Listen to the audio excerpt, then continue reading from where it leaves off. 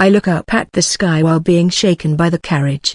The clear blue is somewhat dazzling to my eyes, but it is not displeasing. After getting through the forest and through Taizu, we were now advancing through the Ghani territory where plains spread far and wide. I thought there would be some sort of procedure at the time when we were crossing the border, but there was nothing to a shocking extent. We bowed to the sentries and passed. Our objective is to gather information on Ghani, which is the place where the Scarlet Demon Lord was said to have appeared in and is suspected to be related to Ray 8, but there's no such clue found yet. If I had to mention anything, it would be that the ruling of the new king of Ghani is progressing at a revolutionary speed which is unique within history, and thus, we are going to be heading to Ghani to inspect this as well with my title as Counselor Candidate of Taizu. The members that are coming to this journey are as follows. First is Ilias, who continues being my bodyguard. There's no need to say anything about her. Next is Wolf. There was the choice of leaving her, but we couldn't leave her all alone at home. In other words, we ended up bringing Rakura. She is the top of the people that would have been fine not to bring. We could have left her with the excuse of taking care of Wolf, but the need for her has unfortunately surfaced. It is in order to maintain the spirit possession spell that is helping me now even as of present, translating automatically for me. Maya-san created it, and she was supplying me with the mana to maintain the possession spell, but the person herself is the Archbishop of Taizu, and we couldn't bring her to Ghani. I was thinking about being supplied mana that would last for a month, but if mana surpasses a certain limit in my body with no mana, there's apparently a high chance it will be dangerous. I tried to have Ilias learn it, but it is apparently a method that's hard to hold back in, and the only one who managed to learn it before departure was Rakura. Ilias managed to learn it until the point of supplying mana, but she is a gorilla that doesn't know how to hold back, so there's the chance that I might pop like a balloon. Wolf reached pretty close, but she unfortunately didn't reach the point where she could get a passing mark, and so, we ended up having to bring Ilias and Rakura, and since I felt apprehensive about leaving Wolf alone, we brought her too. In the end, we are going to be heading to Ghani with the usual 4 of the Ilias house. However, there's one more companion in this journey. Now, we are soon arriving at Ghani's capital. Can you hear me, Mr. Friend? The one shouting in a stupidly loud voice despite being at close distance is a woman who looks good with her short hair, name's Mix Taizu. That's right, the little sister of the king of Taizu and former princess. She is a talented individual who doesn't lose in culture and military prowess to Marito, to the point that when the late king was about to choose Marito as his successor, there were many from the Mix side that protested. However, Mix has outstanding respect and affection towards Marito, and immediately threw away her position in order to shut up the Mix faction.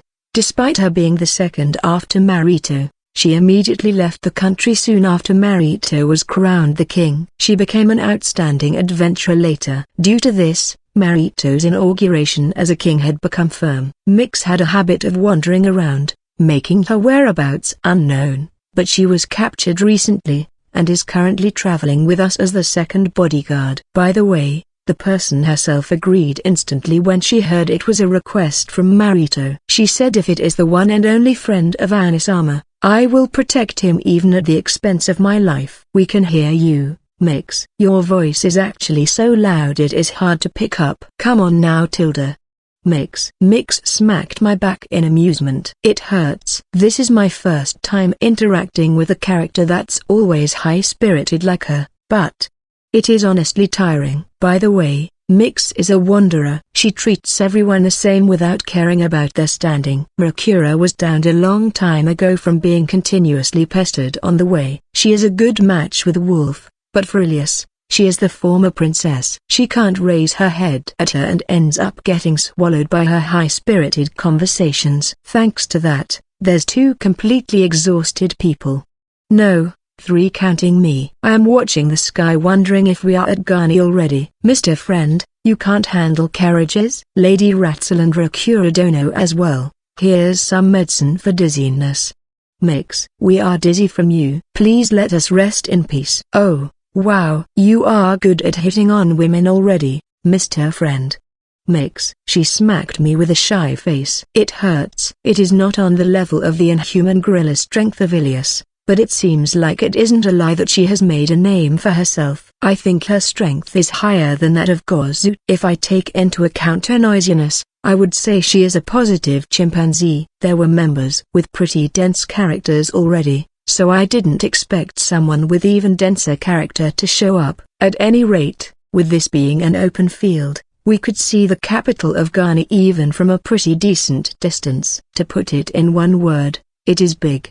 The capital of Taizu is surrounded by big walls, but there's no such thing in Ghana. There's splendid walls around the castle of Ghana at the center, but aside from that, there seems to be large-scale fences serving as partitions spaced out at fixed distances. Why aren't they building defensive walls for the sake of protecting the capital against foreign enemies? It is because the capital of Ghana that exists in this vast plains is still expanding its territory. I would say it is 5 times bigger than the capital of Taizu. From corner to corner of my vision, I see houses, fields, houses with no limits. There's also a huge river at the middle of it, and I can see a giant bridge and boats traversing on it. That said, the scenery I see close to me is that of the residents toiling on public works. This is impressive. They seem to be expanding their territory gradually, but this country has several layers.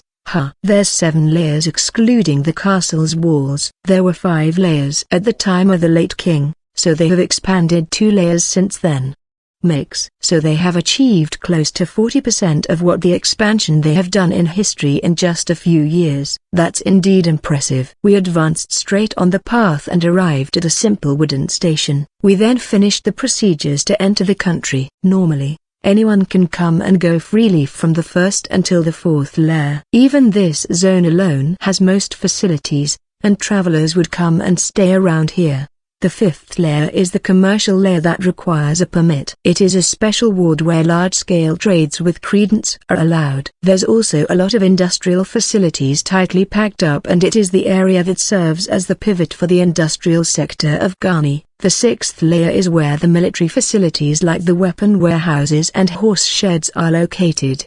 The 7th layer is the layer where the wealthy are located and the castle. I thought there would be a qualitative disparity between layers, but a pretty similar cityscape spreads all the way until the 4th layer. If I had to point out anything, it would be that there's a lot of buildings with peculiar taste in the 3rd layer and beyond. Sites of construction works and repairs enter my vision often. There's many waterways drawing the river at the center, supplying water to most of the areas. It is not on the level of the infrastructures of the modern era, but the scale can be called splendid. In situations where the development of civilization is unripe, there's no doubt securing a source of water is an important factor in the flourishing of civilization. We finished the procedures and advanced to the 5th layer. Passing through here really hits home that Taizu is in the countryside. There's a lot of outstanding buildings like the firm of Bansan lined up in the droves, and well-dressed merchants were fussily walking around. If they were in business suits, I would have even thought I have returned to modern society. This sight has also stolen the eyes of the people accompanying me. Big Wolf. Don't business disputes happen with these many big companies lined up? Of course they happen. Ghana works under skill supremacy. A country where only the ones who can do business more skillfully are the ones who survive. In the case of Taizu, they secure each other's territory, but here they eat each other's business spheres. The atmosphere is similar to that of modern society. The feeling that they are an era ahead is really strong. It gives me the impression like they are sprinting way too ahead and keeping it at just the right spot where it doesn't tangle their legs. But as long as they manage to keep it afloat, Ghana will most likely maintain their standing as one of the most prominent mercantile nations in the world. We then went through even stricter procedures as we entered the 6th layer. This is quite the highlight. There's a territory for each knight division around the Taizu castle too, where many knights would do their training. But what's here is an army in the true sense of the word. Orderly files of troops and echoing commands. Large number of soldiers are polishing their techniques and coordination. What must not be forgotten here is that the ones who are training here are the young ones that have reached the age and were conscripted. The soldiers we have seen on each layer until now were soldiers that have all finished the training here. In emergencies, all citizens of Ghana will take arms, and can face their enemies with a certain degree of coordination and skill. How scary. It is true that, in terms of individual strength, I can tell that the knights are superior even with my untrained eye. I might even be able to win one-on-one. But you must not forget that when a modern person says might win, it normally means the other side is superior. You shouldn't get ahead of yourself. When watching a boxing match on TV, the people that complain even a newbie would be able to avoid a punch like that, should watch those punches in the flesh at least once. If you include a spar in that, you would be able to tell with your very body just how shallow that statement of yours is. But an average knight wouldn't be able to show their strength properly against these numbers, and would be swallowed by the power in numbers. I probably could take on around 1,000. Ilias, the gorilla by my side who muttered this doesn't count. I am sure Ilias would be able to fight as if she were a general in a Musu game. That doesn't count as the power of an individual anymore. She is a natural disaster. I watch how they are cleanly divided in training by swords, spears, and bows as we finally arrive at our destination, the 7th lair. We stop the carriage and Mix gives the letter to the sentry.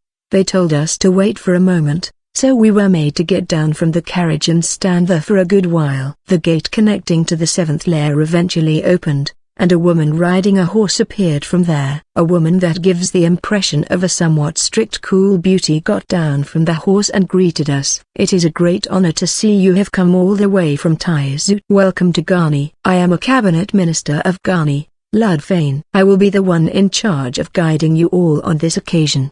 Ludfane. I may be inexperienced, but I will be counting on you, Ludfane-san. I answer her handshake as I greet her myself. I heard someone from a decently high standing would be coming to meet us, but I didn't expect a cabinet minister to show up. A cabinet minister is a top that moves a whole branch of the politics in the country. I would like to guide you to your lodging today and confirm your schedule for future days. Now then, please follow me. Ludfane. And so, we ran parallel to Ludfane-san in our carriage.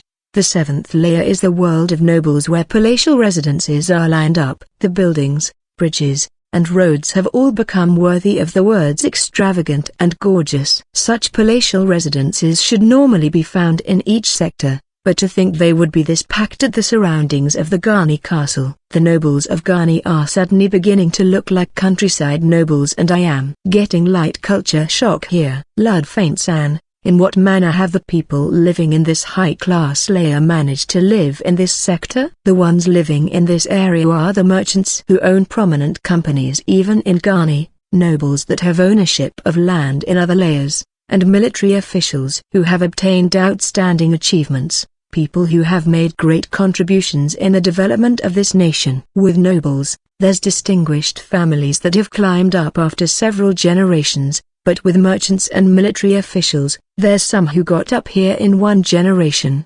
Ludfane. In the case of nobles, the image I had was that of them being divided by their territories, but it seems like they are managing their own respective land for each layer in this country. It is like managing an apartment complex. Are the cabinet ministers like you the ones doing the selection for those standards? No. In order to earn the right to live in the 7th layer, it is indispensable that you obtain the recognition of the King of Ghani. Turning that around, it also means that there are distinguished families that have their rights taken away by the judgment of the king.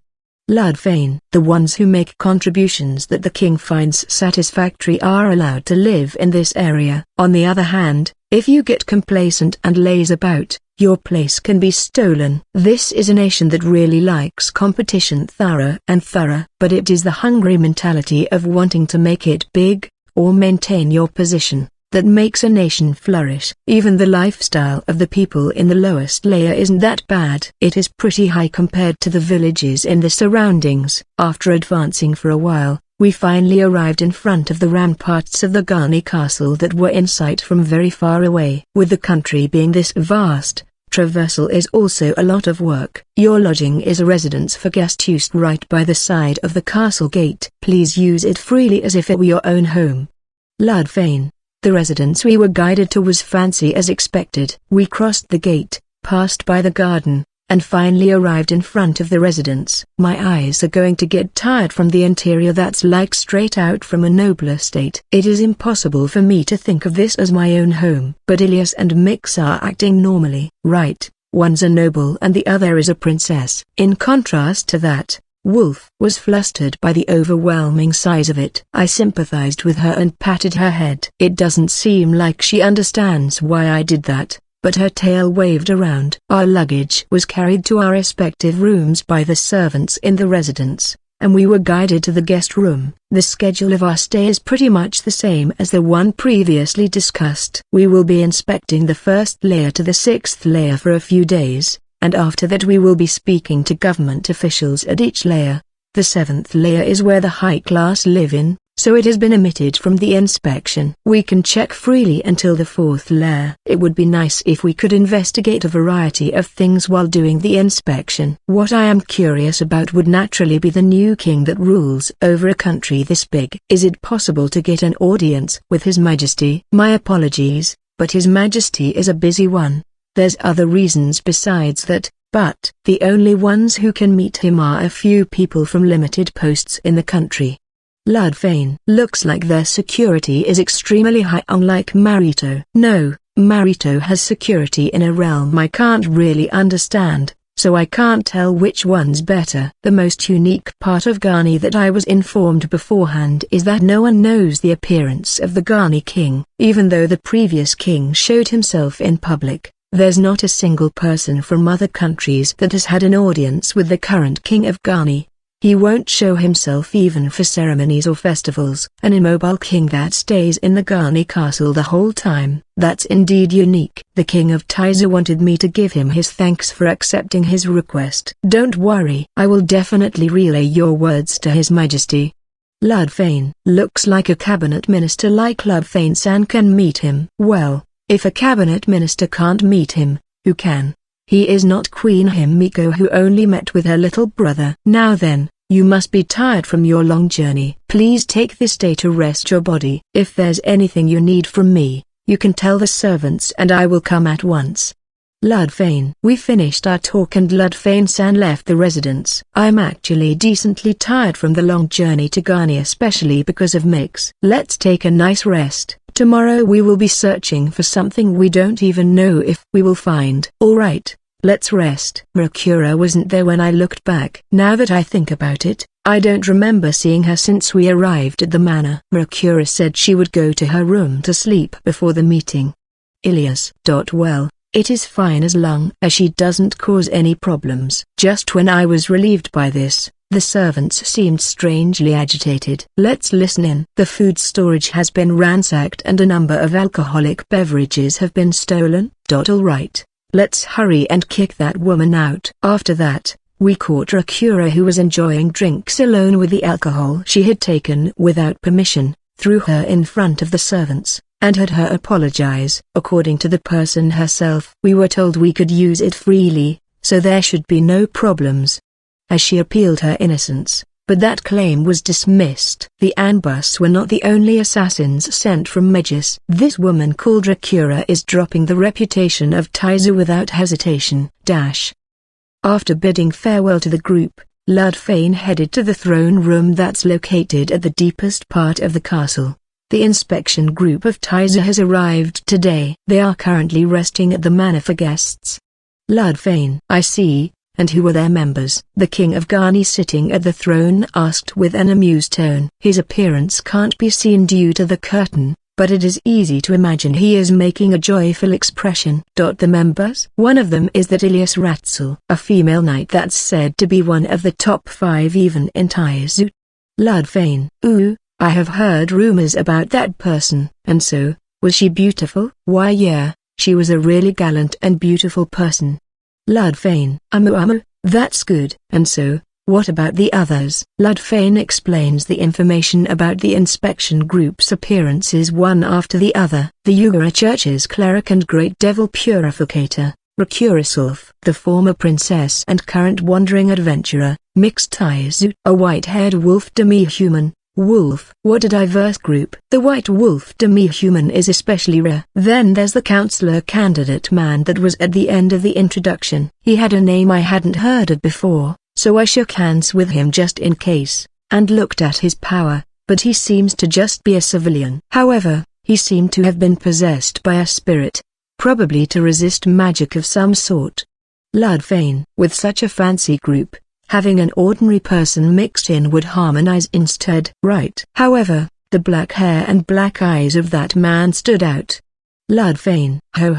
The silhouette of the Ghani king sprung up. Why, your majesty? Is something the matter? Ludfane. No, could it be? But it could be a coincidence. What to do? The Ghani king went in circles around his throne and mumbled. But he seemed to have thought of something and pointed at Ludfane. Nfufafu, Ya said he will be inspecting the capital tomorrow, right? In that case, try telling him these words afterwards. The Ghani king slowly opened his mouth and pronounced each word meticulously. Why yes. Is that a code or something? Ludfane. Cursed words that warmed the soul. Put your heart into it when ya tell him. Okay. Nfufafu. First day of the inspection in Ghani, around the circumference of the first layer. It is the edge layer, but if they don't name the first layer beginning from the inside, they would need to change the name of the layers each time a layer is increased. I asked the government official about this, and it is apparently because changing the names every so often makes them aware of a change in the era. I can easily imagine a conservative king shouting, who created such a hassle of a method? When they take the throne. Sob. Why even me, even though it should have been a simple job of giving food to the spirits and possessing the counselor's armor. Rakura. It was a decision after concluding that you might drop the reputation of Taiza if you were to be left in the manor. Isn't it okay to drink some alcohol? There were a whole lot of good brand drinks there, you know? Rakura. It would be one thing if you were to ask the servants, but I have no words to protect someone who steals. I am having Rakura write down the conversation I am having with the government official. I can have a general understanding of what was said after I get an explanation, but there are often times when I wouldn't be able to remember the small details. As such, a record of the conversation is useful. I would actually want to record only the important parts, but adaptive doesn't exist in the dictionary of Rakura, and so, I am making her write every detail down. At that time, Counselor Sama said, Rakura, you must be tired already for today. You can go take a break now. Also, I will look after you for the rest of your life. Rakura. If you submit a false record to Marito, the rest of your life will end immediately. He knows how terrible of a person you are and dislikes you after all. King Marito is a cold person. Sob. Rakura. Not really, Rakura Dono. Nisama simply instinctively spits and gets riled up when seeing someone that troubles Mr. Friend. Mix-chan is explaining to me without a drop of kindness. Rakura. Sorry about that. But I like Rakura Dono. I feel a sense of closeness from how you are honest to yourself. Mix. I like you a whole ton too, Mix-chan. Rakura. What's with these two? Is the face I made. Ilias and the government official San also had a similar reaction. Wolf was observing as she trained with the chain in her hand. It is a special item made from the man raised by a great devil, Agdoik, and it can change its appearance depending on the property of the mana. At some point in time, she managed to attach and detach the chains, making it possible for her to train whenever she has the time. She still hasn't delved into advanced techniques like changing the property of the mana, but it seems like her training to move the chains freely is going well. There was a time when I wanted Rakura to eat the dust, but I am satisfied right now with just Wolf not being poisoned by Rakura. At any rate, we have advanced to the fence that separates the first and the second layer, but it is pretty much the same site. The first layer didn't have that much population. This layer is currently in development, so there is frequent work on drawing water from the river with waterways and cultivating the fields. The amount of houses increase as we approach the second layer, but there's already places where they are demolishing houses and building new ones. The first layer feels like watching civilization in the making in real time. If I had to mention a difference, It would be that I feel like the scale of the construction work at the upper stream of the river is more careful. They must be proceeding their construction work with care because it is water that has already been used by the other layers. The river width is a bit over 300 meters. What stands out about this is that soldiers are stationed permanently at the riversides, and keeping surveillance on it. Throwing trash in the river is a felony in this country, and throwing trash in the grounds of the king is the same as disrespecting the king. Due to laws like that existing, the maintenance at the berths is apparently pretty thorough. I remember that after thinking about water, but what I felt unique in this world that has a similar culture to that of the medieval West aside from magic was the toilet. Toilets exist in Taizu and Gani. I have not asked whether mages have or not, but Rakura not finding the existence of toilets as being strange must mean they have them too. It doesn't go as far as flushing, but the scooping toilets have improved the hygienic side of the nation greatly. The substitute for toilet paper is a leaf with nice texture which feels extremely off, but it is better than a wooden stick. The use of manure as a fertilizer apparently was spread at an early stage, and their technique to retrieve it is also high. They have the blessing of stuff like magic and magical ores to deal with the smell, so there's even places that are more hygienic than your regular flushing toilet. I hypothesize the differences here stem from the influence of the man that came to this world, Yugoran Narayur. The infrastructures were of high level even in the Edo period. After all, it wouldn't be strange for things to turn out like this if a person from 100 years ago spreads their culture. This world is extremely convenient in the eyes of a person from the modern era because you can manage something with the power of fantasy for the things that are missing. How is Gani compared to Taizu, Ilias? Right. If we are speaking solely about scale and facilities, it would be far above Taizu. But Taizu has its own good points that I won't yield on. Ilias. Good answer. It is true that Taizu is small compared to Gani, but it is a feeling of relief from being cleanly arranged. If Gani is a nation of growth that expands endlessly, Taizu would be a completed traditional nation. Both are good in their own way. But if we are talking about the increase in population, Gani certainly does have a strong foundation. If it is about wanting to witness the sight of a country being made in one go, it would be Gani. It was worth coming here from far away regardless if it was for my job as a bodyguard. There's a lot that can be learned. Ilias. That's good. If only Rakura were to become as admirable as you, I would be truly grateful. That would be a difficult endeavor. Ilias. I look at where Akira is and she is sleeping comfortably as she is being shaken inside the carriage. I have made a promise with Egdoik to increase her reputation. Looks like I will have to begin thinking seriously about it once I return from Gani. Mix. Rakura got bored and fell asleep. Be her conversation partner. Understood, Mr. Friend. Now, Rakura Dono, let's talk about Gani Tilda. Mix. I couldn't forgive her sleeping, so I threw Mix at her. The back got noisy from this, but it reduced my sourness, so that's okay. We traveled at a high pace here, but we couldn't traverse through the whole area of the first layer in detail. We advanced through the riverside and the street side, but the territory is way too expansive. We departed in the morning and returned to the manor after the sun had sunk completely. It is barely any different from the distance we had to travel to Gani. No, the whole country is plains, so there's no shade. I actually feel like my stamina has drained quite a lot here. It seems like Ludfane-san was waiting for our return at the entrance of the manor. We returned more than 1 hour later than planned, and yet, her face doesn't look like she is tired or numb. Good work. How was your inspection? Ludfane. It was just the first day, but it was really educational. It seems like we have made you wait. Ludfane-san. My apologies. Don't worry about it. My work today is over after welcoming you all. Ludfane. It bothers me just from the point that you will be returning late. Fufu. I am plenty happy with the gesture alone. Right. I have been left with a message from His Majesty. Ludfane. A message? What is it? It doesn't seem to be that important judging from the expression of Ludfane-san, but is it about changing the schedule or something like that? Just one thing. Welcome back. Ludfane. Yes, I'm home. I responded by habit there, but that just now.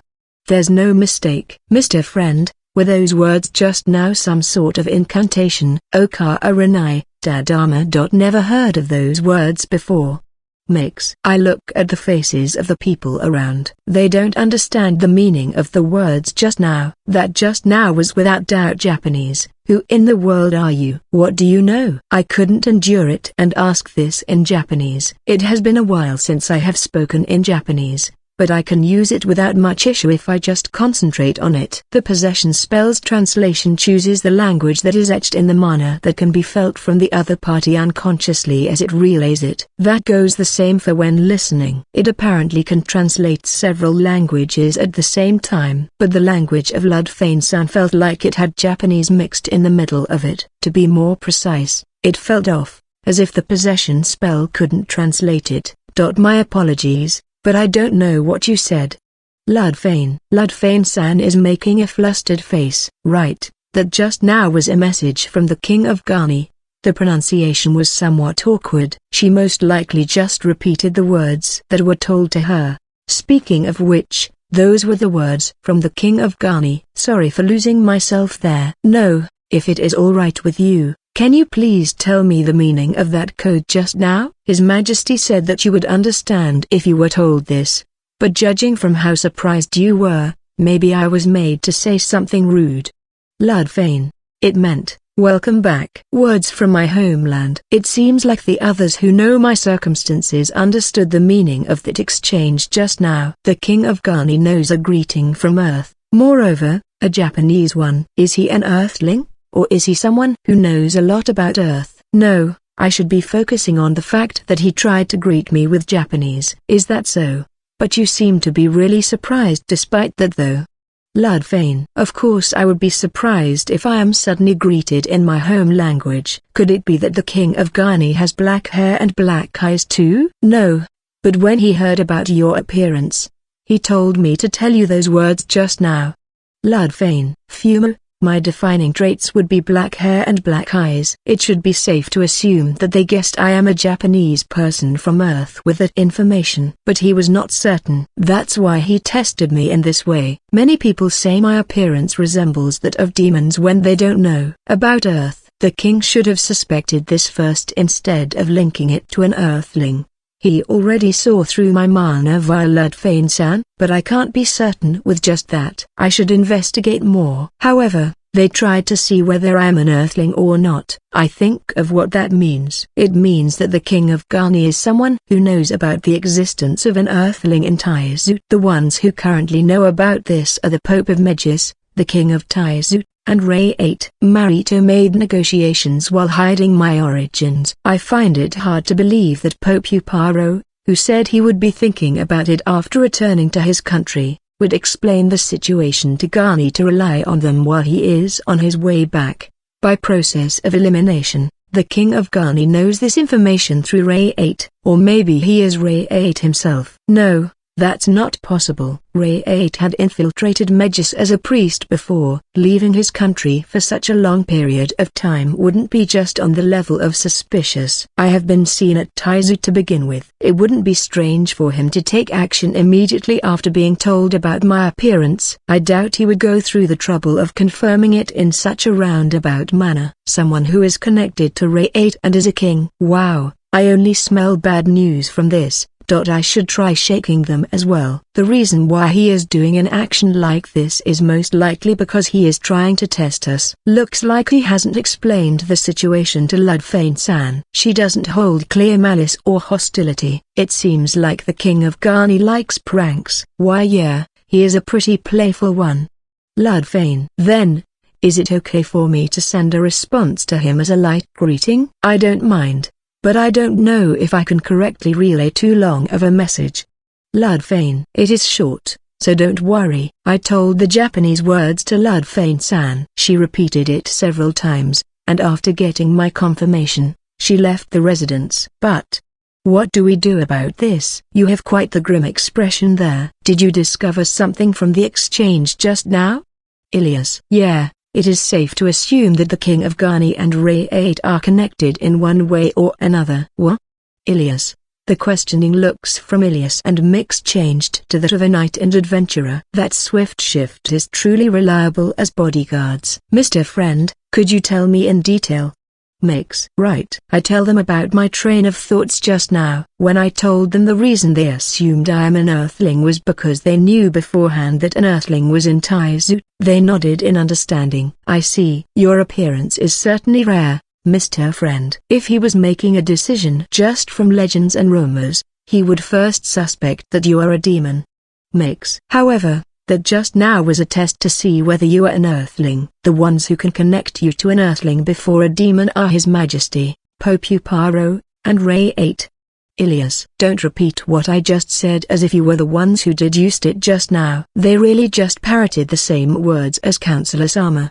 Rakura. Even Wolf can do that. Wolf. The two avert their gazes. I take back what I thought just now about them being reliable. And so, what did you tell Ludfane Dono at the end, Mr. Friend?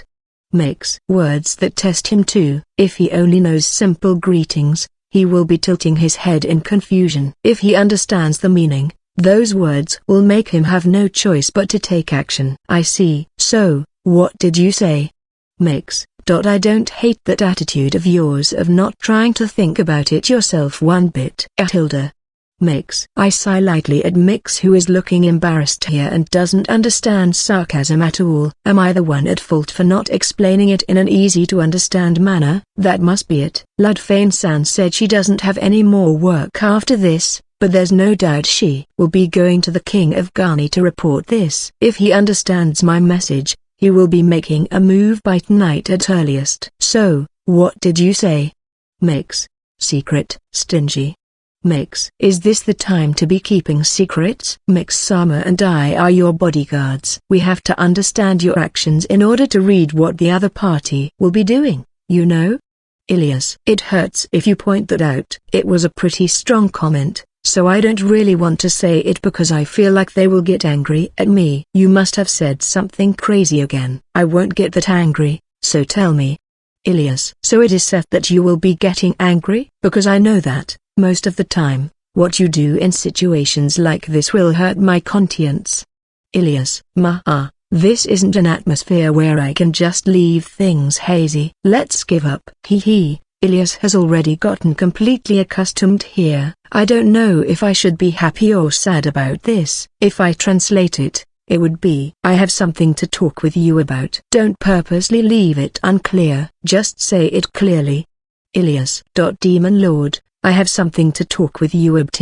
Alright, sit on your knees on top of that stone floor. Let's place a full wine cask on your lap until you finish explaining everything. Ilias. Wait, that's torture. It is not something a bodyguard should do. The eyes of Ilias are blank. It seems like she really is angry. Mr. Friend, I was told by Anisama that you are someone who pulls crazy stuff, so to be careful, but I like you. Mix. I don't need that outrageous confession, so stop. Ilias. Shizu, you seem to be in a pickle. Wolf. Even Wolf's voice is dry. I managed to avoid carrying a wine barrel, but I began explaining to them while still on my knees. There's no doubt Ray 8 was moving for the sake of the Demon Lords. A guy like that would only be reporting to the Demon Lords or the demons under their rule. Ray 8 is cooperating because he wants to be turned into a demon. The only ones he would be able to form a deal like that with are either the Demon Lords themselves or the demons that are their retainers, right? Right. Continue. Ilias. Yes, I have already explained how I can infer that the Ghani King obtained the information from Ray 8 from the fact that he tried to test out whether I am an earthling, right? Yeah, meaning that the King of Ghani could only be someone above Ray 8, either a Demon Lord or a demon? Ilias. No, if that were the case, there's a discrepancy with his way of interacting with me. Ray 8 sent assassins my way.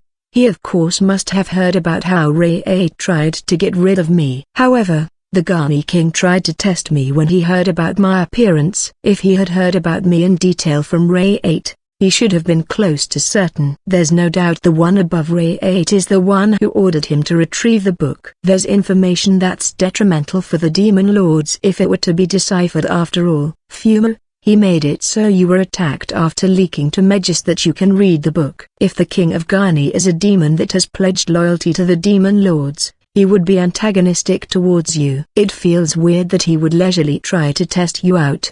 Ilias. Even if the superior of Ray 8 is a demon lord, Ray 8 has seen my face. That's why there's no need to go through the trouble of testing me out. They can just confirm with Ray 8 after all. Right. No, but isn't that weird then? Despite knowing about the report of Ray 8, he isn't in a position to give orders to Ray 8. That doesn't fit. Ilias. It does. The chances are high that he heard about me from the superior of Ray 8. That's why. Despite knowing that there's an earthling in Taizu, he didn't know my exact appearance. That certainly would fit their connection. Ilias. It should be safe to assume that the king of Garni who managed to obtain this information is someone on the same rank as the superior of Ray 8. The biggest one I can think of is a demon lord. Mew mew. Ilias. Ilias began to arrange her thoughts inside her head. Mix is nodding here, but I can see question marks floating on top of her head. I can't deny the possibility that he might be a demon. However, if it is on the level where he can understand Japanese, I thought the chances are higher that he would be a demon lord connected to Yugura Naraya, who is said to have created the demon lords. That said, this is pretty much a bluff. It simply would be nice if I am right. Even after explaining the reason for that way too outrageous action, you are not sure in the end? Ilias. Even if he doesn't understand my message, he will be able to tell that I am indeed an earthling. In the case they understand, they will most likely try to make contact with me. He is a demon lord that went through the trouble of testing me after all. Even if he is a demon, he will be taking a similar action. If I am wrong, the chances are high that he will try to fix the misunderstanding. There's no king who wouldn't be troubled about an envoy of a foreign country assuming you are a demon lord after all. Mr. Friend, that last summary would have sufficed. Mix. It is because I was told to explain everything, so I explained it all, beginning from my train of thoughts. If I was asked to be brief, I would have gone with the summary just now. Ilias gets angry if I just jump the process and speak only the conclusion. It can't be helped that it ended up being long. In the end, what should we be doing from here on?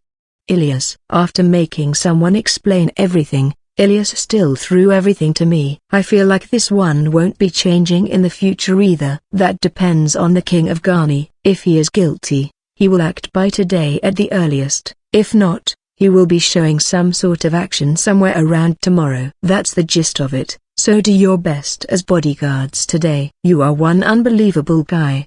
Ilias. There's the possibility that he will be taking his time observing us. However, that thought was denied promptly. Ludfane-san appeared in the manor again that night. My apologies for showing up this late in the night. His Majesty has ordered me to guide you to the Garni castle at once. Sorry for the inconvenience, but I ask you to accompany me. The gates of the Garni castle, where no foreigner has taken a step into since the new king took the throne, were opening. There's gatekeepers who are not showing any skin, but they are not moving at all. The gate opened by itself just from Ludfane-san placing her hand on it. It most likely moved with the power of magic. It gives off that fantasy feel so much. We have been called to the castle of the Garni king. That's super suspicious. Ilias and Mix are keeping their guard up the whole time by my side. Rakura was looking around curiously, and Wolf is hyped up here several times more than usual. I can see agitation from Ludfane-san, who is at the front. She is most likely shaken because something like this hasn't happened before,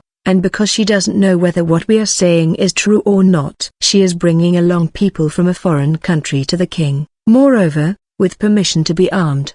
The order given to Ludfane-san was to invite us to the throne room. All 5 of them, no matter the conditions they desire. That's already unprecedented, but the warriors Ilias and Mix are on edge here. It must be accentuating how abnormal this situation is. If it turns into a battle, there's also the option of running away, but now that a seat for conversation has been presented, we can't just get cold feet and run away. We could secure our safety and run away here, but if we do, what would have been the point of us coming to Garni in the first place? That said, there's no one here, Ludfane-san. Yes, only people who are allowed to have direct audiences with His Majesty like cabinet ministers and generals can enter this castle. I don't know the circumstances behind it, but it is always clean, and there's not even dust lingering in the air.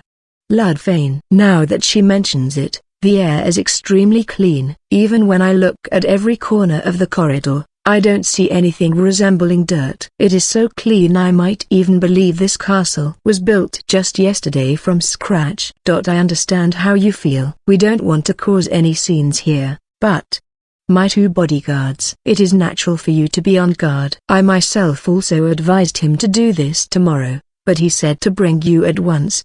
Ludfane-san sighs, even though she should be able to feel the strength of Ilias and mix with her skin. This composure of hers bothers me. It is not like you trust us, right? And yet, you are not saying anything regarding bringing weapons. Is the King of Ghani really strong? I don't know. However, it is true that many people raised objections at the time when this was decided. Not only servants to look after his daily needs. He doesn't even have a single bodyguard. This is a first in history. Ludfane. Must be. If I were to say I don't need bodyguards, there would be people who would hurl objections non-stop even with my standing. I feel like Ilias is glaring at me here, but let's ignore that for now. But His Majesty apparently called the generals and spoke to them. They all gave up assigning a bodyguard to him after that. We cabinet ministers also advised him to have attendants, but he said he didn't need them. Just how in the world is he maintaining this castle? I think he is someone who excels in magic, but he is a person with a lot of mysteries. Ludfane. I am impressed he managed to become a king despite having that many mysteries. The previous king suddenly nominated him. There were of course people against it, but the previous king gave out a royal decree after 1 year of seeing his results. Ludfane. And then, he managed to bring growth that no one could complain about, bringing us to the present. Yes, they had no choice but to acknowledge that his ability was enough for the previous king to nominate him. Ludfane. The sharp drop of criminals inside the territory, the increase in population and national interest. The dash of the Ghani king surpasses even the young and smart king of Taizu, Marito. I have seen how great Marito is with my own eyes, but there are times when I think he is not human. And you are telling me he surpasses him by leaps and bounds? I don't know if he is a human anymore. We are here. The throne lies ahead. I have not received permission to enter with everyone, so I will be taking my leave here. Ludfane. We arrive at a giant tall door, an entrance that screams boss room. I wouldn't be surprised if a save point were nearby. Ludfane-san bowed and left, even though she should have a lot of opinions about this. She is quite the dutiful person. So, how do we open this? It is over 3 meters tall. There's a vertical line in the middle. There's no handles on both sides, so it should be the type that opens by pushing. Let's try pushing it. For now, it is a giant stone door. Of course it wouldn't even budge an inch. Seeing this, Ilias tried pushing it too, but it looks like that didn't work. Should we break it? Ilias, don't. I stopped Ilias, who was about to grab her sword, and think. Open sesame. I tried saying the famous open sesame in Japanese, but no reaction. Alright. Let's go back. Can't be helped if it doesn't open. It should serve as an excuse too. I turn around and, it opened when I tried to move it to the side. Mercura opened the door by sliding it to the side. Looks like the vertical line was a substitute for a handle. I shouldn't have preconceptions. Yup. The throne room is an oblong room with a high ceiling, and the illumination stones at the walls on both sides were lined up to serve as indirect illumination. It is still dark, but it is bright enough to read a book. There's a curtain to hide the king at the top of a few stairs, and I can faintly see the silhouette of a giant throne. If he is already sitting on the throne, can he see us? We can't turn back after coming this far. I doubt it will abruptly turn into a battle. I brace myself and approach to a point where my voice should be able to reach. As I got closer, I could tell that someone was sitting on the throne. I can't see him clearly, but it feels like he is wearing a fancy outfit. I commend you for coming all the way here from Taizu. No, from a parallel world, traveler. A voice echoed from the other side of the curtain, the voice of a woman. The King of Ghani was a queen? Speaking of which,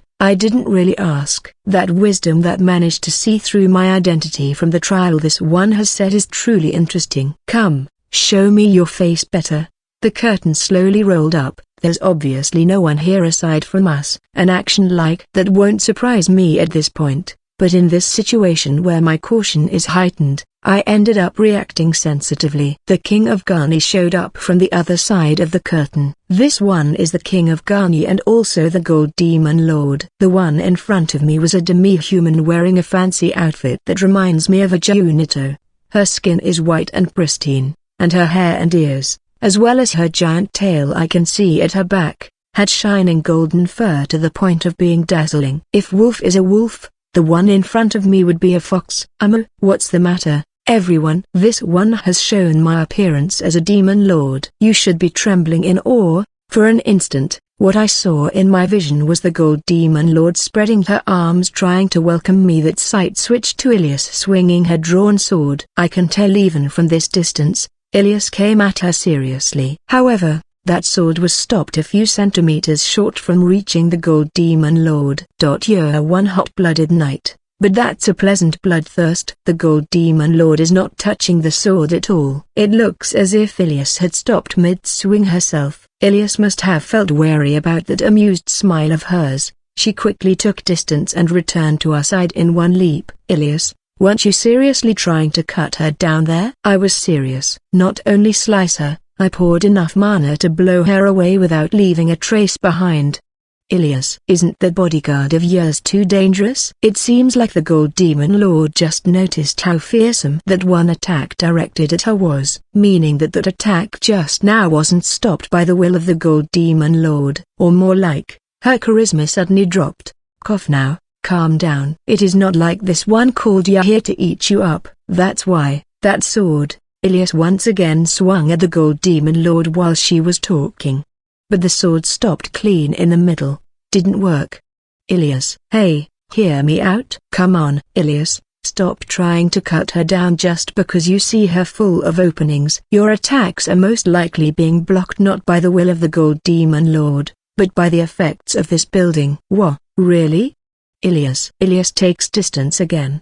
She swung her sword a number of times in place and confirmed the feel. It helps out a lot that you're perceptive. That's right. This castle itself is a barrier that protects this one. Even if you try to bring harm to this one, it will inhibit your power and erase your attack. So that's why it feels like I exhausted twice of the mana I poured in. Then, if I destroy this castle completely, Ilias, sorry, but can you calm down that person? Ilias, relax. Relax. Ilias finally lowers her sword after I calm her down. But she isn't sheathing her sword. I thought Mix would be lunging at her just like her, but she is not moving away from my side. It seems like she is prioritizing protecting me rather than eliminating the threat. But her bloodthirst has been leaking out and my skin hurts. But I am impressed that you could tell. This one didn't feel any detection type spell. I have heard from Ludfane-san about how you managed to make the generals give up on assigning a bodyguard for you, and so, I simply inferred from your state and reaction just now. So you picked that up from the small details. By the way, it is the same if you attack the castle. That said, it doesn't leave a good impression, so don't. Can Wolf try it out too? Wolf raised her hand. The Gold Demon Lord made a shocked face, but she soon smiled and nodded. You can try it just once. This one can understand the feeling of wanting to try it out. Yours. The fist of Wolf stopped right in front of the Demon Lord. It is the attack that uses the magic emission function of the gauntlets to its maximum capacity, but it was completely erased. Wolf, let's not do that in the middle of someone talking, okay? Is it just me, or is she on the verge of tears here? Having protection like this one probably means the battle proficiency of the Gold Demon Lord herself isn't that high. Of course she would feel scared if so many attacks that could kill her in one hit were to be thrown without hesitation right in front of her eyes. This one would like to begin the conversation already. Is there anything else you would want to test out? Don't try anything afterwards, okay? It would be a hassle for me, so I'm fine. Rakura. I myself would want to concentrate on protecting Mr. Friend here, so I will refrain. Mix. Alright, We are fine then. Wait, I would like to test it out a bit. I will go even more seriously on the next one. Ilias. Ya already went twice. I wonder what kind of face Ludfane-san would have made if she was here. That said, I am interested in how amazing this barrier is. I have seen fantasy scenes countless times now, but there aren't many occasions where I have felt it with my own body. Sorry, but can I test it out too? There's rarely any occasions like this one, you see. Ya too. Ha, fine. This one is benevolent after all. The Gold Demon Lord walks here. She is a bit smaller than Wolf. Is this what they call a Demon Lord? She looks just like a pretty girl aside from the fact that she is a demi-human. I feel a bit apprehensive about swinging my wooden sword at full power against someone like that. Go ahead. Come at me with everything you have. It would be embarrassing to end dryly after exerting myself. A light poke should be enough. I grab my wooden sword and try to poke her head lightly. Ouch. Ah, sorry. Did it hurt? You be gentle.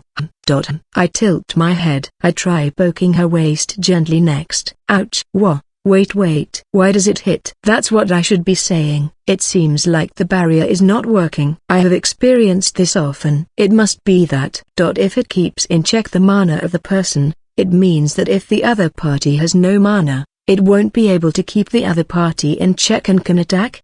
So it seems that was a blind spot. An awkward silence takes over. The Gold Demon Lord boasts an absolute barrier. That's why she allowed us to come armed and doesn't have bodyguards. And yet, we have discovered her weakness right as we met. Alright, take my sword, aim at her throat.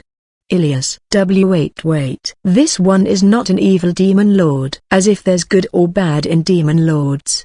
Ilias. Calm down, Ilias. It is true that the effect of the barrier is not working on me. However, it is not like the Gold Demon Lord has no mana at all. Even if she fought back blindly, it would still be dangerous for me. The Gold Demon Lord and Ilias were taken aback. That's right, this one's mana is like super impressive. Yeah, no problem. I will be your shield. Ilias. A bodyguard shouldn't be trying to make their escort cross a dangerous bridge. That's right, Lady Ratzel. Our utmost priority is the safety of Mr. Friend. Makes you, I want to kill you.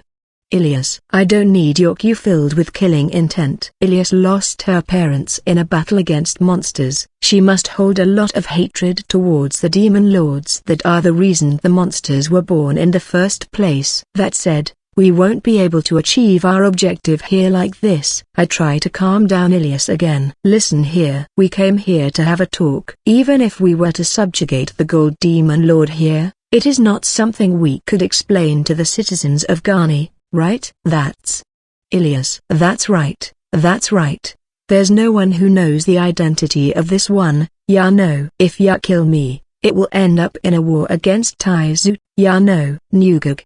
Ilias. Good grief. Trying to kill the Frailme. What a bunch of savages. Ain't that right? True. It is always like this. Oi, who do you think you are hugging? Don't hold hands.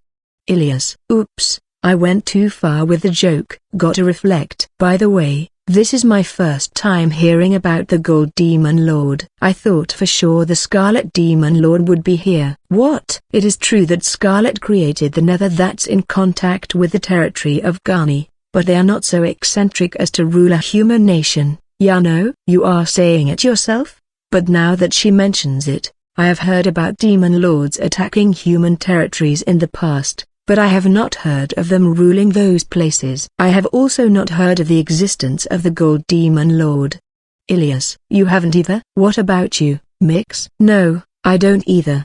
Mix. Both Ilias, who knows a lot about history, and Mix, who is a network of affairs, don't know about this. Is it a new species of demon lord? I don't know if a demon lord can have a new species though. What about you, Rakura? No, not really. Ah, could it be the Yellow Demon Lord? Rakura. Yellow Demon Lord. I have certainly been taught about that one by Maya-san. It is the demon lord that, just when they were about to create another in a country somewhere, they were defeated by Yura. The purification of that nether has already been done and there's no remains of it. Ya bastard, don't speak of that name here. Rakura. The Gold Demon Lord suddenly got angry as if she were a different person. I don't feel any killing intent, but the hairs on all her body are standing. I can tell she is pretty angry. Arg, ya annoying Yura. Telling the humans the wrong name. If only this one had been defeated after raising my reputation more, I could have etched that name in the whole nation. Yellow and Gold.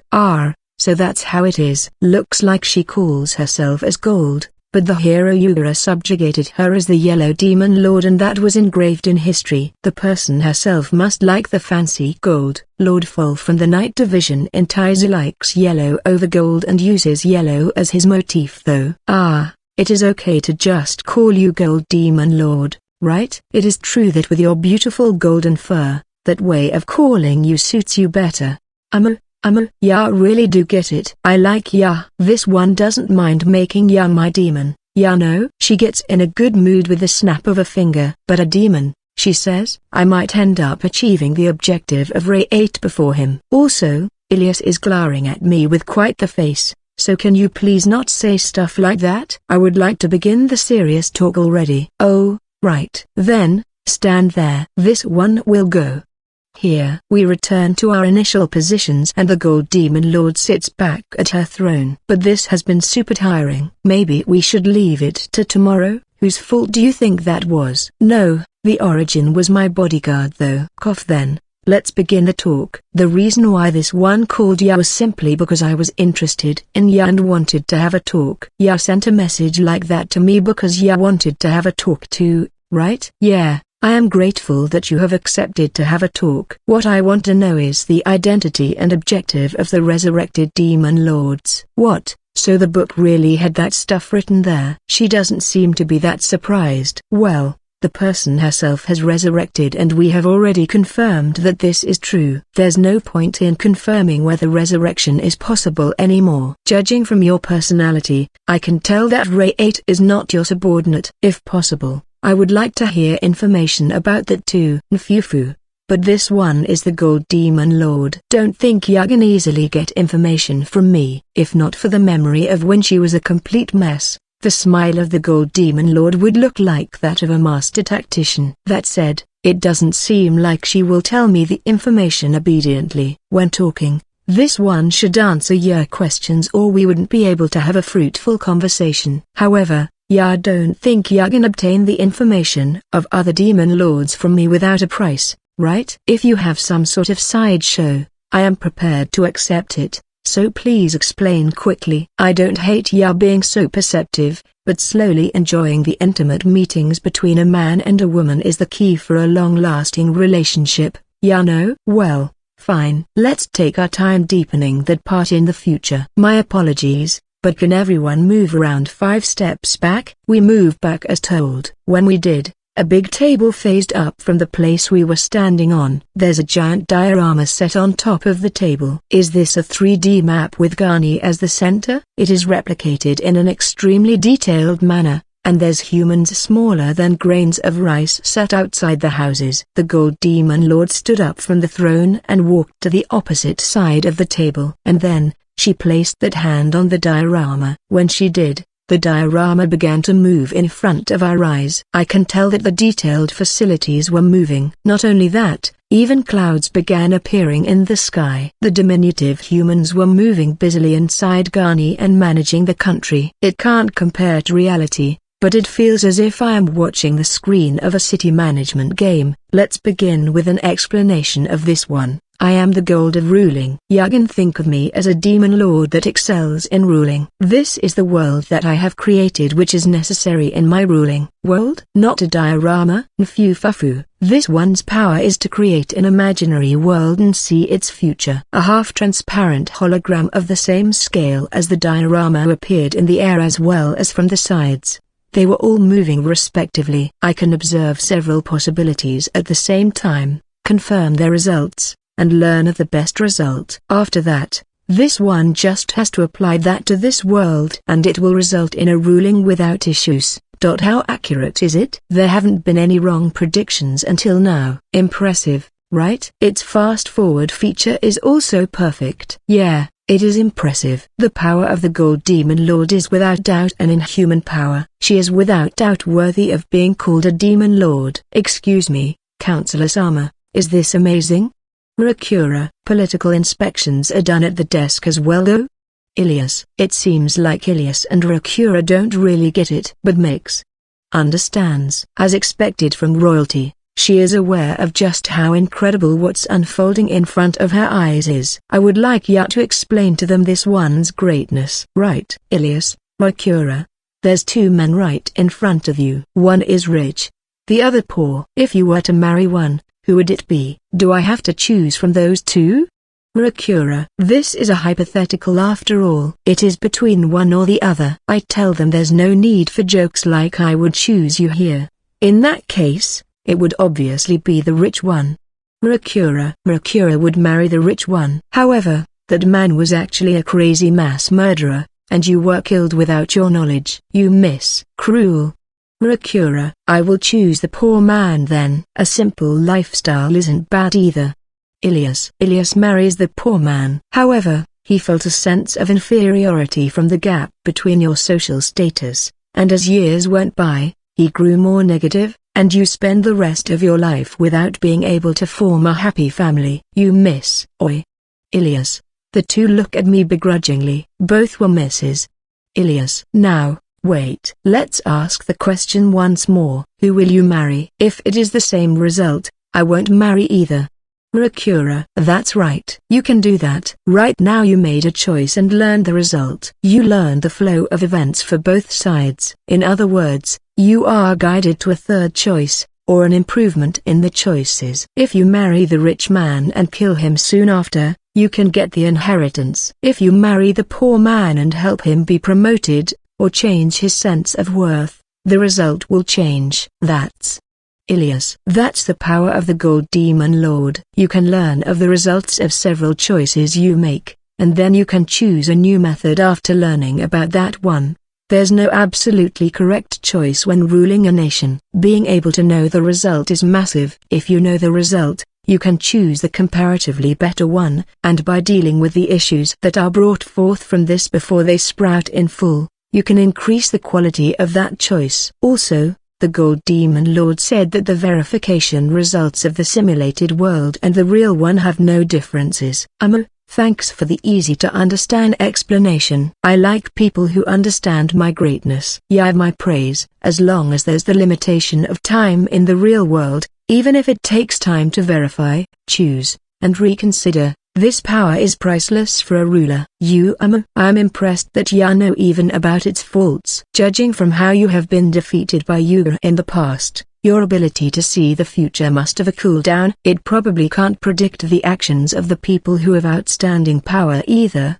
But even so, it is still impressive. Can you not expose this one's secrets too much? She told me to explain, so I just did though. What a demanding demon lord. However, it is true that she was a power that's close to omnipotent for a ruler. But I don't know why she is using that power to make Gani flourish. Demon lords create nethers. In that case, shouldn't she be using that ruling power to rule the nethers? Well, she most likely will just say, if you want me to answer questions regarding that, you will have to. Well then, allow me to explain. I would like to test out whether you are worthy to talk with this one. I am thinking of using this simulated world for the sake of that. I think he has already shown his quality though. Ilias. I want to make this a proper match. Also, even if he is okay, I would like to gauge the quality of the others too. This one is filled with dissatisfaction from being attacked. I'll have ya know. Nunu. Ilias. No Nunu. Ilias-san, you normally wouldn't want to talk to a savage that jumps at you with a sword in hand after all. Now, I will explain the rules. This one will leave the ruling of Gani to you. Of course, the Gani of the simulated world. I will have you enter it and rule in my stead. Fumo, so she wants us to show her our political skills? But everyone aside from Mix are more than beginners. Rakura would just indulge in alcohol and debauchery. Well, she would be too embarrassed for the debauchery though. I will leave the management to the five respectively to decide victory or defeat. In order to win, you just have to fulfill the conditions this one presents. The loss condition is 10 times. If ya let Garni fall 10 times, ya lose. That's quite a lot of lives. That's great though. There wouldn't be a shred of fairness if I were to leave the management of a country to a novice and keep it at one time, right? Each time it falls, you have to redo the conditions for victory again. However, I will accept redoing it 10 times at most. Won't be doing more than that, so be careful, okay? Manage Garni and fulfill the winning conditions. If Garni falls, you redo it. If it falls 10 times, you lose. A playthrough where you either clear all winning conditions or fall, without any saves. This really is like a video game. This one's position hinges on the result of ya people. If more than half of ya win, I don't mind declaring myself as your ally. However, if not, I won't become your ally. I don't plan on becoming your enemy either, but that possibility will be haunting ya. You are leaving quite the important decision to the result of a game. That's just how this one is after all. Even if you have more losses than wins, it is fine if ya become mine. Thanks for the offer, but with everything laid out, the winning conditions are suspicious. I have spoken to the Gold Demon Lord for a decent length and understand her to the point that, after showing my ability, and depending on the result of the fair match, I wouldn't mind her becoming an ally. However, when I think about the other side of that personality, I am led to one answer. The stage will be the Garni of half a year ago. The time when it was already developing favorably from this one's hands. A civil war won't happen as long as ya don't mess up big after all. It works great as a scenario for ya to concentrate on fulfilling the conditions. And so, for the winning conditions, destroy Taizu, right? The Gold Demon Lord made a shocked face at what I said. However, her face soon walked into that of a fox seeking entertainment. A ruler twisted by her desire for amusement, that is the true nature of this demon lord. Nfufu. That's right. I will have y'all destroy your own nation. Destroy Taizu, you say? Requesting such nonsense. Ilias got angry at the winning condition set and readied her sword. But the Gold Demon Lord still maintained her amused smile and continued. We are talking about a simulated world. It won't be affecting the real world at all. I would even say this is a condition that's favorable for residents of Taizu. Gold. What are you, Ilias? Y'all know the internal affairs of Taizu well. The strength of their army too. It should be easy to think up countermeasures for enemies ya know, right? Ya will be able to understand the strength of Garni, and see the downsides of your own country. Gold. Why do we have to do something like that? Ilias. For Ilias, who has sworn fealty towards her country, it is natural for her to not like actions such as attacking your own nation even if it is play pretend. That said, there will be no end to this at this rate. I told ya before, right? This one wants to confirm whether ya people worthy to interact with me. I have no words to throw to fools who just know how to swing their swords. This one has no intention of getting along with a country filled with people like that. If ya don't like it, just declare your defeat. This one can allow at least that much. Gold. Then, I won't take tea, Ilias. Mix covered the mouth of Ilias. We moved at the same time, but Mix was far faster than me. Lady Ratzel, don't mistake your position. You are here as a bodyguard of Mr. Friend. It would be troubling if you were to downgrade his standing. Are you planning on answering the expectations of Anasama with a second betrayal? Mix. Ilias. She gave her the most effective persuasion on her. Ilias won't be able to put her personal feelings here now that she has been told this. My apologies, Gold Demon Lord. We intend to take on the challenge. Isn't that right, Mr. Friend?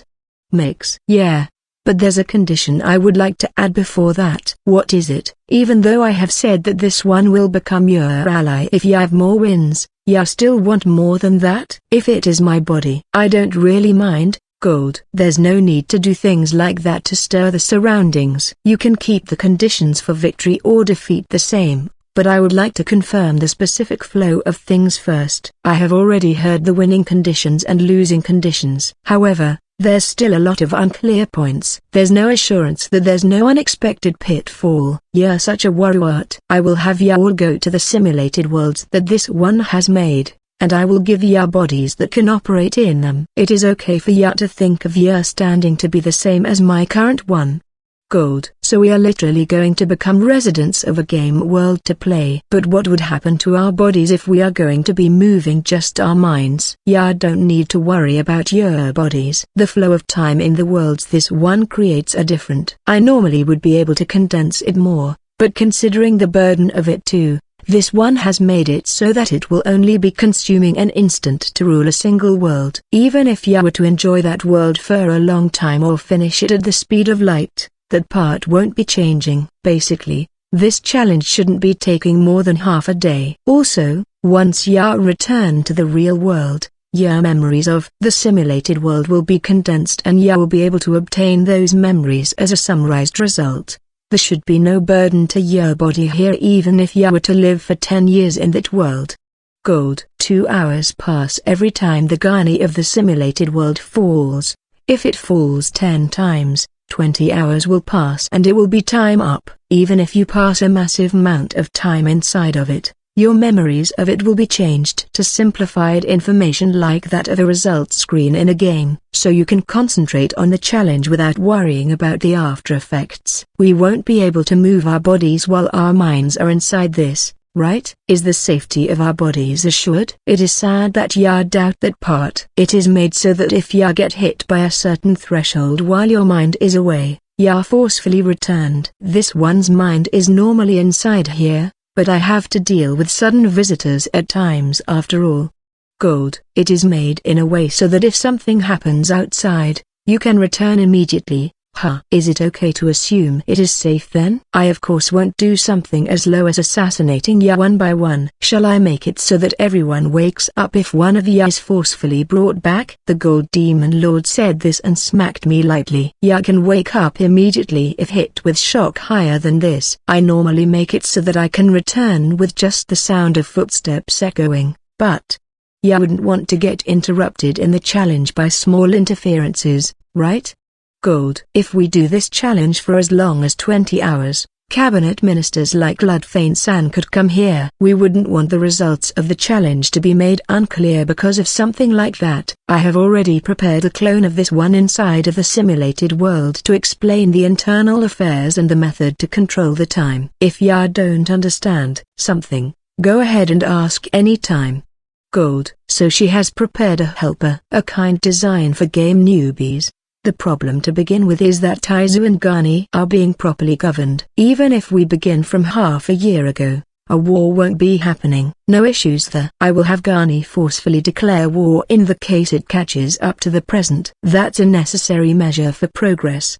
Gold. So it would be pushing it to try governing properly and making it a long-drawn battle. Taizu is in the countryside. I was aiming for them to perish after being left behind by the times. At any rate, there's half a year of preparation time. Their military has expanded to a certain degree, but it is still somewhat lacking. This one has also prepared a number of special benefits for ya. Ya can confirm that stuff when you're inside. That's about it, I guess.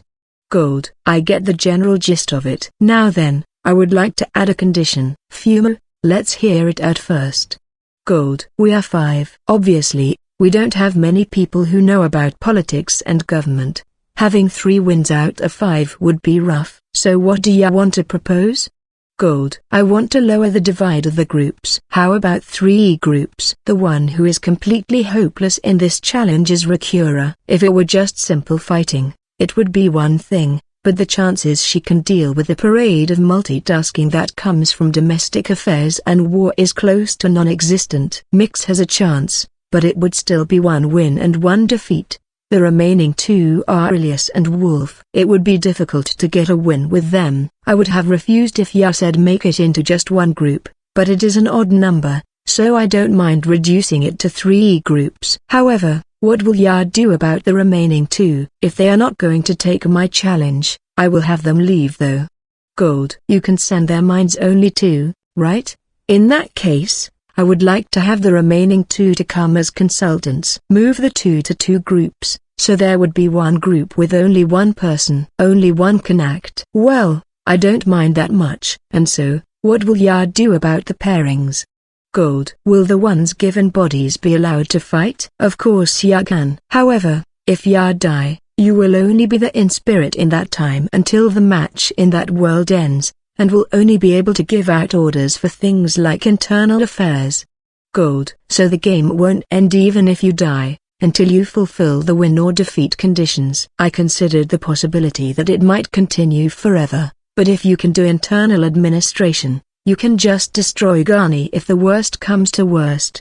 In that case, the pairings will be pretty easy. Alright, I have decided. Ilyas will have Rakura as the consultant, Wolf with Mix as the consultant. I will be alone. I am a modern era person who has a certain degree of knowledge in this kind of games, so I will try and manage somehow by myself. But I would like to divide Ilyas and Mix who have knowledge. Leaving Rakura as a consultant should be fine. Ilyas with her battle power will obviously be a player. As for Wolf and Mix, I would like Wolf to do her best in the physical side since she has shallow experience, and I would like to put my hopes on Mix who can see things from one step back, and so, it ended up with these pairings. Grouping Ilyas and Mix together might be the most effective method, but I should avoid regretful decisions like making Rakura and Wolf into throwaway pawns. We are facing a demon lord, so there's no knowing what awaits us. Mr. Friend, even if there's no risk to your life, going alone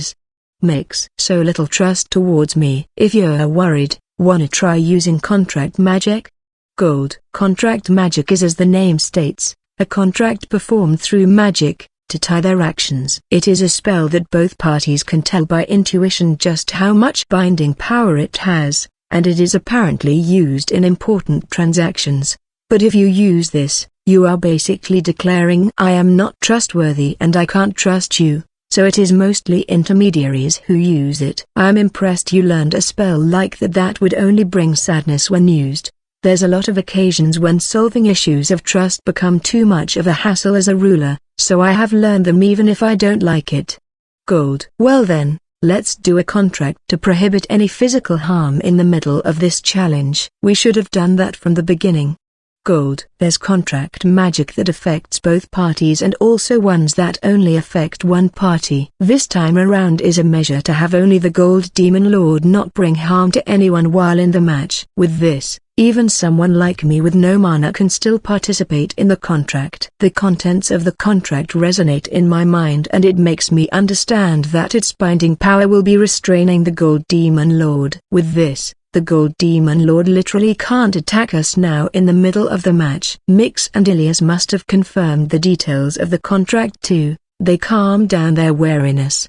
But well, stuff like this always has holes. Don't make that face. This one might end up crying if there's so much distrust in me, ya know? Gold. I actually would want a contract that doesn't deal mental damage too, but with the contents of the game itself, Ilyas won't be able to avoid mental damage. I am worried about whether she can separate the game from reality, but I will have to trust Rakura on that one. The Gold Demon Lord wishes for a match by using the arena of her own power. The rule explanations, conditions, and contract magic were all for the sake to smoothly perform this. Basically, this girl is a pitiful person that readied a whole lot of methods to convince us. I understand that the Gold Demon Lord wants to enjoy the match. However, there's way too many fishy points to be able to enjoy this match with the others. Sob. Gold. The more she prepares to make it look okay, the more suspicious it gets. It is rough for people who have the tactician aura. The details of the game are things that would rub the participants in the wrong way to begin with, so it can't be helped. This has gotten long. But how about we begin now? Gold. Before that, is it okay for me to talk with Wolf and Ilyas first? Can't allow that. This is not a match with just ya. Also, they already have 2 consultants. Gold. I wanted to tell them the winning method to these kinds of games, but I won't be allowed.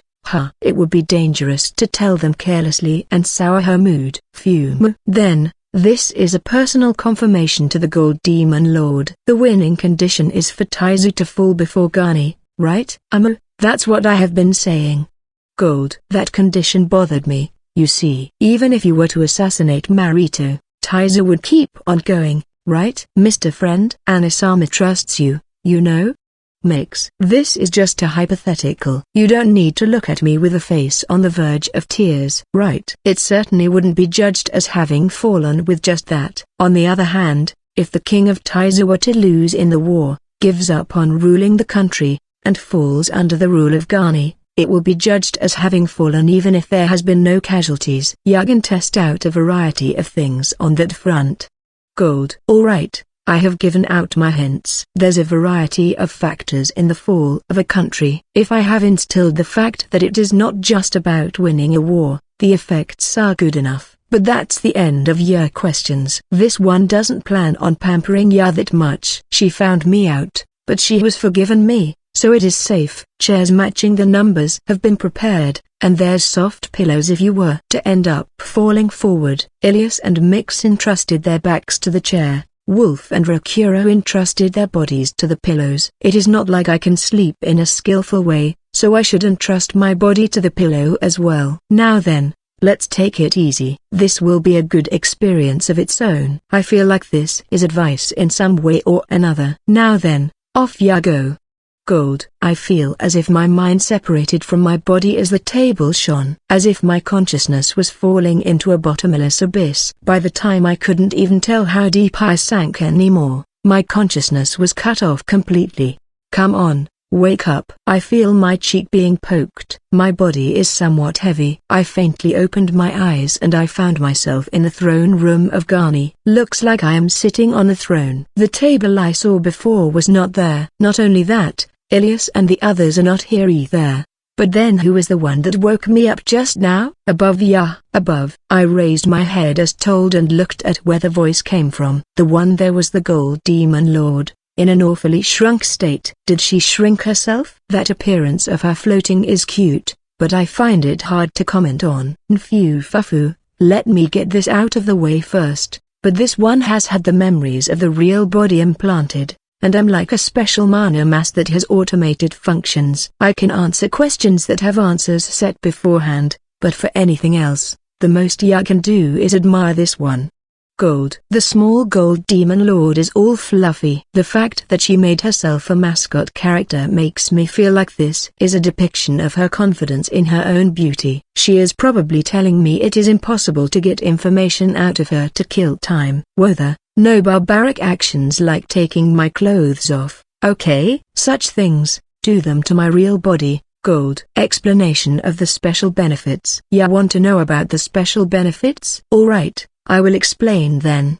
Gold. I tried cutting her off and asked her in a systematic way, and she swiftly switched and complied. Looks like it is not being moved by the will of the Gold Demon Lord. That means the conversation just now was set beforehand. How meticulous. You're currently ruling Gani as the king. However, the capabilities of that body are not any different from the one in your original world. If you're confident in your strength, wave your combat prowess as you wish.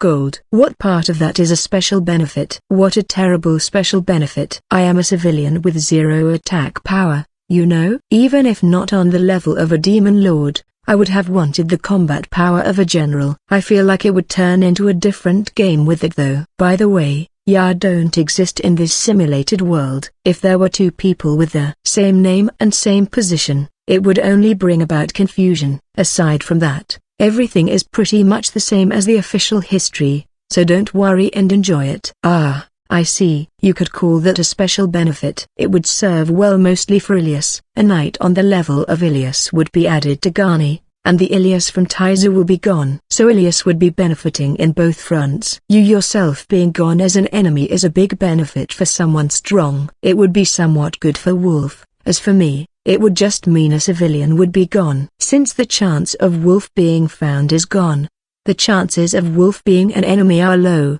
but Ilias will definitely show up as an enemy. Explanation of your functions. Want to know what this one can do? Fine, then choose the point you're curious about from this book.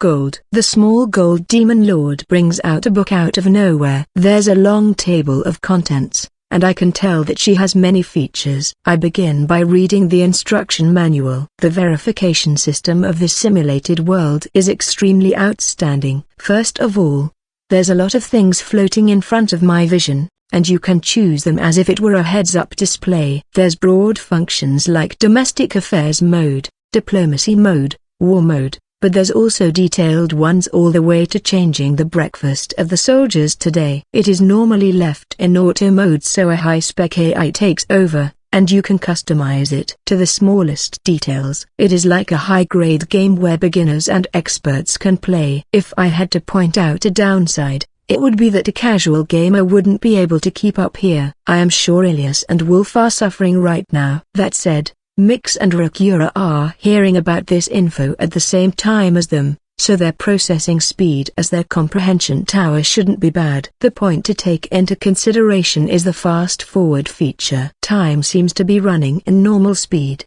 but it has the ability to go x2 all the way to x60.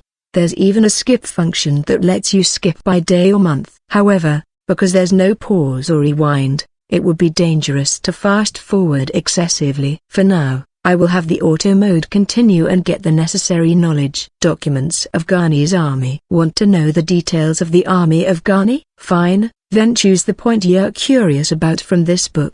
Gold. This mascot has a pretty limited vocabulary. She didn't get bored after the first dialogue, right? I tried petting her head. Nfufu, go ahead and pet me more. Gold. I tried pulling her tail. Hey, stop that. Keep it at just petting. Gold. I am sure there are hidden commands. Let's play with her in my break times. I checked the documents of the Ghani army. Due in part to the auto mode, the nation is being strengthened even now, and you can see the growth it will achieve after a certain period of time. The documents of the army of Taizu. Want to know the details of the army of Taizu? Fine, then choose the point you're curious about from this book. Gold. She brought it out the same way, but this one doesn't have as much information, so we have to figure that out ourselves. But I understand the strength of the knights to a certain degree because of my experience in the real world. As for the well-known knights, there's a certain degree of info on them, and I can even compare their capabilities to the generals here. I can get a general idea of our strength with this. I should try to understand each other's abilities calmly first. I checked the documents for around half a day, and I was shown just how dear the current situation is. This is. She got us here. There's barely any chance for Ghani to win if we were to wage war normally. Nfufu, I wonder what kind of face he is despairing with right about now?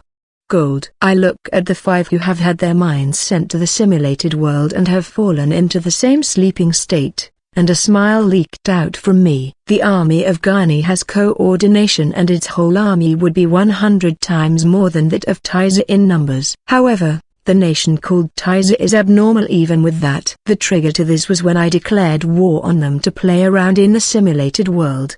The result was a complete defeat. I tried testing it out countless times after that, but I haven't had a victory yet. It is not like there's no chance at all. However, I noticed that this was a deed that required a great deal of verifications in order to achieve, so I decided stop trying. In the first place, what's with those knights? They are not humans at this point.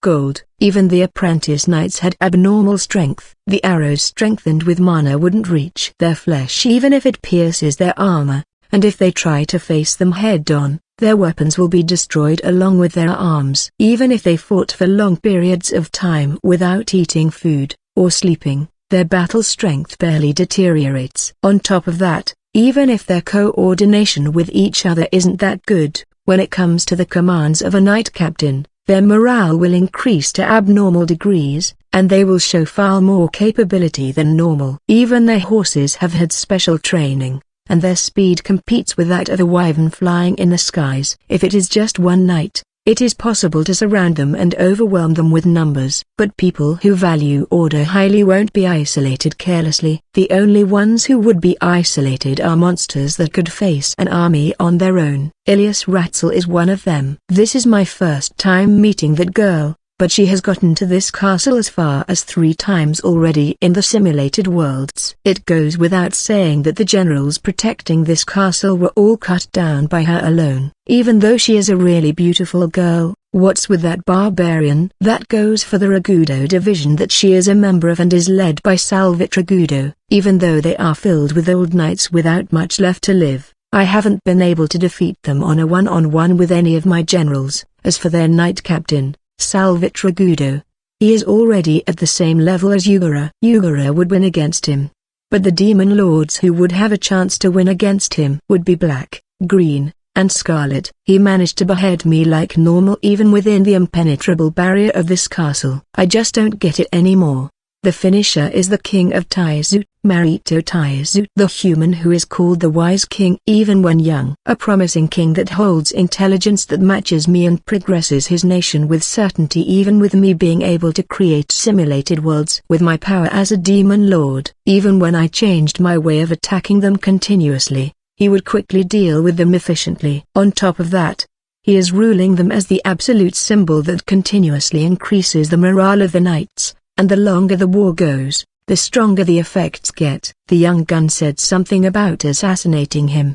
But I have already tried that out. Not a single assassin I have sent has come back. Is it because he himself has outstanding combat prowess, or does he have a bodyguard that matches Salvitragudo? How scary even though they are countryside knights.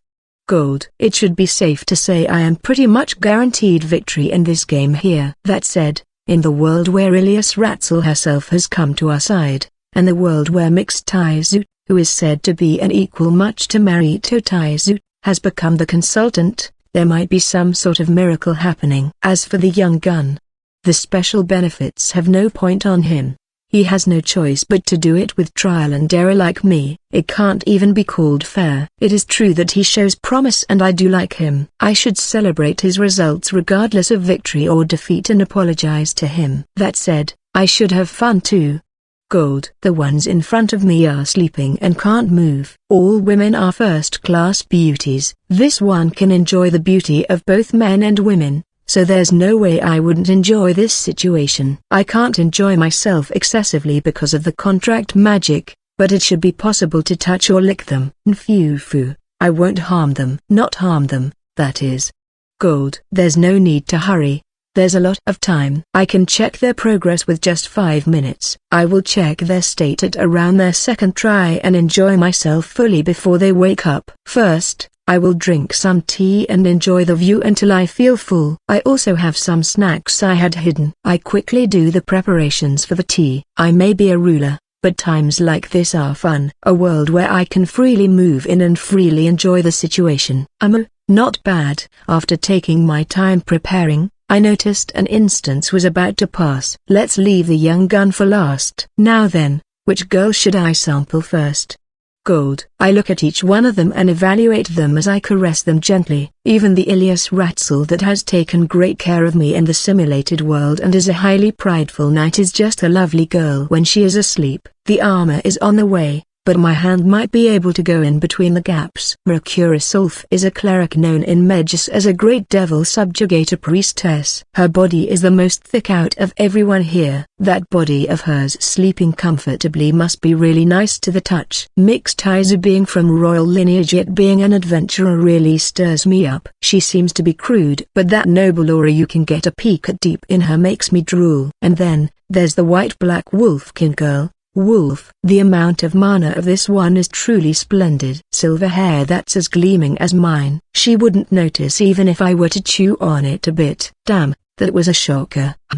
Gold. I moved my gaze. What was there was the young gun looking at me with a scornful gaze. Why? Why are you awake? It still hasn't been one. Gold. No. An iteration has passed. I took my sweet time preparing the tea and it was just close to one iteration. It is past one iteration now. One instance, in other words, it is the time when the first iteration of the simulated world of Ghani is over. I have made Taizu fall just as you told me to in my first run. I returned from the simulated world the moment it was clearly recognized that Taizu had fallen. There wasn't much fatigue, and when I looked around, I saw the gold demon lord getting excited from smelling the hair of wolf. Well, it doesn't seem like she has dealt any physical impact, but this is shocking. I check my own clothing just in case. Looks like I am fine. Impossible. Young managed to defeat that Taizu in just one iteration?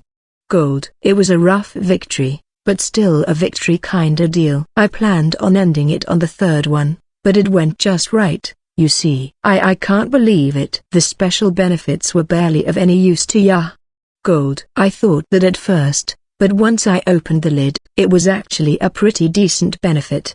Wait, I will go check out what Ya did now. I can only think Ya cheated in some way. I am going to check it out in a jiffy, so wait there. Gold. The gold demon lord sat on the seat herself and groaned. She must have entered the virtual world. Isn't she full of openings here? That said, as a proper adult, I don't have such a savage desire like pulling a prank on a person with no consent. I feel like I did that a number of times with Dracula, but I haven't crossed the line, so it is okay. Yup. The gold demon lord is lying there with half her face on the table, and bringing salvation to my heart, and so I will be waiting while watching her sleeping face. A short fox demi-human with her characteristic trait being her golden fur tail and ears. I might be able to learn which tribe of demi-human she is originally from if I had the book I left at the warehouse, but I unfortunately don't know much about demi-humans. There were demi-humans living in Ghani too, but they weren't that many. There wasn't discrimination, but their total numbers were low. There were even families of humans and demi-humans, but judging from the fact that their children were mostly humans, maybe it is hard for them to pass on their genes? The appearance of the gold demon lord is close to that of an adult, but it is still on the level where it is questionable whether she looks older than Ilias and Wolf. She might have even become a demon lord when she was at the same age as them. She lost her life at a young age and resurrected as a demon lord. After that, she was killed by the hero and resurrected in the present. That's quite the stormy life. It probably can't be helped that she has a somewhat warped sense of enjoyment. 5 minutes after submerging in my thoughts, the gold demon lord slowly woke up. It takes 2 hours at each iteration for us, but it seems like replaying it takes out a short amount of time. That was fast. There was no cheating, right? In the first place, how do you want me to cheat in a simulated world created with magic? If there was such a feature, I would have obviously used it to win easily. Yeah. Gold. Yeah damn lowlife. Gold. Hick. I was hit with a nice slap that echoed in this throne room. It does hurt, but it is not an abnormal degree of strength that would leave lingering effects. What are you doing? That's what I should be saying. What kind of nasty scenery are ya showing me, you egg? Gold. The gold demon lord ran towards the throne and made a trash can pop out like the table. And then, she hid behind the throne while carrying this. I can hear puking sounds from there. You are nasty. Wait. Wasn't the contract supposed to not allow you to deal any hits on us? Yeah, I've already finished your match. The contract is far over already. Gold. I heard that shout from afar. Is that logic okay? Now that she mentions it, we haven't discussed those parts. Wouldn't it be trouble if she were to attack us right now? Looks like I will have to include the option of kicking Rakuru up if things get bad. The gold demon lord came back unsteadily with a pale face. There's tears in her eyes. She must have seen quite the terrible sight. Yeah, that's something you shouldn't see. Yeah, what do ya think of living beings? How could ya do something like that to the Ghani that this one raised? Gold. You are the one who said that's a simulated world. Also, I confirmed with you just before, didn't I? Is it okay if Taizu falls before Ghani? So that wasn't advice for the others. Gold. In the first place, you are at fault for setting an unreasonable winning condition like that. There's only really few ways for Ghani to win with fair methods. Nugu. You are. Gold. The gold demon lord wants to get really angry here. But because she is the cause of all this, her anger can't go anywhere and tears were spilling out. I didn't expect her to cry this much. The feeling of guilt is so heavy. Sorry.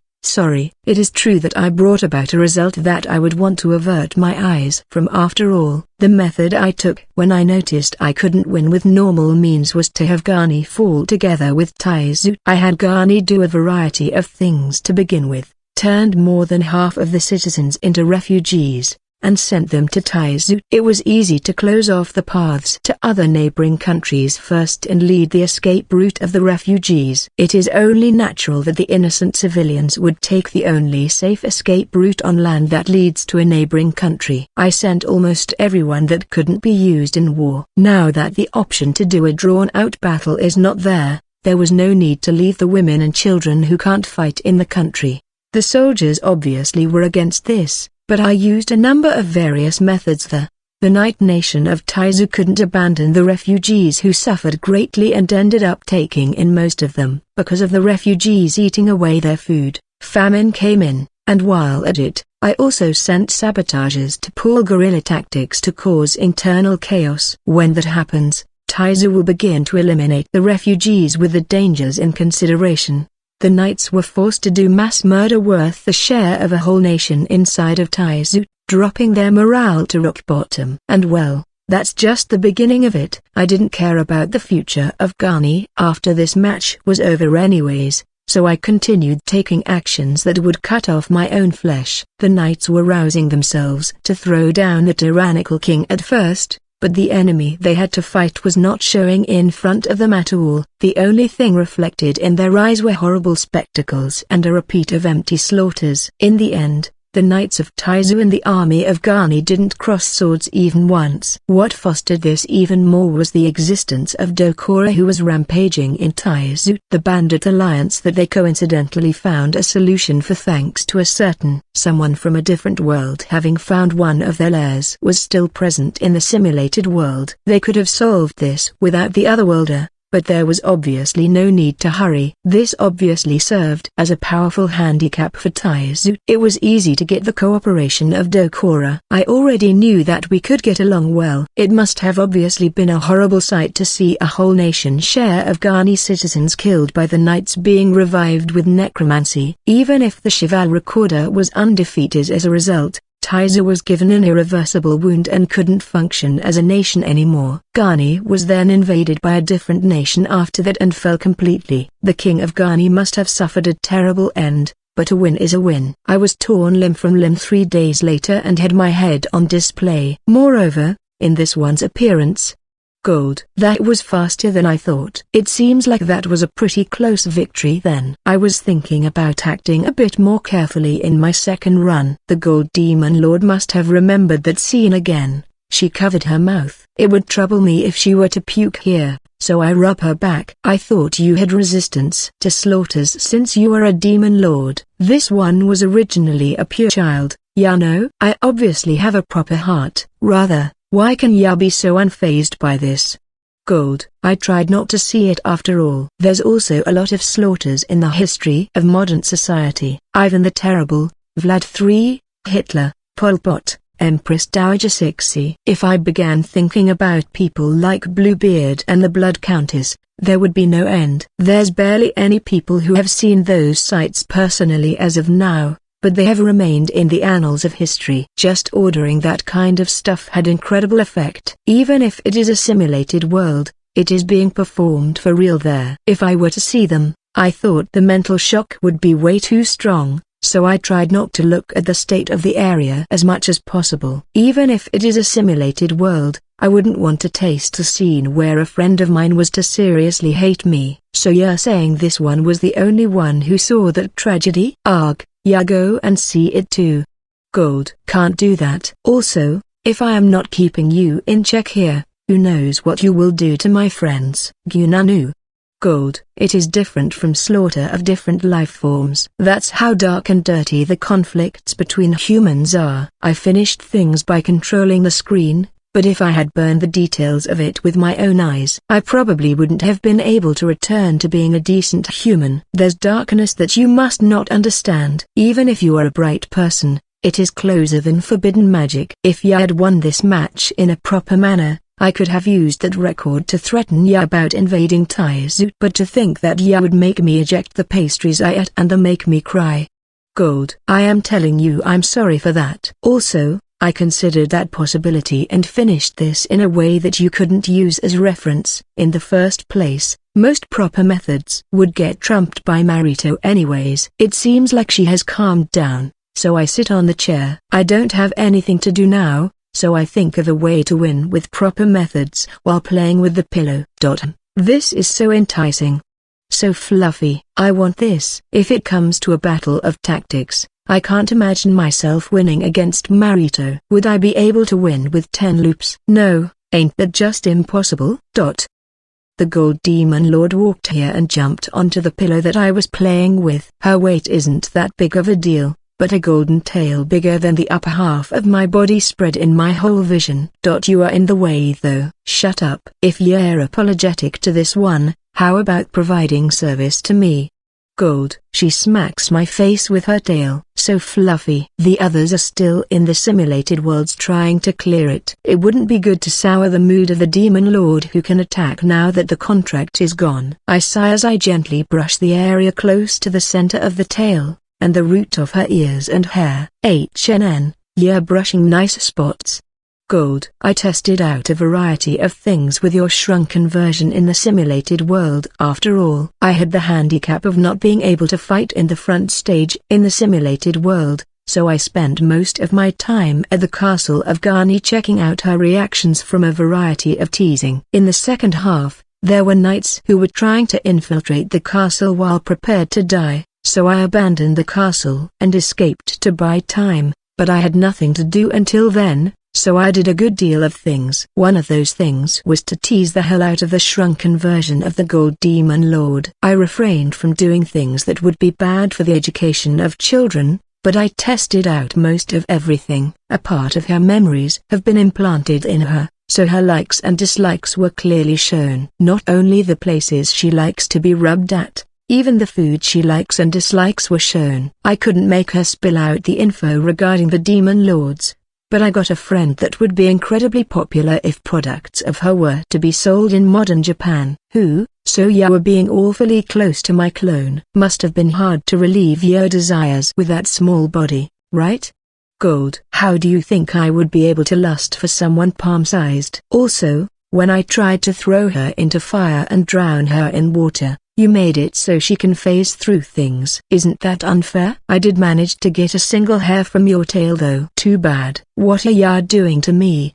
Gold. She smacks me with her voluminous tail. This is fun in its own way, even though I already told her I tested out a variety of things. The ability to not be affected by physical interferences when you try to deal excessive attacks isn't a bad feature to have for children. I am sure Elias will try to cut her down a few times, and Wolf might try to whack her down in curiosity. You also set exclusive actions for certain greetings and words. Aside from their stereotypical ones, I managed to find 103. How many were there in total? Nfufafu, that's a secret. But Young managed to find almost all the ones that I added for fun. That's impressive. My small self must have seemed really lovely to ya. Gold. And yet, even when I whispered her a confession of love, she didn't react. Is that because of the bad nature of the person herself, or because you are just that innocent? Shut up. Gold. Smacked again. It does hurt when the fur gets into my eyes. It is really hard to believe this girl is a demon lord when she is on my lap like this. For now, I have to improve her mood before my legs get numb. Speaking of which, I can remember the time I spent with your small version. But for the other memories, most of them only have the results remaining in my head. I would be able to remember stuff like the last moments if I tried, but most of the memories in the simulated world only have the results remaining. I also had a general teach me the sword aside from teasing the copy of the Gold Demon Lord. I thought I would be able to pull a new game plus for my second run, but I ended up not needing to. I had grown to a point where I could win 1 out of 10 against a normal soldier though. But the feeling of my body is clearly that of before the match. Even though I have memories of having trained, it is as if it never happened. What I can remember are fragments of me playing with the small gold demon lord. It can't be helped. Ya used close to 2 years in order to destroy Taizu. If ya were to return here with all those memories complete, the shock of 2 years worth would assail ya. Your body and mine wouldn't be able to endure it. The reason why you only have clear memories of this one small version is because I made it that way. Even that is fragmented too. Gold. So I can't wish for an added function like in a certain manga where they train in a space with condensed time and power up in a short period of time. If that were possible, I could have had Wolf stay for a long time to concentrate on training. That's a shame. That said, you can still think. If you train in a variety of weapons for 1 year each, you could bring back the results of those and check which weapon is more suitable for you. By the way, Gold Demon Lord, The first run of Ilias and Wolf failed, right? Can't you see the details of it? What, ya can just brush me the whole remaining duration. If ya want a bed, I don't mind coming in with ya. Gold. Just have that be seen by Ilias. She would try to cut you down even if it is the last thing she does. So distant tilde. The burden of just gathering up the results and confirming it isn't that high. Ya can even come with me if ya want. Gold. I am interested, but there's the incident of before. Even if this is a simulated world, it is a war depicted realistically. I don't want to see a shocking sight all of a sudden though tilde. They are not ya. There's no way a knight and a bumpkin girl would be able to do something like that. Gold. That's for Ilias, but Wolf is different, you know? The gold demon lord peeked at my face. What was there? Were eyes filled with curiosity at words she didn't expect. That's interesting. Are ya saying that white-black Wolfkin can pull off something like ya? Gold. She is my disciple after all. A disciple copies their shizu. I have taught her about good and evil. But what Wolf is grounded on currently is the distinction of good and evil. Wolf is pure and straightforward. Thus, she can take in the chivalric code of Ilias and also the gruesome fiendish acts. Rather than good and evil, she is prioritizing whether this is right or wrong. She has a blind acceptance that shizu is mostly correctly, but once she grows wiser, she will begin showing individual traits in her decisions. Also, the past of Wolf that can't be erased completely was darkness. Well then, let's avoid the battlefield and check things out. Gold. That sounds good, but there's something I want to tell you first. What is it? Getting all serious all of a sudden. Gold. I gently pet the head of the gold demon lord. Does this demon lord know? The wars you set in the simulated world, the war that Ilias must have gone to, and the wars that I did. They are all equally just wars. Be aware that your entertainment is being forgiven because it is a simulated world. Ya don't have to tell me. I haven't forgotten that I have already died once. Gold. I see. I am glad that you are an understandable demon lord. Gold demon lord, I am grateful for your current self. I waged war even if it was a simulated world. It can't be helped that I ended up getting pulled to that side. But it seems like I won't be overdoing it with the gold demon lord. Alright, let's go. Who do you want to check out first? I would like to enjoy the actions of the one called Wolf later. Let's go for Ilias Ratzel, who should be going safe and having a hard time. Gold. Got it. And so, how do we watch it? We will simply be moving our consciousness to the finished world. I will synchronize us, so wait for a bit. It is easy with you having no mana. Now then, off we go. Gold. My body was wrapped in the same sensation as the first time, or more like, the demon lord is still on top of my lap. Isn't that, dash? The first iteration of the world is over and I enter the second one. Most of the memories of the first one have only remained as results. Ilias-san, this is already the second run, right? Rakura's body is not here. I can only hear her voice in my ears. The person herself doesn't feel her body, and she is getting information from my eyes and ears. She is saying this is extremely comfortable and she wouldn't mind staying like this. But living your life without a body should only bring fear. It seems so. But this is troubling.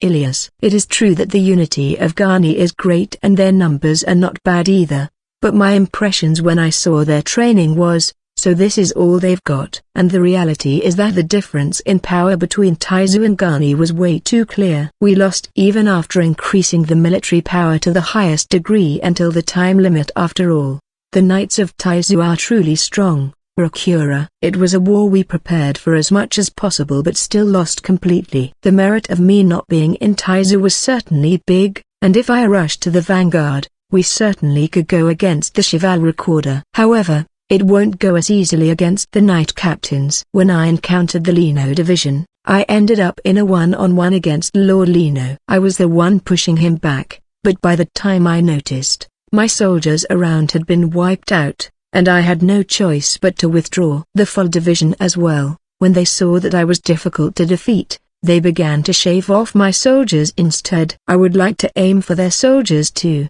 but I have no such leeway when it comes to knight captains. When it comes to a fight between soldiers and knights, there's not even the need to compare. Even if I alone am at an advantage, the battlefield as a whole won't change. Also, The Ragudo division I should be originally in wouldn't have their position shaken as the strongest night division of Taizu just from me being gone. If it were a spar, I could force a win, but in a battle to the death, the story is different. I can't even defeat Karaji alone, and by the time I notice, I have been cornered into being alone. Even with that, I still tried my best to hang on, and Lord Ragudo showed up. Lord Ragudo was also scary. Even now I still feel as if my head is not connected. Even though I managed to fight Lord Ragudo one-on-one, I lost and died. He created a brief opening on me and my neck was sliced clean. It is vexing that I don't have clear memories of it, even though it should have been exquisite skills that I would be moved by even now. After I lost my body, I ended up only being able to give commands,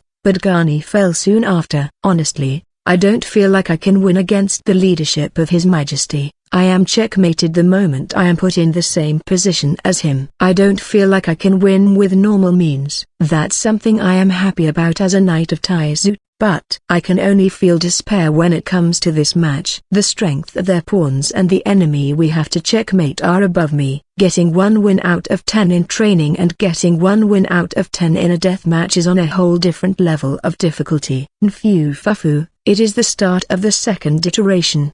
Gold. The small gold demon lord popped up again. I normally leave her outside my vision aside from when I need the bare minimum knowledge, but she really gets on my nerves. Even when I swing my sword, I can't cut her. It is made in a way so that I can't touch her. That's dangerous. What would Ya do if Ya were to injure the smooth skin of this one? Gold. I don't know how many times I have heard those words already. It is clear that there's nothing inside. I wouldn't be able to get anything out of her. Speaking of which, I wonder how Counselor Sama and Wolf-chan are doing. Rakura. Wolf has an outstanding tactician with Mix-sama, but it would still be a difficult problem to solve. The battle strength of Wolf won't be that effective in this match. It would be effective after excluding the Ragudo division and the Knight Captains. Mix-sama may be able to fight on equal standing to His Majesty if she were to concentrate on being the brains, but the difference in their military might is way too one-sided. As for that man, he wouldn't even be counted as combat power. However, he is outstanding when it comes to being a tactician. He might be able to find a winning condition outside of normal means. No, would you be able to get out of this situation with clever schemes? I would like to know the situation of the other simulated worlds. Ilias. You want to know the results of the other simulated worlds? Fine, then choose the point you're curious about from this book. Gold. The small gold demon lord brings out a book. The opened page had the name of me, Wolf, and that man. Looks like I can see the state of the other two. I selected my name. The simulated world you have chosen is currently in its second iteration. It seems like Gani has fallen after the first year of the war. It seems like her body died in the first year of the war. Gold. Fume. Ilias. I selected Wolf. The simulated world you have chosen is currently in its second iteration. It seems like Gani has fallen after the third year of the war. It seems like her body died in the third year of the war. Gold. Wolf-chan managed to last for 3 years. Mix-chan is incredible. Rakura. On our side, we took half a year of preparation and I died after 1 year of war. 1 month later, Gani fell and it ended for a total of 1 year and 7 months. Wolf and Mix-sama managed to continue the war for double the time. This information is big. Depending on how you do it, you can buy more than twice the time even at war. Moreover, that was a result where I am still an enemy in the world of Wolf. As expected of Mix-sama. You too, Rakura, if you have any good ideas, please tell me. We still have chances to test them out after all. Ilias. Right. With nobody, I can't enjoy being a king, so I would like to end this quickly. Rakura. There's cases where I can praise being honest to your desires and times when I cannot. I can't praise Rakura in her case, but I can't hate her. However, whether it is in domestic affairs or in the middle of battle, she would bring out sudden good ideas while concentrating on being a consultant. In the first iteration, if she hadn't given the order to retreat, it would have ended half a year sooner. And so, how about Counselor Sama? Rakura. Yeah, I will try checking. Ilias. I selected his name. Just how much effect are his clever schemes showing? The simulated world you chose is not there anymore. It seems like Taizu fell after 1 year of war. Gold. Huh? Ilias. What? Rakura. I selected it once again. The simulated world you chose is not there anymore. It seems like Taizu fell after 1 year of war. You are, Rakura. Impossible. Ilias. That there's no simulated world must mean that the match has ended. I can tell that much. He defeated Taizu, moreover, alone. In less than 2 years. I felt dizzy and ended up sitting on the throne. That's Counselor Sama for you. Even though Ilias-san should be there as an enemy too, Rakura. That's right, he has me as his enemy in that world. I can tell after fighting the members of the Ragudo division in the simulated world. The strength of the strong ones in this simulated world are no different from the ones in reality. He managed to defeat me, Lord Ragudo, and His Majesty even when turned into enemies. No. That's impossible. This is not a match where tactics like taking advantage of the mentality of the other party will work. There's no way you can overturn an immense difference of battle power. And yet, he managed to achieve that. He didn't need to use 10 chances in just his first try. Rakura, what method do you think he took? Ilias. Right. I think he used horrible methods, Rakura. Yeah, he most likely didn't use methods that could be praised. Ilias. He was alone. In that case, he must have been died. He would mercilessly take inhumane actions that would overturn even preconceptions. What did Counselor Sama say before the match began? Rakura. Speaking of which, he was scolded by the Gold Demon Lord. Was it considered advice? Ilias. The winning condition is to defeat Taizu before Gani falls. He was interested in the condition of the fall and asked about assassinating His Majesty. No, she said that wouldn't count as winning. I see, the fall condition. Ilias. What does that mean? Rakura. The conditions for a country to fall are not only one. When the castle is brought down, the king surrenders and hands over the country. When it can't function as a country anymore, he most likely made Taizu fall in a way outside of battle. Ilias. I see. If you can't win in battle, then use other methods. What kind of methods? Rakura. For example, if His Majesty married the ruler of Gani, the countries would be united, and the name would change. That might be considered as Taizu having fallen as a country. Ilias. But they will be declaring war in half a year. Wouldn't it be impossible to get married within half a year? Rakura. I know that. In the first place, the woman that His Majesty likes is already in Taizu. I doubt he would take a liking to a woman sent by the country that will be declaring war on him. No, if we have the charm magic of Rakura. Ilias. Nope. Even before the fact that I don't want to do it. That doesn't last long. Even if you manage to seduce King Marito by some miracle, I doubt the changing of countries will be wrapped up within half a year. Rakura. True. Ilias. It is rare to see her seriously dislike something. Was her failure with him still remaining as a scar? But then we should have His Majesty surrender in the middle of war. How are we going to make an enemy we can't win against to surrender? But I am sure we are on the right track. This is the first time I think maybe when thinking about how to make Taizu fall when we have no chance of winning against them in war. That's right. If we can't win with war, we just have to find a method to win. Now then, let's take it easy. This will be a good experience of its own. I remember his words. Taking it easy means to not be impatient. Right. This was advice for me knowing that I have a hard head. Alright, we now know what to do for now. Ilias. Really? Rakura. I will go check Gani for a break. If I can't think of any ideas after that, I will journey off to Taizu. Ilias. Rakura. Now that I think about it, I am ruling in this world as the king of Gani, but only a select few know about her appearance in Gani. In that case, it should be possible to go check out Taizu as a third party. The information written in the book isn't bad, but seeing it with my own eyes really is more certain. I can move freely for half a year if I don't fast forward time. There's no way I wouldn't use this. Where should I go? Right, I didn't see Wolf. in my first run. This should be at the time when she was still in a tragic position at the isolated Black Wolfkin village. There's the option of heading there to save her. Right.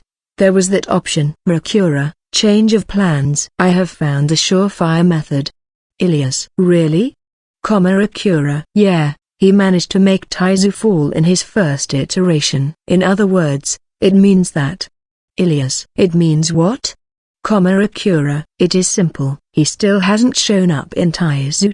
He hasn't even become an enemy yet. In other words, we just have to make that man in this world become our ally. Ilias. I peeked at the first iterations of each one and returned to the real world. Instead of watching it all in real time, it was more like floating in a space that showed fragmented scenes. I managed to tell instinctively just what kind of choices they made and what results were brought about. If I tried to check them in more detail, the fragmented sites would move and I would be able to check the details. The one-on-one between Ilias and Ragudo was a really great watch. No, I couldn't tell what was going on most of the time. I see. So you saw the sights of my simulated world as if they were tragic commemorative photos lined up with results of disastrous scenes, and when you tried to check one in detail, you ended up puking. No, when this one is observing, there's more information flowing into my mind. I have compressed the information beforehand considering the burden it would take on Ya. Ya could say I reduced it myself just in case. Gold. So the sights I see when I concentrate are the default. She was shown something like that. Of course she would want to slap me once or she won't be satisfied. But both weren't to the degree of your simulated world. How to put it, it felt as if they were loyal to the basics. Gold. Right. That's just like Ilias, and for Wolf, it should be safe to assume she was borrowing the smarts of Mix. The first iteration of Ilias was literally her gauging things out. She left most of the internal affairs to the auto mode, and increased the military power of Ghani to the max. Half a year later, she fought with all the power she could muster once the declaration of war came out. It was a world where the pure difference in power was shown. Ilias took advantage of the fact that she could participate in the battle herself, and she went to the front lines countless times. But the command of the knight captains that managed to properly deal with that was splendid. The command of Taizu as a whole is most likely being done by Marito. The war was being led in a way where even the eyes of a novice could tell it was one-sided. As for the side of Wolf, it was a complete defensive battle. The flow of things until the declaration of war was the same, but there wasn't any invasion from Ghani after that even once. The country that declared war is not attacking at all. Taizu would be wary of a trap and they would end up glaring at each other. However, the moment they judged that they didn't have the intention of attacking, they began invading Ghani. What came after that was defeat from the difference in power. The toughness of Ghani who surpasses them in numbers was quite the thing, and even the knights were having a hard time attacking. However, because of inhuman-level vanguards like Ilias, their iron wall was being slowly diminished though. Both seemed to be doing well as a whole, but they have probably felt the difference in ability and are turning their gears right about now. They were defeats that were enough to let Ilias and Mix understand that they can't win by normal means. What's important from here on is a switch in perspective. Even if they can't go for the path of the inhumane, they will still need some sort of spectacular move. Newer. Gold. The Gold Demon Lord suddenly screamed. She held her head and made a face as if she had messed up grandly. I don't hate that kind of natural face, but I personally prefer the ones that have been improved over time through their own efforts. This is bad. There was a terrible loophole. Gold. Really? It is Ya. If Ya can take methods that can make Taizu fall and they manage to get Ya on their side, anyone can win. Speaking of which, my simulated world was the one with the highest difficulty. The very person that cleared that exists in both the world of Ilias and Wolf.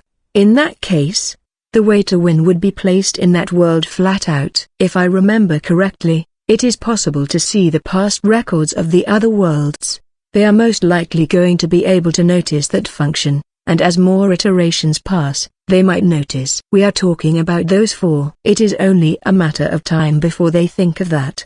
Can't be helped. Let's give up on that part. Gold. So you won't interfere with that? Changing things after an affair match would bring shame to my name as a demon lord. Also, I have already lost completely to Ya. I don't care much about the amount of victories anymore. Gold. A respectable mindset. That said, they will still have a hard time regardless. Really? I don't think you're that loyal to Taizu though. You were that merciless after all. Gold. Indeed. I may feel indebted to Taizu, but no loyalty. I am staying there for a long time simply because the environment is good. This simulated world is beginning from half a year ago. It is at the time when Dokura moved from Gani to Taizu, formed the Bandit Alliance, and began rampaging there. That's when another worlder civilian showed up not long after. At that time I went down the mountains alone, got through the forest, and headed to Taizu. If I end up going into Taizu, it will be hard to retrieve me, but I would just be a vagrant on the verge of death before that. They would be able to get me indebted just by saving me. There's a number of issues, but let's just trust the efforts of Ilias and Wolf on those. It wasn't long since I arrived in this world then, and didn't even know my way. If I had gone the opposite direction, I might have ended up at Gani instead. I would like to hear in more detail about that. We have free time, so please tell me. Gold. Even though you won't tell us information yourself. You won't be our ally if we don't win too, right? Ain't that fine? Even if I believe that you're from the same planet as Yugura, I don't know how you appeared in this world at all. This one doesn't mind sharing my knowledge regarding comments of yourself. Gold. Fumo. So Earthlings are special existences even for demon lords. Fortunately, my personal relationship with the Gold Demon Lord is relatively good. Calling it good after making her cry is weird, but even if her attitude right now is an act, as long as there's that necessity, worth is being created. Right. It would be around a time a bit after the beginning of this simulated world, I was suddenly thrown into the Black Demon Lord Killer Mountain. What? You landed at the nest of that Mana Eater? Gold. An unknown word came out. No. It is most likely the official name of that slime. That's another really simple name that an 8th grader would react to. It is a slime that reacts to mana and eats anything. That name does make sense. So that slime is dangerous even for demon lords. It goes beyond dangerous. It is the being that defeated the Black Demon Lord. Black was the strongest among the demon lords, ya know. Gold. That slime is finally unmovable from the top of the food chain. I can understand the surprise of the others if it is the monster that killed the strongest demon lord. I thought it was a clumsy demon lord, but to think it was the strongest. In the end, the reason why I have been thrown into this world is unknown. I was attacked by that slime while I was walking around. That's why I ran away from that place as soon as possible. Why are you alive? Gold. Sorry for being alive. That's not what I meant.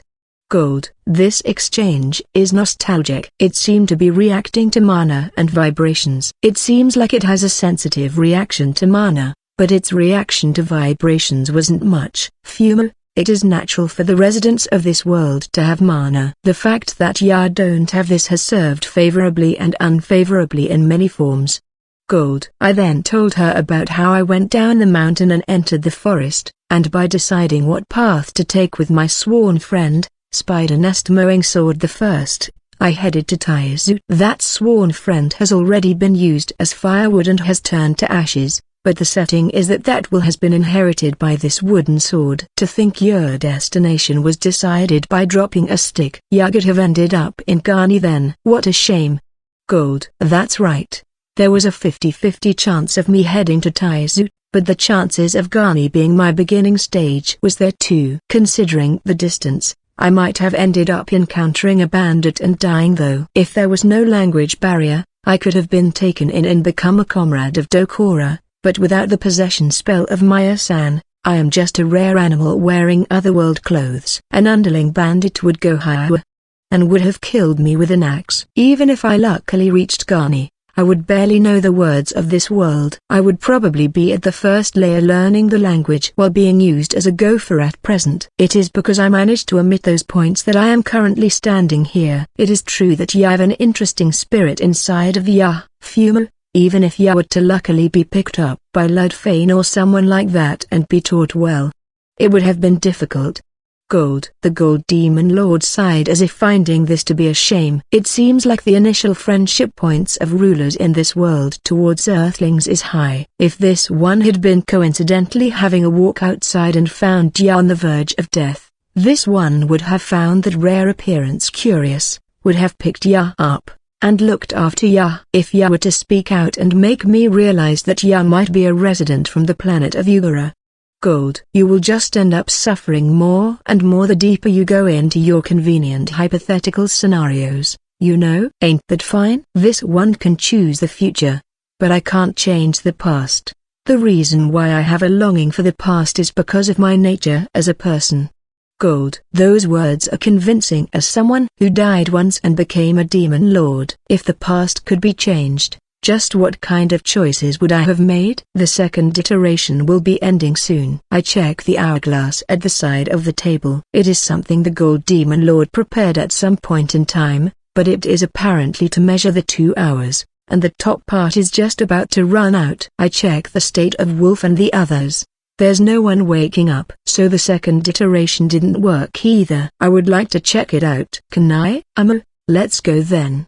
Gold. By the way, can you get off my lap, Alra? And my consciousness falls. By the time I noticed, we were once again in the result world of before. It seems like the results of the simulated world of Ilias are being shown here. The Gold Demon Lord that was on my lap pulled me by the hand and we drift about in the space. Who? She has headed to Taiz right from the get-go before the war. Gold. So it seems the first action Ilias took in her second iteration was to save Wolf. Ilias infiltrated Taizu as an adventurer, headed to the Black Wolfkin village, and saved Wolf. It was the first time she saw that sight, so she hurt the Black Wolfkins pretty violently. Wolf was saved by Ilias, but she was completely on guard of her and closed her heart off. The trigger was the language's translation possession spell of Maya-san that allowed her to understand their words. Without that, Wolf didn't understand any languages at that time, so it would have been impossible to communicate with her. After that, Wolf had been placed under her protection at the Garni castle. The next thing Ilias tried to do was to obtain the possession spell. She must have noticed the issue that she can't communicate with me either after the matter with Wolf. There's still a bit of time before I arrive, so she began training with the wild animals. Rakura, who managed to provide mana to the spirits, knew the trick to it, and she began experimenting with trial and error. She had the support of a prodigy like Rakura, but this is an original spell from the Archbishop Maya-san. It didn't go as easily. She came to Taizu as an adventurer and tried to learn from Maya-san herself, but Ilias right now is the king of Garni and not the Ilias that had a connection with her before. In the first place, it seems like Maya-san's state was pretty different. The parents of Ilias did exist and they died in a battle against monsters just the same. The existence of Ilias as the memento of her close friend must have had a big effect on Maya-san. She wasn't her usual aloof self. Maya-san was overflowing with the presence and strictness of an archbishop, and it was impossible to negotiate with Maya-san while keeping her circumstances a secret. Not only that, her conduct was suspected and she ended up having to run away from Taizu. A certain someone had come to the Isekai while she still had an incomplete mastery of the possession spell. Ilias was already waiting nearby and showed herself in the forest, and secured that certain someone who was trying to scribble on the tree. Her words didn't get through, but with a desperate attempt at body language, she communicated her intention to save him, gave him food and water, and succeeded in bringing him back to Garni. At that time, I was thinking I didn't care who it was as long as they are rational after all. Of course I would follow them obediently if I luckily find someone. There's some disapproval, but wouldn't ya call this smooth sailing until now? Gold. No, this is most likely bad. Huh? Gold. She managed to bring me under her just like Wolf, and made me learn the language while resuming to master the possession spell. After judging that it would be hard for her to learn this alone, she employed a magic specialist in Garni. Maybe because of Rakura's explanation of the theory, she mastered the possession spell a little before the declaration of war, and succeeded in the possession of the two. But Garni fell half a year after the declaration of war. This is YA. Gold. Yeah, I figured he would do that. Ilias was betrayed by none other than me and ended up dying. The second iteration ended and they entered the third one. Nfufufu, the start of the third one. Gold. While I was befuddled at the throne, a small gold demon lord popped out and declared that it is the third iteration. Ilias-san, Rakura. I know I made a fatal mistake here. Ilias. Most of my memories of the previous world were condensed and I only have fragmented memories of the results. It went well until the part where I saved him and Wolfen obtained the possession spell.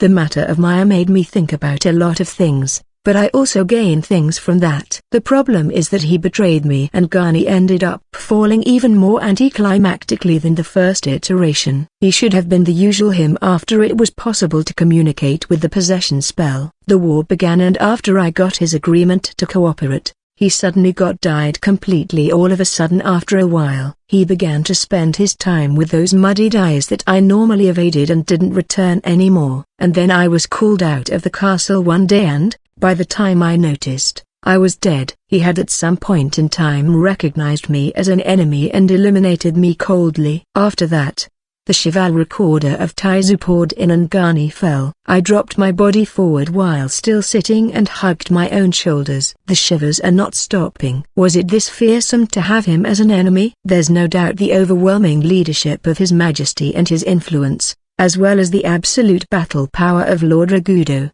are more of a threat. But the fearsomeness of that man is of a different quality. He had poured everything for the sole purpose of eliminating me. It is different from a legendary sword that can cut through anything. He had changed into a poisonous needle made solely for the sake of killing Ilias Ratzel. Understanding the fact that he was solely pursuing my death is a kind of fear and creepiness I have never tasted before. Is this how Dokura and Pashiro felt towards him right before their death? Counselor Sama must likely noticed that I was inside you too, Rakura. He doesn't have a special power like that, but there's the chance he did notice. I tried not to show signs of that though. That said, it is possible to bring him in. This should be necessary. Ilias. I didn't see him in my first iteration. I doubt he died, so he must have been in Taizu. If he had formed a connection with a knight of Taizu or someone higher than that, there's the chance he will show up as an enemy. It would mean that after getting through the overwhelming knights of Taizu, he would be lying in wait. There's the need to retrieve him. Right. Taizu was having a hard time with the bandits until the day of the declaration of war, so I think there's a pretty good effect just from bringing Counselor Sama to our side, Rakura. That's right. He was the trigger for the bandit alliance of Dokura falling. They had been defeated in the first iteration even if it was a bit delayed. In the second iteration, they were still present even after declaring war, and there was apparently interference from the bandits. But that's too weak of a decisive move. We really do need his cooperation. I will first research the possession spell. The detailed memories don't remain, so I am practically redoing this from the beginning. But the method and the result of having succeeded remains. There's the option of researching this from several directions to find the shortest method to learn it. Also, I will be doing the saving of Wolf at the same time. The first time I saw her tragic state in the first iteration, I was on the verge of cutting down all of the Black Wolfkins. The reality is that there were probably Black Wolfkins who wouldn't ever be able to grab weapons again. I reflected on that, but because we couldn't communicate, I had no choice but to take drastic measures. There's no need to fight, so I decided to sneak in at night and retrieve her alone.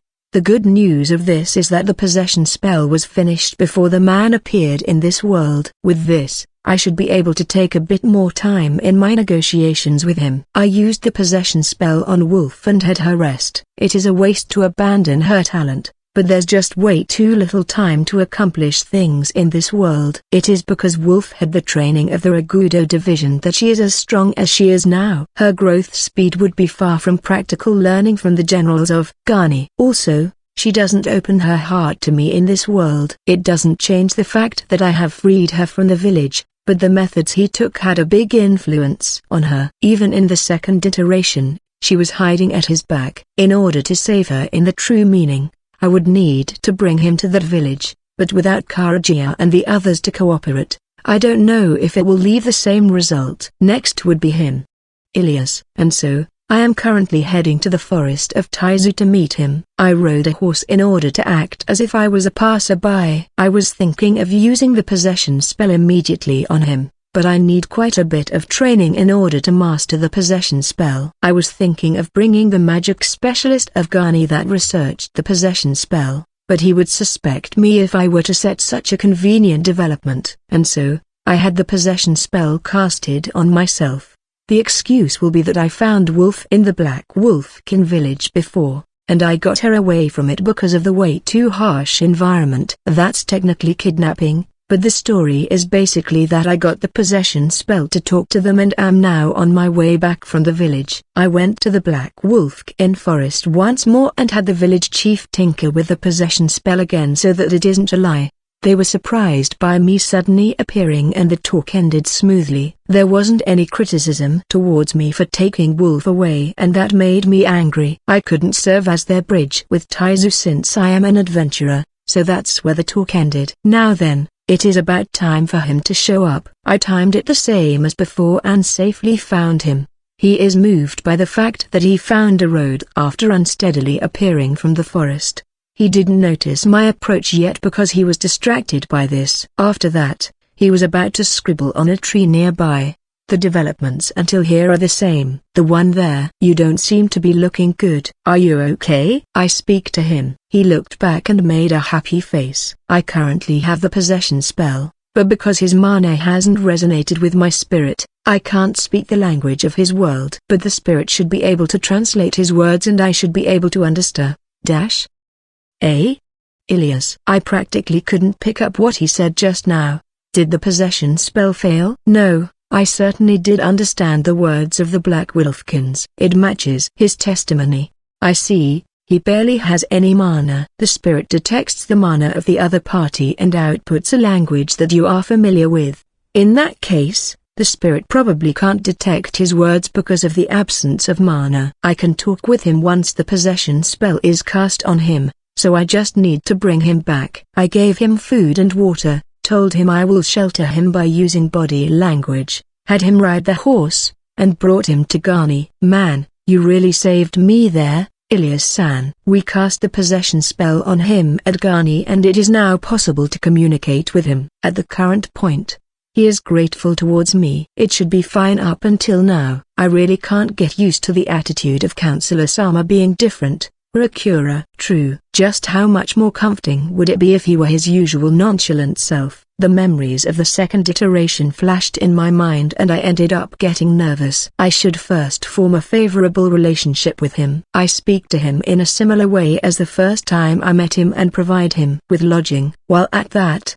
I told him the circumstances of Wolf and asked him to look after her. He showed an apprehensive expression at first, but he agreed not long after meeting with Wolf. She didn't lower her caution towards him, but they managed to get along with each other in a short period of time. They were not in a teacher and student relationship, but they were speaking to each other in a friendly manner like siblings. I am so jealous. I want to pet the fluff of Wolf too, Rakura. I understand how you feel, but you have no body until the match is over.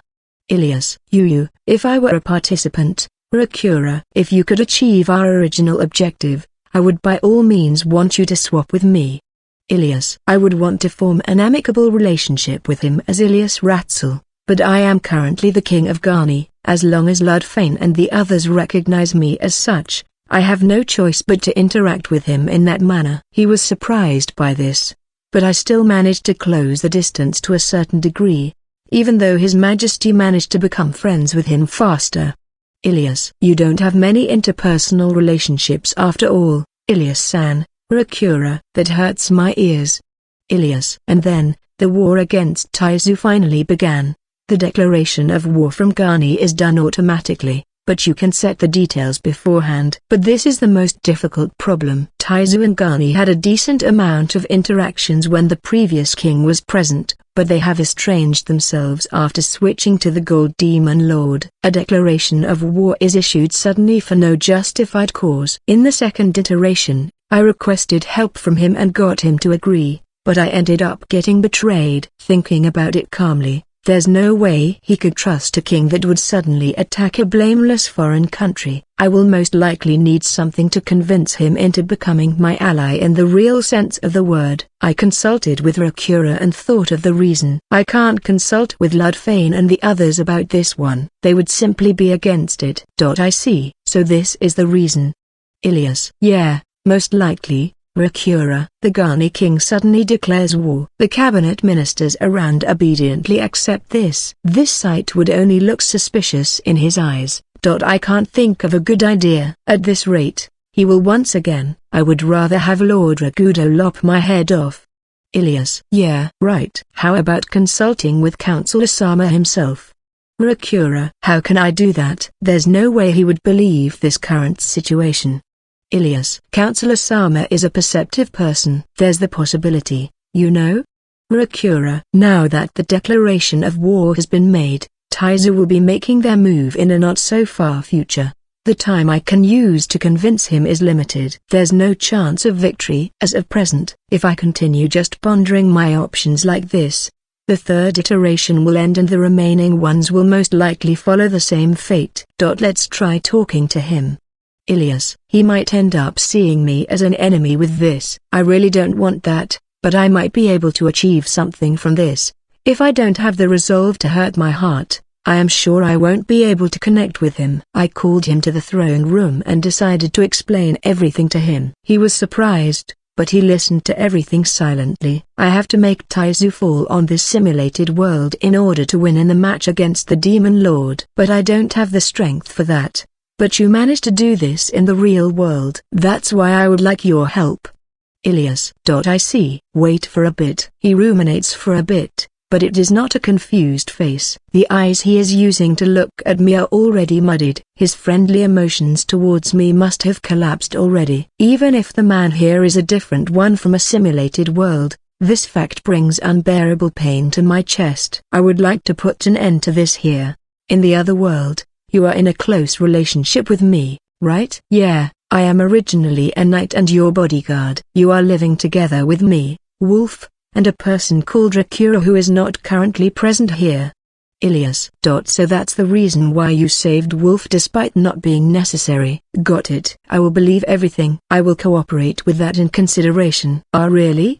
Ilias. I ended up blurting that out. But I can't get happy from the bottom of my heart, because his muddied eyes were still being directed at me and there's no change in them. First, please explain all the functions you can use. All the information you have. I will form a plan with that in mind. There's nothing to hide from him now that he knows the situation. Since he can't see the small gold demon lord, I explained to him over and over the controls. He pulled out as much information as he could and even asked about the appearance of the Gold Demon Lord. Not only that, even things like what happened when I met his self from the real world.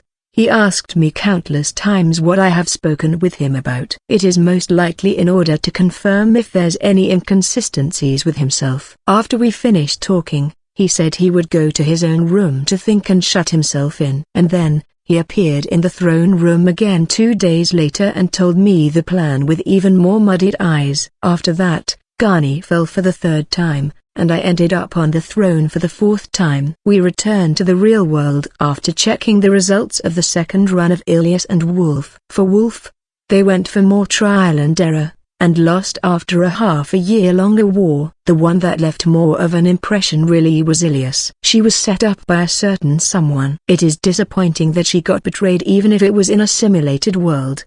The Gold Demon Lord finally got off from my lap, made a chair appear nearby, and sat there. It bothers me that that chair is a bit fancier than the ones we have, but let's leave that for later. That's because of you, Gold Demon Lord. This one's fault?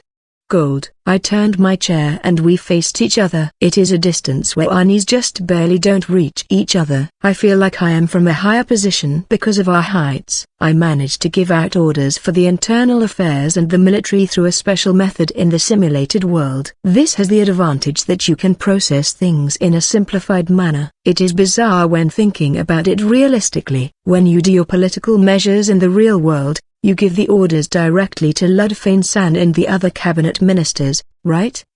Obviously, it is a pain to call them every time and wait in the simulated world. After all, I have made it so that I can omit that part.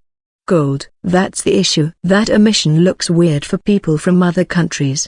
The omission system set by the Gold Demon Lord omits the process. It may feel natural for her orders to go through since she is the king of Ghani, but there's normally a lot of processes behind it. The moment when it is acknowledged, when asked the reason, when an opinion is given, when there's opposition, all of those are omitted and the order just passes. That's the system of the simulated world. It is a system that doesn't fall apart because the king is shut inside the Ghani castle and has interactions with limited individuals. If you were to actually declare war, Ludfane-san and the others would ask for a reason, would be against it, and would try to convince you to rethink. But the declaration of war is done forcefully, and Ludfane-san and the others perform this without any issues. For an outsider who has seen that state since before the declaration of war, they would even assume they are under mass hypnosis or something. I threw the pillow I had to the Gold Demon Lord. The Gold Demon Lord caught this and threw it back at me. I see, Ilyas Ratzel is the king and tried to make contact with an outsider like ya. And then, she suddenly declares war. That discrepancy is remarkable. Gold. That goes the same for the reason for the declaration of war to Taizu. It is because it is such an unreasonable declaration of war that Taizu accepted it. They judged Ghani as dangerous and fought back. But show that sight to someone from the sidelines. They might even notice the structure of the simulated world. Ludfane-san and the others change completely from being peaceful to a military country. But within all that, there's the King Ilyas who doesn't change. What would another worlder think? When seeing this, of course they would think they are a mastermind. I have asked for the cooperation of other countries in the simulated world, but I have never brought in someone from a foreign country as an ally. After all, this one's power unexpectedly has quite a good deal of pitfalls. Gold. It is originally not a power used for entertainment after all. Of course, I am not pinning all the blame on you. It is also in part because of my own special skill. Special skill? Gold. I am good at gauging the distance, you see. I am sensitive to the appropriate distance. For example, if there's someone who tells me about the situation beforehand, and tries to induce a good or bad impression on me, I would go. That goes the same for the changes in people close to me. Even if I don't know the details, it is easier for me to notice something good or bad has happened. It is because I have this special skill that I managed to notice the existence of Ray 8 acting like the attendant of Popuparo. Even though it was our first meeting, she was strangely close. I won't get so conceited as to think I am popular. It is a weapon that serves greatly even in modern society. It is one of the few skills I wouldn't lose to others in. Why have y'all earned a special skill like that? Gold. Simple. When a complete stranger were to come to you and they are way more knowledgeable about you than necessary, what would you think? They have investigated me well. Gold. Then, what would you think the reason for them having investigated you? It would be either because they don't want to sour this one's mood, or are scheming something. Gold. That's it. The reason for a stranger investigating you thoroughly is mostly because they are scheming something. Being wary of others is basic when conducting yourself, even more so when a stranger knows about yourself more than you do. That's why you shouldn't pry too much carelessly. In order to form a trusting relationship, you have to build it from the ground up, from a relationship without obstacles, and getting each other's agreement. That said, the skilled ones will use that information while feigning coincidence. There's a lot of skilled people, and most of the bad-natured ones would learn such skills. The otherworlders from the simulated world must have been wary at all times because of the weird distance Ilyas had. If you add an unreasonable declaration of war and a request for help, of course he wouldn't trust you. Ya must be at a complicated age. Up. Gold. Shut up. I put a bit of strength into the throw of the pillow. The Gold Demon Lord couldn't catch it and got hit by the pillow straight on her face. A fault of this simulated world is that it is way too real. There's clear will in the people living there. They're created for the sake of verification and inquiry, and would be thrown away. The scale is just messed up. The sense of worth between the simulated world and this world are clearly deviated. They should originally not be making contact. In that case, wouldn't it be impossible to make Ya an ally in the simulated world? Gold. It is not like I can see through lies perfectly, but I can notice inconsistencies, discrepancies in the emotions too. If you lose my trust I won't be cooperating. Also, I rarely change my evaluation towards people that I have tagged as enemies. It may be weird saying this myself, but I really am a pain in the butt. I maintain my policy of always doubting aside from my sincere human relationships. There's a lot of sincere people in this world, so I don't have many clashes in my human relations, but it is still on the level where I would worry every now and then. Fume. Then how about explaining all of the situation to Ya? You're a goody two-shoes despite all Ya say, right? Wouldn't they be able to get your trust if they act sincerely? Gold. That would be the worst move. I would definitely become their enemy. Why? Gold. You should be able to tell if you switch positions, right? If you were told this world is a simulated world, there's the need to bring down the neighboring country because of a match in the other world, what would you think? I obviously wouldn't believe it. Gold. What would you do after believing it? 2. Gold. We stopped the pillow fight and the Gold Demon Lord made a pitiful face. It is because she is a Demon Lord that can create simulated world that she hasn't thought herself what she would do if her own world was a simulated world. But this reality permeates the match right now. This world exists for the sake of a sideshow, and if the need is not there anymore, you will disappear. There's no way you would raise both hands and cooperate if you were hit with that reality. Rather, I would get angry. I definitely wouldn't forgive them. I should have assigned Rakura as the player. If it was Rakura who can see through lies, she would have an easier time noticing my fake cooperation. This is my mistake for getting dependent on the strength of Ilias and deciding the pairings as such. The third iteration is done. I confirm that the hourglass is empty now and turn it around. There's no one waking up. Looks like the third iteration ended in failure. Fume. Let's go check then. Let's watch Ilias try to seduce Ya from the front row seats. Gold. The Gold Demon Lord stood up and a pillow flew at me. It is the same position as before. You should be able to do this without touching me. What? Are you embarrassed? Gold. Want me to put my weight on ya when I lose consciousness? My consciousness flew away while I was thinking about this. We changed orders here and we began from the third iteration results of Wolf first. It must have been the instructions of Mix. The iron defense had gotten even stronger and they concentrated on defense even more. However, the future of the Cheval Recorder getting through it didn't change and, after half a year longer, Garni fell. It is boring that there's not much change. Gold. The Gold Demon Lord moved through the memories as if bored. There really isn't any highlight here. Wolf isn't fighting at the front lines, and she was mostly spending her time on the throne. Even if Mix is loyal to Marito, it is not like she is throwing this match, but there's almost no visible signs of her doing trial and error to win. She seems to just be thinking about ways to buy time. Let's go to the place of Ilias next. Gold. No, before that, can you bring out the small Gold Demon Lord? It is possible, but if you want to admire this one, she is right here. Go ahead, go ahead. Gold. Hurry up. The Gold Demon Lord booed displeased as she raised a hand, and a small Gold Demon Lord appeared in front of my eyes. That information should be here within the functions. Here it is. You can't return to the past in this simulated world, but you can confirm what commands you have done with the log. When more than a year passes in this world, it is hard to remember what you did around the beginning. After all, I investigated the log for a while and the main body poked her head by the side. The command log? You could have known what they did by advancing through this space though. Gold. There's things that you can't tell with that. Here, you can see this and notice something, right? Fume. Those commands are not really that strange.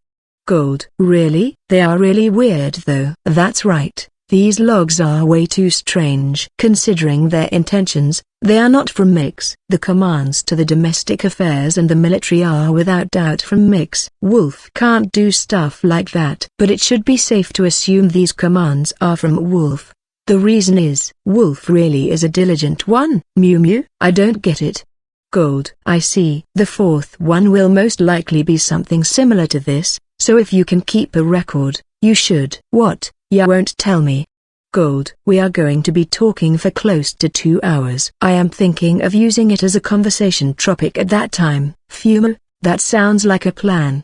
Gold. We leave the record of Wolf and enter the recording of the third iteration of Ilias. It seems like Ilias tried to take me in as an ally again. The saving of Wolf and obtaining the possession spell also went smoothly this time around too, with this being her second time. And then she saved the otherworlder and they communicated at Ghani. Looks like she plans on forming our relationship slowly. Honestly speaking, I don't see this going well. I have gotten awfully close to Wolf compared to the real world, but my distance with Ilias seems to have grown further away. And then, a few days before the declaration of war, Ilias went and did it. She has told him everything. Gold. Yeah, she messed up. A certain someone made her spill every single detail as the price to cooperate and shut himself in his room. 2 days later, he told the details of his plan to Ilias. The action Ilias took after hearing that was she ended Ghani with her own hands. Gold. So it seems, after making commands to the internal affairs, Ilias declared the end of Ghani's ruling. Basically, she resigned from this round. The world ended naturally at that point and the simulated world ended its duty before the war even began. After that, we returned to the real world. How? I really took a cruel method if I say so myself. Explain already. Gold. Her tail smacked my face and demanded to me. There's nothing to explain. You heard it yourself, right? The talk of the me from the simulated world. Ilias agreed to the proposal of the me from the simulated world. And then, noticing that she wouldn't be able to achieve it in the third iteration, she ended it and moved to the next one. This was a proposal with insurance. The logic is not wrong. Even if she were to act right before the declaration of war, there's not enough time. That's why the me made it so that she would have to move to the fourth iteration. I don't care at all about myself. That's from a simulated world. That dry otherworlder is right here. That said, I should stop thinking of him as being the same person as me. Yup. It is the third iteration, so I will call him Third. Third was thrown into the Isekai and was saved by Ilias while he was flustered. And then, he got close to Wolf even if it was for a short time. Learning about the environment of Wolf, he of course would feel something as a modern Japanese person. The people around were not bad people either. I must have been able to get along with them. But that's where the confession of Ilias comes in. The world that he was thrown into from Earth was a simulated world, and it will disappear if the war ends. And then, he was told to copy what the one from the real world did. You're a fake. Cooperate in ending the world for the sake of the real you. That's what Ilias basically said to someone who was opening his heart a bit to her. Ending things immediately must have been Third's way to get back at her. I definitely won't cooperate. If this world is a simulated world and once the world ends you are moving to a different world, use the me from that world. I will tell you the method. So get out from this world at once. So he said. So you're not thinking at all about the trouble you will be causing to yourself in the other world. Gold. Obviously, I am me. Even if it is a simulated world, a parallel world, or a different world, if there's another me, that's just a stranger. The one in trouble in this case is Ilias. Third knew that Ilias was close to me in the real world. That means it wouldn't be strange for him to have cooked up something that would make sparks fly my way. At the very least, if there was another me, I would definitely hate that me and I would see him as an enemy. Well, the thoughts of Third are not that complicated. He is myself after all. Third, your name in that simulated world? Gold. It is nauseating to have the same name. Narcissism of small differences. In the eyes of Third, he hates me for occupying the spot with Ilias he thought he had gotten close with, and I hate Third for the method he is about to make Ilias take. Isn't this a wonderful relationship? But to leave information in that way is impressive, even though you can't bring complicated memories.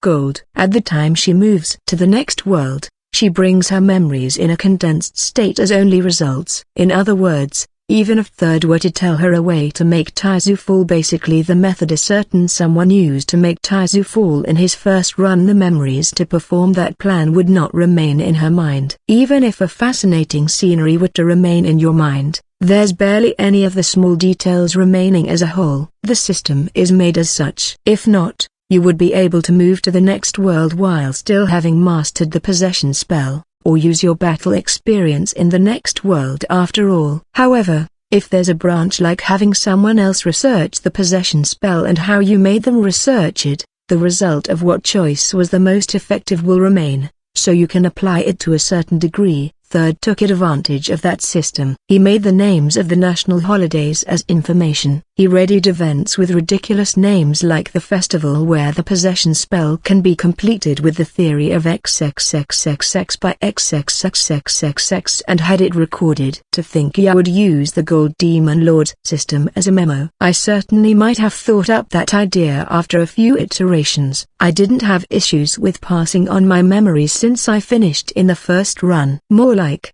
isn't this close to cheating? Anyways, Ilias managed to bring the memories she wanted to bring of her third iteration by marking them as national holidays and festivals, and moved to the fourth iteration. However, Third didn't give any specific ideas. The only thing he told her was the method to use Fourth. It is as if saying the evils that Ilias is going to be performing will be done by Fourth and not himself. I am really good at pushing responsibility. It is more nauseating from the fact that a close friend of mine is being caught up in this. Gold Demon Lord, tell me what you can from what I will be asking you from here on. Fumo?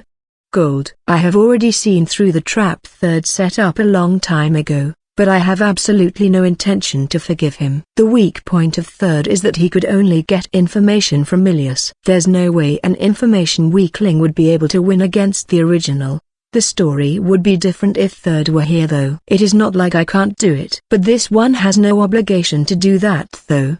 Gold. You will become our ally if we get 2 wins. Please do it for me as proof of friendship or something like that. But there's the possibility ya will have 2 defeats. What do ya plan to do at that time? I myself would want to see your sincerity. Gold. At that time, I will personally try to not hate you, and I will personally remain in a friendly relationship with you. That's a mighty high horse you're riding there. Gold. With the knowledge of the third hymn, we had a favorable start in the fourth iteration. We finished the possession spell a few days after beginning. This is because we recorded the name of the specialist and the parts we had troubles with. And so, I am currently in Taizu. I have arrived as an adventurer and am currently taking the exam to become a knight. This is what the third iteration of him said. The reason why the him from the original world managed to make Taizu fall in his first iteration was because of the time he spent living in Taizu. That's why I try to trace those actions as much as possible with my fourth self. Get to war just like that and, when you see the opportunity, use that knowledge for your next iteration. Now that he mentions it, he has been interacting with His Majesty for a long time, and he knows this country well. He was acquainted with the other knight captains and also the members of the Ragudo division. The Gold Demon Lord said in the beginning, we know Taizu well, so we are at an advantage.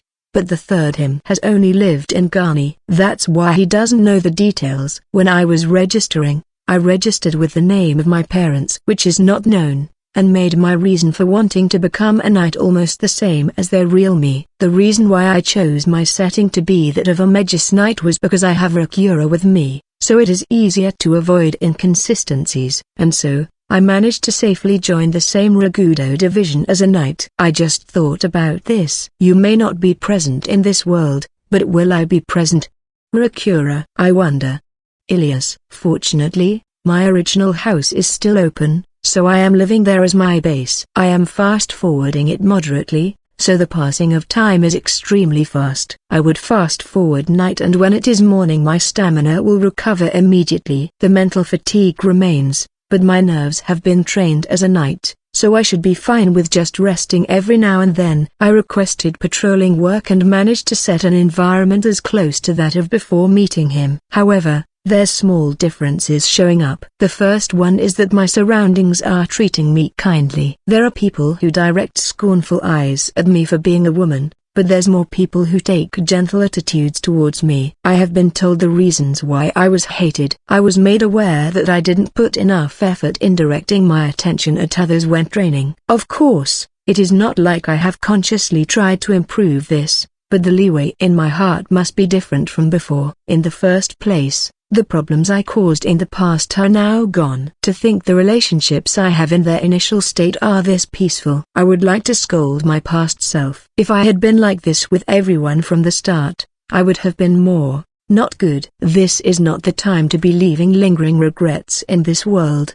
Ilias. But it is true that the eyes around you has changed. You are apart from Maya-sama now though, Rakura. It really is hard to make contact with Maya. There's the possibility I will mess up somewhere if I were to meet Maya who can see through lies while I am faking my identity. Also, I might end up mistaking the distance between us because of our long relationship. I wanted to meet with Sarah too, but I should endure for now. I would like to leave the things that were possible because of him to him. Even regarding Wolf, the him from the third iteration told me clearly to not move, so I have no choice but to endure even if it is painful. The one other issue would be the Bandit Alliance. If I make contact with him in my patrols, I might be able to bring about the same developments from there, but I have not been left the job by Lord Ragudo this time around. I am a knight that has not been in Taizu for long. He might not even remember my name yet. His Majesty was curious after I made the achievements, and smelled the existence of my helper. I need to do something so that he can get closer to His Majesty. But there's the possibility that the plans of someone like me will be read. How should I act? Ilias. Your position in the Knights wasn't good to begin with because you are a woman after all. How about telling Counselor Sama your current standing after saving him? Rakura. Right. Ilias. The him in the third iteration said that I shouldn't tell him immediately about how I am ruling in place of the Ghani king. That if I did so, I wouldn't be able to imitate the same actions. I myself would want him to interact with His Majesty sincerely. If I were to make him carry a plot behind him, there's the possibility of something bad happening. I shouldn't think too deeply about it and just live straight as a knight. And then, the days pass, and I finally manage to make contact with him. I haven't shown my appearance to the specialist of Ghani that obtained the possession spell, and I ordered them to head to Taizu with the command of the domestic affairs. I asked their identity when I was in the middle of my patrol, and after I made contact with the man, I brought him to the place of the specialist. The developments after that were almost the same. We seized the bandit lair with the Ragudo division with his testimony. The Ragudo division had a hard time interrogating the prisoners, but he volunteered himself and showed the same method. He got close to Karaji in a short time and Karaji performed what he proposed. Since he couldn't make contact with Maya who knows about necromancy, we somehow managed by using the Magus perspective of Rakura to tell him. Regarding the documents of Dokura, I had Ghani bring in the wanted posters of him in Ghani, and gave them to him. And then, the day before the positioning of the units was decided for the subjugation of Dokura, he moved. He led the situation to the same position where the Ragudo division would be at the back like before with their small numbers. He said later that he wanted to repay me for looking after him. Counselor Sama is a person who feels indebted easily. Rakura. Right, even in the real world, for my sake.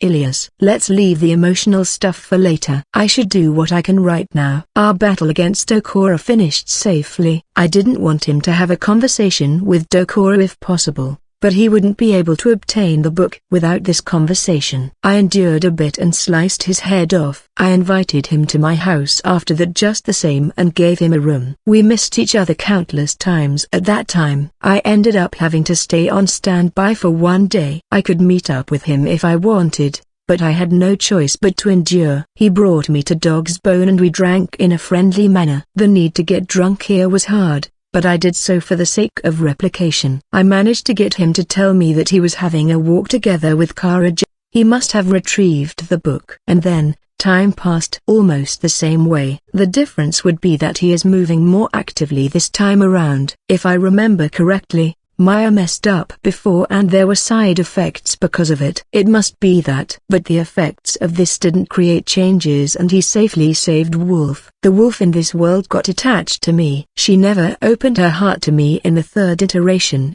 but him saving her really must have held a lot of meaning. I felt sad about it, but I was also happy. And then, the conferral of honors for the subjugation of Dokura was held. It seems like talk of him was transmitted to Lord Ragudo through Karaji. Was called in the same way to the banquet, and faced His Majesty. We somehow managed to get this far without issues.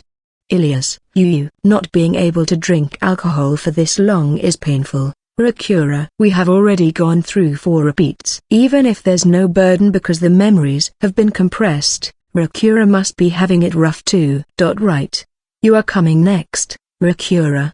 Ilias. Rakura was ordered to retrieve the book by Archbishop Ika, who was being controlled by the hypnosis magic of Ray 8, and the Anbus of Megis followed after her. The work from here on will be pretty rough too, but I have to work hard. A few days after that, Lord Ragudo told me that a cleric from the Ugara church will be coming from Megis in order to check the status of the churches in the villages. And then, it was said that he will be going around the villages together with that cleric as a counselor candidate. Seems Rakura is fine. Looks like I am the only one with the limitation of the body since I am the substitute of the king. It really does feel a bit lonely. It is finally my turn, Rakura. And then, I was shocked when I saw the cleric that I met at Maya's church. My name's Ray 8. I will be under your care. Why?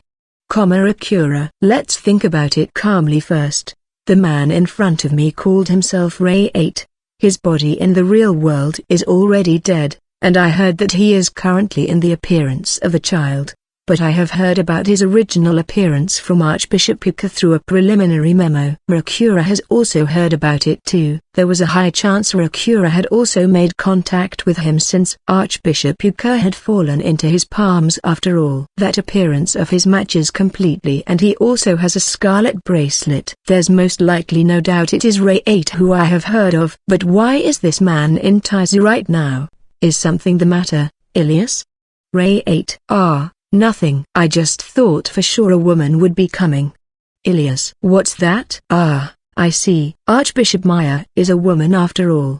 Ray 8. He apologized and came to his own conclusion. The threat of Ray 8 is currently not confirmed. I must not exacerbate things here. Let's calm down. Everything up until now would have been pointless if I were to get flustered here and that man were to get cautious of me.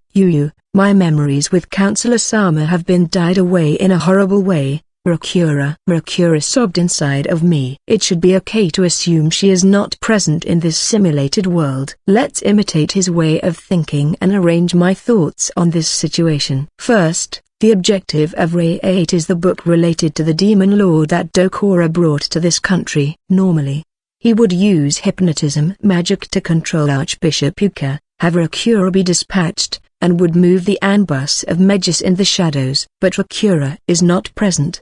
In that case, they should be using someone else but so that's how it is. They thought they could steal it away if it is Rakura, but now that she is not present, the only people that Archbishop Ika can choose are exemplary, meaning that they would be people who would be difficult to steal the book from. That must be why he went for the fast route of coming here himself. I don't exist in this world, but as long as I am filling up the position of the Ghani King Ilias Ratzel, whose identity is unknown, the deception is still working. It goes beyond deceiving here. He is the true culprit himself though. History has clearly changed with Rakura not being present. It should be safe to assume it is impossible to replicate this perfectly. He has already made contact with His Majesty and they should be close to obtaining the knowledge of the book. He should have obtained most of the information about Taizu by now. With Ray 8 having made contact with him, I just have to be careful that no harm comes to him. I don't know if I will be assigned to be his bodyguard in the future. After all, my evaluation from the surroundings has increased, but for the people who evaluated me highly to begin with, it is the opposite. Lord Ragudo, the members of the Ragudo division, His Majesty, and Sarah. In regards to Sarah, she has a good impression of me as an exemplary newbie knight, but with the others, the time together with them really is showing its discrepancies here. It is because I am close to that man that I can stand here. The speed we went through the villages was drastically faster than before and things proceeded without issues. Ray 8 setting the barriers is the same, but he is good, Rakura. Considering the possibility that the book might be in the villages, he set detection barriers. The work that took several days because of the setting speed of Rakura will most likely take less than 2 days here. Right. I made contact with Counselor Sama at night and tried to get information out from him. I am sure A8 will try using charm magic, Rakura. I doubt he is going to use charm magic. They are both men, you know. Well, it might work though. But the hypnotism magic Ray 8 used would most likely have a higher effect and would be more convenient. Our first day of work ended and we rented a lodging in the village. I stayed in the neighboring room of that man and listened in for the whole night without sleeping. If something happens, I am rushing at once. And then, a visitor came to his room. It is Ray 8. To think Ray 8 would do the same action as Rakura. I don't know whose evaluation I should be raising or lowering here. Oh. Ray 8-san, what's the matter? My apologies for coming in this late at night. I couldn't sleep and went out for a walk, and I saw the light in your room, so. Was it up there? Ray 8. He said the same thing as me? Rakura. I don't mind. I was documenting what happened today. Counselor-san is a really diligent one. Is it okay for me to see? Ray 8. Yeah, go ahead. Sit on the bed or something. Ilias-san. Please go in already. Any more and my memories, Rakura. Even if you say that, I can't go rushing in when it is just harmless greetings. It is not like they are replicating the same exact conversation. I listened to the conversation for a while, but there weren't any sudden developments and Ray 8 left the room. This is weird. This is where I messed up. My charm magic and the treatment of Counselor Sama towards me turned terrible though. Rakura. Even if you hold doubts on that front, charm magic doesn't work on him. In that case, hypnotism magic has the same possibility of being the case too. Ray 8 most likely noticed his failure without making a big deal out of it and left the room. Ilias. The memories from here on have been protected, but it kind of doesn't feel right. Rakura. We went around the villages without issues the next day too. But after Ray 8 entered one of the many churches in our route, that man spoke to me. Ilias, could it be that men like Ray 8 are to your taste? What? As if.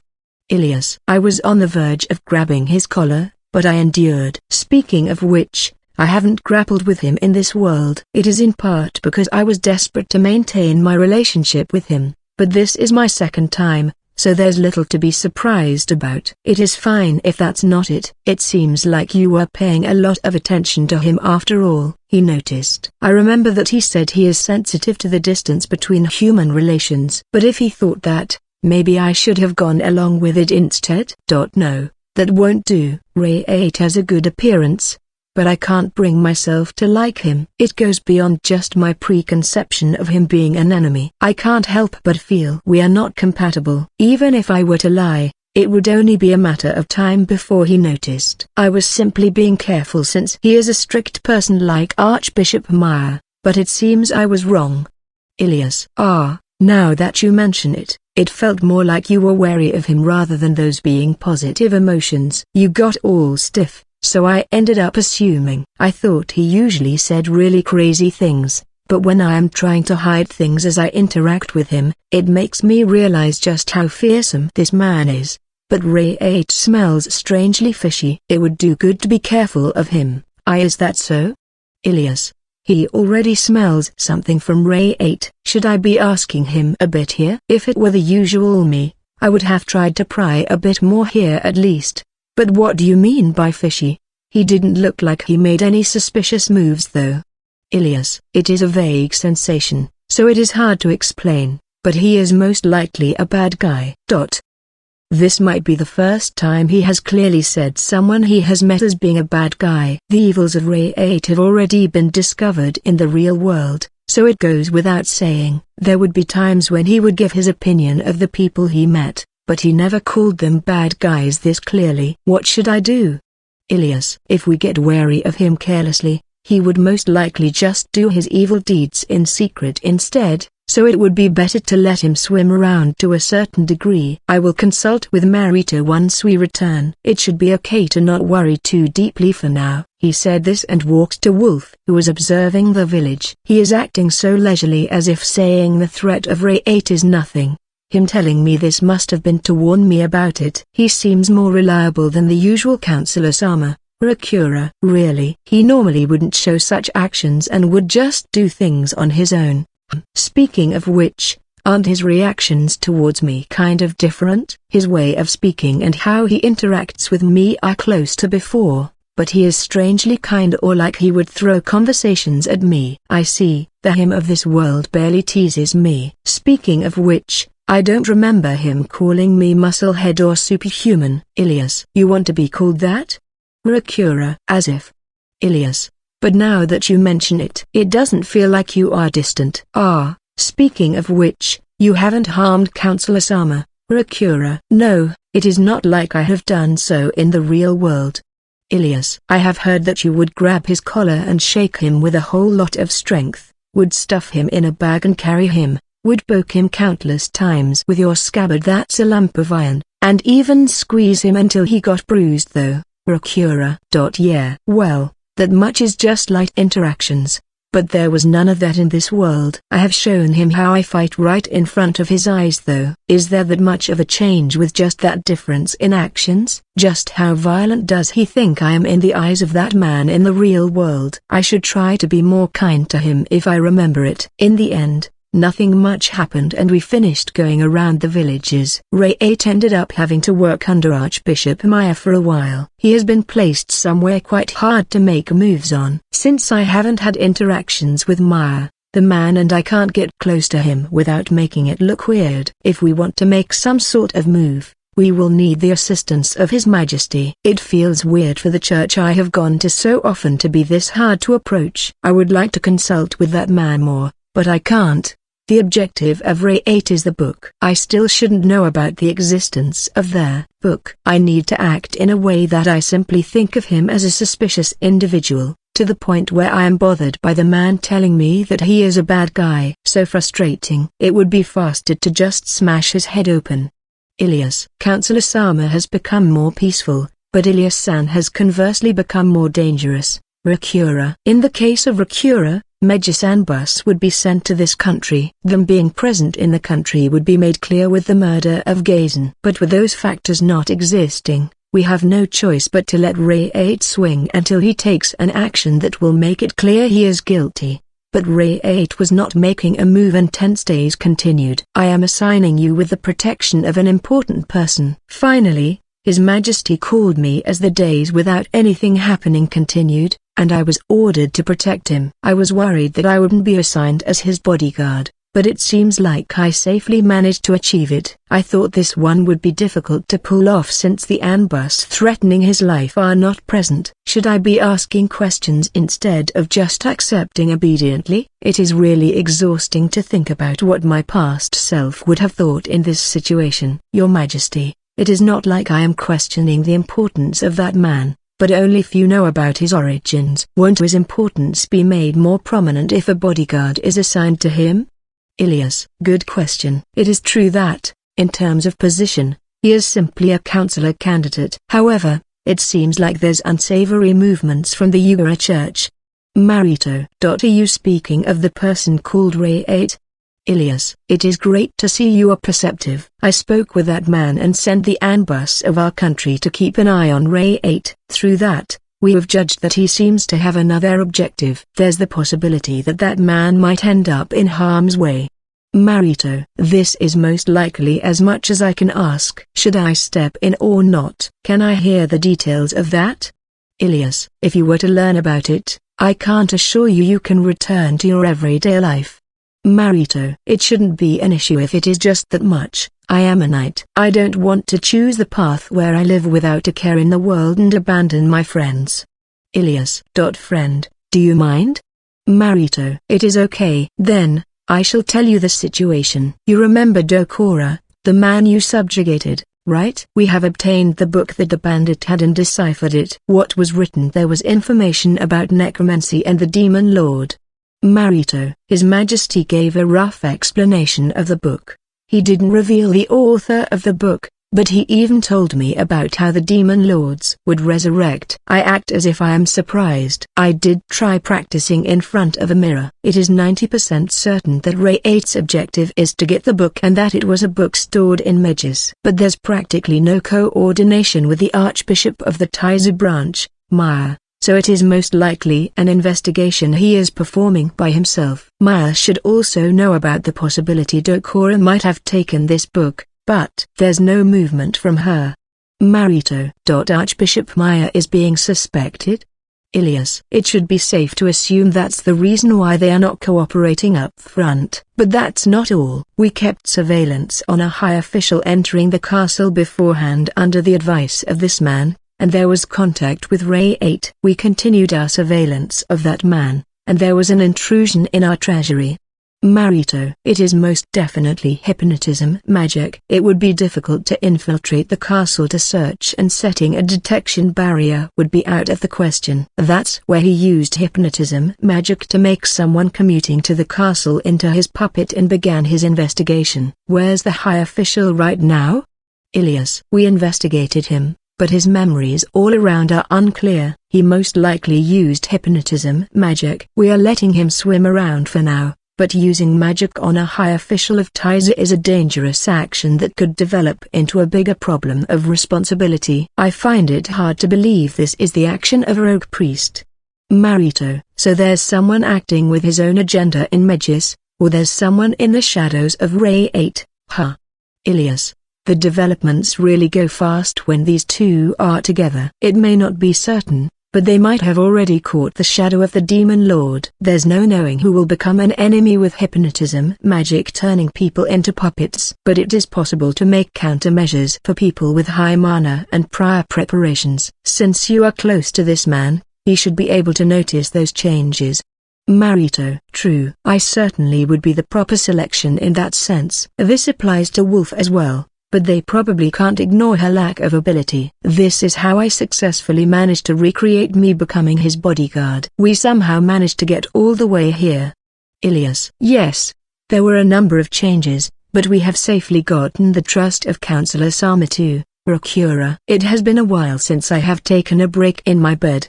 There were a lot of hardships, but I am somewhat relieved that it has gone well. Resetting my relationships isn't something I would like to experience over and over. I have not made preparations for war in this iteration. I either wait for our one-sided downfall after the declaration of war, or will have to resign. But if I can get the information from that man who I have gotten equally close to as in the real world, I can bring that to the next iteration safely.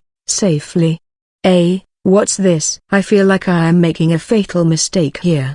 The man from this simulated world has gained the same knowledge and experiences as the one from the real world, and has knowledge enough to make Taizu fall. I will then explain the situation to him once the war against Gani begins, and ask him the way to defeat Taizu. According to the third hymn, the chances of the fourth hymn cooperating are apparently low, just like with him. The fourth hymn lived in Taizu, therefore, he wouldn't want to do something like betray Taizu that looked after him. That's why I just have to ask him for the method to direct the sword onto Taizu for the fifth iteration. He said he will begrudge me for betraying him, but it wouldn't be that difficult to convince him. There's no doubt the him from this world has as much information as the one from the real world. He has lived the same experiences. There's no doubt about that. Same experiences, same relationships. Ilias. I suddenly felt nauseated. I grabbed the bucket for cleaning and vomited there. Ilias-san, are you okay? Rakura. How can this be? I have to betray him in this world that's practically a mirror image of ours? Ilias. The second and third iterations of him were somewhat distant. Even if their appearances were the same, they felt like strangers. But the fourth hymn is the same as the one in the real world. We defeated the bandits together, looked after Wolf, and lived together until now. I will have to betray him, throw away this world, and move on to the next one. I am going to do something like that. Me? What's the difference from betraying the him in the real world? I vowed to protect him. For his sake. I said it was for his sake. Ilias. The words he directed to me in this world, his expressions, his feelings, they are all there. Same as the ones of him in the real world. They are the same. No, this is a simulated world. He is a being created from the power of the Gold Demon Lord. I couldn't endure it and vomit. I have worked hard in these simulated worlds for the sake of the him in the real world. The result of this is that I will have to do something akin to betraying that very person. Real world, Simulated world. These worlds don't have a single difference from each other aside from their names. The one I vowed to protect. Will I? I have come back after observing the results of the 6th iteration. There were moves from Wolf too, but the one I am actually worried about really is Ilias. She resigned immediately for 2 iterations consecutively. Looks like third really got her. Gold. It is the chivalry of Ilias. I did expect this to happen. The aim of third was to break the heart of Ilias. He had Ilias, who was fighting for the sake of the real world, to replicate the same environment as that of the real world, and had her betray everything about it. Ilias has never done games where she spins around a story. She doesn't have the distinction of the lives in a game world being simply things inside the game. To top it off, this is a world that far surpasses the games in the modern era and are no different from the real people. At the beginning of the war in the 4th iteration, she ended up revealing the circumstances to the 4th me. Told him everything, and after apologizing, she tried to end it all in the 5th iteration. The result was that she was killed by 4th. Even though Ilias could have fought back against the weak otherworlder, she must have been thrown quite the harsh words. If the current me were to be done the same as 4th, it would go far from just me seeing her as an enemy. It is not something that can be settled with just a forgive or not forgive her. Third used 4th and the original to break the heart of Ilias perfectly. She ended up having to betray the person that she vowed to protect as a knight. The pride of Ilias, who takes the chivalric code to heart, had collapsed completely. When she entered her next iteration, her memories were condensed as just results. That's why she only inherited the result of having been killed by 4th. And the pain she felt at that time shouldn't have been inherited. But third proposed something that overcame that. That's right. The method to record information through national holidays and festivals. Ilias poured all her emotions into writing this before Gani fell as a warning, in order to pass the baton to the next iteration. The effects were brutal. The heart of Ilias was broken right as the 5th iteration began. She even inherited the details that 4th threw at her. You shouldn't be including a national holiday that is close to 1,000 characters. And then, she immediately resigned on the 6th iteration too. She is currently in her 7th iteration. So, it turned out just like Ya said. Is that okay? Gold. It is fine for the Ilias team to be deemed as a defeat. Bring them back. Yeah. This really is disgusting. Making me taste this disgusting sensation was the way too wonderful harassment third threw at me. Ya should explain to her if she complains, okay?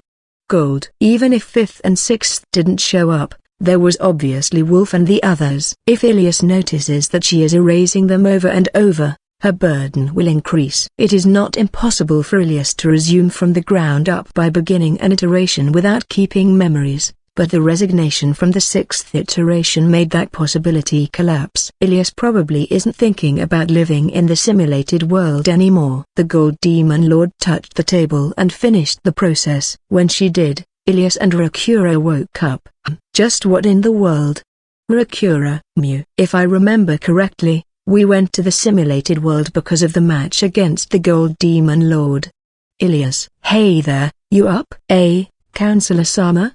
Rakura. The state of the two has barely changed from before it began. That should be the case. The Gold Demon Lord has retrieved all the memories from the simulated worlds beyond the 2nd iteration after all. If the Gold Demon Lord can do something like compressing the memories for the next iteration of the simulated world, she should be able to retrieve them all instead. And so, I negotiated with the Gold Demon Lord with it in consideration. The result was that there's no harm from the attacks of 3rd and 4th. I have tasted a bad experience, but this is the payback from the one that was used, so I will just accept it. 3rd must have thought about those little details too. What a nasty guy, seriously. Wolf and Mix-sama haven't woken up. What was the result of the match? Ilias. I managed to win in the 1st iteration. As for you, the 7th, no. You lost after giving up on the 5th iteration. Lost, you say? I have no memory of such though. Ilias. I have erased your memories. The reason is because your heart had been broken by the me from the simulated world. What? No. I see. Ilias. Ilias tried to object, but she soon left it as it is. She acts as the king of Ghani in the simulated world. She should be able to tell immediately that I would be her enemy. For the Gold Demon Lord, you guys killing yourselves after the match because of your regrets would leave a bad aftertaste regardless of the contract magic. I had her retrieve those memories. Killing myself. I was that cornered. What did the you in the simulated world do to me? Ilias. I explained the developments roughly. She thought about making me her comrade in the second iteration, but she got betrayed by me because she was suspected too much and died. When she asked me in the third iteration honestly, he told her not to joke around and hated her. He set her up in a trap and made her resign. She was made to form similar relationships to the ones in the real world on the fourth iteration, and her heart broke after the result of betraying them. From the fifth iteration and on, she broke her heart herself. I left out the details and simply told her the results. It is true that I wouldn't like being betrayed by someone that's the mirror image of your present self. Ilias. You telling him honestly about your third iteration was fatal. Going beyond the simulated world to continue his psychological attacks is quite the horrible personality. Seriously. Counselor Sama. You are saying really harsh words despite being about yourself. Rakura. He is just someone in a simulated world with the same name, personality, and appearance. Understand that the me currently here is the friend of Ilias Ratzel and your target of protection. I wanted to tell you that beforehand, but I was prohibited from giving you advice. What's important in a game where people die is that it is a game. The deaths inside a game are simply spice to enjoy the game. If you were to let that become the reason for you to go crazy in the real world, you would be mistaking its purpose. If a game were to be forbidden sales because it is way too influential, the hardcore gamers would be sad. So that's why you said to take it easy. Ilias. What, so Ya really did give advice? Gold. The real intention was not understood, so it doesn't count. One of my important comrades was on the verge of having her mind broken, you know. Sorry. It is because of my lack of ability. I decided to rely on you even in the simulated world, and ended up failing. Ilias. Don't worry. You can't make Taizu fall with normal means. It is wonderful enough that you managed to take the choice of relying on people. She didn't keep it in and welcome the end without bringing any results. She brought about a possibility and struggled for it. There's no way I can blame Ilias. I am the original of the guy that she relied on to top it off. By the way, Counselor Sama, you made Taizu fall in your first run, right? Judging from how you're acting, your memories have remained? Rakura. Yeah, want to know? Yes, I am interested in how you got through the match that we couldn't. Rakura. Right, you managed to defeat Taizu, who should have an overwhelming difference, right? There's no assurance the Gold Demon Lord won't use it as a reference to do evils. Ilias. I definitely won't imitate him. Gold. The two get surprised by the shouting Gold Demon Lord. She must have remembered that sight. Her face went pale, tears began to accumulate in her eyes again, and she was trembling profusely. And so, want to know? It is something that made a demon lord vomit. When confirming the details, I don't really want to go too into detail here. Let's not. Rakura. Yeah, don't talk. Take it to your grave. Ilias. They refrained with their appetite soured. It is true that it is not a sight to be proud of, but it is a bit sad to be refused like that. I want someone that I can have debates and conversations about speed runs. So, the remaining one is the Wolf team. Huh. How are they doing? They have been concentrating on defense until the third iteration. They endured for quite a long time.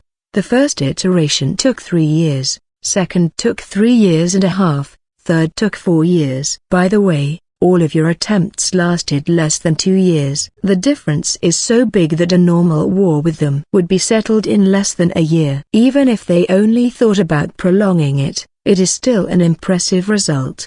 The skills of Mix really are high, worthy of being praised as being on the same level as Marito. That's indeed impressive, but are they simply enduring? Ilias. On the fourth iteration, the Wolf team managed to endure for 10 years after the declaration of war. Ilias. On the fifth was 20 years, On the 6th was 30 years. Ilias couldn't hide the surprise in her face. I understand that feeling. But 30 years. You are enjoying it too much, Wolf. No. Wait. Is that possible?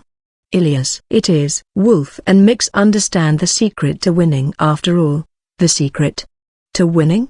Ilias. The first is to understand clearly that it is a simulated world. If you can't separate it from the real world, it will be taken as being on the same difficulty after all. You couldn't manage that. Not only that, it was taken advantage of and your heart ended up breaking. I bring out a parchment and pen like usual and draw 2 vertical lines and 2 horizontal lines. It is one of the famous games that the amount of Japanese people not knowing it is less than the ones that do know. Tic-tac-toe. I went ahead and drew a circle in the middle and gave it to Ilias. Ilias, this is a game I have taught you a good while ago. Remember how to play it? Why yeah. It is a simple game after all. The one where if both play the best moves, it will end up in a draw? Ilias drew an X diagonally right with a questioning look. That's right. This is the established tactic to make it into a draw. If both sides make the best moves, it will end in a draw. If you don't, the side that didn't loses. That's why the ones who know this game completely won't be able to win, ever. However, that's if you are tied down by the rules. I drew a circle above the one I already made and drew a circle below it. That obviously made a line, making me the winner. Oi, that's cheating. Ilias. And so, Taizu has fallen. That's how it works. What? Ilias. It is an extreme example, but this is the correct way to feel it. Of course, there's also games that tell stories. Feeling emotionally attached to the contents of those stories isn't a bad way to enjoy the games. Even if you are moving the country with your position as the Ghani king, there's no need to actually look after the troubles of the country. There's no need to get a realistic win in a simulated country. The method I took was who cares about the future of Ghani. I made outrageous plays that could bring both Taizu and Ghani to a double suicide. If you are an actual ruler in reality, those actions would be foolish, but that's exactly why I could win. If it were the real world, you would have no choice but to despair and hold your head in pain. But this is a game. Just throw away all the components that bind your mind. The result of you bringing your humanity, chivalry, and justice into the game was that you tightened the noose on your own neck. It hurts my ears. Ilias. I'm bringing the topic back, but the surefire way to win a game is to have fun. Have fun? Ilias. Yeah. Gold Demon Lord, can you bring that out? Gold. The Gold Demon Lord pops out a book from inside the table. It is the same book as the one the small Gold Demon Lord used as a substitute for a control panel. You can't touch it, but it is like a hologram that responds with the movements of your hand and opens on its own. I control it swiftly and have it open on the page I want. This is the command log of Wolf in her first iteration. This is for the second iteration and third. Noticed something? I can tell she is fortifying her defenses. I feel like she is suddenly taking a lot of actions around the last ones. Ilias. Those are records for the sake of bringing them to the next iterations. Even if that method was not perfect, she left them for the next iteration. You two were also using a similar method in your third iteration though. Ilias and Rakura used the national holidays and festival names as a record. Even if Wolf and Mix didn't reach that same method, by using the method they thought of, they listed what they wanted to bring them to their next iteration as hints. I see. Now that you mention it, she is applying the political measures she used the last time on her next iteration one after the other. Ilias. By the way, that's not the part one wants you to concentrate on the most. I once again operate it and, this time around, show them the records of Ilias's first iteration. This is the record of your team. You have memories of your first iteration, right? Yeah. I somewhat remember that I did stuff like this and what result it brought about. Ilias. How's it? Feel anything off when compared to the logs of Wolf's team? We attacked after the declaration of war after all. I think there's a decent amount of differences. Ilias. Ilias departed to the front lines countless times. Her head was lopped off at the end by Lord Ragudo though.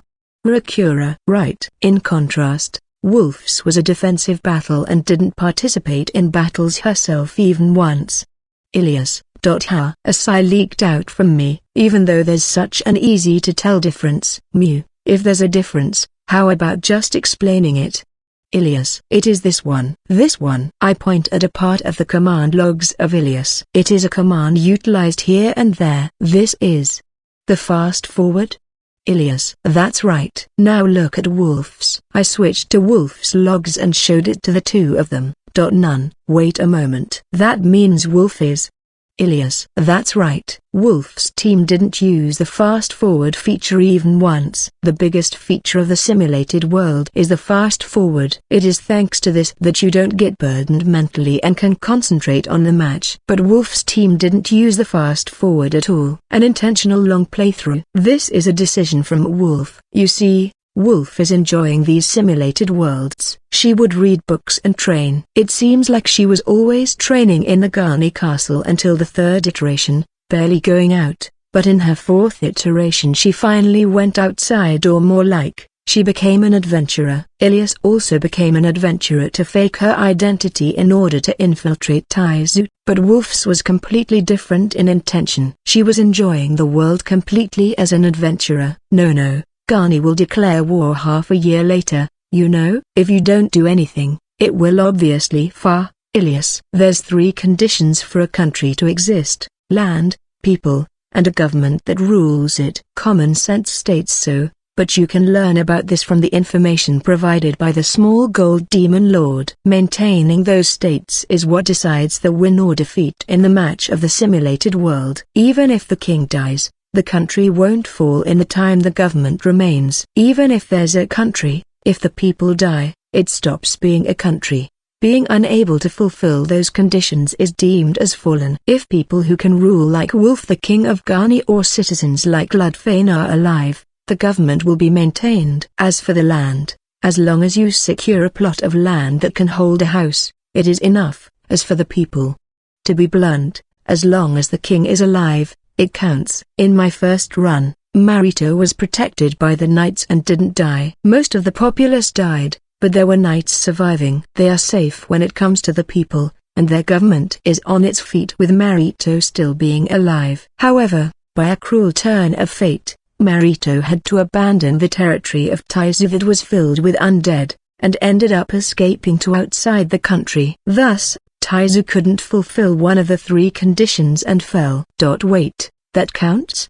Ilias. It does. The setting of the Gold Demon Lord was way too crude. Wolf aimlessly became an adventurer in the 4th iteration. She made a secret base in the forest to use as a house, but even after the capital of Garni was capitulated, that place was acknowledged as land. In the end, that secret base was found by a third party and was destroyed, which was deemed as having lost her land, and Wolf ended the 4th iteration with a defeat from the country falling, and so, she made countermeasures in that front for the 5th iteration, and enjoyed life. She made a small-scale settlement inside the forest, and was managing it by hand, different from Garni. After Taizu brings the Garni castle down and frees the populace, they don't make any bigger moves. Of course they would make the Garni king into a wanted person since they suddenly declared war, but finding the Garni king who hasn't shown their face in public is in foundation impossible.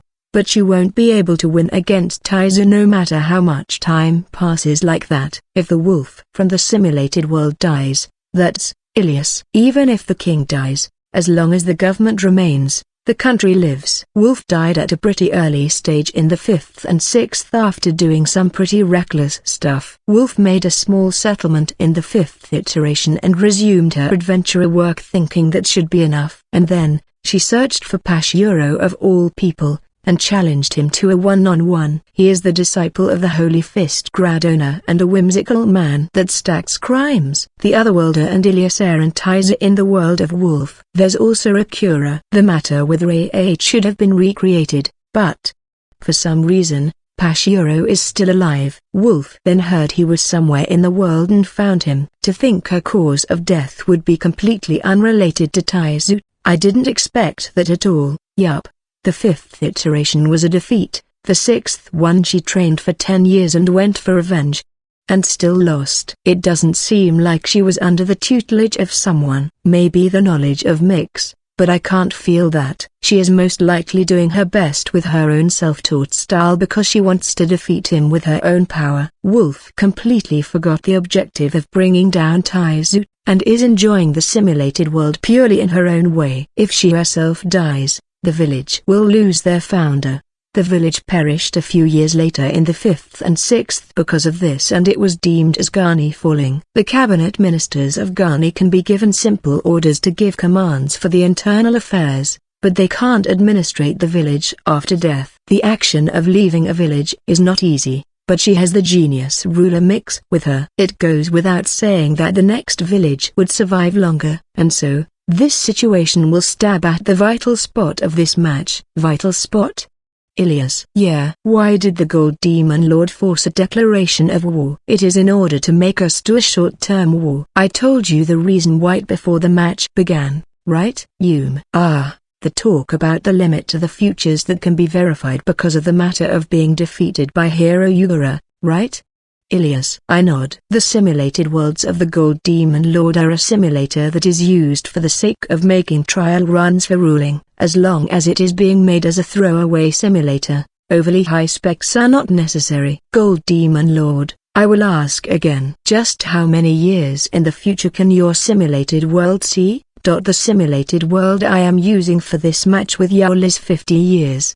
Gold. Then, yeah. The simulated world will only last 50 years after the declaration of war. The simulated world collapses 50 years later.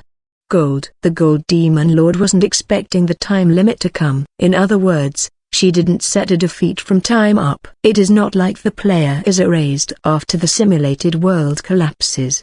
The player will move once the simulated world falls. Then, at that time, where will be the focal point for the collapse of the world? It would be at the place where the residents of the real world are, at the place where Wolf is standing. In other words, right before the world completely falls apart, she will still be ruling Ghani as the king. The hourglass in my vision announced the fall of the world. Wolf and Mix slowly wake up. It is still on the 7th iteration. That's basically what it means. Wolf's team made Taizu fall along with the whole simulated world. The table sank once and then appeared again. There's nothing on top of the table now. It is a table for conversation. Even if both were victories that are hard to accept, it is true that Yav fulfilled the conditions of the simulated world. This one has readied. I will keep my promise. This one shall welcome Yaol as allies and guests. Gold. We each sat on the chairs that popped out. 5 chairs. As for the Gold Demon Lord, she is taking her spot at someone else's lap just like before. Oi, why are you there? Get off from him. Ilias. There's not enough chairs. See, I would have to raise my voice for it to reach if it is from the throne, right? Gold. The 2 bodyguards have not lowered their wariness towards the Gold Demon Lord, and the gaze of Wolf also hurts. In the case of Wolf, it is more like she wants to tell the Gold Demon Lord to switch places with her. You as well. Aren't you strangely close to the Gold Demon Lord at some point in time? Ilias. I ended in 1 iteration. Of course we would know each other better if we talked the whole time. We waited. We were also getting a variety of info from the simulated worlds. Weren't the memories of the simulated worlds made in a way so it doesn't remain? Ilias. The memories of the time when you play with a small Gold Demon Lord are set so they remain to a certain extent. Memories of doing the same thing several times don't remain aside from the fixed reaction. In other words, it is made so that the special reactions remain in your mind as if they were achievements. That's why I know stuff like where to rub the Gold Demon Lord to make her happy, or what food she likes even after I cleared the game. You were killing time like that in the middle of the match? Ilias. The opposite. It is exactly because it is in the middle of a match. The simulated world is simply something recreated with the power of the Gold Demon Lord. However, the small Gold Demon Lord inside of it was something prepared. When you want to learn about the other party, investigating the things that you can scoop out information from to know their intentions is a basic tactic, you know. That's true. Ilias. You guys probably just tried cutting her or punching her anyways. Ilias and Wolf avert their gazes. Their hatred towards the Demon Lords in this world is high. You could say it can't be helped. When the Gold Demon Lord showed up, Ilias tried to cut her down without hesitation. It is to the point that they have even forgotten she is the king of Ghani. There's no direct damage done by the demon lords in the present era, but the indirect ones are massive. The casualties from violent monsters born from the nethers is endless after all. The parents of Ilias are victims of this, and the teachings of the Yugara Church are that demon lords are absolute evil. Well, if she were an idiotic hopeless demon lord who should be aware of this and yet doesn't take countermeasures and gets cut down, there would be no worth in getting information of her though. As for Wolf, she probably doesn't have much interest in the Gold Demon Lord. The simulated world was mainly entertainment for her, so she barely used most of the thing's resembling features. I have told ya countless times already, it is to see the qualities of ya all. The way ya take on this match, your ability, and your emotions towards this one. Winning the match in a short span of time, your commendable desire of wanting to learn more about this one, it is a matter of course that this one would take a liking to this, sir. Gold. You have quite the commendable personality yourself for liking a guy that made you vomit. Arg, shut up. Gold. She smacked my face with her tail over and over. That's some pretty impressive mastery. Wolf also moves her tail, but it is mostly at the times when she is happy or excited. It is rare to see her moving it out of free will. I feel like the other black wolfkins didn't move their tails like this either. Now then, if there's a question this one can answer, I shall. I have already heard everything this one wanted to hear from this person here while we were waiting for y'all anyways.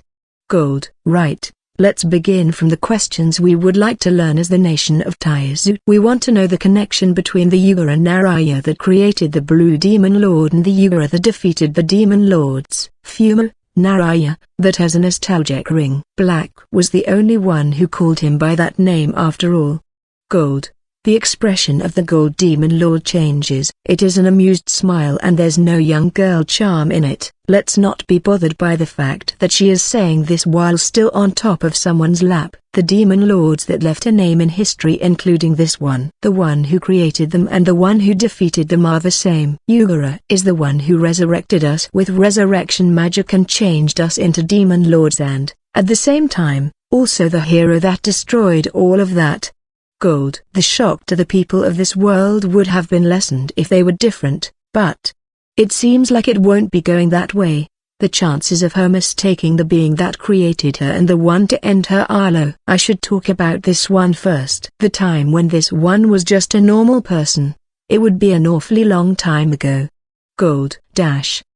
The Gold Demon Lord was in the past a demi-human girl of a race called the Golden Foxes. She was living in a village where only people from the same race lived in. There's no way there would be monsters in a world before the Demon Lords were born. The threat of beasts was negligible. What threatened the lives of people were famine, diseases, and people of the same standing. Different from now, people then were sensitive to each other's differences, and there was something hard to fill up in the distance between humans and demi-humans. The humans persecuted the savage demi-humans with numbers, and the demi-humans would resort to violence towards the shame inflicted by the humans that were inferior in physical strength to them. The clashes created from each other were far more than that of the history of the Demon Lords, but no one counted them. The village of this one was burned down in a single night. Your brethren being slaughtered wasn't that strange of a happening at that time. This one was the only one who survived, but my whole body was burned with fire, sliced all over.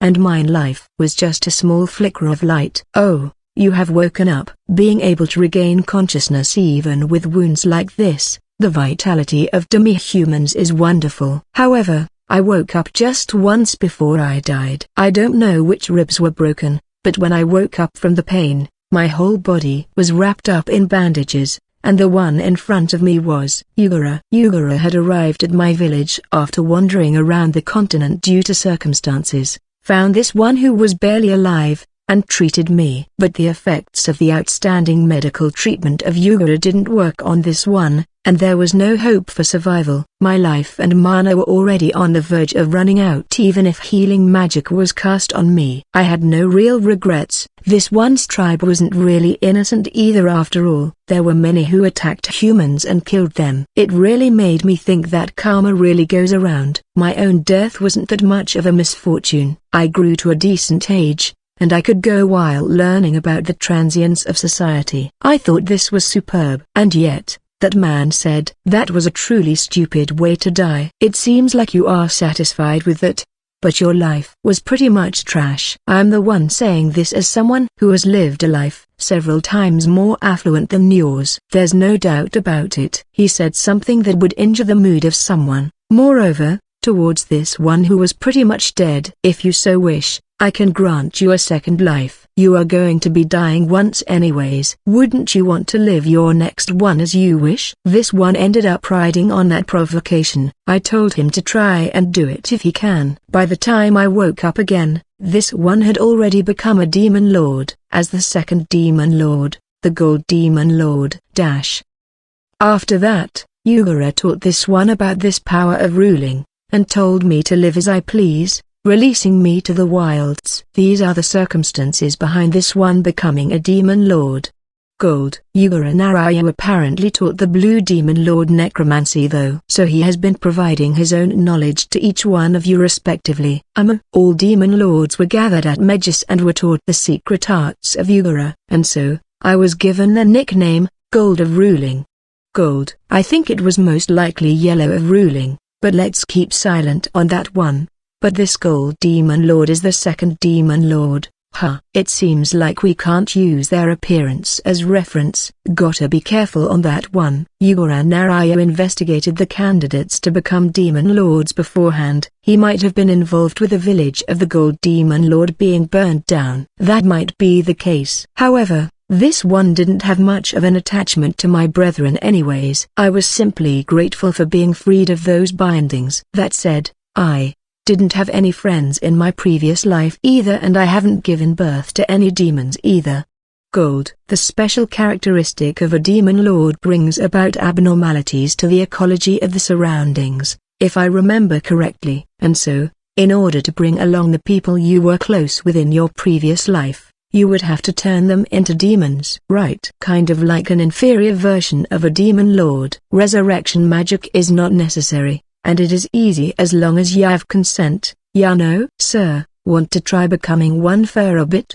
Gold. Can you not say this with a mood like, hey, there's a bar that just opened nearby. Wanna go check it out? When it is an event that could change your whole life. The gold demon lord didn't have anyone close to her in her previous life, or more like, she must have been fed up with the battle between humans and demi-humans, and so, the power that was given to the gold demon lord was a technique that excels in governing. Fume. The demon lords know each other, right? If I were to go by the order of birth, it would be black, gold, green, blue, scarlet, and purple. 6 acquaintances. Gold. Is there a plot twist of there actually being other demon lords? There is. 1, that is. However, that demon lord wasn't given a name by Yugara. They haven't appeared in front of people in history. We know of their existence, but this one hasn't seen their face. Everyone calls them colorless. Gold. Fume. So 6 appeared in history, but their total is 7. The one who raised her hand here was Ilias. Let's say it is true that hero Yugara was the one who gave birth to the demon lords. Why did Yugara end you all? Ilias. About that. According to Yugara, it wasn't fair. Gold. Fair. We were freed by Yugara. This one didn't do anything special and just lived freely though. Within those, there were those who expanded their dominion called the Nether, and there were also those who tried to invade the world of the people, or more like, each one of us began to spread their nether with the first one being the trigger. Gold. The Black Demon Lord.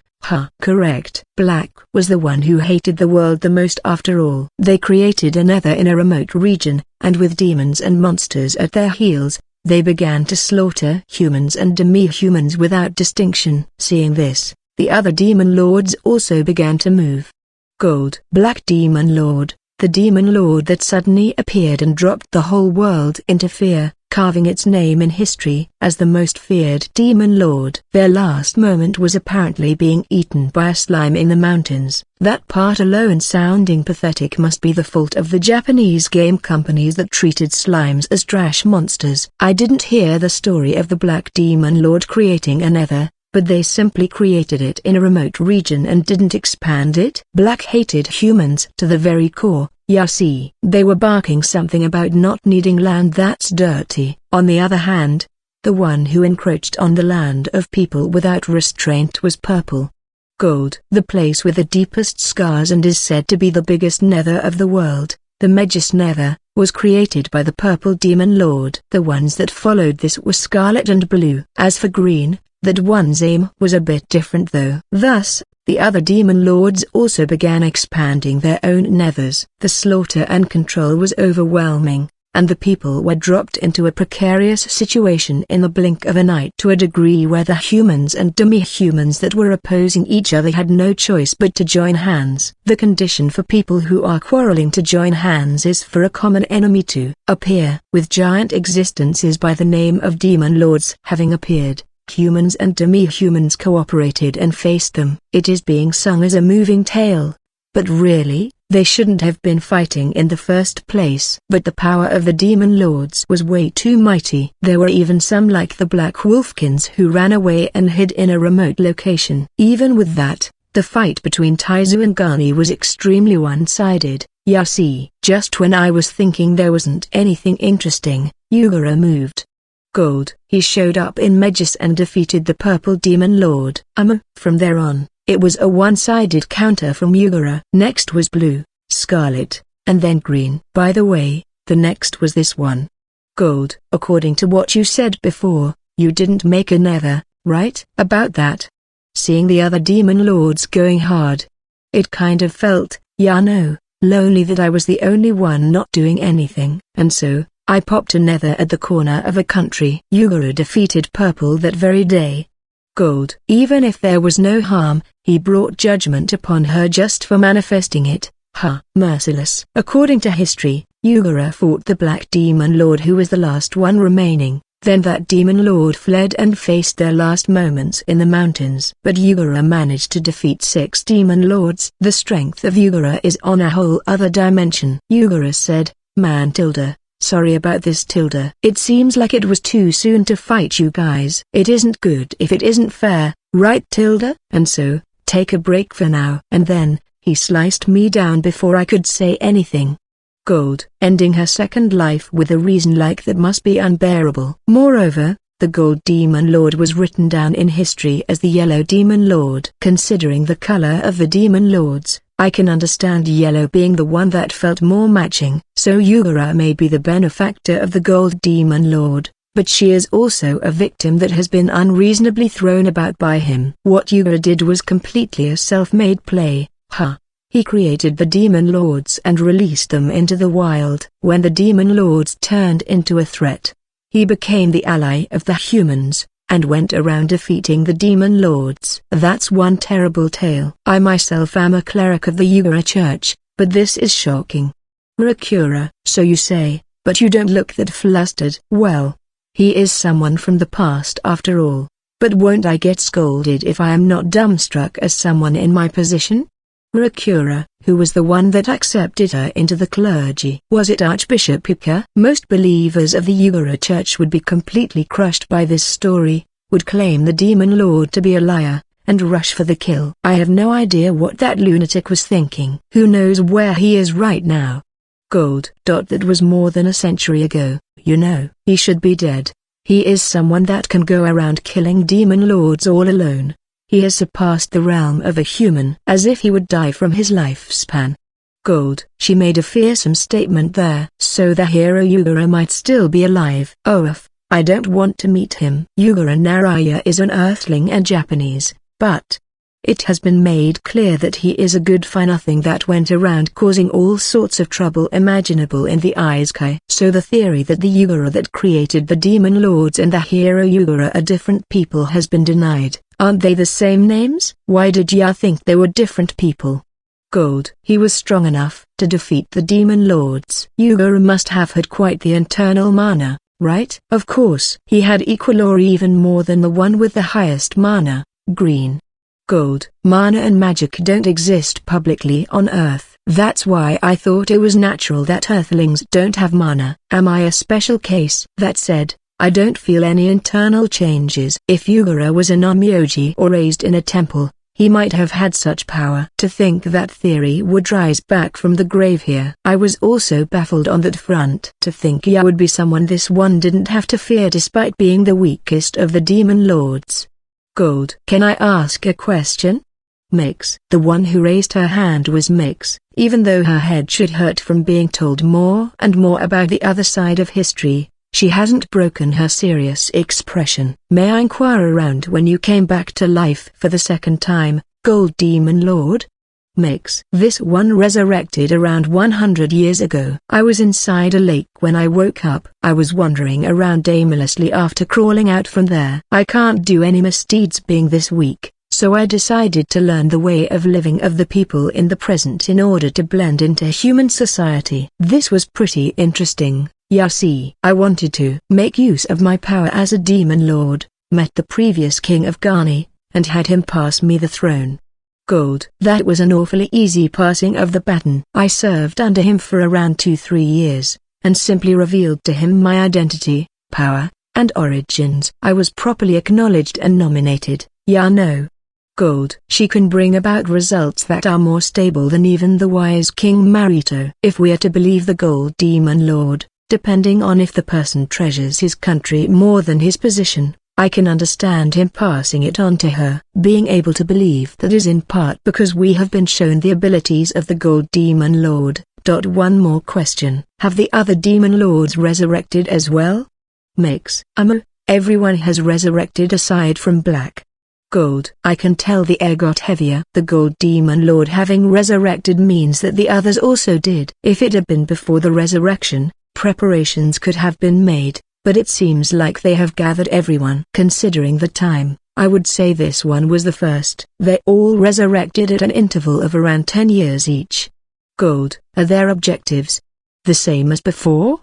Mix. This one is satisfied with just raising Ghani. Everyone is in essence the same on the inside still. Gold. In other words, an invasion onto the world will happen again. Mix. Most likely, especially Purple and Scarlet. Gold. How about the other demon lords? The reason why Green made a nether was because they wanted a place to sleep peacefully. They have already made the Taizu nether they created in the past as their base and are sleeping lazily. Gold. There was a demon lord in the nether inside the territory a long time ago. Moreover, Green is apparently the one with the top level mana. I heard their objective was different, but it seems like it is the type of demon lord that would create a nether seeking peace. That said, the reaction of Ilias bothers me. Well, the very culprit that created the monsters who caused the death of her parents is in Taizu after all. The strongest is Black, but there's no doubt Green is the current one. However, I doubt they will be moving as long as Ya don't just brazenly step into their nether. Gold. The Black Demon Lord Killer Mountain that eats all monsters is in the direction of Taizu. As long as we don't touch them, it should be relatively safe. Blue has no independence. They were invited by Purple in the past and expanded their territories together. If they don't get spurred on by other demon lords, they won't be making a move either. Gold. It feels safe, but if influenced by a radical demon lord, they can become as dangerous. Blue has been taught necromancy by Yugura. If they were to turn into an enemy, we would end up having to face an army. Scarlet and Purple are purely ambitious. If both are left be, they will definitely make a move. Gold. Do you know the locations of the other demon lords aside from the Green Demon Lord? I only know about the place of Green, who is fuzzy about the location. I thought they were all in the nethers they respectively created, but that doesn't seem to be the case. The Magus Nether is the place of Purple, but the monsters are still having turf wars. They wouldn't have the time for that if they were being ruled by a demon lord. Gold. The nethers connected to other countries still have monsters appearing in them. Adventurers would at times step into the nethers, and would clean up the nests of monsters. It is true that if the demon lords were ruling again, it wouldn't be strange for there to be one or two rumors. There's also the possibility they haven't reached the innermost area. It is better to not narrow the possibilities with just third-party information. Right. The youngster called Ray 8 that's chasing after your people. I don't know his location. The only one who would know is most likely Scarlet. Gold. My read was mostly correct. It should be safe to assume that Ray 8 is affiliated to the Scarlet Demon Lord and that he is acting to become a demon. But if that's the case, our objective for coming to Ghani has been fulfilled. We probably won't be able to follow his traces any further than this. It looks as if we have made a lot of progress here, but the reality is that the issues have only increased and not a single one has been solved. Yup. Gold Demon Lord, this is a question of mine, but why can you just talk about so much information? The power of the Gold Demon Lord is outstanding, but this is just when it comes to ruling. The reality is that their military power is weaker than that of Taizu. In other words, I can say that the battle power of the Gold Demon Lord is pretty low. Won't she be hated by the other Demon Lords if she were to sell their information despite her position? Is there a reason why this Demon Lord would cross that dangerous bridge? I told Ya I would become your ally is what I want to say, but let's be swift about it and tell Ya so you're convinced. Gold. The Gold Demon Lord jumps off from my lap, and then, she moved to the throne, turned around, and said this. There's a Demon Lord aiming for the Ghani that this one's ruling over. Can ya please do something about it? Gold. After the shocking revelations of the dark side of history, we get another shocking revelation. Just how many times are we going to be shocked here? My stiff shoulders might heal at this rate. A Demon Lord aiming for Ghani, aren't Demon Lords comrades? I won't deny that we were all given new life by Yuga after agreeing and being made into Demon Lords. But there's none who form factions. It is complicated in terms of mentally and by constitution. Gold. The Gold Demon Lord created a golden sphere on her palm. I can tell from experience that it is a massive mana, but I don't feel like she has done anything special to it. However, it had a clear color. This is the mana that creates nethers, but its special traits differ depending on the Demon Lord. Just like how the mana of the nether is poisonous for people, the mana of each other brings about bad effects on us. Several Demon Lords can't stay in the same domain. Gold. So you all don't like to approach each other physically, huh? And so, what about the mental front? That's just a simple matter of our personalities being way too different. Black hates the world. Scarlet seeks strife, green wants isolated peace, purple desires absolute control, blue I don't really know. Gold. And the Gold Demon Lord? What this one wanted was a place to be. I want to make the best place I can.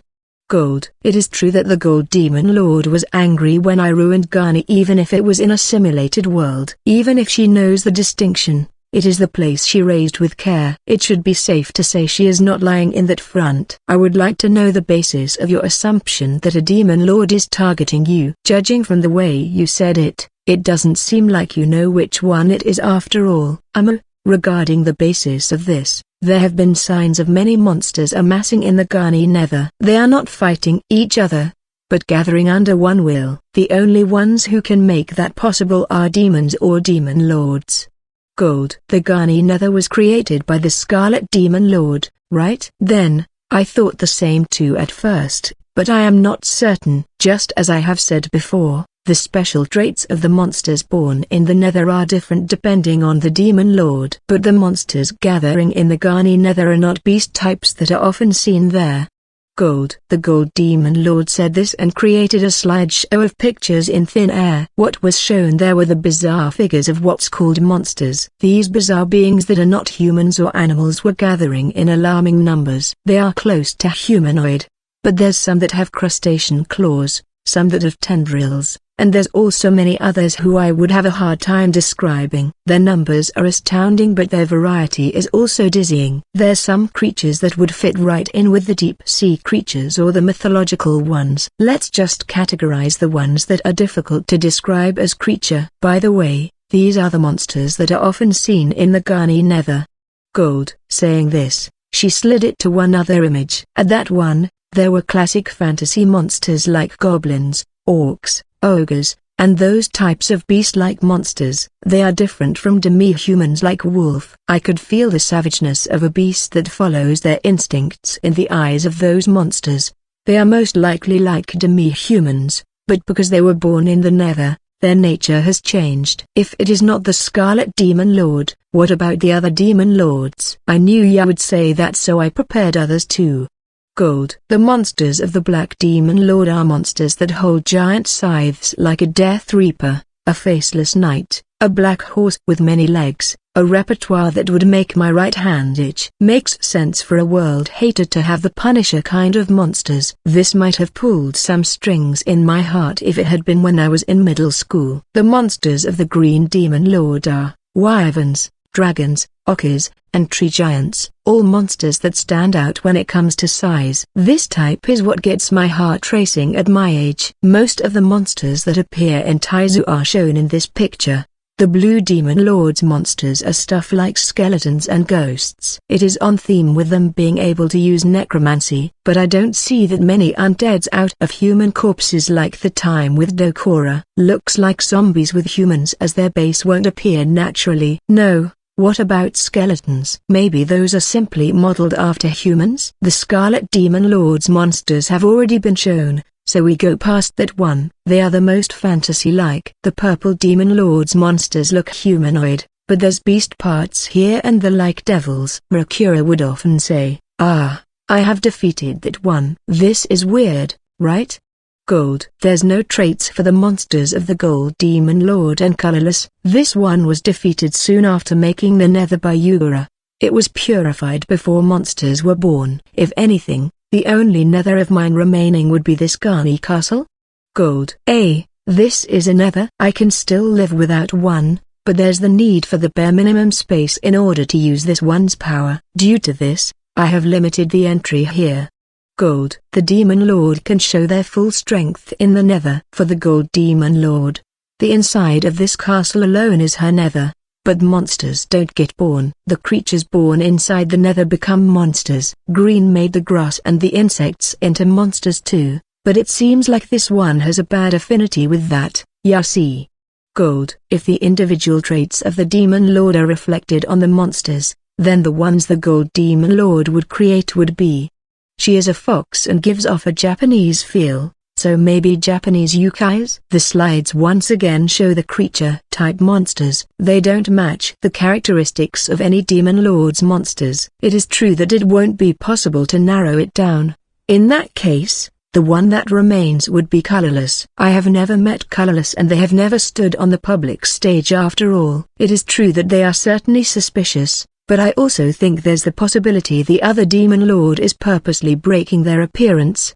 Gold. That's possible. This one personally investigated this, but what creates the nether is the original mana of the Demon Lord. However, there have been cases where there's changes in the monster if you match the oscillations of energy. When that happens, you either train for it or...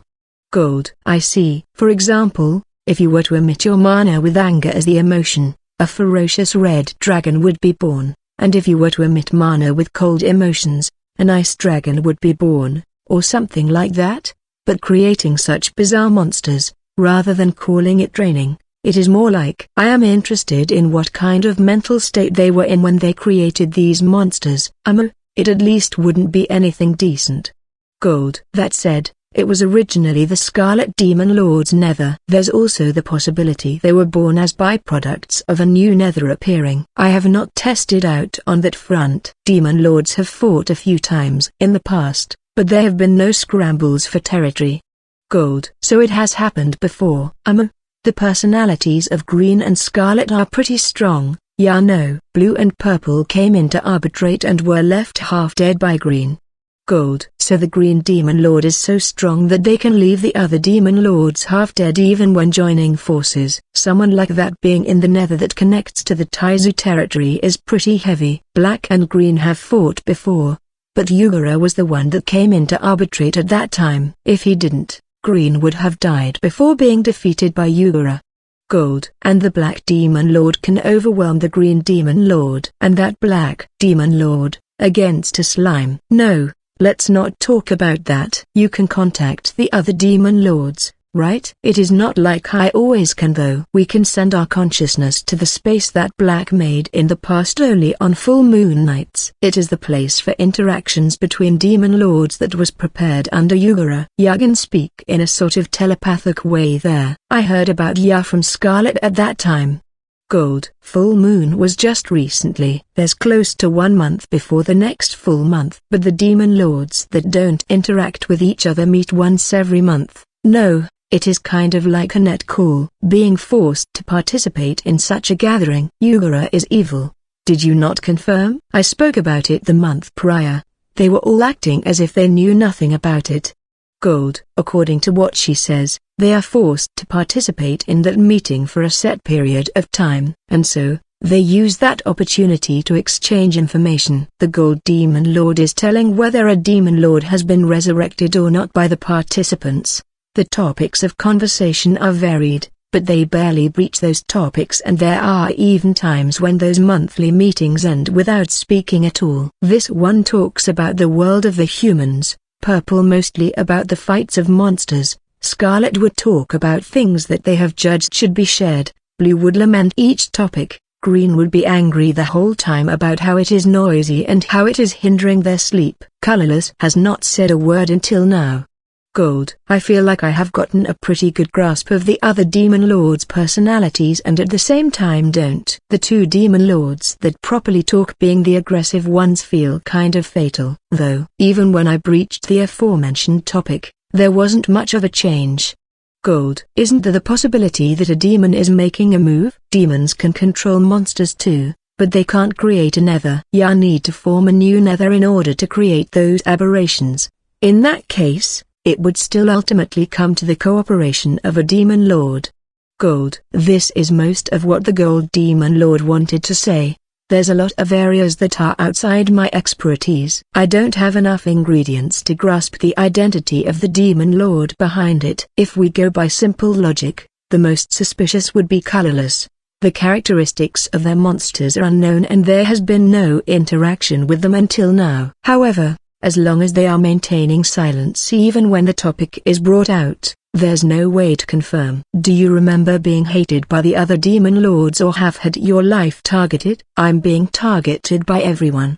Gold. Want me to apologize together? This one is not at fault. This is the fault of Yugara. The participation of the regular gatherings is one, but demon lords have also been planted the notion of ranks within our group. It is a curse when, in the case when a priority order is demanded, you have to obey the hierarchy. A rank was given in the order of birth, and this one is second. Gold. Hierarchy, huh? In that case, the Gold Demon Lord is the second in the hierarchy. And since the Black Demon Lord is not present, she is the one with the highest priority order. This is the highest in the hierarchy of demon lords. This is how influential is that hierarchy. This one can hold most of the leadership in discussions. On other occasions, when deciding on the orders, this one would have the highest priority. A really unpleasant curse will take place on the person themselves if they go against it. Gold. What a vague curse. But a curse being able to make someone the level of a demon lord feel really unpleasant is in a sense very powerful. So they would have no choice but to let her take the leadership in discussions at least. This is obvious, but you can ignore the hierarchy if you push it into a battle of strength. Utilizing it too much to my advantage would make it scary for the future. Gold. This is most likely a restriction in the vein of your big sister is prioritized in the eyes of Yugara. Having your right to speak be stolen by the Gold Demon Lord, who is inferior in strength to you, and her receiving more favorable treatment would definitely be frustrating. In the eyes of the highly prideful demon lords, the existence of that hierarchy must be unbearably displeasing. She can force them to accept something they don't want with that authority, but until then, they will have to be wary about the curse that is the hierarchy, and will have to yield to most things to the Gold Demon Lord. By the way, how unpleasant is it? I don't know. At the time when Black was there, this one feared them, and didn't try to go against them after all. However, whenever it turned into a dispute between demon lords, the ones in the lower ranks would look like they were feeling really bad. Gold. So there's the possibility it is on the level where it could hinder you in battle. No wonder they wouldn't just outright come and end the Gold Demon Lord. If the Gold Demon Lord asked for help and they were to refuse, they would be made to feel unpleasant due to the hierarchy curse of Demon Lords. In other words, if they were to attack the Gold Demon Lord in broad daylight, there's the possibility of drawing the hostility of other Demon Lords. I wouldn't have minded much if it was only this one who was killed though. If they make it so clear they are readying to invade, I will also get troubled by it. Gold. Can you tell when they will make a move? I don't. Even in my simulated world, that army didn't show signs of moving. A downside of the simulated world is that it can't create Demon Lords after all. Gold. Speaking of which, when did Ray 8 begin to search for the book? Somewhere around more than 1 year ago. It was right after Doko. What was it? The so-called Anbu of Magus appeared at the place of Scarlet after all.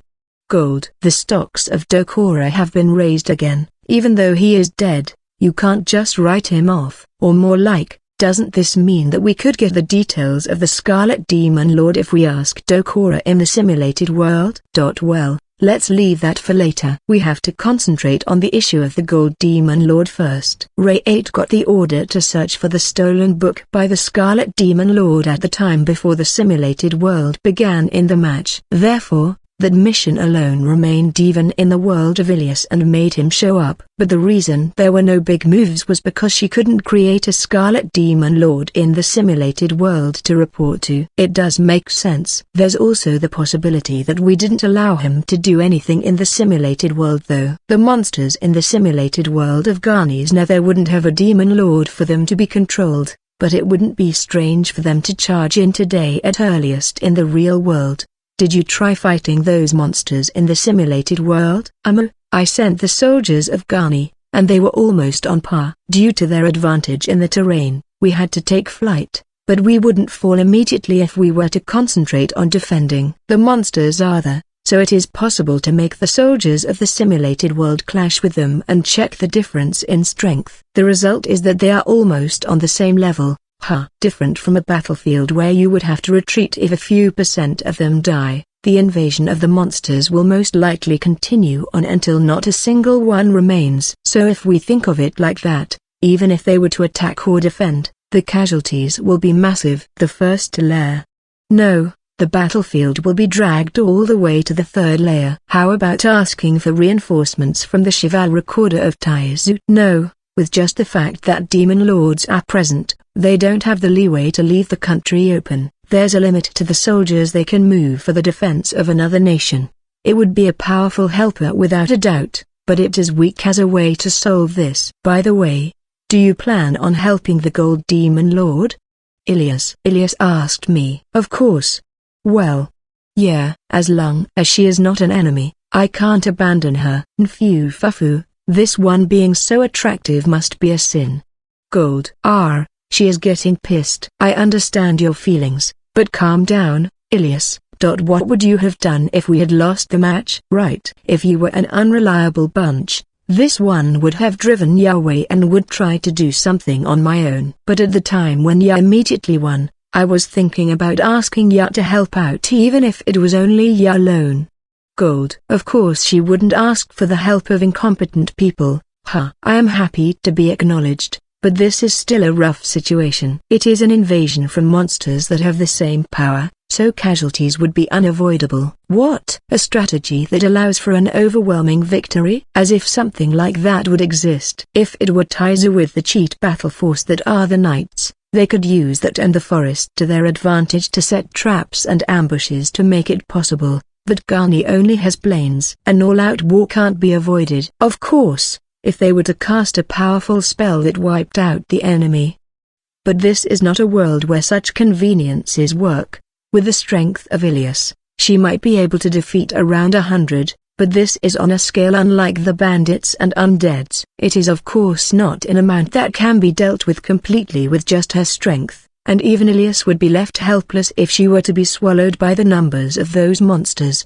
It might be possible if it is just to protect the Gold Demon Lord, but protecting the country of Gani itself is not that easy of an issue. At the moment my thoughts reached that point, The door of the throne room opened. The slides of the Gold Demon Lord disappeared at the same time as this happened. The one that showed up was Ludfane-san. Speaking of which, it has been more than 7 hours since the match began. The morning sun has already risen a long time ago. Even though the others have been sleeping for around 6 hours as a whole, I have been talking to the Gold Demon Lord for the whole night over here. Yeah, I am sleepy. I came here worried, and what do I see? King, how can you make the guests accompany you until morning? Ludfane, Nfufufu, we had such a good talk here that it ended up getting late, ya see. Well then, let's wrap it up here for now. Gold, please do. Good grief. Are you going to be taking a break now, everyone, or would you like breakfast first? Ludfane-san said with a sigh. This king is doing quite the funky thing in terms of diplomatic moves after all. Right, I would like to take a bit of a break after having a meal. Ilias, me too. I would like to drink some booze before sleeping. Mercura, drinking alcohol in the morning is. Ilias, it is before sleeping, so it is okay. Mercura. I am sleepy. Wolf, what will you be doing, Mr. Friend? Mix, it would be nice to take a break, but the gears in my brain are nicely greased up right now. I would like to arrange the information for a bit more while I am running optimally. Garni King, do you mind me having my meal here? Want to eat together with this one? I normally would be refusing, but it is ya, so this one allows it. Gold. You seem to have gotten really close. Ludfane, the king that normally doesn't meet with anyone aside from the cabinet ministers, is having a meal with her guests. Of course it would be a rare sight. Even so, the eyes of Ludfane-san seem blank, and it is scary. I feel like those eyes were saying, she has made bad influences. If Mr. Friend will be doing that, I will also do the same. Mix. No choice but for me to do the same as well. Ilias, what? There's no need for bodyguards. We will be getting along just the two of us here, so ya can leave.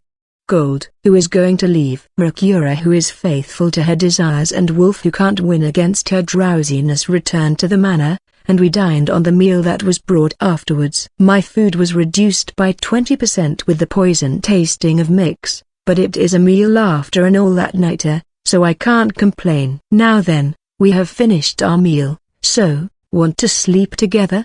Gold Demon Lord, can you let me cut you down once? You are going to resurrect anyway, right? Ilias, I don't think that's something you ask of someone though. Gold, the two react to every joke the Gold Demon Lord does. They shouldn't worry that much though. In the first place, she bats both ways. She was even getting aroused by you girls too. You know, the Gold Demon Lord may have a teasing personality, but she likes humans.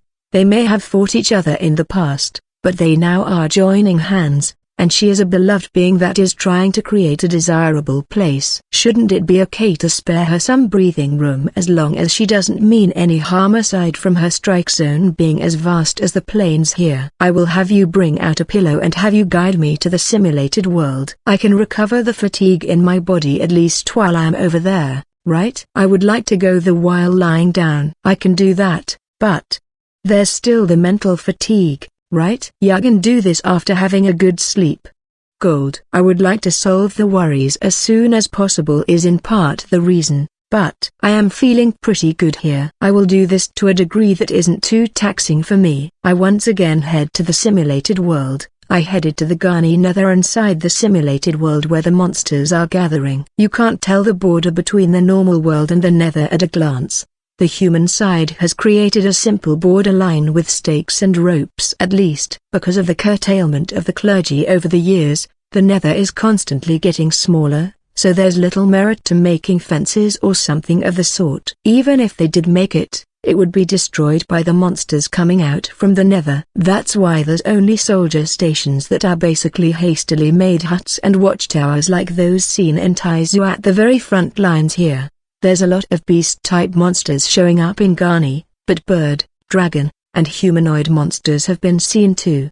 The threat is low compared to the wyvern-type monsters from Taizu, but they apparently appear in the sky sometimes. But the change from plains to wasteland makes it easy to tell. The fact that grass grows soon after being purified really speaks a lot of the vitality of plants. On the other hand, it means that the mana of the nether affects even the grass growing in nature. I did feel like something's different when I entered, but there was personally not that much of a change. But according to Ilias and Mix, there's apparently a prickling sensation on their skin. The Garni castle felt equally strange since it is a nether too, but it seems to be more remarkable since it is a weather-beaten nether. Rather than its ecology, I should see this as the things possessing mana being affected. In that case, would it be possible to cultivate plants from Earth here? I would like to verify this when I have the time. It is questionable whether there's nutrients in the land with it being a wasteland to begin with, but there's sunlight and water. You would have to commute to the nether, but normal animals don't like to get close to the nether. You wouldn't be able to enter the nether with a horse trained in Garni, so you would have to go in by foot. After advancing for around half a day, I saw a black mass far off. What was there was a bizarre sight of a horde of monsters standing there silently. What I feel from seeing them through a picture and seeing them in the flesh really is different. It is the same feeling as that time when I was attacked by a slime, an endless sensation of fear of the unknown, the survival instincts, and the chills. Even though we should be at a distance where the monsters can see us, there's no reaction. According to the Gold Demon Lord, in the simulated world, they won't do anything as long as you don't make contact with them. I went around and observed the surroundings. Rather than fantasy, this is more like an assembly of members straight from a horror movie. After I finished checking them, I made Ilias attack them. The moment she attacked them, they began moving as if they had been breathed life, and the monsters around began to attack all the humans around. Matching this, I requested to be quickly withdrawn from the simulated world and went into spectator mode. Ilias and Mix fought for a while, but it didn't last long. Mix can put up a good fight if it is just one, and Ilias is so strong she is practically a one-man army. But their numbers are abnormal and I don't see the monsters showing any actions to hold back from each other. If these were people, in a free-for-all battlefield, they would show restraint in order to not drag allied soldiers in their attacks. They will end up dragging others if they are at their wits' end, but they still have breaks in their emotions. But in the case other monsters are within the range of attack, they would still charge regardless of the harm it will cause to the surroundings, and rampage as they please. Mercura would be able to kill many with their friendly fire just from maintaining a barrier in the middle of them. But the general consensus was that if they were to make all of them do friendly fire, with these numbers, the mana maintaining the barrier would run out and she would be crushed. If Wolfie could use a barrier of around the same level is a possibility I thought of, but I shouldn't try gambles. After finishing our verification, we return from the simulated world to the real world. I wake up and look back at my memories. Different from the game, we reduced the burden by making the passing of time the same as the one from the real world. It is currently past noon, and we came back with around 6 hours of memories. We had her erase the memories of the traversal, but the memories of the observation remain clearly. It is a truly handy feature. If the Gold Demon Lord comes along, it is possible to go a bit to the past and talk with the dead. Now then, I have learned about the degree of the threat, but what to do? It can't be called a despairing threat, but it is a threat all the same. Even if we were to put our strength in defense, there's no method to completely stop that uncontrolled army of monsters. Garni is an open field to begin with and doesn't have tall defensive walls. If it had tall defensive walls like the capital of Taizu, something could have been done. This can be handled somewhat better than against Taizu, but doing this with the restriction of keeping the casualties to the bare minimum is increasing the difficulty. Moreover, their numbers are apparently increasing as we speak. In the simulated world, there's no demon lord to call and gather them, so they don't increase in number even if you fast forward to the future. However, it is steadily increasing in numbers in the real world. If I were to use the numbers of 1 month ago and today's numbers as reference, Garni is currently winning in numbers, but that difference will be flipped in less than half a year. Difficult, right? My plan was also to use our game to see if defeating Taizu would serve as reference to solve this problem. Gold. It must not have been of use. Damn right. Gold. Oi, what are you doing? Ilias. A shining sword at the throat of the Gold Demon Lord and the scary threatening voice of Ilias. A truly lightning-fast technique even after just waking up. By the way, if I had to explain what kind of situation this is, Ilias and Mix were lying flat on the table. As for me, I was on top of a bed that was prepared beforehand, and there's the Gold Demon Lord by my side using my arm as a pillow. We must have been in this position for several hours. My arm is numb and it is painful. This Gold Demon Lord must have stealthily moved to my location after we were sent to the simulated world. Can't even lower my guard with this one. I get up for now and check my state. My body is feeling good because I was lying down in bed, but the numbness of my arm and my inability to concentrate stand out. It seems like the load from seeing the monster army at close range wasn't something to scoff at. Looks like I will need to sleep properly afterwards. Mix, have you brought communication tools? Yes, I can prepare them at any time. Mix, I was thinking about getting the secret technique of Megis as an apology, but it is apparently almost impossible for Taizu to recreate it. In the first place, this crystal is a precious material that can only be obtained in a volcano of Megis. Anyways, Mix obtained both of them when leaving Taizu. The only ones who can use it are Akura and Mix, who were taught the method. Ilias tried to learn it too, but with Wolfie silently showing the chain that she got from Megdoik, Ilias refrained. It would be troubling if she were to destroy something that we can't get a second of after all. Yeah, I've something interesting there. If I remember correctly, it is a catalyst for the communication magic passed down in the Yugara Church. Gold. I will be explaining the situation to the King of Taizu, Marito. If you join in on the conversation, Gold Demon Lord, the conversation will go faster. I don't mind. Gold. Mix borrowed a pillow, set the crystal ball, and began the call. Mew. The crystal ball is shining. Is that Mix? The voice echoing from the crystal ball is the familiar voice of Marito. The expression of Mix suddenly stiffened after hearing that voice. Right, I forgot, but Mix loves her brother Marito a whole ton. But due to this, when she is in front of the person himself, she would make such a turn that you would wonder who in the world she is. Anasama, why you see? Mix. Calm down. Is my friend with you? Marito. Why yes. Alright, now we are at the Demon Lord's. Mix. There will be no end like this, so I decide to interject. I tell him about what has happened until now. And then, I even talk about the existence of the Demon Lord that is trying to aim for Ghani. Even though it is your second day staying in Ghani, just how much has happened? Couldn't you have at least given me this type of information in pieces after 1 week of your stay? Marito. I completely agree with you. We were called by the Demon Lord the next day we came to Ghani, were challenged to a match, were told shocking revelations, and we are currently thinking of countermeasures against the Demon Lord that's aiming for a Demon Lord. There should be a limit to sudden developments. Wouldn't this cover a whole volume if this were made into a novel? I got a weird thought for a moment. It must be the after effect of seeing way too many monsters and my fantasy brain working here. But I can understand after hearing the ability of the Gold Demon Lord. The political measures taken without hesitation in the recent years of Ghani have all been methods with high risk and no precedent. If she has been doing trial and error in the simulated worlds, it makes sense that she would be able to apply them with confidence. Marito. Even though this is a talk that's in a hard-to-understand realm, Marito's power of understanding rivals even that of a modern Japanese person that has been acclimated to fantasy. I have gotten a general understanding now. If you are saying you want to help out the King of Ghani, no, the Gold Demon Lord, I won't stop you. However, I would like you to promise me that you will act with your safety as the utmost priority.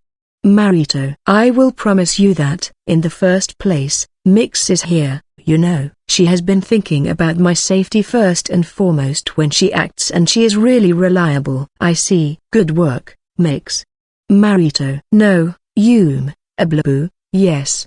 Mix. I should keep the sudden throwing of the topic to a minimum, but I can tell that she is happy for being praised, so I don't want to tease her too much about it. Mix is this nervous wreck when just hearing the voice of Marito, and yet, she apparently isn't romantically attracted to him. Actually, she already knows that I have introduced Truko to Marito, but Mix was grateful towards me and tried to immediately order a bride dress already, which was quite hectic. I couldn't feel jealousy, but the heart of a woman is so complicated that I can't completely read it. Let's just do my best to slowly understand it. In the first place, the reaction of everyone else towards Marito is always exaggerated. Could it be that he is constantly scattering charm magic? Also, act without throwing away the possibility that this is a plot of the Gold Demon Lord. The other party is a demon lord, moreover, a fox that bewilders men. Make sure not to lower your guard. Marito. I have been listening from the side here and am getting terribly insulted. I heard you were the wise king, but you seem to be a narrow-minded man beyond expectations. I won't deny I am a fox though. Gold. She is a fox demi-human after all. I have not explained to him about her past and about her outward appearance. I am impressed he managed to pinpoint that. Thanks to your political measures that don't consider the foreign countries, our country had bandits flowing into it, and it was extremely troubling. Telling me to believe a king who can only rule because of a special power of theirs is a hard request. Marito. Isn't it only because you're lacking adaptability? Being unable to subjugate mere bandits in your country? Nfufu. Gold. Who? You can bark loud, Yellow Demon Lord. Marito. Right back at ya. Ya really seem to want to make this one your enemy, brat. Gold. The two of them are trading blows with their words. Ilias and Mix are showing anger at what the Gold Demon Lord is saying, but they seem to be more in fear at the anger of Marito. Speaking of which, I have only seen Marito angry when Ilias failed to protect a certain someone. He normally doesn't show his anger, so it makes it extra scary when it happens. Now then, I feel like a war might happen if I just leave these two talking with a wanna take this outside. So I move the conversation forward. Marito, we will be doing our best over here, but you should also be careful of the Taizu. The Green Demon Lord is lower in hierarchy compared to the Gold Demon Lord, but they are dangerous enough to pick a fight against the Black Demon Lord. It is apparently safe as long as you don't bother them, but it doesn't change the fact that they have already resurrected. Yeah, I will share the information with Popuparo too, and do what must be done. Be careful. Once you are back, let's have a nice drink. Toge. Marito. Stop that. You are jinxing me here. I will be returning as usual. That's all there is to it. Ah, okay. Marito. Setting a flag all casually. This world doesn't have the concept of death flags, so it can't be helped, but it is worrying, you know. The call ended like this. With how overprotective Marito is, I thought he would tell me to go back immediately since there's no information of Ray 8 in Ghani, but it seems like he plans on letting me act freely to a certain degree. What's with that brat? How nasty.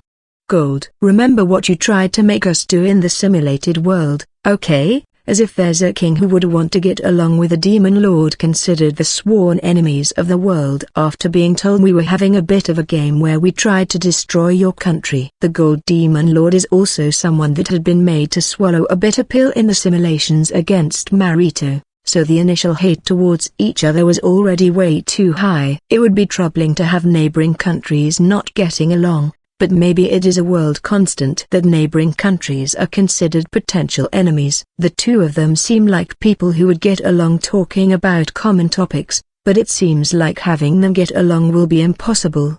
Let's switch gears here. Now that I have gotten the permission of Marito, our range of actions have increased. If I could have a direct talk with the other Demon Lord, I could try probing them for information. But that's not realistic. Even the Gold Demon Lord can only talk with them once a month. Who knows where the other Demon Lords are? It is an enemy we don't know the appearance or identity of, but I think I have taken in information to a certain degree. The biggest harvest here was that we managed to see the monsters personally with the simulated world of the Gold Demon Lord. The only monster I have seen is a slime. So there were things I noticed due to this. It is great that I managed to investigate this carefully when I was in good gear. Alright, I am off to sleep. I would like to rest my mind. I see. Ya can sleep here, ya know?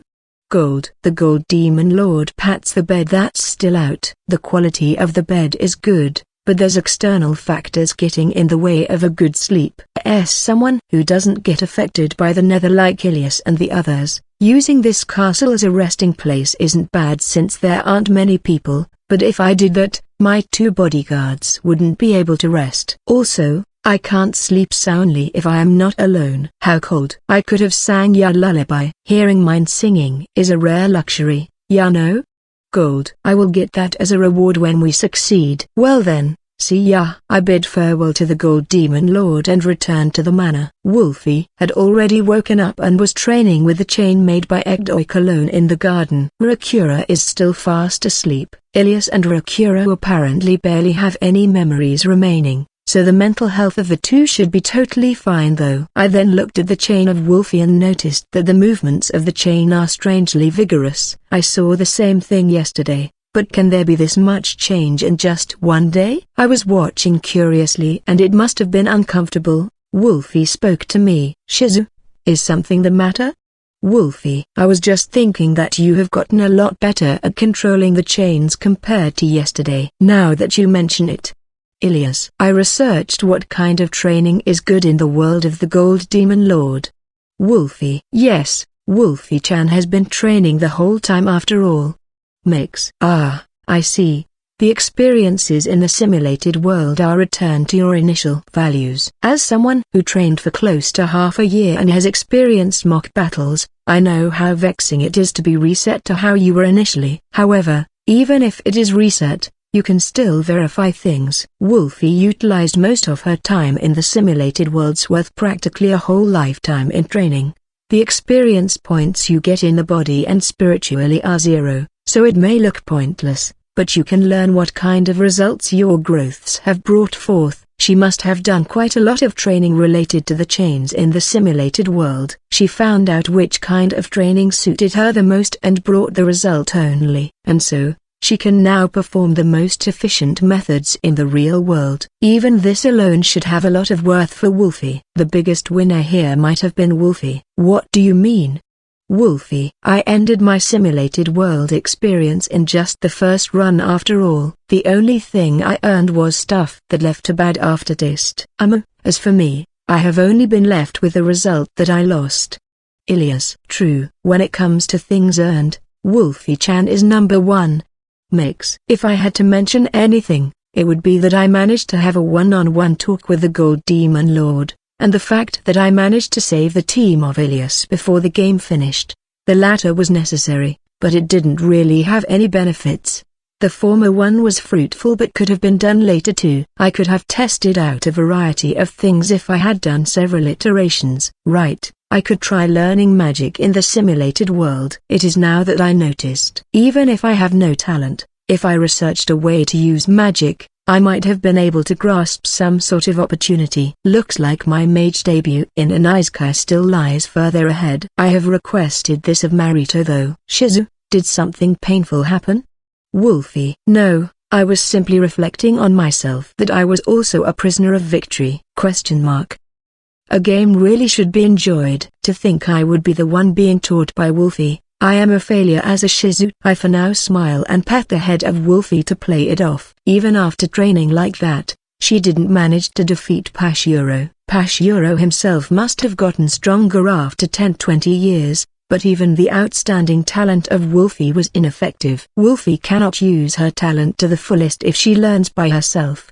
The training with Ilias and the Ragudo division members has a high effectiveness, but it might not be suitable for Wolfie. As long as Wolfie is seeking strength, I want to help her out somehow. It really might be better to consult with someone like Egdoik. He was one of the top people that said the talent of Wolfie was being wasted. He might be able to lend us his knowledge if we tell him about how the nether has grown. Maybe go all the way and call him here. Speaking of which, there was also that one. A lot of ideas came to mind, but let's go to sleep for now. I will be going to sleep, so wake me up at dinner or something. Yes, have a good rest, Shizu. Wolfie. Let's alternate our sleeping schedules over here, Lady Ratzel. Mix. Right. Then, I will be on watch first. Ilias. No, I am not sleepy yet, so you go first, Lady Ratzel. Mix. But Mix-sama should be the one that's more. Ilias. I left the unproductive pushing of turns from Mix, who was still excited from her conversation with Marito, and Ilias, who found it hard to sleep before the little sister of her superior, and headed to my room by myself. When I entered the room, I collapsed on the bed instantly and sighed. The bed here is lower in quality to that of the bed prepared by the Gold Demon Lord, but it is still several times more extravagant than that in the house of Ilias. A bed that doesn't lose to a hotel you would splurge on when traveling overseas. If I were to complain here, the me from when I just arrived in this world would get angry. At times like this, I would stare at my wooden sword and remember the days when I slept outdoors. Yeah, I am currently blessed with a high-quality environment. Let's sleep already. Wolfie will wake me up when time passes, and there's no assurance Rakura won't be causing problems in the meantime. I could sleep if I wanted to, but my stamina being full is getting in the way. Let's try counting sheeps and other purposeful methods. Right now there's 6 resurrected demon lords counting the Gold Demon Lord.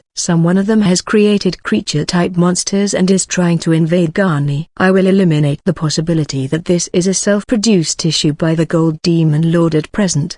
There's 5 demon lords remaining. One of them can be excluded. So 4. If we consider their personalities, 3 remaining. If we consider their standings, 2 remaining. Which one? No, it doesn't matter which. I can't sleep. Let's switch to how to improve Rakura. After a few seconds of that, I imagine myself throwing the towel as I fell asleep, and so, Rakura-self, what possessed you to call me all of a sudden? Rakura-self, can you please not call my name as if it were a verbal tic? Rakura. There wasn't much progress in 2 days and there wasn't really anything to do aside from talking to the Gold Demon Lord, so Ekdoik arrived at Ghani after stealthily requesting this of Marito. He is currently setting up his dwelling in the remains of a bandit lair in Taizu, and is basically the helper in the geological explorations. As long as you tell him our location, and this is for the sake of Rakura's improvement in standing, even a messenger should be able to relay this easily. Who is this man? Gold. Ekdoik.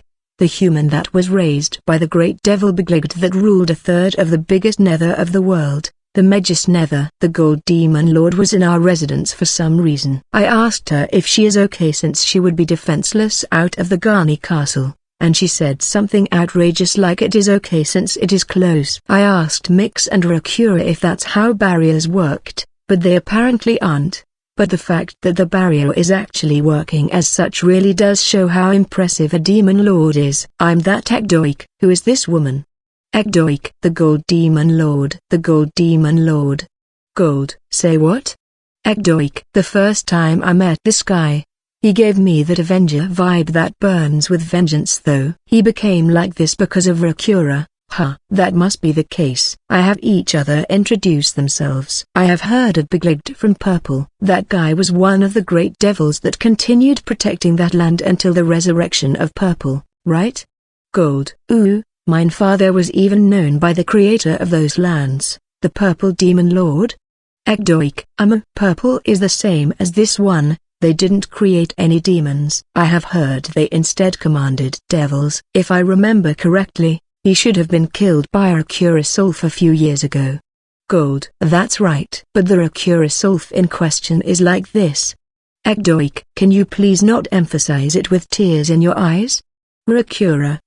He really might be hopeless already when it comes to matters related to Rakura. You could even say he is an ardent fan. Not the LOVE type, but the KILL one. I can't deny that she is slovenly, but Rakura is pretty skilled. Ya know? She is the only one this calm when this one is mingling with the Surya and provoking Ilias and company. After all, Gold. The Gold Demon Lord said this as she haunted my surroundings. It is true that she has taken a liking to me, but the excessive skinship of hers is mostly for the sake of provoking my bodyguards Ilias and Mix. It seems like it does have an effect on Wolf too, but hers is only when I am petting the Gold Demon Lord. Well, the attitude Counselor Sama directs to the Demon Lord San is not that of interacting with a woman like you do with us, but closer to that of Wolf-chan, which is the treatment of a daughter. I want to be pampered by Counselor Sama too, but a father and daughter relationship would be a bit too advanced.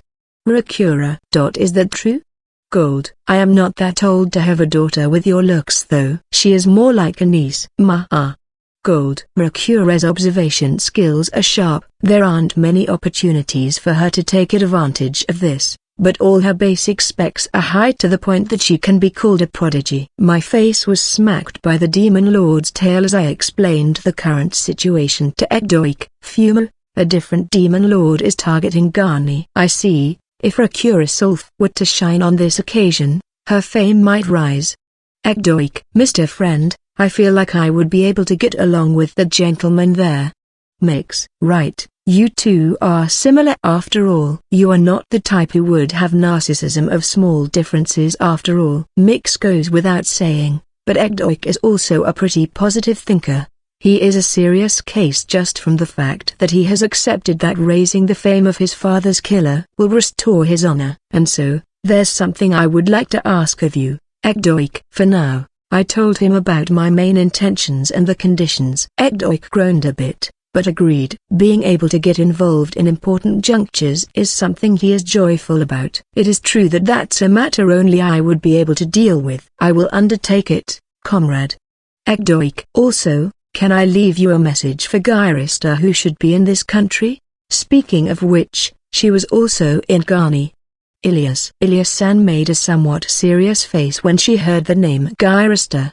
The very person that cut off both of Gyrista's arms in battle is making that face. As for Gyrista, she seemed to like Ilias even more. My tastes don't lean to that side, so even if I understand her, I don't empathize with her. In this current state where we don't know where she is, it would take time to search for her. I will prioritize the matter at hand, but it is questionable whether I can tell her in time when it gets urgent. Ekdoik. It would most likely be awkward for both sides if we were the ones to search for her when she left, saying she would be showing up again. You can just keep it in a corner of your mind. True, appearances are important, right, Rakura Sulf? Ekdoik. Were you such a persistent person? Rakura. It seems like Ekdoik is in the middle of changing with his cave life. At this rate, he might become the natural enemy of Rakura in the future. In a sense, I ask for a number of things to be performed parallel to the main request. All of them are not things that Ekdoik would dislike, so he accepted them all happily. This guy is starting to become the most convenient guy among my acquaintances. It might be fine to get along better with him. Well then, go ahead and await the good news, comrade. Also, devote yourself, Rakura Sulf. Ekdoik. After the hearty encouragement, Ekdoik left like the wind. After a few more exchanges like this one, he might begin showing up with a loud laugh as default. Counselor Sama, isn't that person turning more and more hopeless? Rakura. If you think so, you should improve yourself to a point where he is satisfied before it is too late. Even though it is a hassle, the feeling that I must do something. Rakura. Fight poison with poison. Can't underestimate that guy. He will most likely turn into a hopeless man that will eventually shock even Rakura. Like a teacher that shows by example in order to reform you. Could it be that I also have to work hard, or I might end up ruining the life of a person? Now then, let's forget about that thing for now. You're pretty cruel yourself. By the way, have ya thought of an idea already? Gold. A solution. Not yet. If possible, I would like to head to the Garni Nether on my own feet and observe the monsters in the real world. You must not, Mr. Friend. Mix. That's right. We can't let you head to a place we have deemed to be impossible to protect you even if the two of us were there.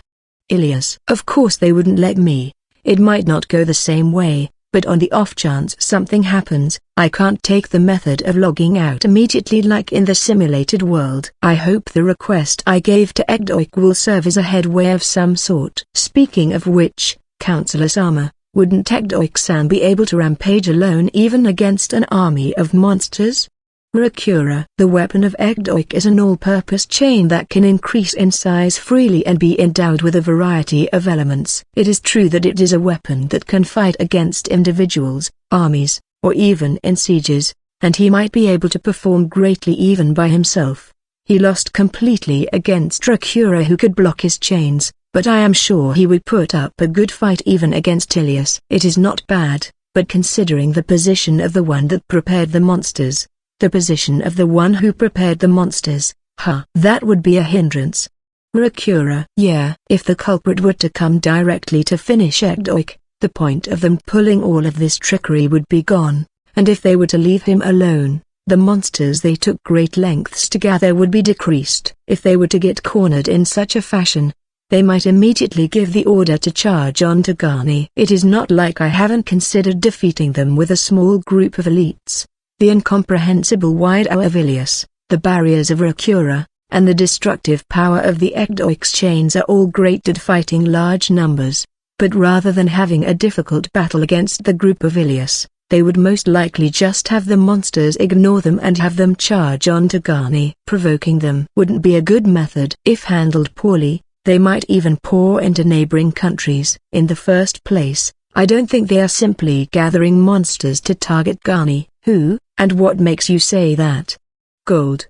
Because they are acting in a way that you would notice them. Gold Demon Lord. If they wanted to cause serious damage, it would be strange for them to go out of their way to have them gather in the middle of the Gani Nether. The monsters are gathering at the center of the Gani Nether. The result from verifying in the simulated world is that it is the same in the original Gani Nether, and the creatures are not born there.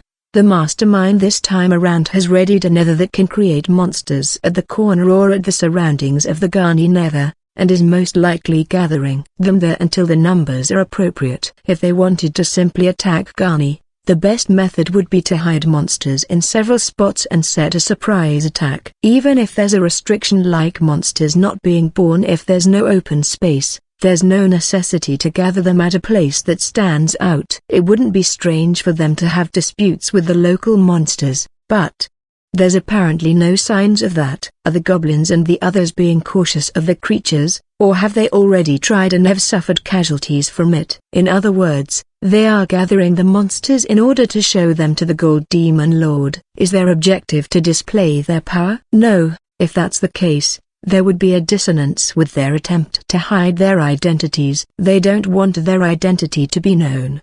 They want to hide what they have done, an action that they performed with the objective that the Gold Demon Lord will notice and act. I don't know what's the aim that lies beyond that. The current change would be that the Gold Demon Lord now has another world, a helper. But we decided to head to Gani less than a month ago, because of the clue I thought of about Ray 8. Considering that they have been gathering monsters since more than several months ago, it is hard to think their plan incorporated us. I thought that maybe Ray 8 is doing something again, but this is an action taken before sending Rakura. At the very least, it has nothing to do with our existence. The focus would then be the Gold Demon Lord. As for your movements, Gold Demon Lord, it was simply to ask the Demon Lords about this, right? Yeah. I have not made any particular moves aside from that. I am increasing the number of soldiers in the important points of Gani though. Gold. What if the target is not Gani? Their target might be Taizu or Megis who are in the vicinity, but there's still no reason why they would make it easy to discover. I really do feel like their objective here is to show it to the Gold Demon Lord and have her move. The Scarlet Demon Lord and the Purple Demon Lord are radicals. There's the possibility they felt disgust towards the Gold Demon Lord who is managing a human nation. But is there a merit to hiding their identity when acting? Do you have a demon lord that you are on friendly terms with? None. That goes for the other demon lords too. Blue is a demon lord with no independence but has been instigated by Purple when invading the humans. Gold. Utilizing the lack of independence of the Blue Demon Lord is one of the sly methods. The Scarlet Demon Lord is self-centered to begin with. The chances of them getting involved in cooperation or a relationship of mutual benefits is low. The colorless Demon Lord is ominous and I can't exclude them. This is seriously frustrating. Let's change the topic for now to change my mood. I will be going on a tangent here. But your attire doesn't match the customs of Gani. Was that influenced by Yugara? It is clothes that Yugara found in the past and this one made a few arrangements of my own to it. Gold. I did feel like this was a bit too flashy, but the source was really from the former Japanese, Yugara Naraya. She is a demi-human in the image of a fox. A Japanese person would associate her with the mythological fox spirit, the Yugo. Looks like his opinion is the same in that she would look good in Japanese clothes. I do feel like the elegance has been lost by a certain percent from the point that the area down there has been cut in order to bring the stupidly big tail out. The gold demon lord spun around in amusement while I was watching to show off. Looks good on me, right? Gold. Yeah. You continue wearing that outfit despite hating Yugura. Huh. The greatness of the clothes holds no sin after all. Admiring the good things is a staple in life. Gold. You've got a point. You only have one tail, right? Obviously. What's the point of having several? Gold. On Earth, it was said that the number of tails in a fox represented their strength. The famous one would be the nine-tailed fox. Who? That's mysterious. But a tail is like a limb of yours. Wouldn't ya think it an hindrance if ya had 9 arms? Gold. It would be difficult to wear clothes. I feel a bit sad that a resident of a fantasy world is telling me a realistic opinion. Tom being told by a local that there's no ninjas even though he came all the way from afar to Japan must have felt like this. If there's a time when I can return to Japan, let's go to a ninja village with him. Oh, right. It would be better to explain this to ya. Gold. The gold demon lord said this and began to take off her robe. She is doing it with practiced movements, but it is still without doubt clothes that take time to take off and put on. Wait, why are you taking off your clothes, gold demon lord? Could it be that on broad daylight with him, Ilias? Ya dumb what? This one at least has shame. In the first place, there's no air of elegance in this place with a lot of unnecessary things. Gold. She turned her back in the middle of it and took her clothes off until her waist. She moved away her long hair to the side and her white back was clearly seen. There was what seemed like a magic circle shining white. This is a mark that shows up on the ones that have been cast resurrection magic. It is not like demon lords have the special trait of reviving even if they die. It is simply that the demon lords are still under the effect of the resurrection magic even when reborn. Gold. So that's the trick behind the resurrection. Would you be able to come back to life even if this magic circle is destroyed? In this one's case, it was only the head, but for the other demon lords, there were even some who were turned into ashes by Yugura. It may show up on the body, but this power is rooted all the way to the soul after all. Gold. The gold demon lord puts her clothes back on. She seems to be having trouble putting it on compared to when taking it off. Most likely because she did in a half-baked way. That was certainly important info. If ya want to see it in more detail, ya can sneak into my quarters at night. If ya do, I can show ya as much as you want. Nfufafu. Gold. But considering the fact that you immediately resurrected as a demon lord after death, should it be taken as this taking time to regenerate into a demon lord state? Or Yugura having done something to each one of you? Ya could have shown a tiny bit of an innocent reaction there. Gold. Sorry about that. The suggestive gold demon lord gives more of a precocious impression rather than a seductive one. Maybe it is because her outward appearance gives off the same age as Wolf, being around 16 years old. Her proportions are not seedy, but I can't call them meaty. It might work if the mood is there. But as a person whose mental age has passed puberty a long time ago, I can't get flustered by this. At my age, if my heart starts racing, the chances of it being tachycardia are higher than love. Changing the tropic here. Does the growth of the body stop when you become a demon lord? The tropic hasn't changed, right? Ya simply gave a direct opinion, right?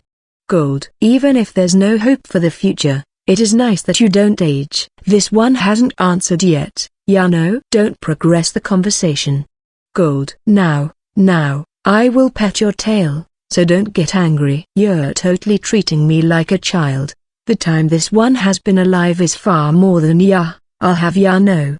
Gold. But the gold demon lord is letting herself be pet. She is making a nice face as she relaxes. Ilias and Mix must have gotten used to the actions of the gold demon lord now. Their eyes were showing enlightenment rather than anger now. Nah, my ears too. Gold. This is the gold demon lord. She has been domesticated with betting. Ilias. Don't say that. She is a non-combatant demon lord that has to protect herself the whole time with a barrier. She probably hasn't felt the touch of others for centuries. Her previous life was one where she was fed up with the battles between humans and demi-humans. She hasn't had direct contact with the other demon lords since becoming one, and Yugara is a dangerous dude that killed her without questions asked. She didn't create any demons to work as her subordinates, and has hidden her identity even after becoming the king. The Gold Demon Lord has continued walking the path of solitude. An abnormal factor that can get through her barrier yet isn't dangerous has shown up. Regardless of personality, he understands her, so I can get why she would like to play around like this. I won't deny it, but it don't have those types of conversations in front of the person herself. Gold. True. Being told an analysis of yourself is embarrassing. Her smack with her tail hurt, and so, I wondered, you won't make any demons? I thought the previous king was a sympathizer of yours. He wasn't a bad man. I did invite him to become a demon. But the moment he entrusted the future of this country to this one, he hid from this world. He told me he trusted this one, but had no intention of living together with me, and had no intention of stopping being human. Gold. I see. This Ghani king is a pretty exemplary person. I can meet him if I wanted to anyways. He is old, but he will most likely be working energetically on the fields for another 10 years more. Gold. Thinking about it normally, there's no royalty who would entrust their country to someone who is not even blood related to you. All living beings regardless of race have the nature of leaving offsprings and having them inherit their riches. That goes for companies and countries. But the king of Ghani gave his position to the Gold Demon Lord, to a demon lord that's supposed to be the sworn enemy of the world. That decision must have come with a lot of conflicts. But the previous king of Ghani believed in the Gold Demon Lord. My brain is that of a piece of trash for cheapening this resolve by thinking about the possibility that the Gold Demon Lord might have brainwashed him and stolen the throne. I don't feel any such signs from the Gold Demon Lord. I can see dangerous signs of her not valuing life much because of how faint her connections are with others. But it is kind of like her being a gamer. What about Ya? This one has taken a liking towards Ya that's far more than that of the previous king. But Ya still have no intention of becoming a demon, right? Gold. None. It goes beyond liking or not liking the Gold Demon Lord. There's the chance I won't be compatible with my previous world if I become a demon. That would be troubling. If I can return to my world as a demon, I might be able to enjoy things with my cheat powers. But I would surely get bored. I would most likely have a hard time trying not to use my powers in the end and would suffer from the differences I have from others. Instant reply.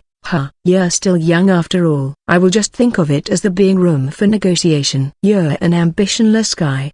Gold. The Gold Demon Lord must have judged any further negotiation won't work. So she wrapped up that topic there with a sad mood. What I understood after talking with the Gold Demon Lord is that she is not involved in this time's matter in the shadows. The amount of monsters in the Ghani Nether are still increasing in numbers even as we spend time here. If we can't think of a method to get through this, a massacre more cruel than war will begin. What I should be thinking about here is what the other Demon Lord is thinking, their intention. I have one hypothesis right now. It is not certain, but it is one that fits in this current situation. You have a guess like that?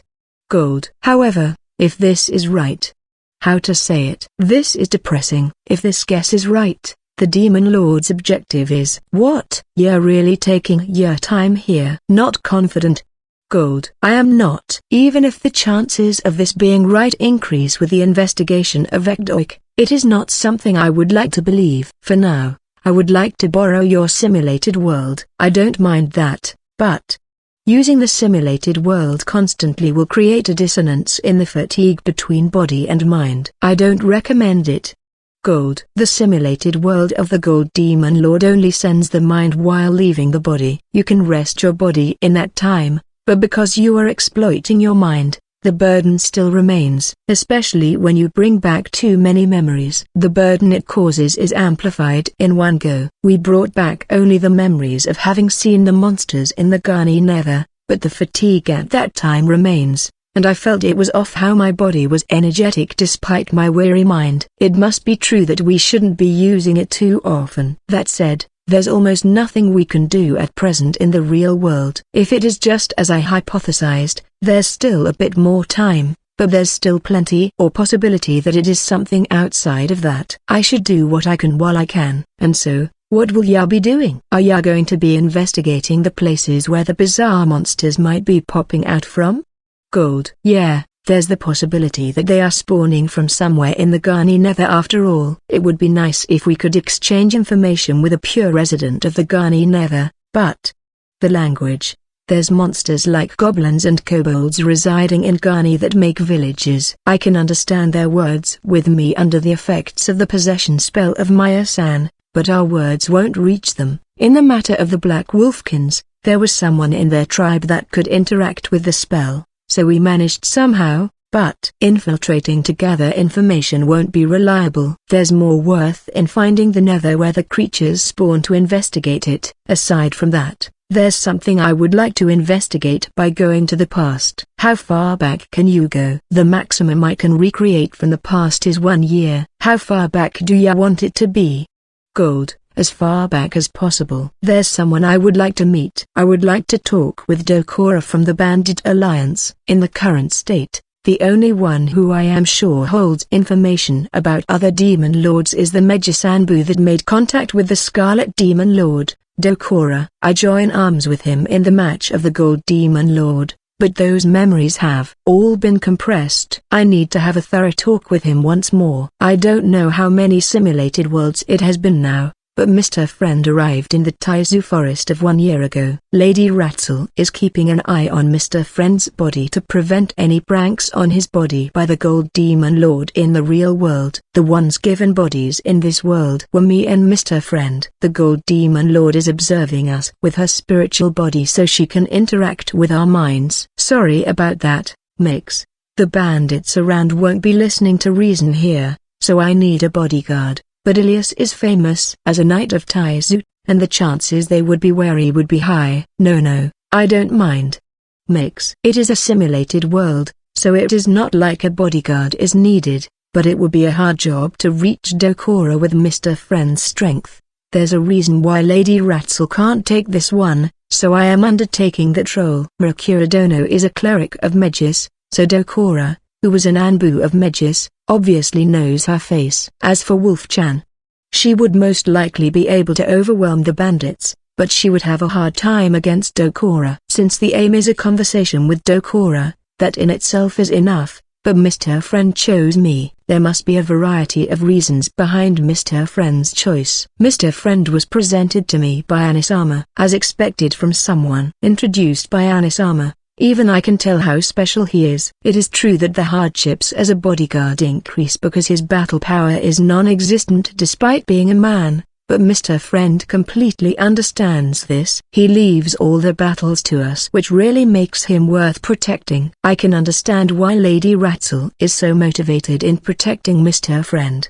He is someone who lacks a bit of ambition, but he has left a good enough impression on me to want to protect him. The mysterious proactiveness he shows sometimes worries me, but that will depend on my efforts. Also, regarding the warning Anisama's gave me separately, I still haven't understood the meaning of it. I need to observe him in more detail. Now then, it would be better for us to advance boldly here rather than try to hide unskillfully. After finding the base where Dokura is hiding in, Mr. Friend invaded boldly. We obviously got surrounded by bandits in less than a minute. If it is just this much, I can manage somehow by myself. The issue would be the corpses located in some of the tents that have been affected by necromancy. Even if it is a simulated world, I would like to avoid seeing Mr. Friend be injured in front of my very eyes when he has been entrusted to me by Anisama. Oi, who are you people? We are not suspicious people, is not something I can say. But we are not hostile. I have come to talk to the leader of the Bandit Alliance, Dokura. I would like to talk to him personally. Don't joke around. Do you think the boss is going to waste his time with a brat like you? He will. I am a far more decent guest of honor than you guys who are living in fear of necromancy the whole time. Why you brat? Call him already. If you tell him my appearance, I am sure he will be coming to meet me himself. They are taking a pretty threatening attitude here. But our two bandits have headed to the big tent in the center. We glared at each other for a while and the bandits that left returned. boss is calling you. Come. It was truly easy. No turn for me here. However, the chances of them rushing at us were high if there had been a more quick-tempered bandit here. I don't know if he can be this strong-willed because it is a simulated world, or because I am here. We head inside the tent while still surrounded. There's a one-armed man, Dokura, sitting on a pointlessly big chair inside of it. You seem to be awfully knowledgeable about us, guest. Dokura. This is Dokura, the leader of the bandits that flowed into the country of Anisama and made the Cheval Recorder suffer for a long time. I have to constantly tell myself that he is already dead, or I may end up attacking him right this instant. Dokura glanced at me and then chased his subordinate out of the tent. That said, the lady at the back is boiling with killing intent there. She has adventurer attire, but no, a former noble, royalty. Dokura He managed to tell that much with just my appearance. I did hear he has high skills, but to think it would be to this extent. Just how? Makes simple. First is the weapon. The ornaments are a bit too fancy for something an adventurer uses. Next is the scent of perfume. I noticed that Dokura was breathing manually when he was thinking. It is most likely different from the ones used by the common populace. Also, the killing intent screams you have quite the grudge on him. It is as that guy says. Adding to that, that face of yours reminds of a certain wise king. Dokura. He is a former Anbu, so it wouldn't be strange for him to know the face of Anisama, but to think he managed to see the shadow of him when we are of different genders. Mr. Friend also noticed quickly what points made him reach that conclusion. These two are similar. Bringing a royal lady with you to a conversation doesn't sound peaceful.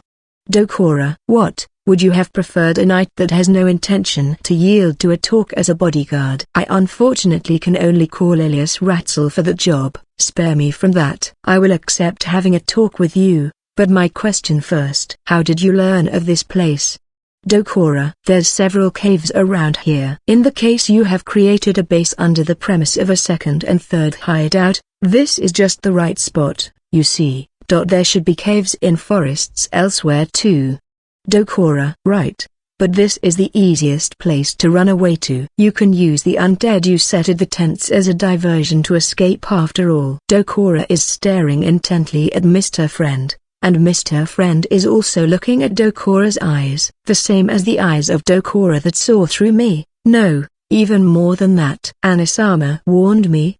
Please make sure his eyes don't get too muddied. These eyes. So this is what Anisama warned me about. If I had met him for the first time while he had these eyes, I would have misunderstood that Mr. Friend looks at Anisama with those and would have been wary of him. How much do you know? No, are you a pursuer?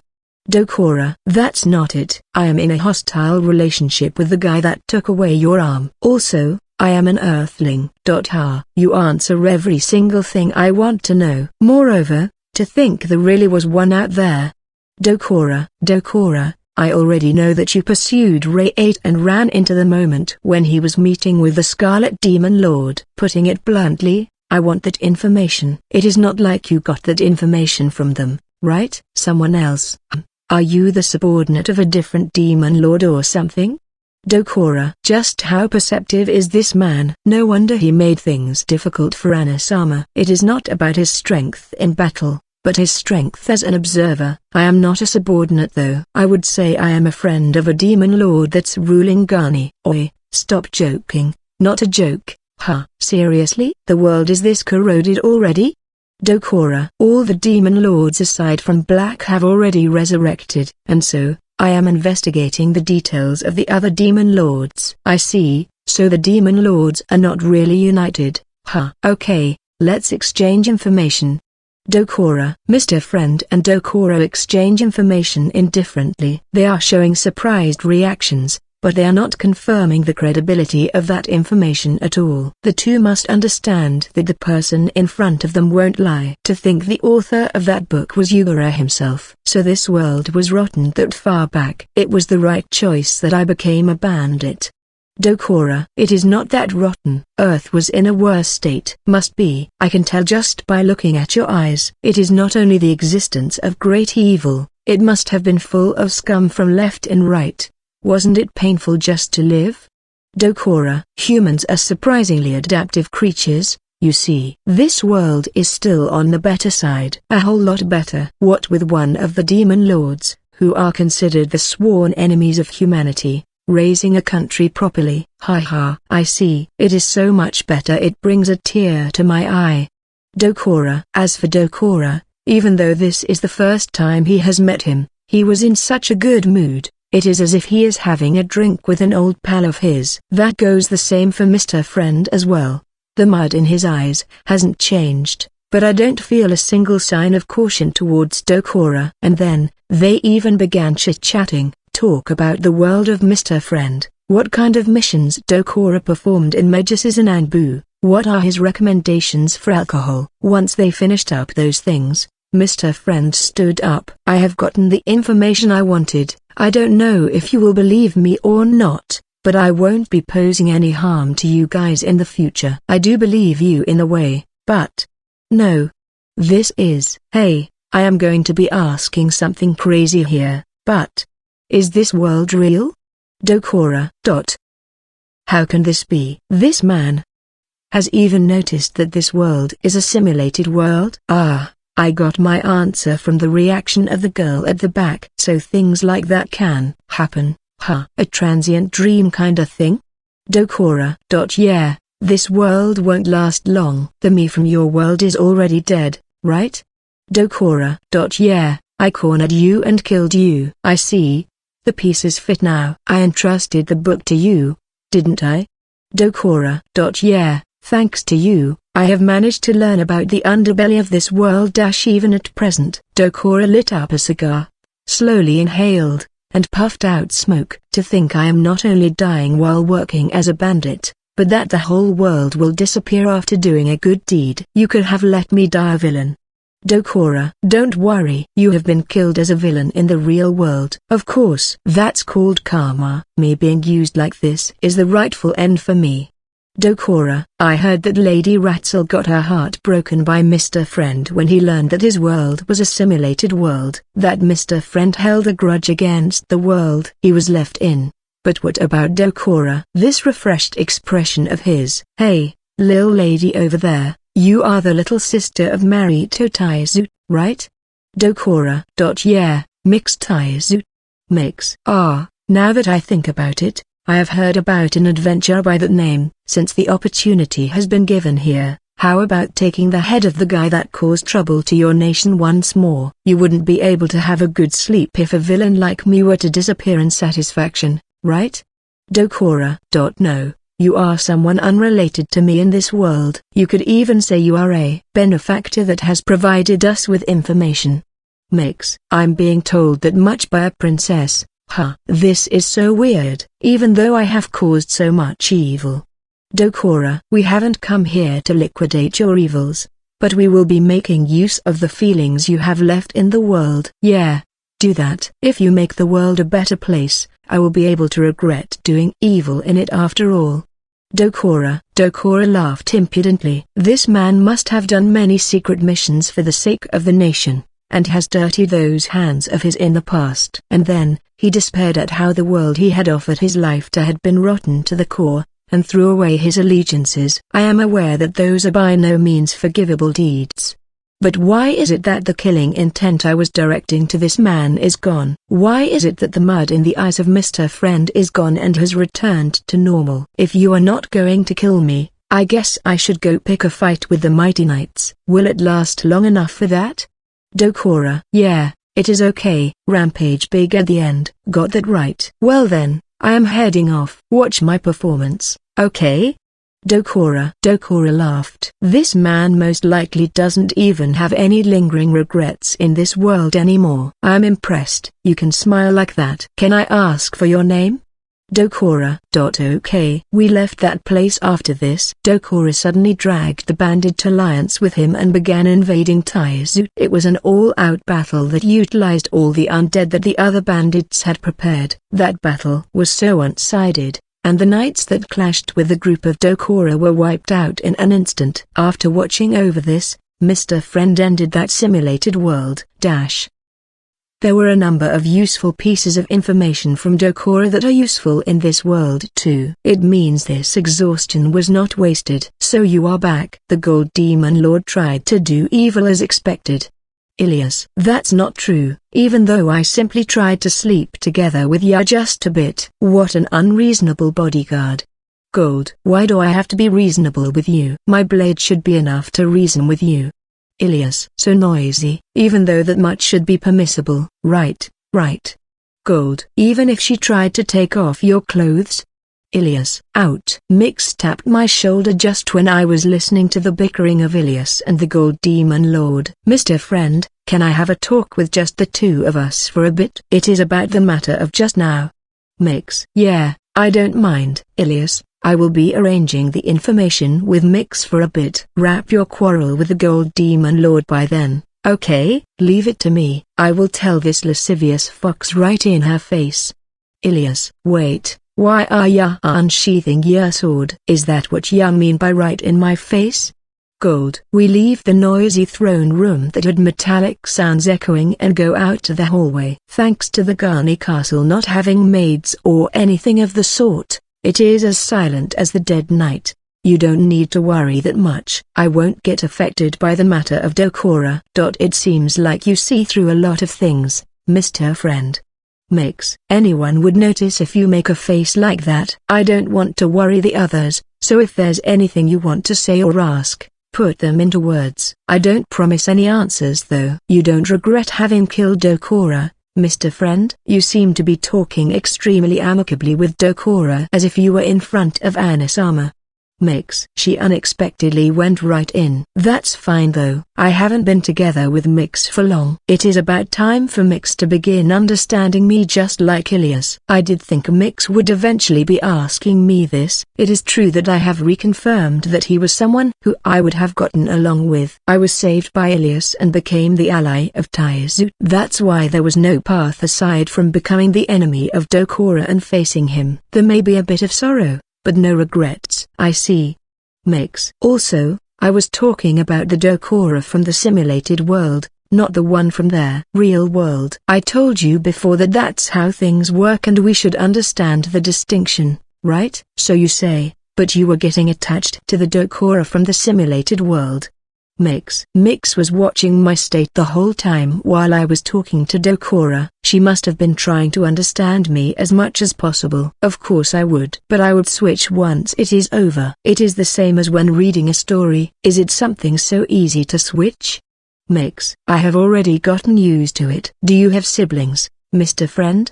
Mix. I can't answer that one. Sorry. I see. Then, I will be telling you about what I have thought. After watching you, I felt like you were incredibly dangerous. As Anisama said, you are someone who can exist in many different spectrums. However, you won't get died by any of those. It is not that you are unfaltering. You are someone who gets died easily and falters greatly. I am worried that you will one day not be able to return. I am sure the others think the same. Mix. This girl says straight on what Ilias and Marito most likely think on the regular. She doesn't fear stepping in. She has courage. It is personally the type I have a hard time with. What should I do to deal with this? Right. I can't do anything about this way of living. I would like to get moved like a regular person and would like to get angry too. But there are times when those get in the way. As I changed my way of acting to best suit my circumstances, I began to get better at switching, which is just natural. It is like being able to swiftly switch masks, but they are without doubt all equally me. If I were to deny any one of those, I might be able to carve out the ideal picture of myself, but that will most likely be the same for the undesirable me. My current allies in this world feel the changes in my way of acting as unusual. There's no understanding of my stance of becoming a good person when in front of a good person, and becoming a bad person when in front of a bad person. I am myself. Maintaining my identity is my default. That said, this switching stance is one individual trait of mine though. Of course, I am aware of the side effects of this. That said, I am not thinking of fixing it either. Don't you get tired of changing yourself depending on the other party? Makes everyone changes their attitude as well. It is simply that I include my values and ego in it. With a personality that doesn't forgive deceiving people, I would end up clouding my judgment when I get angry when dealing with someone that deceives people. Therefore, I stand in the same position as the other party to face them. Fight poison with poison. If you don't have the poison, become the poison yourself. This is one of the defensive mechanisms I had for the relentless malice directed at me in the modern world, the stance I polished myself in. Got it? So you won't change that way of being, Mr. Friend. Makes. It is something that has seeped in after all. You would have a hard time correcting me, but I don't think there's no solution at all. For example, if you were with Lady Ratzel the whole time, you would stay the friend of Lady Ratzel, right? Makes. Well, yeah. Then, in order for you to become the desirable Mr. Friend, that means we just have to stay by your side at all times, right? Makes. I feel like it is flowing into a weird direction here. Well, I understand what she is trying to say here. She does find it troublesome, but she won't try to force me. It is not like I don't understand the worry of you guys. That's why I will try to refrain as much as possible. Well, I will keep it in mind as payment for worrying you. Yes, please do. I can't ignore even Mr. Friend if it worries Anasama. I myself also want you to become a good person after all. Makes. I'm impressed that the people in this world can say such embarrassing lines as if nothing. I am weak to such straightforward words as someone who is easily influenced. Seriously, please spare me, especially Ilias. Getting hit hard by a person who specializes in my weak point is unfair. Isn't it important to say what you think? Makes. About that, there's a lot of cases when it would be an annoyance on Earth. You see. Really? Then could it be that my words from the heart just now were also?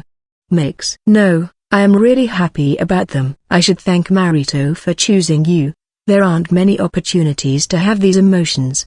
The comfort scares me after all. The emotions of the residents of this world are really effective on an opportunist bastard. But this ticklish sensation isn't bad either. Mix must have been surprised by the face I made. She froze for a while and began to move in a flustered manner. The Mr. Friend right now is the Mr. Friend that's shown in front of me, right? Makes. That's right. I hope the embarrassment I am feeling right now has been transmitted to you. I will be a bit more careful myself.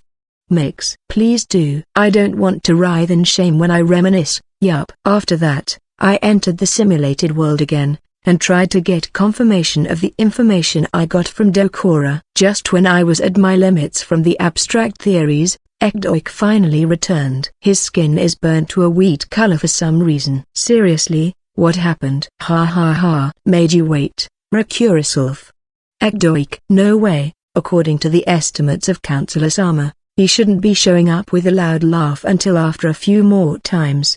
Rakura. Yeah, that's what I thought. But the change of Ekdoik is far faster than I thought. I need to analyze him a bit more. Feels stupid, so let's not. Comrade, I have certainly gathered the articles that you asked me about. Ekdoik, I didn't expect you to gather them all in a few days. What's up with your movement speed? My chains can change their form and traits easily. Basically, I can just do something like this. Ekdoik. Saying this, Ekdoik freely controlled the chains and created wings. He flapped and freaking flew up. I see. He would be faster than a horse if he could fly in the sky. So this is why he has a suntan. Huh. I hope he hasn't been seen by anyone and mistaken for a monster. Now then, what I have asked for has been carried off to the prison in the Garni Castle. It is a prison that has had no opportunity to be of use since facilities were made in the fourth layer to accommodate the prisoners. So I decided to make use of them. Now then, let's go ahead and verify. Right. But before that, let me report to you about the other request. I found Gyrista, told her the message, and gave her my chains. I have made it so we can meet her in the future. Ekdoik. It is like placing a GPS on a girl. This isn't that praiseworthy, but it is her we are talking about. It can't be helped. This world doesn't have convenient things like cell phones. Well, there's something close to that, but it hasn't been spread. I have also managed to make contact with the person in question. It took a lot of work to make them talk, but once I explained the situation, they showed more interest than expected. I finished the negotiations in the middle of the first request, so they might have already come to Garni. Ekdoik, ooh, really? That matter is without doubt good news. I got excited by the completion of this request I made of Ekdoik that I didn't have much hopes of achieving. Shizu? Did you call someone? Wolf. Yeah, there's someone I would like you to meet. Wolf asked me while training with her chains. She must want to show Ekdoik her progress. To Wolf. Yeah, I only had half expectations for this one, but to think they would really listen. Counselor Sama, I am not following here at all. Who is it? Rakura, Holy Fist Gradona, the former master of Pashuro. There's obviously battle experts in this fantasy world. They would continue polishing their own techniques as adventurers and practitioners. The Holy Fist Gradona is one of the people that have been acknowledged by the world. His name rang over the world more than 50 years ago.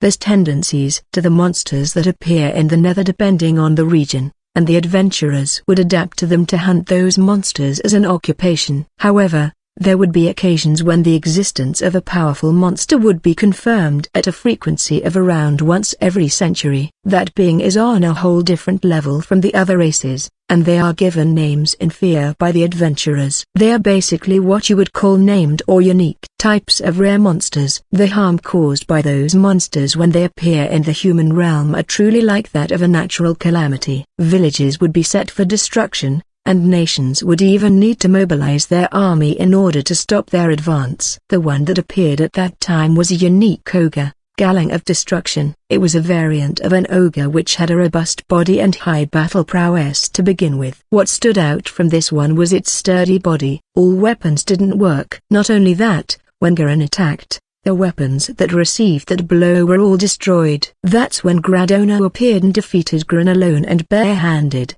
carving his name in history. Garan is not the only unique class monster that Gradona defeated. He traveled around the world and managed to defeat 17 natural calamities with that body of his alone. And then, Gradona retired from active duty around 10 years ago and finished his travels. He is currently taking disciples in a remote place and is waiting quietly for his remaining years to end. His name is known around the world even now, and there's no end to the adventurers that aim to become like him. He is a living legend. That Gradona is here. Ekdoik. The one that Ekdoik brought out from the residence was an old man that was wrapped up with chains and laying on the ground. Sob. What are you doing to a legendary person? Ilias and the others were showing a whole ton of surprise. She must know Gradona well as a warrior, but she must not have expected for him to appear in this fashion. He apparently arrived in Garni a few days ago already though. I found him sleeping near a trash can behind a bar, so I nabbed him. Ekdoik. Isn't your treatment towards an old person terrible? Gradona. This was the natural measure towards a guy that was complaining about not being able to walk because the alcohol was still in his system. Ekdoik. No wonder you joined hands with Pashuro. What a cruel person. Sob. Gradona. Is what Gradona said as he somehow got up without using his arms and legs as if I was watching a rewinded tape. And then, he tore off the steel chains as if they were made out of paper. The body that showed up was certainly that of someone who has done martial arts in the past, but there's signs of decline that come with age. I don't know what logic was at work here. It is hard to understand even in this fantasy world, but when we are dealing with a legendary class, it might be pointless to even think about it. Gradona approached here first. So, are you the wolf who got rid of my stupid disciple? Even though you are a black wolfkin, your ears and tail are the same as that of a human. Gradona. You are wrong no matter how you look at it. If you are an expert, you should be able to tell with a glance. Oh, was I wrong? Even though I felt like you were the most peculiar one within this group though. Gradona. Excuse me, this is Wolf. Wolf. Gradona walked over to Wolf, who presented herself, and he looked at her from head to toe. Fumo, then, try attacking once. Wolf. Full power. Gradona. He raised his right hand and instructed her to attack there. Wolf glanced over here and I nodded. Then, here I go. Wolf. She concentrated mana in her right gauntlet that had explosive propulsion with all her strength, and smashed it straight onto the right hand of Gradona. At the same time as this happened, Wolf spun in the air despite having placed all of her weight onto the ground. Wolf emitted mana onto her legs without a moment's delay and landed while taking distance. Forget about the shockwave that happens when powerhouses of this world clash, not even the sound of the fist landing echoed. Ilias, did you manage to see that just now? Yeah, it was a splendid technique. He didn't use one bit of force. Ilias, is it something similar to Aikido? But this surpasses logic. Wow, I ended up throwing you by reflex. That said, you've got an interesting fighting style there. Who did you learn that from? Gradona's Shizu. Wolf said this and looked over here. Hi there, it is Shizu. Even though you are her Shizu, you are not teaching her how to fight properly? Gradona, unfortunately, I am her Shizu in life. I am a total desert when it comes to battle, you see. Then it was an idea. The concept in itself is good, but it is really rough around the edges. What an incredible waste. More like, I am impressed you managed to defeat Pashiro with this. Was it through deceit? Gradona, I simply read his switching habit. I see, so she had an outstanding eye by her side. Makes sense, but you are doing quite the dangerous thing. Having such a young girl like this against Pashiro must have been harsh. Gradona, this has been bothering me for a while now, but isn't this holy fist way too frank? His appearance is that of an 80-year-old man though. And so, Wolf, I don't mind training you, but you don't want to part from everyone here, right? Gradona, why yes. Wolf, in other words, you want this old body of mine to live here and look after you? There will be lodging, alcohol, and food, right? I don't have even a single copper, I will have you know. Gradona, we will of course be looking after your expenses on that front. Yahoo! Gradona raised both hands and displayed his joy. This is the Holy Fist, right? The legendary class person that is taking disciples, right? I feel like he is useless in everything aside from battles. Did I mess up in my personnel selection? I am grateful that you will stay in Gani and look after Wolf. But is the place you were in before okay? No problemo. No problemo. That fool of Pashiro killed almost all of my other disciples after all. I did say that they could just compete between themselves for the right to be my successor, but who is gonna look after me if everyone is gone? Gradona, so you didn't teach them human decency. A battle junkie starving for blood shouldn't be the one teaching the path of a human. Ah, you are a good Shizu in that sense. Leaving Pashiro to you could have worked just fine. Gradona. A part of my heart was worried that Wolf would end up respecting Gradona more than me if she were to train under him, but you can easily tell from Wolf's face that she is saying Shizu is number one. Thanks, but being compared to this is a bit sad. Right, I caused you problems with that matter of Pashiro. He had talent, but he was such a whimsical lunatic that his mind and ability were just not a good match. It was in part my fault for raising his ability too much. I heard his last moments from the chain man. Gradona. It is Ekdoik. Ekdoik, you are still here? In the first place, what's with these weird chains? Gradona pinched the torn chain and channeled mana on it. And then, he immediately began to control it freely. Ooh. This is fun. I would like this to train my disciples. Gimme. Gradona. Don't joke around. These chains are like entrusting a part of mine flesh. It is not something I easily give off to someone else, especially lending it to a stranger and having them dirty them would be out of the question. Ekdoik. Wolf is making a really troubled face. Wolf has been given the chains by Ekdoik. We have also had the experience of lending it to Ilias and breaking it. Ekdoik, Wolf has the chains. Sorry. Wolf. No, you are fine. Don't worry. This fits right in for someone with the desire to improve themselves. Right, Rakurus Wolf? Ekdoik. Can you not throw the conversation to me at this timing? Rakura. Ekdoik is also super soft towards people who he has acknowledged. Well, he is showing the fitting attitude towards Gradona and Rakura though. If training this girl is enough, it is easy to do as atonement. I would even say it is worth doing. Ekdoik. I do feel uneasy about this, so I will check out the training every now and then too. And so, Wolf has obtained 2 more Shizhus in the form of the Holy Fist Gradona and Ekdoik. Ilias said she can leave Wolf to Gradona without worries. But if she is saying that after hearing that conversation just now, she is one impressive woman. By the way, Gradona and Rakura will conspire together to form the useless adult team, but I will mostly avoid talking about that. I left Wolf to Gradona and the others. As for me, I am facing the present that Ekdoik brought to me in the prison of Gani. There's Ilias and Mix by my side, and also Akira and the Gold Demon Lord. Counselor Sama, you gathered something like this? Rakura: yeah, I would like to borrow your barrier in order to see it up close. What's lined up in the prison are monsters bound by the chains of Ekdoik. The monsters that are said to be born from the nethers connected to Gani, Megis, and Taizu. Orcs, lesser devils, wyverns, types that can only be seen in those regions. It goes without saying, those are the monsters that were born from the nethers created by the Scarlet Demon Lord, Purple Demon Lord, and Green Demon Lord. On top of that, there's the neighboring country ahead of Gani and Megis called Kuama. The Kuama nether is the one that the Blue Demon Lord created, and the skeletons from that nether are being tied up by chains and imprisoned. That said, there's mainly only 2 routes to enter the Taizu nether, which has a high difficulty. The first is to head from the Black Demon Lord Killer Mountain facing Taizu, which is currently an impossible route. The one other would be a detour through the Gani nether. The danger is pretty high as well since it is through a nether. If not for Ekdoik, who has lived in the nether, it would have been an impossible request. The reason why I gathered the monsters here is obviously in order to gain information. Right now it is impossible to make contact with the other demon lords.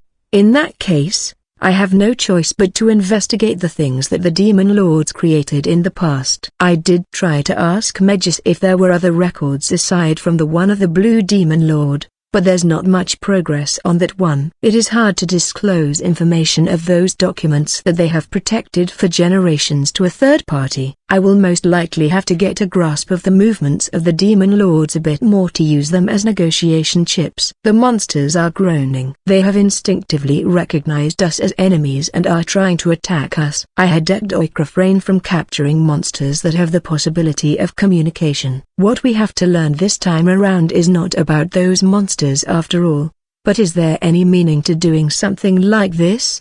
Gold. I will investigate that now. Alright. I will open the cell. I opened the cell where the orc is in and entered. The orc inside began rampaging even harder. I asked Rakura to set a barrier right before the orc, basically creating a situation as if we were separated by a pane of glass. As I closed the distance even more, I am getting this close. The orc tried to move its head alone to try and attack me from beyond the barrier. Of course, we are talking about the barrier that can even bounce off the sword of Ilias. Even if the orc were at full power, it wouldn't be able to get through it. But I could feel the intensity keenly. It is incomparably scarier than the carnivores you see in zoos. Animals in zoos don't show that much bare hostility after all. Its bite is nice. Well, let's have you show me. I placed my forehead on the barrier and stared intently at the orc. It is not stopping its rampage. It doesn't have the intelligence to find my actions strange. That must be how instinctive of a creature it is. The higher species of orcs can apparently use their own language,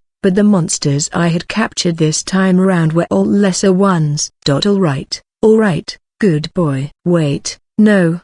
He is not a good boy. I peeked at the eyes of the orc, listened to the groans, and felt their conduct with my skin. The fear I felt at first has been numbed by curiosity. I can tell that my own spectrum is moving ever so slowly. Alright, next. I finished the observation of the orc and entered the cell of the lesser devil. I had a barrier set like before and repeated an observation from up close. The next is the wyvern, then skeleton, and after making a full round, I went back to the orc. Repeat, and repeat. I continue my job of observing the monsters without saying anything unnecessary, just continue indifferently and silently. Hey, won't ya take a bit of a break? Gold. The Gold Demon Lord spoke to me. I don't know if it is because she was baffled by this or was simply bored. No, not yet. It is not enough. I need to observe more in order to understand someone who I can't communicate with. Are ya okay? gold. The eyes of Ilias and Mix were also showing some unease. Basically, this means I am making those kinds of eyes. There have been times when I would be dyed by the spectrum of an evil person. But this is the first experiment, so I am not used to it yet. It will take a bit more time. I repeated nothing but the same steps until night, and after bringing it to the limit of my concentration and stamina, I finished the observation of the day. I ended up having drinks with Gradona at night in the manor. Wolf must have had quite the rough training right from the first day. She had already gone to sleep. How was Wolf after actually training her? She might become a boring disciple in a sense. She takes in and grows so fast that there's barely any hardships. What's that? The reincarnation of Yugura or something?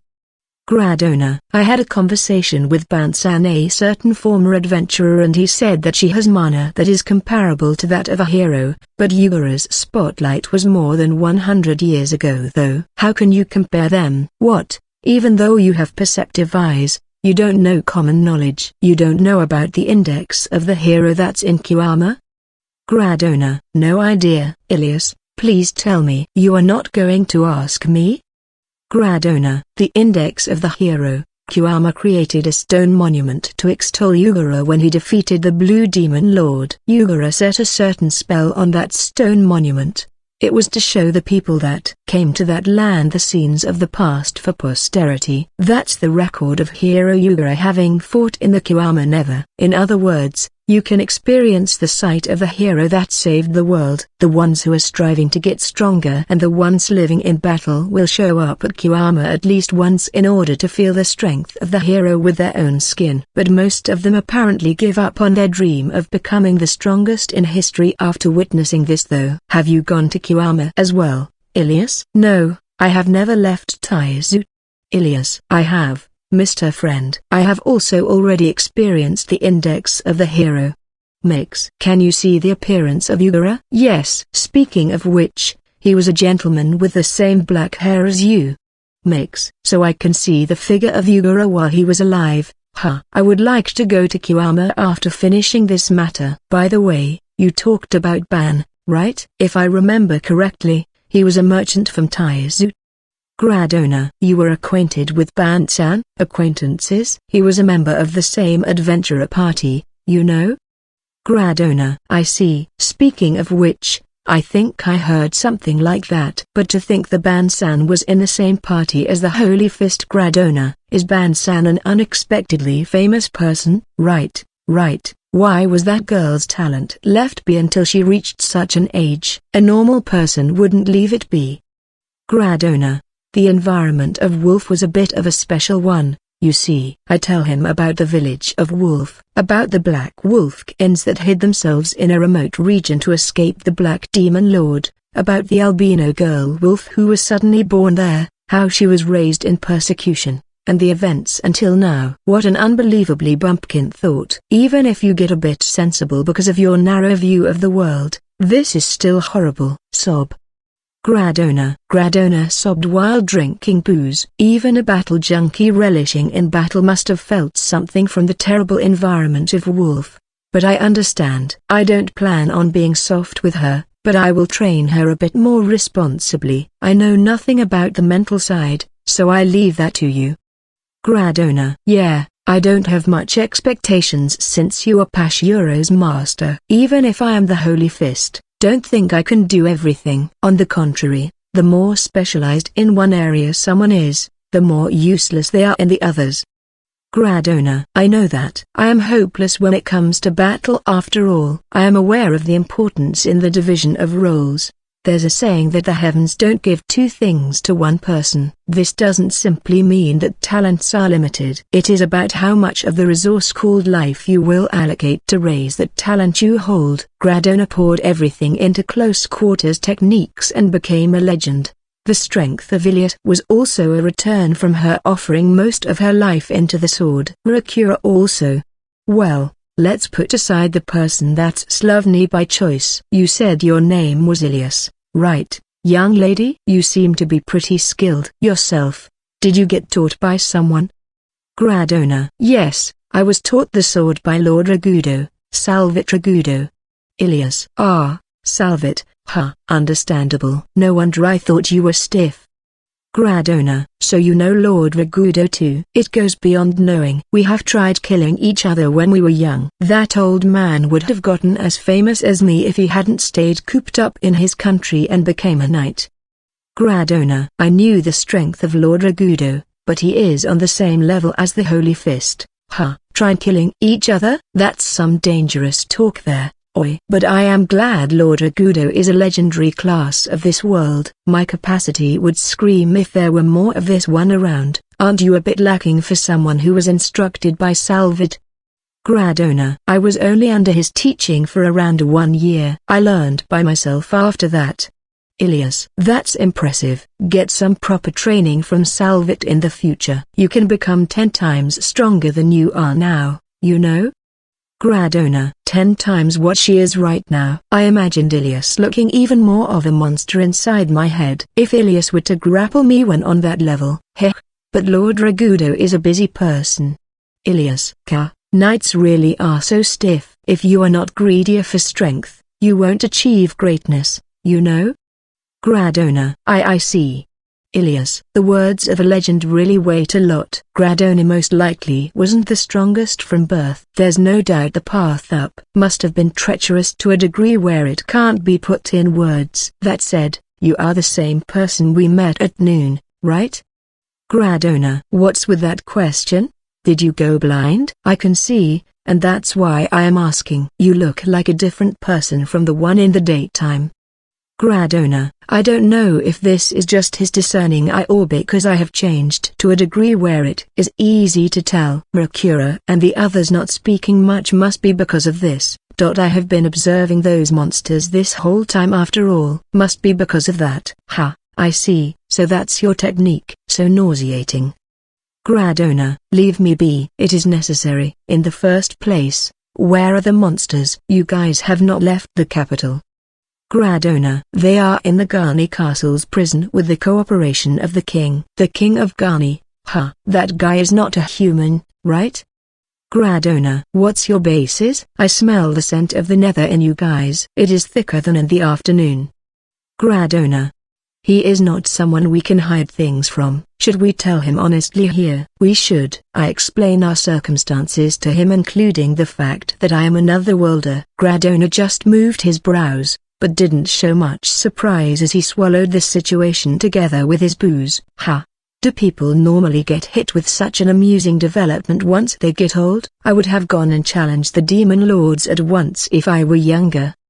Gradona, the gold demon lord is without doubt weaker than you, so please don't. Anyways, even though you are from the same place as the hero, you are so weak. That's the funniest thing out of everything I have heard. Gradona, this geezer. But why don't you ask for my help? I have already proved to you that I am not just your regular old man, right? Gradona, I have no intention to solve this with a fight. That's all. Serious eyes, you can do something like that? Gradona, yeah, I have grasped a variety of things. Gradona peeks at my eyes while drinking. He is one of the outstanding people like Marito and Popuparo. That's if he keeps his mouth shut. Gradona eventually let out a sigh that reeked of alcohol. If I had come 30 years earlier, I would have joined your team though. I should just raise the young ones just like the old man I am. Gradona, yeah, that alone is a great help already. But I will give you a warning as a withered old man. If you break, most of everything will collapse along with you. Don't think your body and heart are yours alone, okay? Gradona, I will keep it in mind. A few days after that, I repeated the days of watching the monsters as we finished up the preparations. I am already almost certain of who the culprit is. Next thing is how to solve this. The space the Black Demon Lord had created under the orders of the hero Yugura. Every full moon night, the Demon Lords would get their minds transported, and they are made to exchange information in this place. The giant round table had crystal balls of 8 different colors. The gold, green, blue, scarlet, purple, and colorless ones were shining, and the black and white ones were still dark. Nfufu, this day has come again. Gold. The first one to speak was the gold one, the gold demon lord that rules Garni. Oh my, You are more energetic than normal. Did something good happen? I am the same as usual. So jealous. I want to die. Now, is there anyone who wants to report first? Actually, there's something this one wants to talk to everyone here about. If there's any other talk that can be dealt with first, can we do so now? Gold. Nothing here. None here either. Same. The ones who spoke were the scarlet, purple, and blue colors. The others maintained silence. Green and colorless. Go without saying. Guess I will talk then. Cough. I have said this before a full moon a few ways back, but this one has seen a horde of monsters that can't be distinguished from any of the demon lords in the Garni Nether that's by the side of Garni. Do ya remember? Gold. Yeah, but I also said it had nothing to do with me. Scarlet. Right. No recollection of that though? Purple. Same. Blue. Of course. There's no one here who would confess honestly even if I asked. But the scale is soon going to match that of mine. Therefore, I was thinking of taking countermeasures. Gold. Just do as you please. There's no need to go out of your way to confirm with us. Scarlet. There's the need to, because I might have to use the hierarchy curse after all. Gold. After a brief silence, the Gold Demon Lord declared she would use the hierarchy curse. This is the curse that Yugara had embedded in them in order to have smooth progress in this meeting. There's also a silent agreement that they wouldn't use that curse in a place where Yugara is not present. In the case the Gold Demon Lord were to demand the use of her position, the one against it will be made to feel an incredibly unpleasant sensation. That would be a clear act of antagonism for the demon lords. It could even make her a target of killing intent. Have you lost your mind, Gold? Do you plan on turning everyone here into your enemy? Scarlet. I would like you to not. I would want to die. Blue. Those are not words I expected to hear from Gold, who is one of the wiser ones here, you know. Purple. Nfufu. It is not like I am going to use it at once. I am going to be exposing the identity of the one causing the trouble and making a negotiation. The ones not related to this can just decide after hearing me out, right? Gold. Who? Judging from that way of speaking, you have already ascertained who it is. Scarlet. In that case, the meaning of what she said before would change. If she were to use the hierarchy curse because of an unknown party, it would drag all the demon lords as well. The Gold Demon Lord would be resented by all the other demon lords. However, if she is going to use the hierarchy curse with the premise that she has already discovered the target, the resentment will also be directed at the one that caused this problem. No, it would be better to say that everyone's resentment will be directed towards the one that caused the trouble. You came out big there. Even if it was something done by someone here, will you be able to tell us a deduction that will be acknowledged not only by the person themselves, but the other demon lords? Purple. I won't know unless I try. Gold. Then, will you let us hear it at once? Who in the world was the one that caused this trouble? Purple. Is that something you would say, Purple? What a bold one, ye are. Gold. Oh my, are you implying that I am the culprit? Purple. It is ya. Purple. This one can say for sure you're the culprit.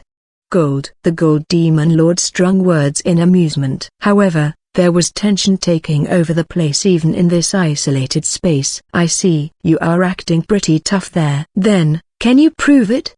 Purple. Alright. Then, where do ya want me to begin from? Gold. There's a lot I would like to ask, but I would like to know the reason first. What's the reason why I would want to attack the country you rule? Purple. From the decent reason first, huh? The reason is because Yagan only attack Garni where this one rules. We have gained a second resurrection after being defeated by Yugara, but everyone seems to be careful, most likely because they are bothered from having been killed. Due to this, we don't know each other's locations, right? The only ones who have spit out their locations boldly are me and Green. Gold. It should be possible to invade from the Garni Nether to the Taizu Nether, right? Purple. If it is just invading, but with the people here, ya would only be displeasing Green and won't be dealing much harm. The scale of the monsters is increasing, but it is a tad too small in scale to attack the Taizu Nether. Gold. The creature monsters are a high enough treat for humans, but in comparison to the monsters that exist in the Taizu Nether like the dragons, they are just a gathering of riffraff. From the very moment it is confirmed they will be invading, they will get intercepted and fall. After that, it would be a one-sided slaughter. Well, figures. If someone wanted to attack one of the demon lords, the only place that they could currently attack would be gold. Everyone can accept that part. But even if we can attack you, what is the reason to actually attack you? Purple. It is in order to make this one use the hierarchy curse. To be more precise, it is in order to make the others suffer with it. Gold. What's with that? Purple. The reason Ya brazenly gathered them all in the center of the Ghani Nether was in order for me to discover them. This one would obviously notice if Ya did that. And then, once those numbers reach a certain point, I would be forced to act. Demons have the ability to control monsters, but the only ones who can create a nether that can spawn monsters are demon lords. Ya would have to assume the culprit is among us, but Ya tinkered with the nether in order to make it impossible to pinpoint the one who did it from the type of monsters. Thus, this one would have no choice but to use the hierarchy curse to stop this. Gold. Right. You would naturally want to avoid making the country you worked so hard to raise fight and consume it. But if you use the hierarchy curse, I would be suffering too, you know? Purple. Ya won't. Ya would be happy instead. Gold. Excuse me? Purple. There's little merit to going so far as to make others suffer if Ya will suffer as well. But if that were a pleasure for Ya, Ya would benefit, and the others would suffer. A win-win for Ya. Don't Ya think? Gold. Are you trying to say I have that kind of fetish? Purple. I at first thought there was a demon lord who would prioritize the pain of others over their own shame, but those aforementioned monsters were born from those distorted feelings after all. Gold. What do you mean by that, Gold?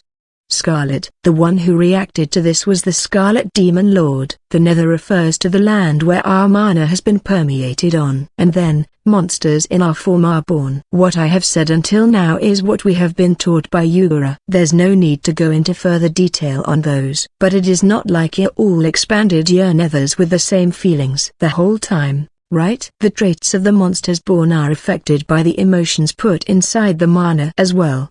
Gold. Fume.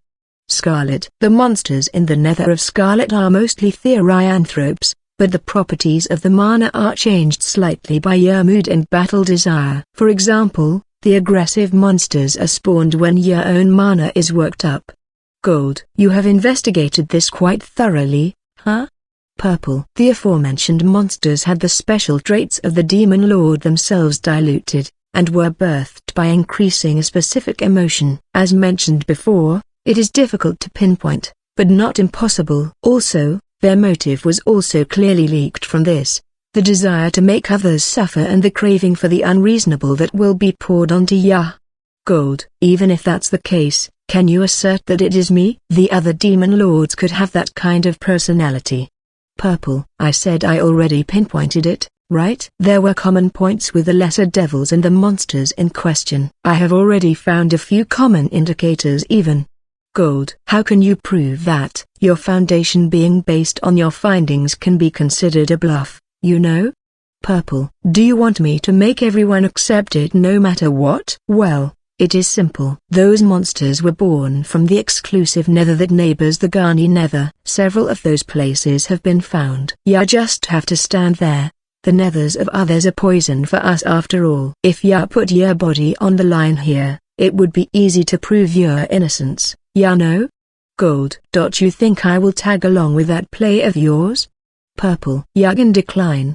In that case, I will simply have to make each demon lord head there in the order of hierarchy using the hierarchy curse. Your rank is the second to the last one, but what will happen to your position when you make them go through such hassle?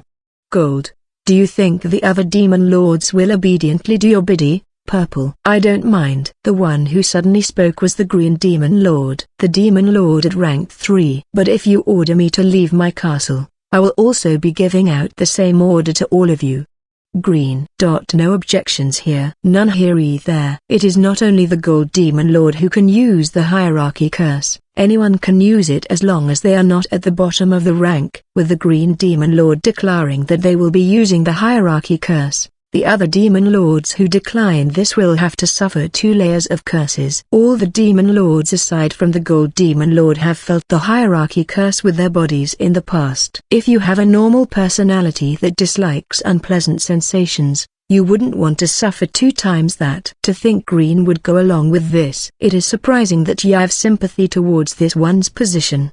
Gold. Don't get conceited. It is simply that your talk about the nature of the monsters being affected by the fluctuation of emotions made sense. That woman that tried to resist in an unsightly manner despite that, so I simply refused that escape.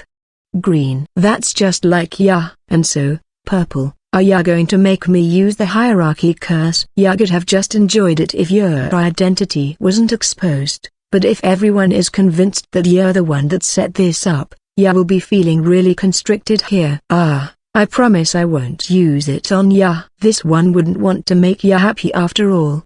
Gold. Foo-foo. Foo-fa-foo.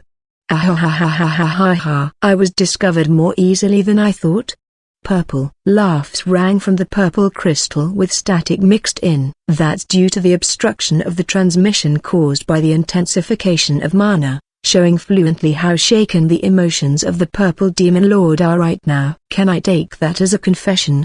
Gold. Foo-fa-foo, there's no room for deceptions anymore, huh? I admit it. That's right, I am the one who set that up. Purple. The Purple Demon Lord admitted with elation. She was the one who prepared the monsters and is the one readying to attack Garni. It is good that you're honest. I would be grateful if you were to withdraw your monsters. While at it.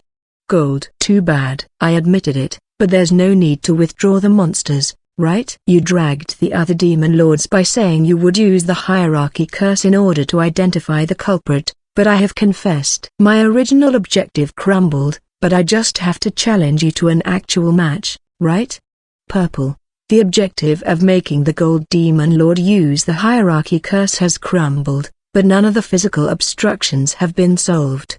There's enough monsters to attack Garni in the Garni Nether on standby. It is true that it would be troubling if you were to bring the situation to that development. If this one were to use the hierarchy curse to ask for the cooperation of the other demon lords, that would be a show of this one's own lack of ability, and would turn into my own selfishness. Gold. Yes. If I had stayed silent, I might have been at fault for getting them caught up in this.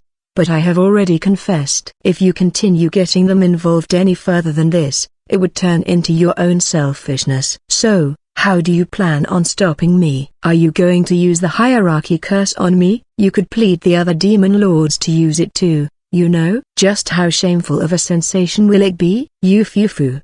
Foo-fa-fa-fa-foo. Purple. The aim of the Purple Demon Lord has been exposed, but their advantage is still the same. Her aim is to get the fun of receiving the hierarchy curse, and also to make the other demon lords suffer. The Purple Demon Lord is a masochist and also a sadist, so she would not use the pawns she has already prepared. As I said before, I won't choose the hierarchy curse on ya. I don't want to make ya happy after all. But ya would be happy even if the others were to use it on ya. What a hopeless one ya. Gold. That's right. But in my opinion, you are the most mysterious one. Even though you have become an immortal demon lord, you were given a shameful curse by Yugura. Don't you think it is a waste to not be excited about it? Purple. Anything can sound good when put in words. And so, Gold, what do you plan on doing? Scarlet. Even if I were to use the hierarchy curse, it would benefit Purple. That said, if left alone, this one's country will eventually be invaded and I will be suffering. Scarlet, are ya going to leave Purple be despite her using the nether ya created as she pleases? Gold. I have already let the Garni nether go. I have no plans on considering it my nether at present. Scarlet. So cold. Even if I were to ask Green and Blue, it would be pointless. How should I settle this? Gold. Do as you please. But my forces will surpass yours soon. So I will be the one making the move if you don't hurry. Purple. That's right. Then, let's negotiate. Gold. Oh my, You plan on solving this with conversation, even though your pain is also a source of pleasure for me. Do you have a bargaining chip that surpasses this? Purple. If ya don't step back, I will publicize your location to everyone here. How's that? Gold. What are you saying? Purple. Faint unease was shown in the voice of the purple demon lord. The location of a demon lord. That's information that can become their weak point. They have been defeated by the hero Yugura once already. This elimination progressed without issues because their locations were exposed. Having reflected on this, most of the demon lords now hide their location after they resurrected. The exception would be the gold demon lord who is reigning in the human realm as a beneficial existence, and the green demon lord that is shutting themselves in at a remote location where the humans can't step in. The scarlet and purple demon lords are currently hiding in preparation for the new invasion on the human realm. They want to avoid this being exposed. If their location is exposed, the danger of humans attacking them is created. They will also be within sight of the green demon lord who gets angry at the slightest things and would kill even a demon lord without mercy. He is not here right now, but there's the possibility Yugura will appear again. If it were the scarlet demon lord who welcomes conflict, he could turn defiant here, but for the purple and blue demon lords who don't wish for direct combat, this could become fatal. Ya hid your own identity when acting. That's proof that, even if Ya didn't mind making this one your enemy, Ya didn't want the other demon lords to become your enemies. Even if you're a pervert who gets happy from shame, Ya wouldn't want to have your back taken by all the other demon lords, right? Gold. I doubt you know where my location is. Purple. Ya the purple of enticement. Ya excel in kidnapping others. Due to this, you haven't created demons who could end up in close relationships. With that information alone, it is easy to locate where you're the one that's sending your thoughts to the monsters created and gathering them. You have gathered them way too frequently. Did ya not expect to be located like that? Gold. A bluff. You don't have that power. Purple. Q-armor, right? Gold. Purple. If I describe it in more detail than this, the other demon lords are not idiots after all. I wouldn't want to put ya in a precarious spot before our negotiation. And so, what will ya do? Gold. Purple. You are by the side of the nether I created? Ah, I want to die. Blue. Got it. I will withdraw the monsters, but where should I withdraw them? If I move them to Kiwama in the north, it would fall into the eyes of the humans too. Purple. What's close to the Gani Nether is the Taizu Nether and the Megis Nether. The travel route to reach Kiwama would require them to leave the Nether, and if they do, they will be spotted by the humans and they might locate them. You can just turn them into food for the monsters of green. Green wouldn't complain if monsters are coming just to become food for the monsters on their side. Gold. Is that okay, Green? Purple. Fine. Gather them at the entrance. I grant you the privilege to give me offerings. Green. While at it, I will have ya undo the newly nether that ya created. If it is still there by the following month, negotiations are broken. Gold. Got it. Purple. With this, the monsters that were gathered at the Gani Nether by the purple demon lord were trampled down by the monsters led by the green demon lord near the Taizu Nether and were wiped out. The nether that spawned creature monsters also lost its effects and was swallowed by the Gani Nether. The day after safely confirming the annihilation of the horde of monsters that were in the Gani Nether. It goes without saying, but the one who gave the gold demon lord her knowledge was a certain otherworlder. What I noticed after observing the monsters were like the faint traces of emotions found in art pieces. Basically, I noticed that the wills and emotions of the demon lords were reflected in the monsters. Yup. I managed to tell that there were perverted masochistic and sadistic intentions, but I couldn't ascertain who was the demon lord that created them. But what I ascertained was that there was still leeway in time after seeing the intention. After that, I had Dekdoik capture the monsters that were known who they originated from, and went around checking the differences in those art pieces. If they were all misfires, then colorless would come up as the prime candidate, which would cause all sorts of problems,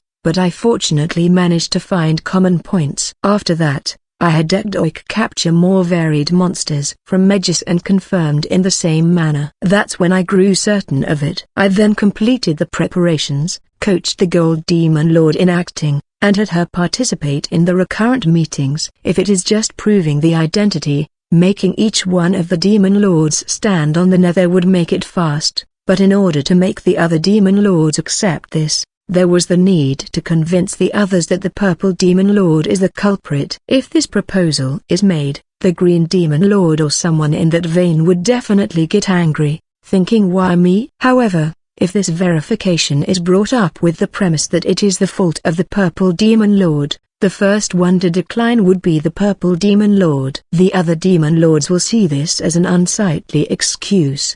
The intention was to make the other Demon Lords more cooperative. It may be fine until that point, but I am impressed Young managed to find out the location of Purple Gold. No, knowing the location of the Purple Demon Lord was a bluff. What?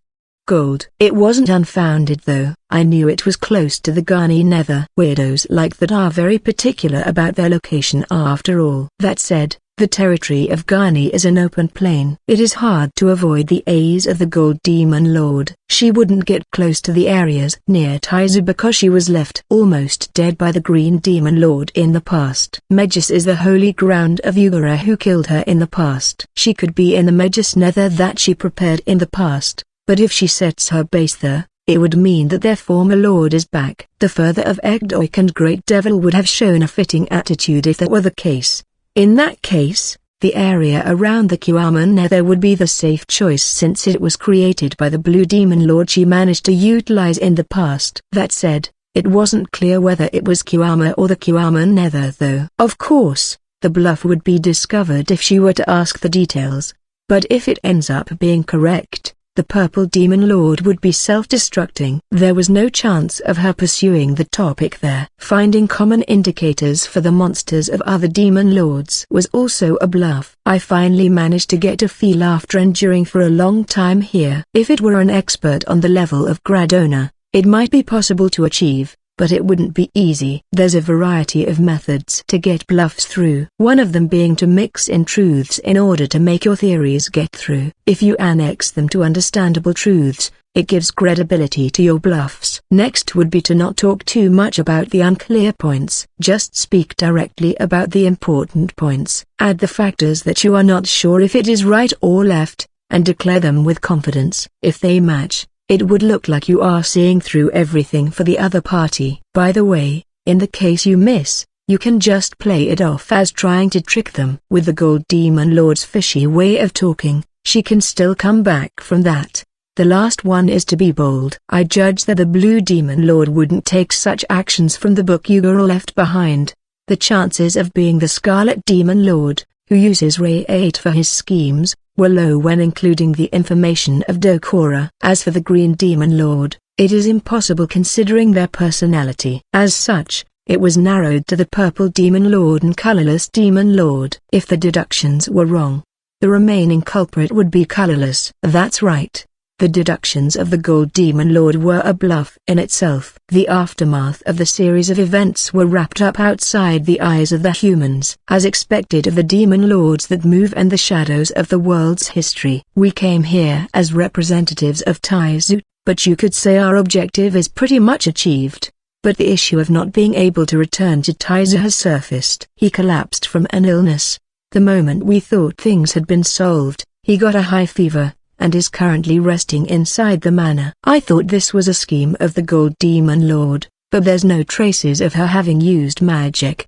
The food and drinks are being tested for poison by Mixama every time, so there's no chance of him having been poisoned. According to him it is a light cold and doesn't seem to be in any strange state. When I told him getting a cold in itself is rare, he directed a really displeased face at me. Colds are apparently something that people catch on the daily in his world. The ones who catch colds in this world are the children who don't have stable mana and weary adults. In his case, it is the latter no matter how you see it. Many burdens must have leaked out in one go. We have already contacted His Majesty.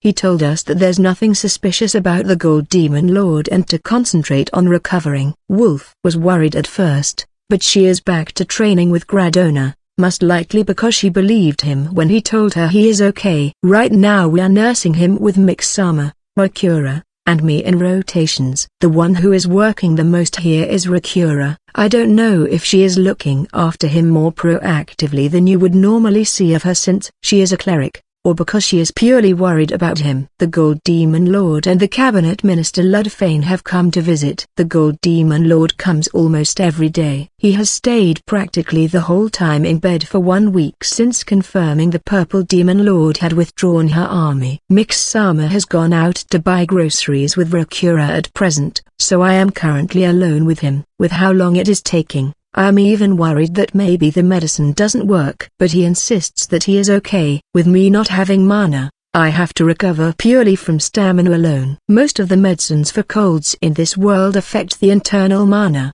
increasing your immunity, so they don't have any effect. There's no choice but to eat nutritious food moderately and sleep. I see. Nutritious food, like bear meat? Ilias, you want to cause a heartburn on the sick? Rice porridge. There's no rice, so that's a no-go. Food that's easy to digest and warms the body would be good. Alcoholic drinks can serve as good medicine as well if in small doses. The colds in your world are this long-lasting? Ilias, it shouldn't take even 3 days if there's medicine. Also, I most likely don't have antibodies for the viruses in this world either. The terrain of Gani is different from Taizu too. The irises? What's that? Ilias, bacterias that are the source of diseases. Bacteries. Ilias. Can we leave this for some other time? I don't have the energy to explain that right now. Looks like the knowledge of diseases is plentiful in his world. Even someone like him, who calls himself an average person, has general knowledge of it. He knows a lot about many occupations. Rather than intelligent, he most likely has knowledge of occupations that were similar. Knowledge related to knights, the army, cooking, blacksmiths, crafters, and even domestic affairs and politics. But his knowledge is too shallow to call him an expert. In what way is he obtaining all that little to use information from, and for what reason? I am worried that his disease won't be cured, but just as he said, the symptoms are faint. There's the possibility it will make a sudden turn, but resting should be the best option for now. That said, considering his usual unheard of actions, him lying down is instead giving me peace of mind. The door opened up with strength while I was thinking this, and the Gold Demon Lord showed up with a basket hanging on her arm. I have come to visit Tilda. Gold, leave. So cruel. Even though I brought the fruits Ya requested. Can't Ya show a bit more appreciation? Gold. That definitely does help out. Fruits are a precious source of nutrition at times when you don't have an appetite after all. He tried to get up, but the Gold Demon Lord stopped him. It would make it hard for me to come if I were to make the patient come to me. Just stay lying there. If ya want to eat it right now, I can peel it for ya. How about it? Gold. No, I already ate just recently. You are already providing us lodging, so you don't have to come here every day, you know? Even this one would feel bad for my benefactor who ended up this way after solving my troubles. Even though I told ya not to push yourself.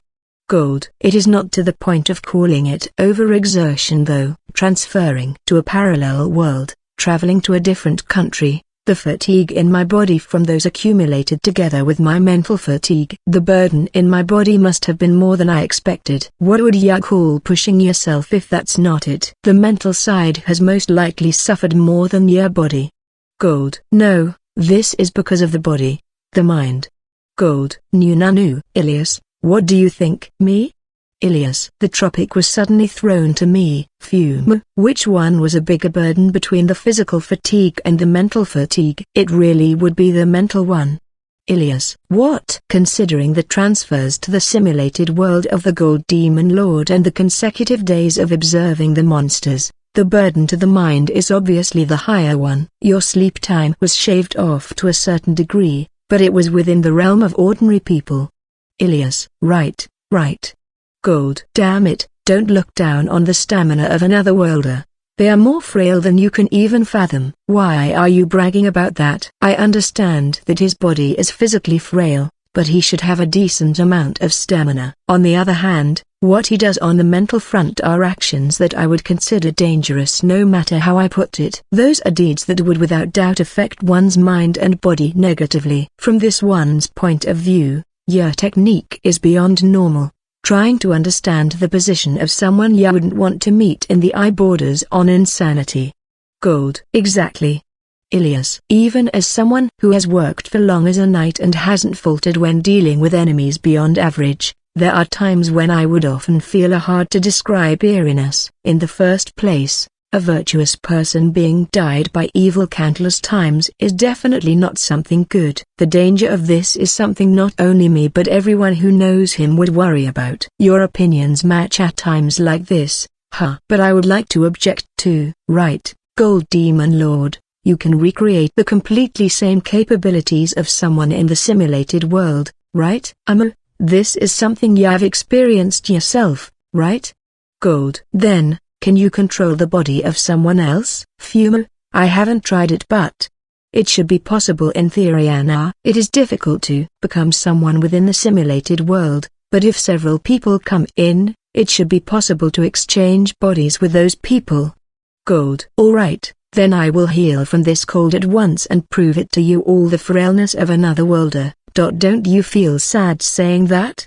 Ilias. A bit. It seems like he has thought up something weird again. I'm impressed that he can think up crazy things like that every time. I sigh. But that motivation must have served as a trigger. He recovered from his cold the next day. I don't know if I should be happy about this. Just what is going on here?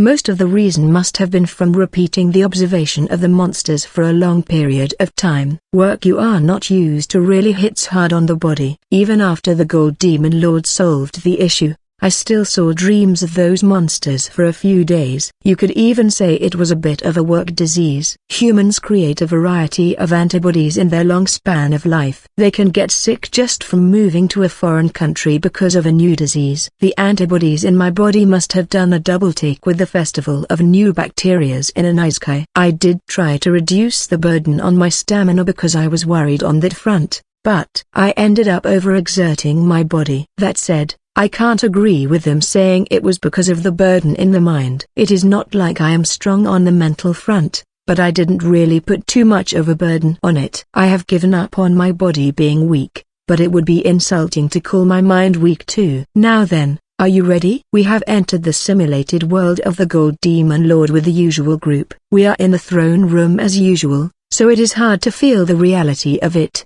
but the small Gold Demon Lord is floating up close. So there should be no doubt. And so, what should we do? Gold, please test out whether you can exchange Ilias and Rakura first. Test, you say? Well, that's fine. Ilias. Shouldn't Counselor Sama be the one going first since you were the one who proposed it?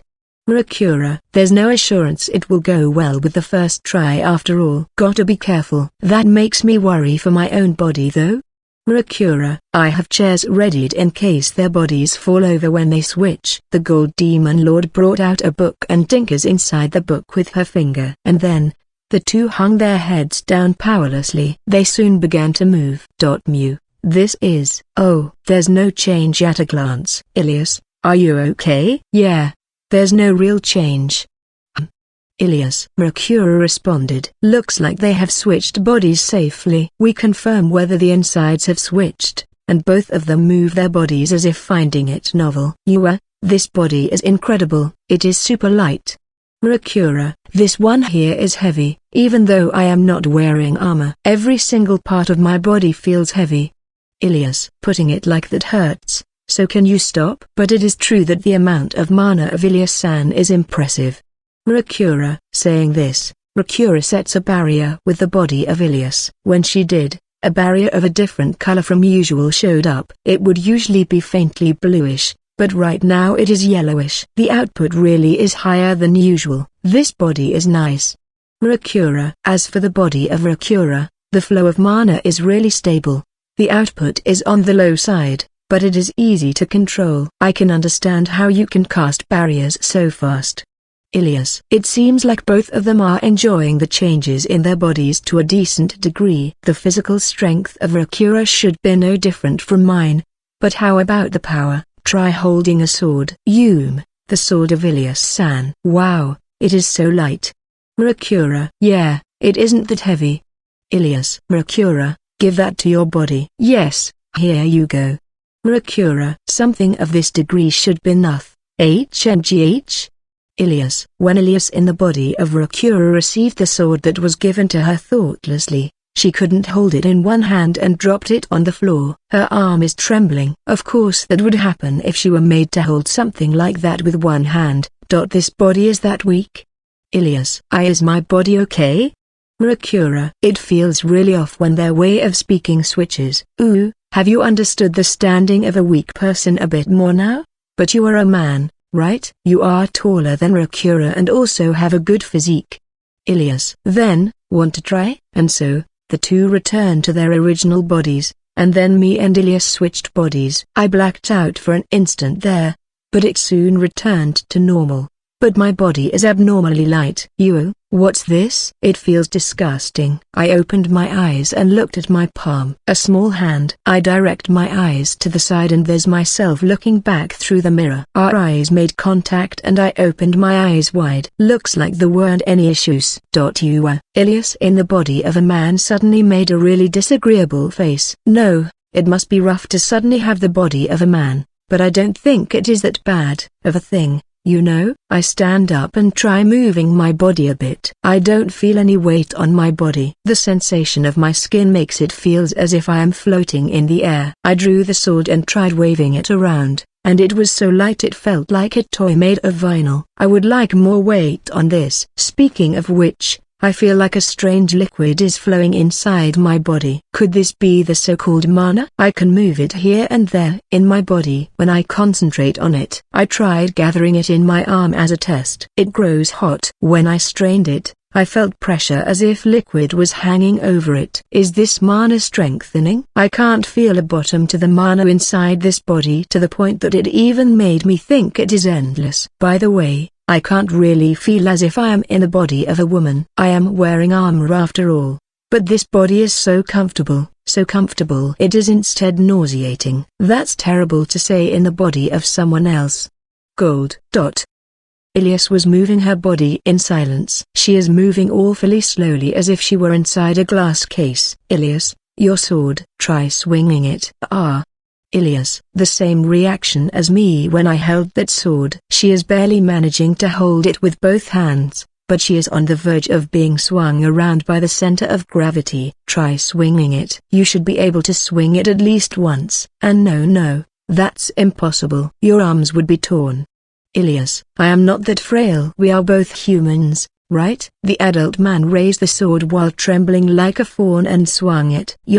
What a terrible posture. And then, her arms couldn't endure the weight of the sword and lost balance. I support her with a hand. Wow, a human can be this light? Are you okay? Why yeah. But to think you were weaker than even Rakura. Ilias. Really? I thought we were about the same level. Could it be that the strength of Rakura is actually impressive? Is she brawny? I direct my gaze at Rakura. She waved her hands in denial. She says that's not true though. No. This is. There's not a single trace of mana. I even thought you were on the verge of death here, Ilias. You are going that far? No, it is true that the body of Ilias is brimming with vitality though. Anyways, my real body is light despite being the body of an adult man. It is like the weight of a rolled up futon. If I try to carry it, I can easily do so. Ilias. I remembered the time you carried me. What unbelievable strength. Wouldn't you be able to flail a human around with ease like this? I wouldn't want to flail my own body around, so I lightly rock my body around with one arm. Stop it. Ilias. She is thrashing around, but I barely feel any resistance. This is the difference between me and Ilias. It really hurts when feeling it outright. But with this weight, you certainly would want to mountain climb while carrying. I lower my own body for now. She is gasping for breath here. So dramatic. Even though you would normally grab my collar and shake me, it is not like I do it with that much strength. Ilias, you may not be putting too much strength in it, but right. This is a good opportunity to do the same things you did to me before. My past traumas. I remember the time when I got bear hugged on the day I saved Wolf. I don't really want to hug a man, but well, it is me anyway. I spread both arms and walked towards her. She must have noticed what I wanted to do from that. No, wait, you don't know how to hold back with my body. If you do that, Ilias, don't worry. Even if a tragedy happens, this is a simulated world. Everything is an experience. This is the first time I see Ilias-san make a face like that.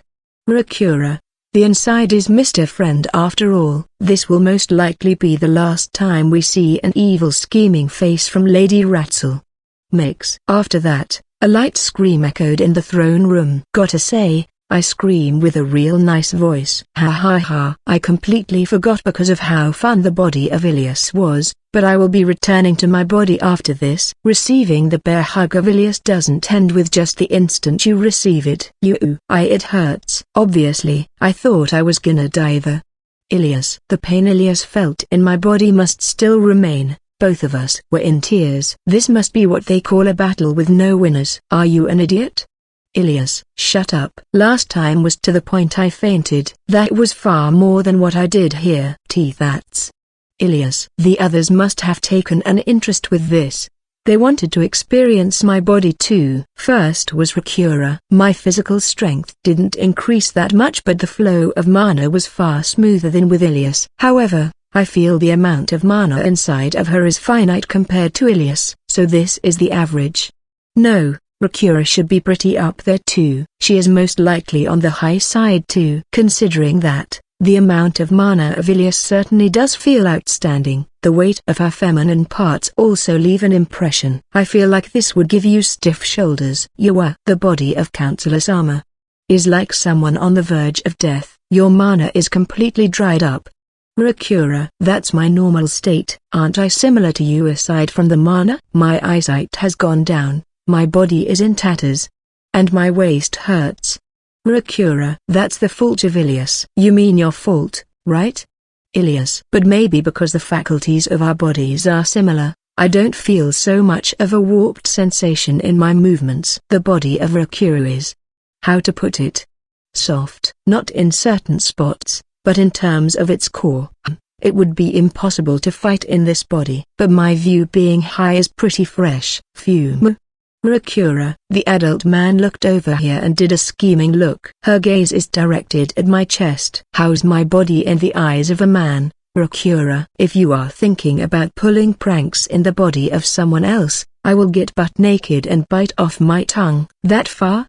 Rakura, just picture it. For Rakura, it would only look like she is toying with her own body, but in the eyes of others, it would be like a man going full pervert. Moreover, I am a man on the inside. Why do I have to get teased by someone with the outward appearance of a man? I don't know what she would do if we were to leave her like this for too long, so I switched with Mix this time around. The body of Mix wasn't on the level of Ilias, but it was still hard to call it ordinary. The amount of mana feels even less than that of Rakura. An Olympic athlete would be around this level, I think. No, this body would be a bit higher than that. Mr. Friend, your body is like that of someone who would die as soon as tomorrow. Mix. The adult man made a face on the verge of tears. You too, huh? I don't want to see an adult man making that face though. I am telling you that's the average. If you take out the fact that there's no mana, I simply am not that strong, right? To think it would give me this much anxiety just from the being no mana. Mix. Looks like the residents of this world are very conscious of the mana inside of them. I do think that the things revolving around mana are powerful factors. The reality is that even a newbie like me could immediately control it to strengthen my body. Mana is like a second gauge of stamina for them. They must feel like I am on the verge of death with me not having mana. This is the body of a gentleman. The same as Anisama. Gulp. Mix. Gold Demon Lord. Return us at once. The eyes of that guy are scary. I switched with Wolf at the end. Wow, this is impressive. Ilias is above her when it comes to exerting strength, but the lightness of her body is on a whole realm of its own. Not only does the mana inside of her feel bottomless, it continues overflowing from my core. With this much mana, you would be able to live a life filled with energy every day. I see. I can understand well why the people who can feel mana would have their heart drawn by the talent of Wolf. Seeing Wolf-chan suddenly make a complicated face and speak out difficult words is scary. Rakura, it is true that there would be several worries when looking at my current state. Speaking of which, can I move my tail? It is a strange feeling, but the nerves are definitely connected. It is as if there's different nerves connected to my ears and it feels extremely off. The body of a demi-human is really different from that of a human. By the way, the adult man is close to tears here. Shizu. Is this okay? Wolf gestures as if an adult just regressed to a child. It is not something I would like to see for long. I pat her head, but this is the first time I pat the head of an adult man. Oi, that's how I usually am. There's no need to worry. That's quite the bizarre sight. Rakura. And then, we return to our original bodies. Yeah, this body really does feel the most fitting. By the way, Gold Demon Lord San, aren't you interested in the body of Counselor Sama? Rakura. That way of putting it sounds weird, so rephrase it. I of course am interested in both meanings. But this one's body is pretty much a tool created for use in the simulated world. Only this one can move it. Gold. I certainly am interested in the body of a demon lord. No, phrasing. It would be better to say that I am interested in a body that has been affected by resurrection magic. It is true that there's not much merit in switching if I can't move it. There's no real need for Counselor Sama to move anyways, so isn't it fine to just switch? Rakura. Ooh. That's true. Gold. No, wait, if anything happens, there would be no one to stop. Why? I blacked out for an instant before I could finish speaking. But I soon came back and my body was the same. However, the position of everyone has changed, including myself. I switched. It was an interesting body. Gold. I look around. Everyone averted their gaze for some reason. The one in front of me is a gold demon lord looking satisfied. There's nothing wrong with my clothes. Or so I would like to think. Oi, what did you do? It is okay. I have not crossed the line. Gold. What did you do? I asked persistently, but the gold demon lord simply laughed and played it off. What in the world happened? I want to believe this is the teasing of the gold demon lord though. I should confirm with Wolf later. Next time you do that, I will judge it as a hostile action. I know. Consent is important in everything after all. Gold. This suggestive way of saying it pisses me off. What should I do about this one? But there wasn't anything that stood out aside from his body being on the verge of death. Gold. Verge of death, you say? But with this I have proved that the cold was because of the burden in my body, right? That body gets tired so easily it is baffling. Gold. Right. Actually, learning about the limit of your body being lower than imagined was a good experience. It is pretty rare to be satisfied from the feebleness of someone. I don't know if I should be happy or sad as the one who proved it. We will need to keep an eye on Mr. Friend next time so he doesn't overexert himself. True. We should treat him as a patient right at death's door. Ilias. I regret it. This even opens the possibility for them to not let me do anything at all. I can't help but feel like they have discovered way too much of my weakness. I should follow up here. It is just that I can't use mana, but my body is normal. It is not like I have that much stamina, but despite appearances, it is actually average on Earth. This is average. Ilias. Sorry. Everyone from the modern era. This is not my fault. It is the fault of the outrageous people in the fantasy world that have a second stamina tank that can boost all of their stats. Speaking of which, we have learned about how weak the body of Counselor Sama is, but we didn't learn about the thing he usually does. Rakura, I told you to stop with the phrasing. By the thing, you mean understanding the other party, right? Yes, I thought for sure you saw the world differently. Rakura. True. You were simply on the brink of death and there weren't any special traits that seemed to have adapted to that technique. Ilias. Those eyes probably have nothing to do with the almost dead body of Mr. Friend. Brink of death, almost dead, on the verge of death.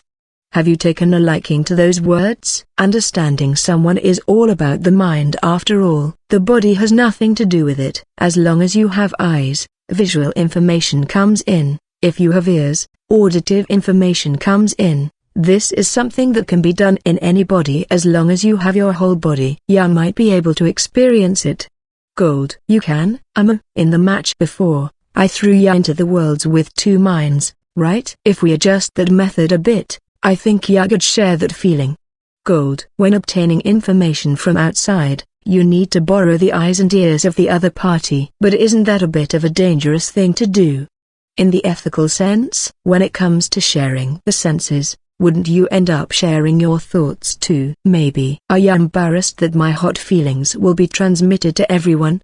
Gold. That's not it. Don't worry. I ended up getting riled up by her provocation and accepted. Gold Demon Lord, what a fearsome foe. We moved locations and headed to the Garni Castle's prison. The monsters are still chained up there even though it is a simulated world. I needed someone who holds enmity towards me as an observation target for my switch, so I chose this place. Speaking of which, what should I do about the monsters here? Even if they have helped me out, it is not like I am attached to them. Of course, it is not like our hearts connected or something. I should ask Egdoik to deal with them later. I have everyone sit on chairs, and then the Gold Demon Lord moves the minds of everyone inside me. After that, I am free to act as I please. Now then, I will try it out.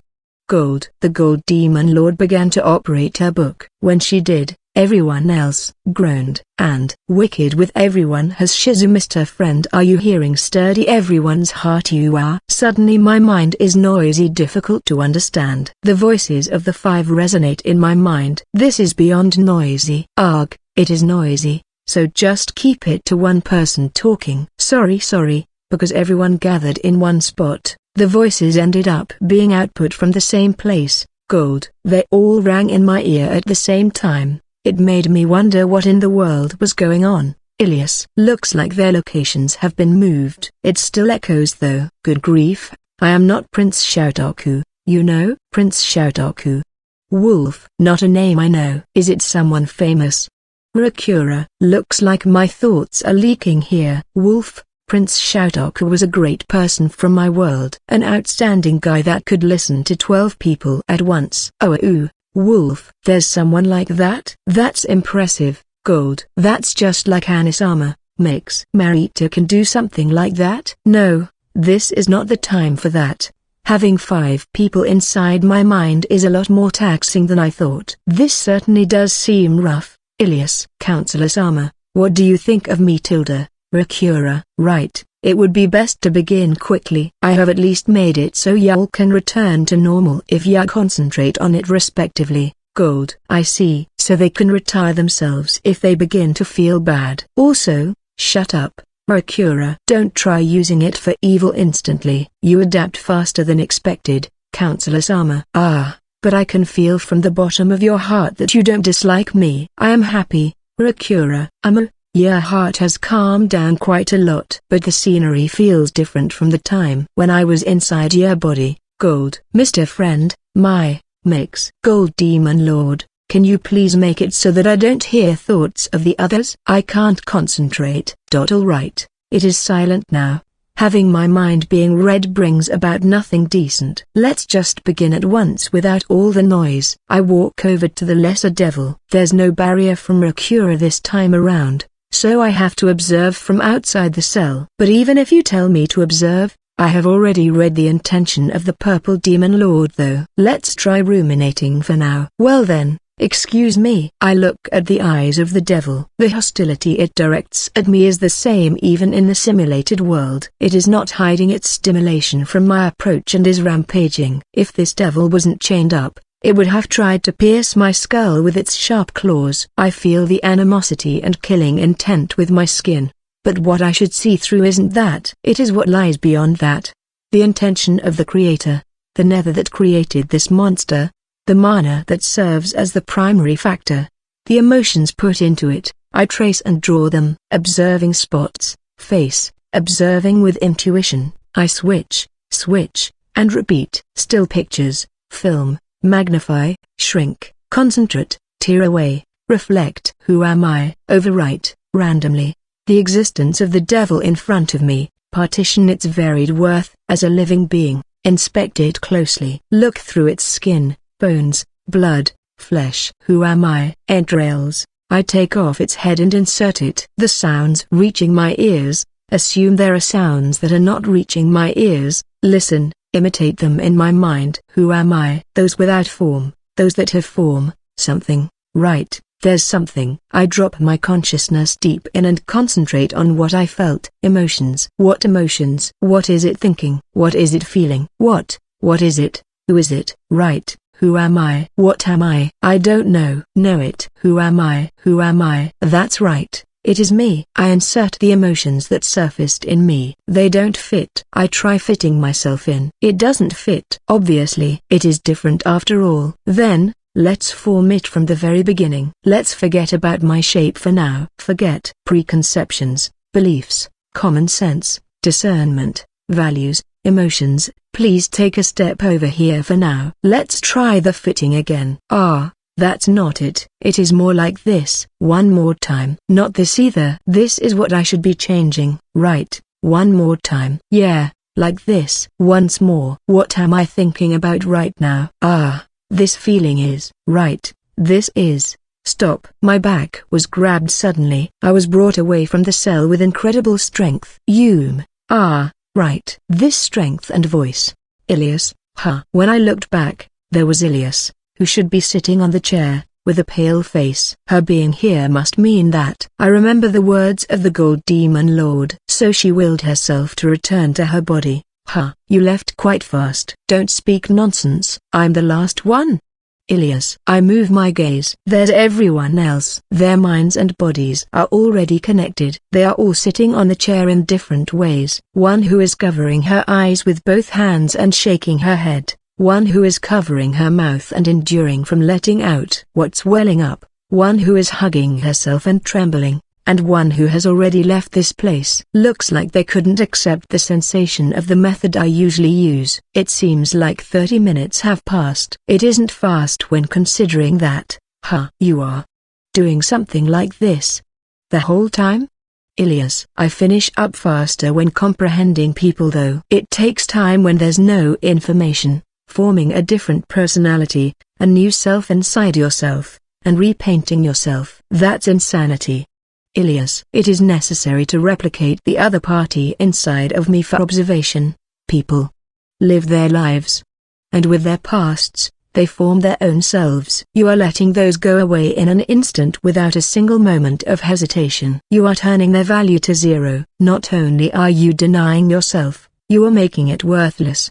Ilias. In order to become the other party, the information of myself becomes a hindrance. Therefore, I put them away temporarily, but it seems like she finds that to be an extremely dangerous action. I'm properly processing things like sensations as information. The one managing this and using them is without doubt the original me. It may be a bit shaky, but I have returned, haven't I? Are you saying a person with those eyes is you? Then what is the current you? Who is the one that we want to protect?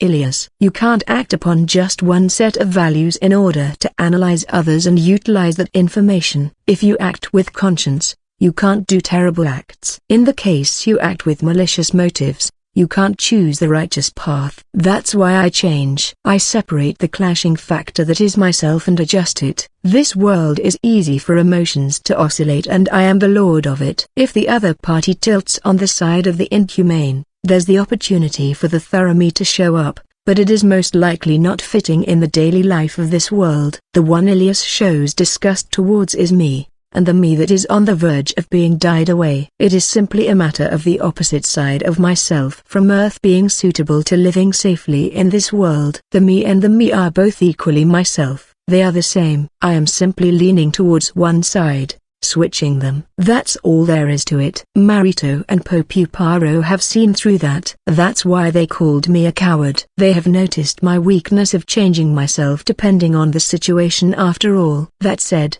Ilias is angered beyond expectations. There's most likely no words that can calm her down right now. I can't play it off either. There's only one action to take here. This is as far as it goes. End it. This relationship. You called me for something that stupid? After hearing the situation, I let out a sigh in disbelief. Mercurisolf had called me from the crystal used for communication. All of a sudden, Lady Ratzel seems to be by her side, but I can't hear her. She said there was something they wanted to discuss with me post haste, and I was worried that his illness got worse. But there was nothing. It was simply that Lady Ratzel and him had a clash because of a matter related to him. You say it is something stupid, but it is a pretty risky mood, you know? Mercura. Lady Ratzel most likely complained about his way of doing things and took distance from him anyways, right? I'm impressed you can tell, King Marito. Mercura. Of course I know. I am not calling myself his friend for nothing. Marito. The whole picture here goes as follows. After experiencing the method of comprehension that he uses in the simulated world of the Gold Demon Lord, those people found fault in it. When that happened, he didn't object and simply said do as you please and shut himself in his room at the manor. That said, it is not like he is not coming out, but just that he is continuing to recover silently. Therefore, Lady Ratzel was troubled in how to deal with this. So she contacted me through Mercurisolf. I have heard his way of doing things a long time ago from the person himself. I of course also understand that this is a method that won't be seen fondly by knights who treasure their own selves. I was also aware that Lady Ratzel would eventually be clashing with him regarding this method. Marito. You knew quite a lot about Councillor Sama, huh? Mercura. That's his weapon even if warped. Marito. On the occasions when he tries to understand the other party deeply, he would construct a mental image of that target inside of himself in order to know in more detail about them and read their actions. The accuracy of it increases depending on how much information is used as ingredients for it and the time he takes. However, his completed self gets in the way on the occasions when he wants to become the other party. That's why he would temporarily let go of even his own self. He turns all of the values he has gained until now into a blank paper, and reconstructs himself from zero. For a person with the ideal that humans should grow, this would look like lunacy, but it has its logic. Moreover, in order to utilize that information he gained from such a method to its fullest, he adjusts his own standing. He chooses the mental state that allows him to act effectively. Lady Ratzel calls that state of his as died. The change in his way of calling himself is a symbol of the degree he has changed. Because he is always keeping this in mind, he would veer away from those in his usual manner of speaking, creating a weird dissonance. It is only in the cases when he is going to act with a strong will that he will concentrate highly on his own standing. It is functional, and it would sound nice if you call it efficient. However, it is simply a countermeasure for his inability to make appropriate responses with a single self. He is weak and cowardly, but even if so, he takes such a method for the sake of efficiency, but that method will definitely corrupt his heart. Mercura. You people are neither his parents or his spouses, and yet, you have been given the right to deny his way of living? That's a surprise. Marito. Putting it that way is. Mercura. I wasn't being sarcastic here. He really gave it to you, so I am surprised. Marito. What do you mean by that? Mercura. He said, this is as far as it goes. Do as you please, and cooped himself up in the room of the manor. He didn't say, this is as far as it goes. Don't get involved with me anymore. That's how it is. It means that he is leaving the decision to you people. He is even kindly providing you time to think. Marito. That's what it meant? Mercura. If he found his relationship with you people a pain, he could have just told Lady Ratzel thanks for your hard work and left it at that. Marito. I wanted to be the one in that position, but I am unfortunately busy with my duties. It honestly only sounds as if they are bragging about their love story. Can't blame me for mixing my dissatisfaction in this. He is trying to finish his current relationship.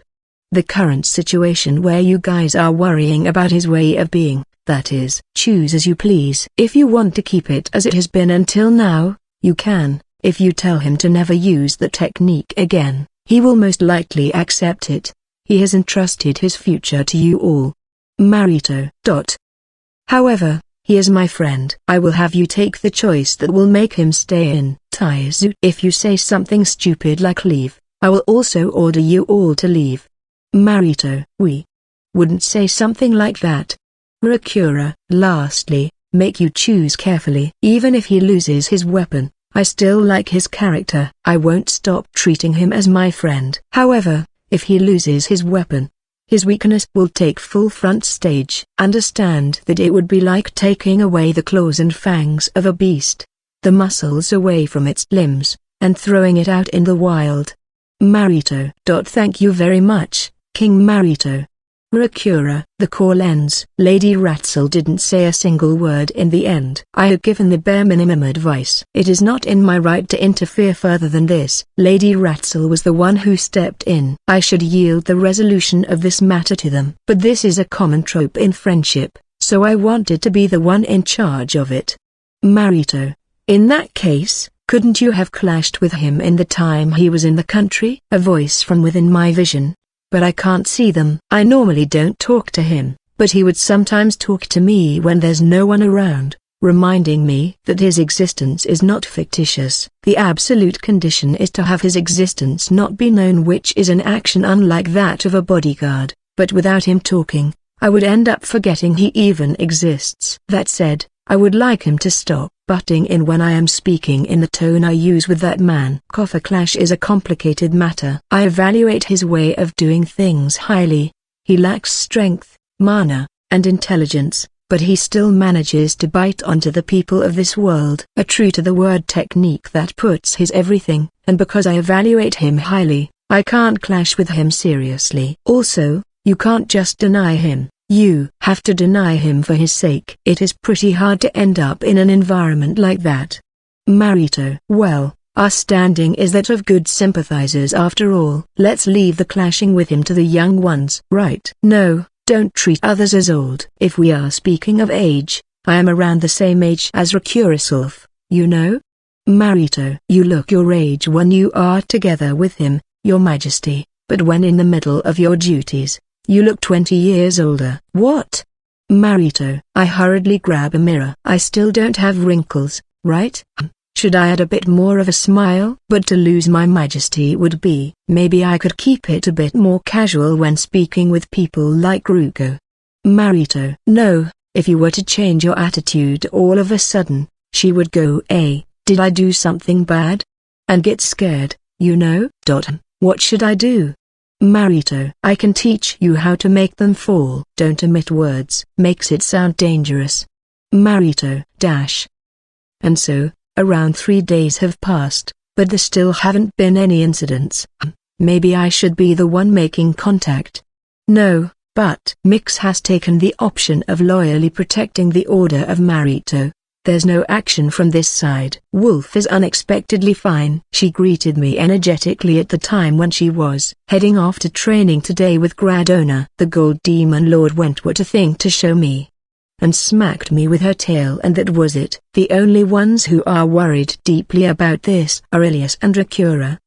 No, I feel like it is Rakura being worried about the state of Ilias. It is praiseworthy for an older person to be looking after others. I shouldn't be talking all big when I am the one leaving it alone though. I am almost completely recovered now. I normally would want to Chugani, but with the bodyguard mission present, I would need to bring Mix or Ilias with me. It won't be too awkward with Mix. Might even be better to have a one-on-one talk with her. Even so, if I were to just bring Mix with me, Ilias would feel pressured as a bodyguard too. If I were to bring only Ilias, it would be so awkward I wouldn't be able to chew, and I don't even want to imagine bringing the two. And so, I am on standby on my own and am lazing about in my room. I shouldn't have shown that side of me so easily, but I can't really do that. Ilias was worried about me to begin with. A situation like this would have come sooner or later. It wouldn't have been impossible to intentionally continue to deceive them. But I didn't plan on hiding my changes to begin with. It would be harsh to continue making them worry little by little the whole time. I really had to sort that out at some point in time. It makes me sick. In the end, I am simply trying to justify myself. I am simply a pathetic man who made them worry, made them feel unpleasant, and left them to chance. Even if I don't have the courage to end my relationship with Ilias myself, Throwing it all onto her is not good. If Marito knew this, he would be baffled by now. And then, a knocking sound rang. Expectation and unease surfaced in me all at the same time, and I couldn't speak at the moment. Settle your breathing first. Yeah, I'm okay. Come in. The one who opened the door and entered was Ilias. She is making a really unenergetic face. I saw a peek of Rakura at the back, but it doesn't seem like she plans on entering with her. Ilias closed the door and silently looked at me. I ended up letting my gaze escape to the book in my hand. It is hard to move my gaze back now. The silence hurts. The contents of the book I am reading are not entering my brain properly, but I turned the pages for show. I'll have to read it again later. No, this is not the time for that though. Ilias is not speaking. Only time passes. Do I have no choice but to be the one to make the move? Keeping this current situation and having time pass would be bad for my stomach. Are you having trouble finding words, or are you waiting for me to say something? I would like you to make that clear. Both. Ilias. I see. If you want to, I can be the one leading the conversation. What do you say? Please do. Ilias. It seems like she is more trouble than I thought. Can't be helped. Let's lead it in a way that will make it easier for her to speak. Just say your honest opinions first. Next would be your demands. After that, you just need to wait for the response. I don't like your way of doing things. I would like you to stop. Ilias. I see. Got it. End of the conversation. If this were written homework, the teacher would be demanding a rewrite. There wasn't even a wait for that. Ilias. Did you want me to tease you there? Sorry about that then. I am telling you to throw away your only weapon, you know? How can you agree so easily? Ilias. Don't just assume it is my only weapon. Even you can still fight without your sword, Ilias. You have another weapon? Ilias. What an awful thing to say. Well, I have not shown any other weapon aside from that one though. There's obviously a limit to the weapons you can use in the modern era. Physical things would obviously be a no-go. There's other methods if it is just understanding the other party. There's no real need to become them like an actor. This would just be an amateur trying to imitate the experts, but it is not impossible for me to do something similar to profiling by utilizing experiences and past events. I haven't learnt it in full, so its accuracy and effectiveness would drop sharply though. I have a variety of methods. I would get a lot weaker though. And yet, you would still let it go. You can throw away something that is worth for you in such an easy manner? Ilias. It is honestly painful to lose a valuable method that can work in this world. But if I am told to stop it, I can. Are you saying my words have that much worth? The things that are worth to me are invaluable. I don't understand how you can lack so much attachment towards the things that you define as valuable. That's why I don't believe in what you value. I can't believe in it. Ilias. Then you don't have to. Carrying the values of everyone would be impossible in Foundation. There are things that you wouldn't be able to understand. Why force yourself to understand it? That's something you can't understand easily without using the exact method you despise, Ilias. But I end up wanting to understand. Ilias. You are one pain in the butt. I ended up letting out what I was thinking, even though it is not good to snap back here. But I would obviously want to say that if she tells me she wants to understand despite not being able to understand, that's what I should be saying. You always hide the important facts, don't show them, won't let us try to understand, and yet, you always flaunt us only the dangerous parts. Ilias. Asking for a guy that's full of weak points to not show danger? Have you heard of unreasonable? On top of that, you tell me to do as I please? On the contrary, what is it you want me to do? Ilias. I am not asking for anything grandiose here. It is exactly what it means. Then, are you saying you would listen to anything I tell you? Ilias. I didn't go that far. It means I will concede as much as I can. You are one pain in the butt. Ilias. Stole that straight from me. This is not good. We are in a state where we return oil with fire. Let's take a breath here. Ilias must have thought the same thing. She closed her eyes and took a deep breath. There's no way I could do something about it if you were to suddenly throw me your whole future. That's just unfair. Ilias. Unfair. That's one of the phrases ranked pretty high in what a knight would say to an evil person. Oi. You are an evil person. I say so as a knight, so there's no doubt about it. Even though you understand other evils, you don't try to understand me, huh? Ilias, I do think I have understood you within reason though. So you won't try to understand me seriously? Ilias. Oi, don't divert your eyes. You are not going to try to understand my everything? Ilias. Ilias grabs me. She is holding back quite a lot here, but it is still far stronger than being grabbed by a brawny guy. But what's stronger are those eyes looking at me. How can you say such embarrassing things without any shame? Do you even understand what that means? What? The meaning of those words? Something like that. Something like that. Ilias. An awkward silence takes over us. What's with this atmosphere? It is obviously Ilias's fault though. Can't Rakura, who is most likely eavesdropping, just open the door? Please forget what I said just now. Ilias. That's asking for the impossible. Then, it is okay for me to get defiant here, right? Ilias. Ilias has a familiar face now. At times like this is the pattern where she would say merciless things. But I have no energy to continue this exchange. Do as you please. Then, understand me, let me understand you, however, with proper methods. That's my demand. Ilias. Aren't both of those lying on me? I thought this was a development where we would both try to understand each other, but they were just demands for me to act. Unfair. That's so unfair. Most of what you can do will be gone. Don't complain about just one or two things being added. Ilias. How unreasonable. Answer? Ilias. I will consider it. Can't trust that response. Redo. Ilias. That's weird. How can she tell? No, don't put your hand on your sword. Demanding with violence is not good, you know. I will do my best with everything I have. Alright, from here on, I will speak without restraint. I am tired of having my stomach hurt at every instance because of you. Ilias. Haven't you been doing so already? No, I don't have enough courage to say that. But the face of Ilias right now reminds of when she is feeling satisfied from slaying an opponent. The guy that was cut down was demanded things one-sidedly though. That's how it is. Sorry to worry you, Rakura. Ilias. That's how it is. You are listening in with your ear on the door, right, Rakura? How can you tell?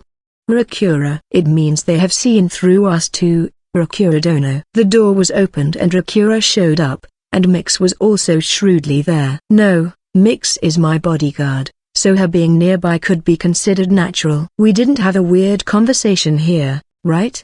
Nope, we didn't. After that, I was hit with excessive declarations to understand me. In the case that turns into a conflict, they will definitely end up consulting with Ilias. As long as I can't obtain a deep understanding of the other party, it will get harder to stand in an advantageous position against evil people, and I would have no choice but to deal with it in a normal state where good and evil will be the criteria. With this, I have been demoted from an ordinary guy that can carry himself well to just an ordinary guy. No, in the standards of this world, the weakest guy has simply become more like the weakest guy he is though. I will have to act carefully. I can't choose risky actions carelessly. The Otherworlder has thrown away even the weapon he used in the modern era, and will be made to think up an even more safe way to live in this fantasy world. Fortunately, I have been able to eliminate the dangers close to me with what I have done until now. I have secured lodging and food, and my human relationships are mostly satisfactory. There's also the matter of taming for my life. But having obtained information, I can leave the rest to Marito. We have learned a bit of the Scarlet Demon Lord and Purple Demon Lord that are planning on attacking the human realm. This is the end of the ordinary guy's turn. I am sure the people managing the country will be doing their best there. In the end, my main objective doesn't change. I just have to live safely. I have grown closer to Ilias and the others. This is a cheap price to pay for that. At one of the residences in Kiwama that an influential merchant owns, there lies the Purple Demon Lord who is using this place as her dwelling. The Purple Demon Lord excels in perplexing people and making them obey her. She has ensnared many people in the past, and has freely ruled them as soldiers, as offerings for the devils, and as loyal slaves. But because of how much attention the invasion speed drew, she ended up being the very first one to be killed by Yura because it wasn't fair. At the time when her chest was pierced, the The purple demon lord realized she wasn't a ruler or an absolute being, and looked back at her own standing. And so, she has now skillfully assimilated into the world of the humans, just like the gold demon lord who is ruling Garni as their king. However, the innate prideful personality she had is not so easily corrected. She grew so bored with the repeat of building up troops that she ended up plotting to attack Garni where the gold demon lord rules. She thought her identity wouldn't be exposed, but it completely did so instead. And to top it off, the gold demon lord discovered her location, which she was hiding from all the demon lords. She has several bases in Kuama, and she immediately moved locations that day. But she isn't relieved in thinking she has managed to escape. The hostile fighting force she took great lengths to prepare has become fertilizer for the Green Demon Lord's subordinates too. Her plan to let the other Demon Lords suffer the hierarchy curse that she had tasted before was also not fulfilled. The Purple Demon Lord had completely lost to the Gold Demon Lord in every sense of the word. But she won't curse her own carelessness. This humiliation is a priceless experience for her. The price to pay was too much, but she did gain something. She had no choice but to accept it in such fashion as she soaked in her bathtub, remembering the pain of the lips she bit. That's right. Compared to my previous life, this much is just sweet, isn't it? Purple. The purple demon lord muttered as if asking someone. A shadow wriggles inside their room as if to answer her voice. Those shadows were an abundant mass of devils. All of them are just one step into becoming a great devil. This residence that has had the mana of the purple demon lord resonate has already obtained the same properties of a nether. It is not big enough to have monsters born naturally from it, but the purple demon lord can create them through rituals. The unique class great devils that are raised from the poison jar called the nether are not so easily made. However, if it is just before that, it is simple as long as she can provide offerings. Fortunately, there are people being born here and there. There are many devils holding their breaths in all the bases of the purple demon lord, waiting for the moment. With her current forces, she would be able to bring Kuama down with ease. But she won't do something like attacking the human realm with lesser numbers like she did in the past. Obtaining experience and regressing would be the peak of stupidity, so she is progressing things modestly. But that's strange. I am surprised that gold demon lord managed to understand me. Purple. She knows about the Gold Demon Lord. That's because she met her when Yugara gathered the Demon Lords and granted them his knowledge. The incompetent demi-human fox that didn't know the outside world, and even when she obtained the ruling power, she died by the hands of Yugara without being able to show her strength. That was her evaluation at that time. But after reviving, she became a king of the humans, and has become a wise ruler that could carve their name in history. And then, there's the matter of the other day. She can accept some degree of change, but could the Gold Demon Lord be able to understand her when she has gone through that change? The monsters she created from the nethers that she intentionally put together in a complicated manner were a masterpiece the Purple Demon Lord was proud of. Their strength was only within the realm of giving them a passing mark, but she is proud of how well she hid her intentions and identity even now. Even if they were to capture monsters from others and investigate them, it wouldn't be easy to connect them to her. She finds it hard to believe she managed to do so with her ruling power. It would have to be someone really out there like the Black of Omnipotence or Yugara. Speaking of which, Scarlet said there's someone from the same planet as Yugara in Taizu. Could it be? I wonder. It is not like I have anything to do. Maybe I should try investigating?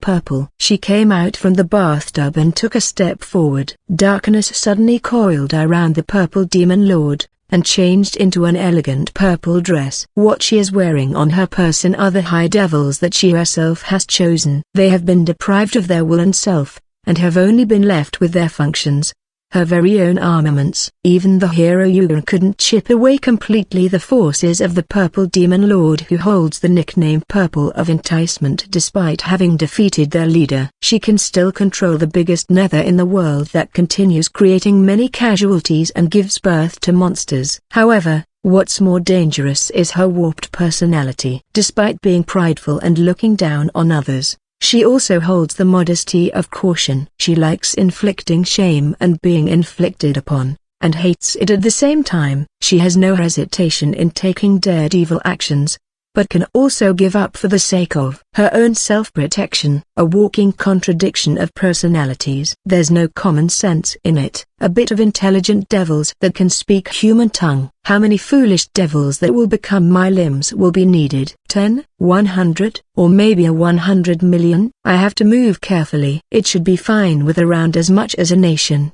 right? Purple. The stay in Ghani that felt long and at the same time short has finally reached its end. It was a stay that included a lot more lost time than initially planned. It is long in terms of time, but it was unexpectedly short now that it has gone by. I want to go to Taizu too, is what the Gold Demon Lord said, but everyone said don't come in chorus. There's no one in Taizu who would welcome the Gold Demon Lord. I thought at least Ya would tell me to come. Gold. If I had to say whether I like you or not, I would say I like you, but decisions on a scale where you have to decide whether to abandon your country or the citizens are a bit. With that faint hope severed, the Gold Demon Lord returned to her position as the King of Ghani reluctantly. The Gold Demon Lord without her protective barrier would be a ripe target for all kinds of political forces. The Otherworlder has just recently lost his weapon, with his future looking harsh. I wouldn't want to shoulder an unnecessary risk on top of that. I will eventually catch up to Ya, so just Ya wait for me. Other weird parting words she gave me which bothered me, but I decided to not think too deeply about it. And so, we safely departed from Ghani. We were once again being shaken by the carriage and going clippity-clop. The inspection of Ghani barely bore any fruits in the end. I feel bad for Ludfane-san who scheduled a whole ton of things for us. She herself said Her Majesty made a mess of it all and accepted it, but I feel like the rift between the cabinet minister and the king has deepened. Gradona is continuing to look after the training of Wolf, but he is apparently going to be returning to his former home once and settling things before coming back. He apparently left the training grounds the very day Ekdoik called him and arrived at Ghani. He said he is most likely being treated as missing right about now. Ekdoik has been used as a convenient taxi for Gradona. Gradona should be aware that Ekdoik was the one that betrayed his disciple Pashuro and killed him, but they are awfully close. Considering our original objective, this was a trip we got a lot out of. Right, in a lot of meanings.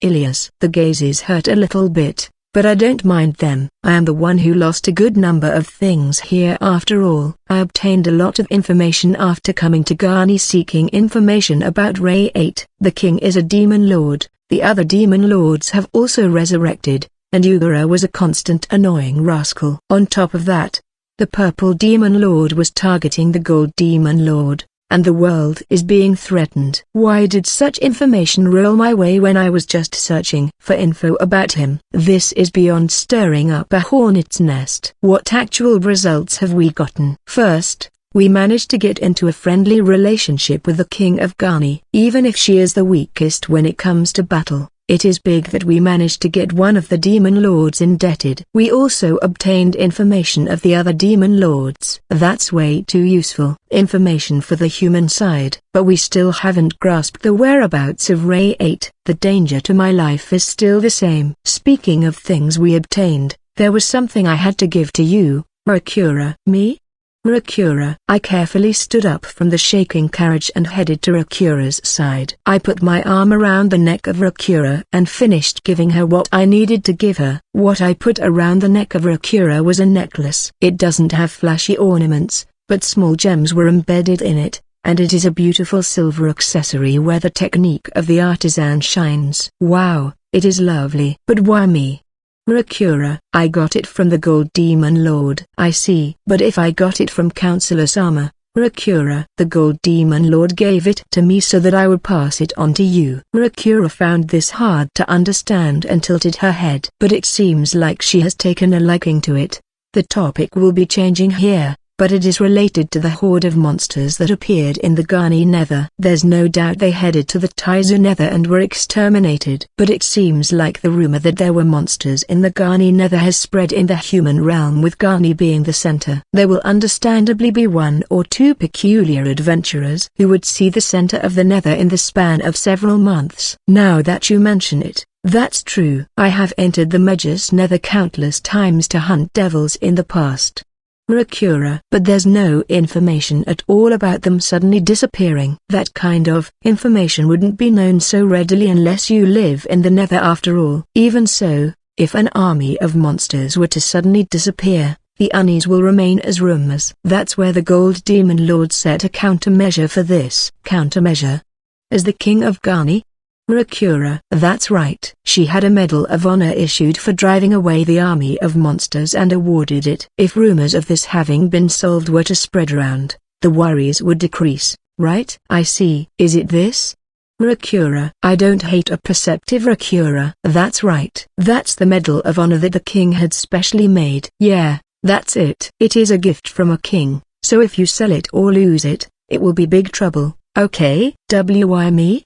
Murakura. The result of consultation. First of all, me and the Gold Demon Lord didn't want to leave traces of an earthling helper. It wouldn't give that much of a good impression if it were known that she joined hands with someone from the same world as Yugura. Ilias and Mix came as bodyguards, and Wolf lacks way too much fame. And most of all, you got the nomination of Ekdoik. That's acceptable? Murakura. Acceptable or not, Ekdoik cooperated here in the first place in order to increase your reputation. You know, this is in part the deserved reward of Ekdoik. Honestly speaking, it is also in part because Ekdoik noticed in the middle of it and went, this won't serve to raise the reputation of Rakurasulf. We finished things up from the shadows, so that's natural. Moreover, there's no way we can say there was a conversation between demon lords, but that would sour the mood of Ekdoik, and so, we mined up the rumor that hadn't grown that big, and displayed it again. We also spread the official information that Rakura had been awarded a hero-level Medal of Honor by the Ghani king. In this way, the rumor that the Magus priestess, Rakurasulf, had driven away the army of monsters that gathered in the Ghani Nether was easily established. The king is admitting it. It is not a simple matter of it being a trustworthy source anymore. By the way, Ekdoik is also spreading that rumor while transporting Gradona. You actually did contribute, Rakura. You have the right to accept it, so just accept it. That's true, but this doesn't sit right more than I expected. I don't feel accomplished at all here. Murakura. That's pretty much how it is when it comes to public opinion. Even if you didn't manage to bring out enough of your power or couldn't apply all of yourself in it, you will get praised as long as you get the results. The bandit subjugation of Ilias was the same. It was a high difficulty one when it comes to wits, but Ilias barely had a hard time when it came to raw power. It was most likely a mission any night division could have accomplished if it had been solely about battle. Despite that, she received a Medal of Honor from Marito and was evaluated highly. But what did I do? I only remember putting up a barrier. Murakura. Also, you exhausted almost all of the wine in the manor. You did a whole slew of things that you didn't need to. The result was that you received the highest Medal of Honor you can from the king. How are you feeling? Heh, the guilt is crushing me. Murakura. There's also the promise with Popuparo and Ekdoik. It is helping out greatly to veil our actions. I will be raising your fame steadily like this from here on, okay? I yearned for a reward with no manual labor, and yet, this is not what I imagined. Murakura. Yes, this is the person that became a hero after placing a barrier in front of monsters. This must feel the same as when you are placing a dandelion on top of the sashimi, and all of a sudden you are being praised by the public for wiping out all the terrorists. I don't really get it myself. Popuparo, Marito, and the Gold Demon Lord know about you. Even if your reputation rises, they won't throw you unreasonable work. Right? Murakura. I don't like the perceptive Rakura. I really might not be able to deceive her completely here. It is true that Popuparo knows how hopeless Rakura is. He wouldn't go out of his way to give her a high position. But what about the people who don't know Rakura well? If the fame of Rakura increases here and there might be people who would try to push Rakura by some trigger. That said, it is not like she doesn't have the ability. She will most likely get an appropriate position first. It depends on the performance of Ekdoik, but it will probably be fine. Probably.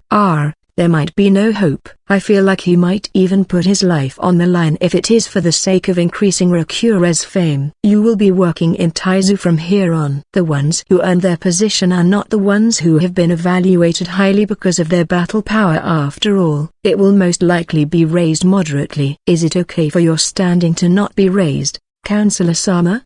Rakura, I have gone to 2 countries and have become friends with their kings. You know, there's almost no point to my work post and prestige. When you put it like that, Counselor Sama has really gone up in the ranks too. Rakura, my exchanges with the Gold Demon Lord were in part the results of my actions, but my personal relationship with Marito came from something trivial after all. I might be in a somewhat similar position as you, Rakura, in that I was evaluated highly before a proper evaluation was made through my ability and personality. Mr. Friend, are you looking down on the first impression that Anasama had of you?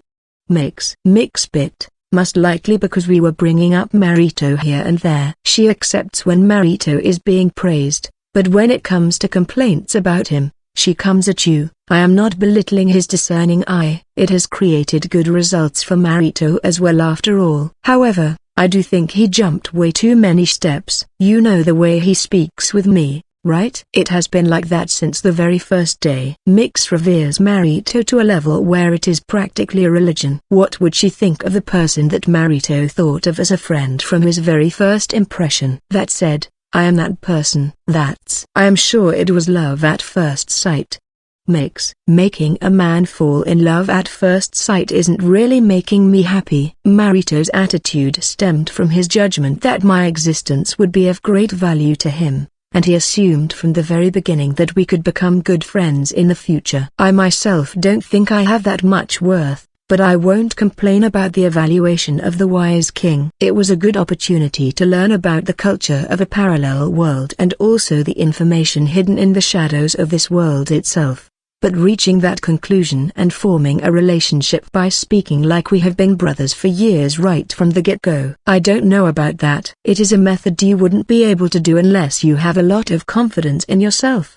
He must have that confidence. As for the Gold Demon Lord, well, she found someone that she could have skinship with without worries when she was missing it so dearly. It is like finding a pet to care for her in a life full of enemies. Well, I was the one who pet her though. The pet being the one doing the petting is not something you hear often. Now that I think about it, her tail was quality brushing material. I still remember it clearly. Most of the time it was her smacking it on my face, but well, that in itself was fluffy. I am feeling a bit nostalgic about it. Wolf, can I brush yours for a bit? Yes, go ahead.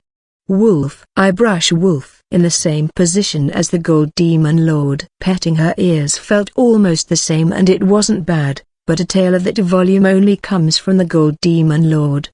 Speaking of which, I haven't brushed the tail of Wolf carefully. Fume. The feel of it is good. It is a smooth feeling like that of silk. This doesn't lose to the Gold Demon Lord in its own way. Wolf is proud of her own tail. Right. The Gold Demon Lord was also proud of hers. They must be happy about having a part of their body be praised. Wait, this isn't sexual harassment, right? A head pat is considered sexual harassment now in modern Japan. Even the manga where demi-humans show up, touching their tails is taken as an action akin to touching their boobs. I don't see such reactions from the Gold Demon Lord and Wolf. It is most likely okay. Should I investigate the culture of the Black Wolfkins in the future? I should also be careful and see if the demi-humans dislike physical contact. Right, there's something I would like to ask you. What, Ilias? I was just thinking of asking you given the chance. You see, are you hiding anything from us? Ilias, you went straight in. Well, I was the one who told you to do as you please, so I won't complain though. I learned that there would be no end to this if we are not the ones asking after all. How is it? Ilias, something I am hiding from Ilias and the others. Fume. It is different from things that I still haven't said because I haven't been asked, right? Yeah, but you also have those too? Ilias, like, I sometimes play with the grandchild of Lord Ragudo, and how I am in the drinking parties of the Ragudo division with Kara There's a good deal of things I haven't told you, but it is not really because I am hiding them. It is not like I am reporting my daily life every single time. There's obviously things happening outside the knowledge of Ilias in my life at Taizu. I don't go out of my way to tell her, but it is not because I am keeping it a secret. That's a lineup of things that I am really curious about. But now that you mention it, you were also pretty close to Lord Lino and the others, so this isn't that strange. Let's leave that for later. Let's hear about the things that you are deliberately hiding from us. Ilias, there's a number of things. First, there's a lot of things about Earth that I don't want to talk about. There's information that I shouldn't give you too. After all, this is also the result of having consulted with Marito. Knowledge from a different era should only be spoken to people who can process it, especially historical moments that change the times greatly. It could become the main cause that derails this world. I don't want to be the trigger for the creation of biological weapons and nuclear weapons in this world. I also don't want them to know about my human relationships on Earth. Well, it can't be helped. Then, how about things related to this world?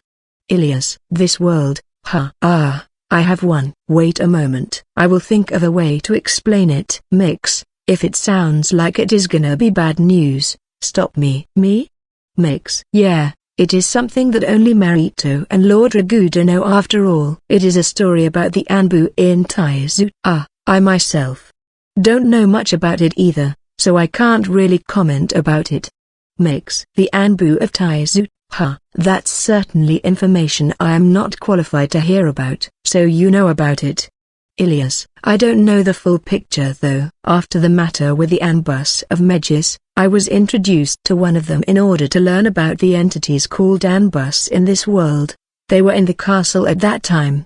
Ilias, rather than say they were, it is more like they are. He is by the side of Marito at this very moment. Is Anbu-kun doing well? I normally don't see him, so I wouldn't notice even if he were to disappear. I will keep that covered. If you are interested, please get the permission of Marito. Right. It will probably be impossible though. There have been talks that there are Anbus of Taizu within the Knights. There's clearly information flowing in the castle that Knights wouldn't be able to obtain after all. His Majesty has also not denied it even once. Ilias, Marito introducing me to Anbu-kun must have been the bare minimum information. It is about the strongest bodyguard in Taizu that not even the Knights in the capital know about after all. Any other secrets? Things I don't want to tell Ilias and the others. Things I would like to hide. There is. What a bothering reaction in front of the very person that's curious about it. Ilias, there's a treasure chest in my room, right? There is? Ilias. You didn't see it when you entered my room? Speaking of which, there might have been something like that. Do you know about it, Rakura? Ilias. Yes, a box that has a really strict lock, right? Rakura. Wolf has also seen it. Wolf. The only place I can put it is in my room after all. That's actually a personal secret treasure chest of mine. There's a variety of things inside of it. The ashes of what's most likely my first-generation partner, the magic seal stone I brought from the bandit lair, the pretty stone I picked up from the Black Wolfkin's forest, a fragment of the destroyed rampart at the battle with the Megis Anbus, and stuff like that. They are honestly all trash that doesn't have value, but they have many feelings stockpiled in them of my memories and the Isekai. I played it up and bought a big treasure box, but it has taken a decent amount of space. Does it have anything of value? Rakura. No, I have entrusted the money and goods to Ban-san. It is mostly trash I have picked up. I keep them as memories of my journey. I even have a part of the detection barrier that you failed to remove and broke. Rakura. Why do you have something like that? As an important memory of mine? Rakura. I don't think it is important though. It is more like events that left an impression on me. I have a habit of picking up things around the area to keep them as a commemoration of such moments. I wouldn't be able to show you the full picture of this one. I kind of don't care about that one.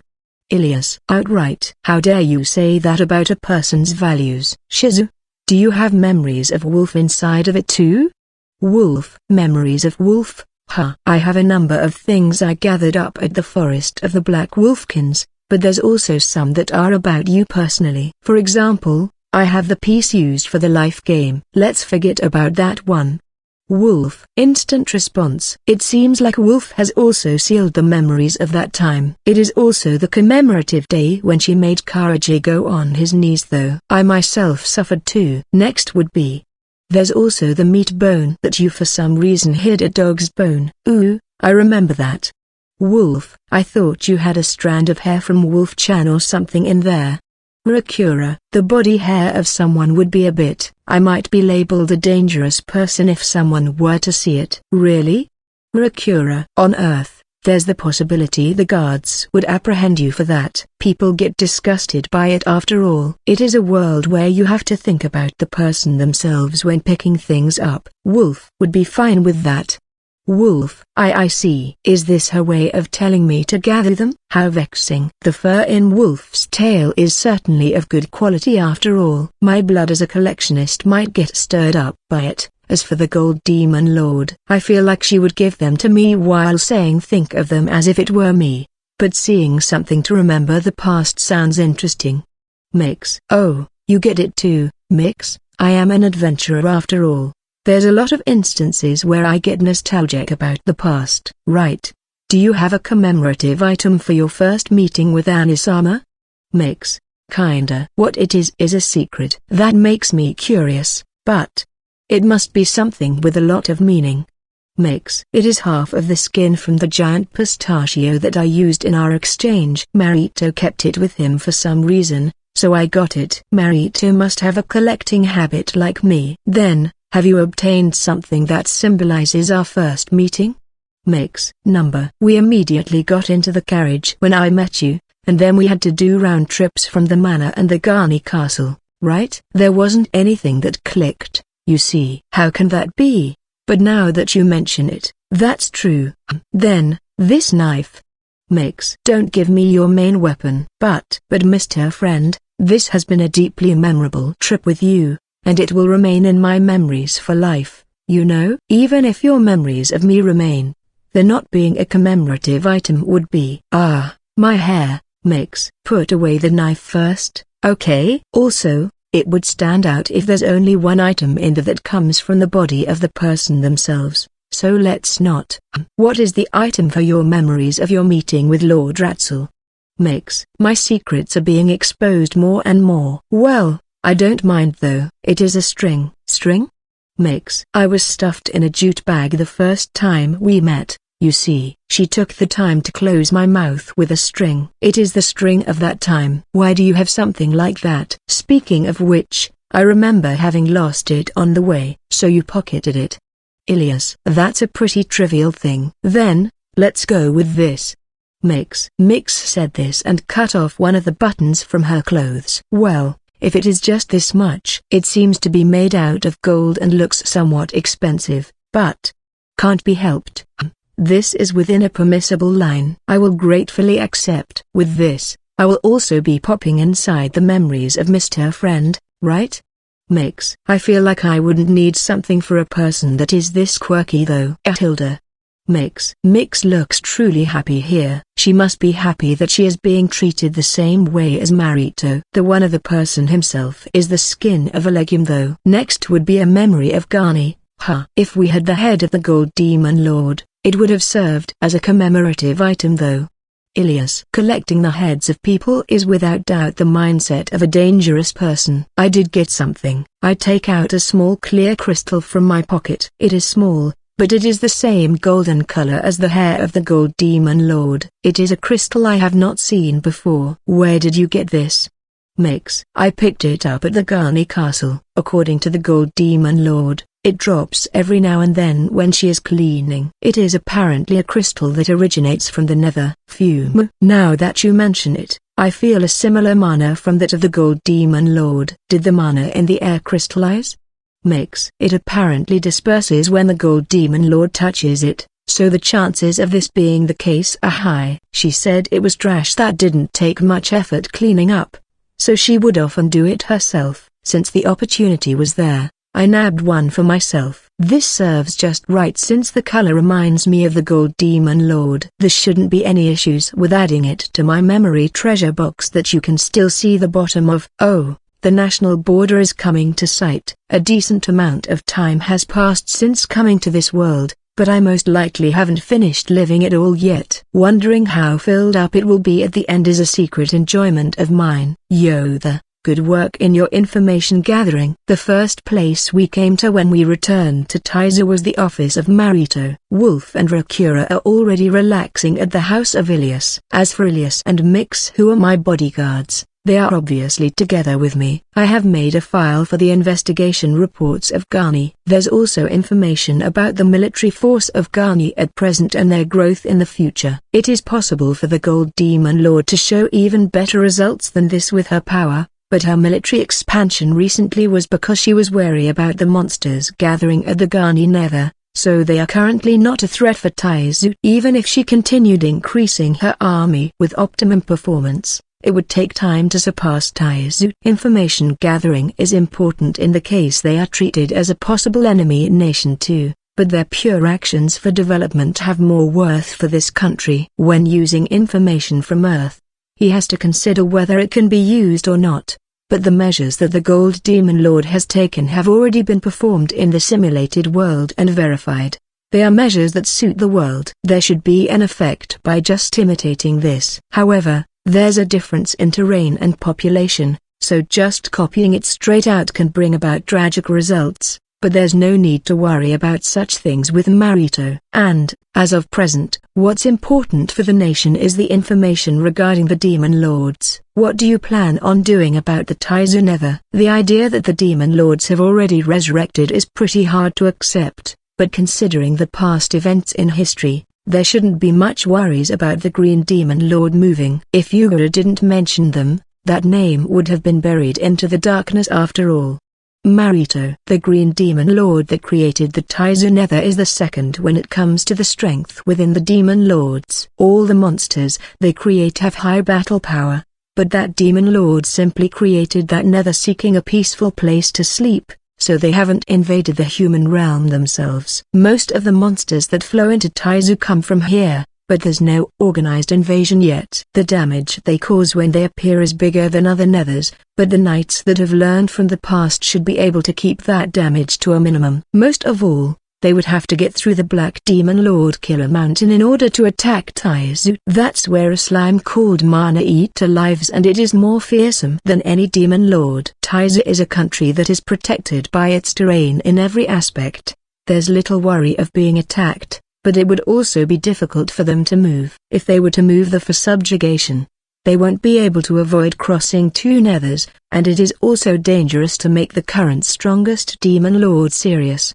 In that case, the worry would be the Scarlet Demon Lord and the Purple Demon Lord. Right. Even if we ignore the Gold Demon Lord's information, there's no doubt those are the Demon Lords that have attacked the human realm. They are not beings we can ignore now that they have already resurrected.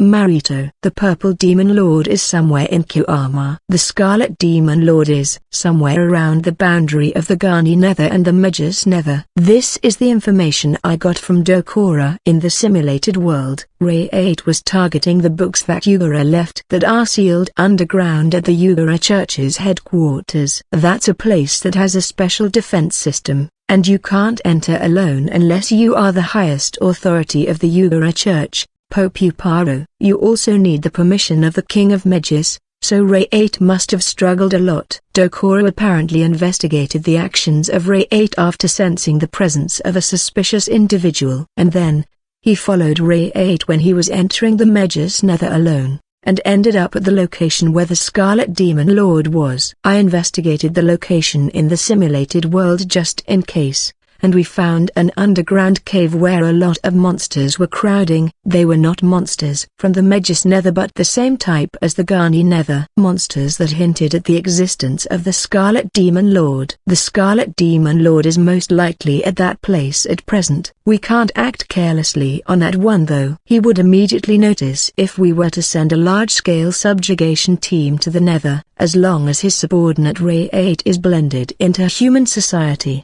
any actions that stand out will most likely be completely visible to them. Right now we should utilize our advantage of knowing their location to form countermeasures on the surface. The same goes for the Purple Demon Lord. Even if her base is somewhere in Kuama, It wouldn't be good to search for it and provoke her. The Gold Demon Lord was the one who cornered the Purple Demon Lord. There should be no connection that a human was involved in this. There's no choice but to throw everything to the people at the top in that front. The Demon Lords are also worried about the possibility that Yugura is still alive. He created resurrection magic and created immortal Demon Lords, so it wouldn't be strange for him to still be alive. I would like to borrow his strength again if we can, but judging from what we know, he doesn't seem to be that much of an ally of humans. Marito. Because the threat of the Demon Lords was so big in the past, Yugura killed all the Demon Lords he created once. He saved the world on his own prerogative, saying it wasn't fair. But what about this era? Now that the number of Demon Lords is one less, that gap is most likely beginning to close. It might be difficult to borrow the strength of Yugura again even if we were to find him. The neighboring country being ruled by a Demon Lord poses several issues, but there's no signs of her being hostile towards humans. Or more like, she was even saying she would stop being a king and come with us when we were going back to Taizu. You could have brought her with you. If you did, we could have decreased the Demon Lords by one. Marito. I won't tell you to get along with her, but at least lower the hostility. I can't help but pity the people of Garni who would get caught up in this. By the way, I heard that you clashed with Lady Ratzel at Garni, but how did it go? Marito. Ilias is making an awkward expression. So she really did contact him. Well, it was an event that might have ended up with us cutting relationships. So there was the possibility Mix and Rakura would rely on Marito. Things wrapped up nicely. I was made to promise not to use my comprehension to an excessive extent and it is now limited. Also, I was told not to keep secrets. So that was the compromise. Sounds reasonable. I won't meddle since it is your problem, but not keeping secrets is cruel. Are you not even allowed to love and secret? Marito. If I want to hide something, I will consult with them. I feel like that wouldn't be called hiding. Marito. I am living comparatively decently in this world after all. There's nothing I would want to hide. But I have kept the thing about the Anbus secret. That certainly is something Lady Ratzel wouldn't be able to hear from you. That said, since they have already gotten involved with the Demon Lords, there shouldn't be any harm in presenting him to Lady Ratzel and Mix. Marito. Marito coughed and faced the two. His ability to switch his atmosphere completely through his eyes is pretty impressive. Wouldn't it work even as a performance in parties? As such, I will be giving you a simple explanation about the Anbus of Taizu. Taizu also has Anbus. The only ones who know the members and can give orders to them are me and Lord Ragudo. However, all knight captains know about the existence of the Anbus. There's a sign stamp to communicate through the Anbus at each knight division. As for what they do, you can just assume it is mostly what you have heard in rumors. Marito. So they really did exist. Ilias. There's also one who is an exception. He is always staying in this castle as my bodyguard. Marito. They even serve as bodyguards for you, Anisama? Mix. With the Demon Lords getting involved, you all might have thought something conceited like isn't this country's king way too careless having no bodyguards around him? So I crushed that possibility first. Marito. I certainly did think that every day, but is that bodyguard incredibly skilled? Ilias. Of course. I am in the safest position in this country. If you can't believe me, try drawing your sword. I can allow you to do that at least once as a jest. Marito. Are you saying he is here? Ilias. I can tell immediately that Ilias and Mix switched their attention to their surroundings. Maybe they even think I am that Anbu disguised. I think he is somewhere around the back of those two though. Well then. Excuse me while I...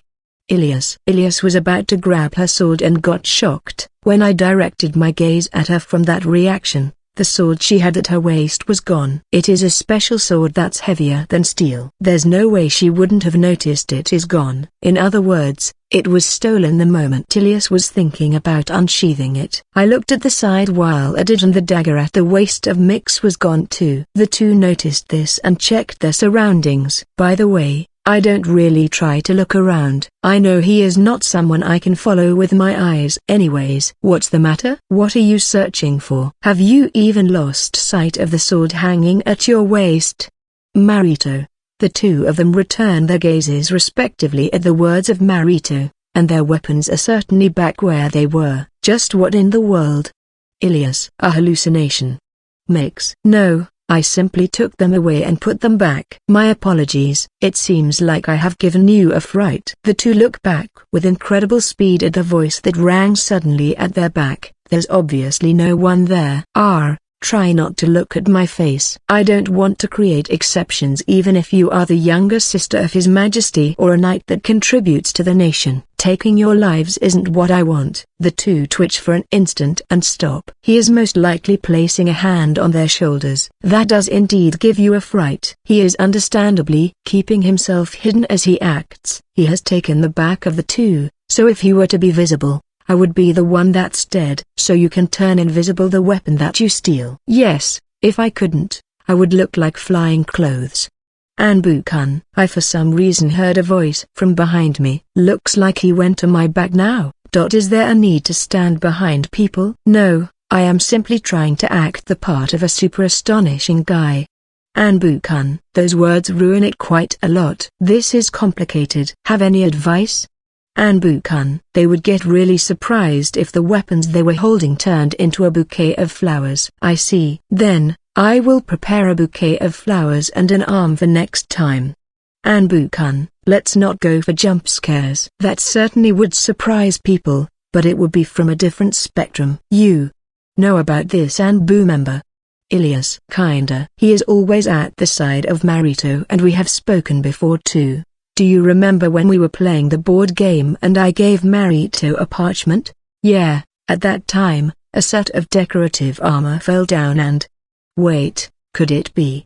Ilias. That's right. That wasn't a request for Marito, but him. About that day, I was wondering what was happening when you suddenly asked me please drop an armor outside. I myself didn't expect he would use my bodyguard. Now that I think about it, that might have been the only chance to kill me. Marito. Right. Man, didn't think about that. I requested this without thinking much of it, but it seems like I invalidated the strongest bodyguard temporarily there. That's not something that can be wrapped up with just an oops. That said, the sweat flowing from Ilias and Mix is incredible. The two of them are pretty powerful themselves. They most likely felt the difference in Anbu-kun's strength. Me? My fear organ has already been numbed and I can't tell. The most I think of him is that there's a weirdo around. Are you stronger than Lord Ragudo? Ilias. Yeah, I am. I am the strongest in this country. Anbu-kun. You have impressive confidence every time. You can call it confidence, but it is the same as not being able to proudly declare you are the strongest despite everyone being on the same level as babies. Anbu-kun. So it is on that level. This isn't the first time an inflation within my acquaintances has happened. But Anbu-kun really is on a level of his own. It is as if within the fantasy world residents, there's an even more fantasy world person mixed in them. That's how ridiculous this feels. Maybe you are unexpectedly a blood relative of Yugura. I'm impressed. You could tell. Shoot. Anbu-kun. You idiot. Marito. The air turned super awkward. It was something that just crossed my mind. But Anbu-kun slipped the. Marito also threw in a splendid retort. By the way, the faces of Ilias and Mix were getting visibly paler. Wow, these people can make such wonderful faces too. Marito is also making a flustered face incomparable to any I have seen before. Looks like they really have fumbled here. Too bad. But it seems like we will have to say goodbye here.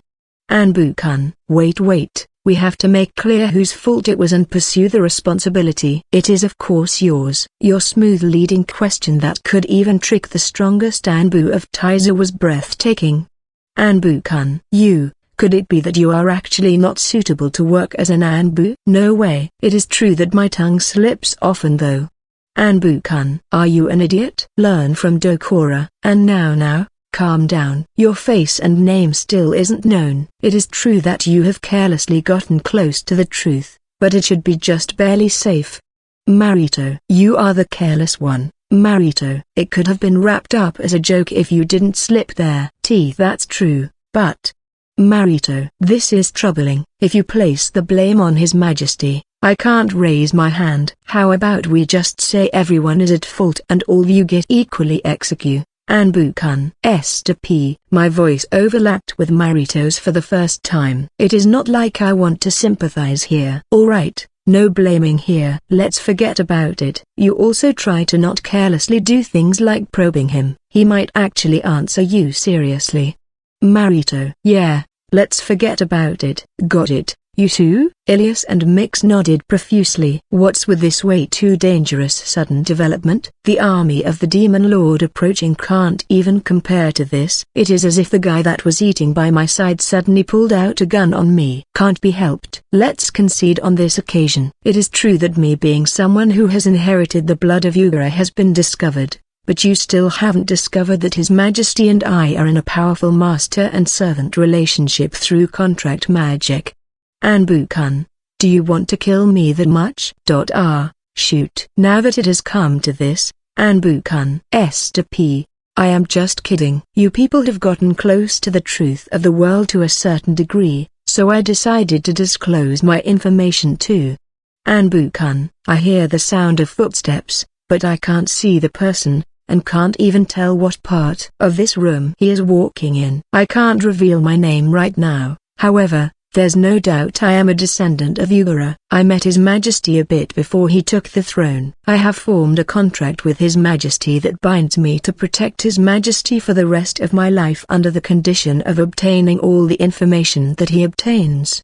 Anbu-kun, you already knew that Yugara created the Demon Lords? Yes, but I was thinking about not interfering as long as you don't have more information than I have. But you people have gone as far as grasping the location of the other resurrected demon lords already. I thought I would have to explain my circumstances soon or your trust in me would be lost at an important juncture. You said something pretty close to the truth, so I thought it was a good opportunity.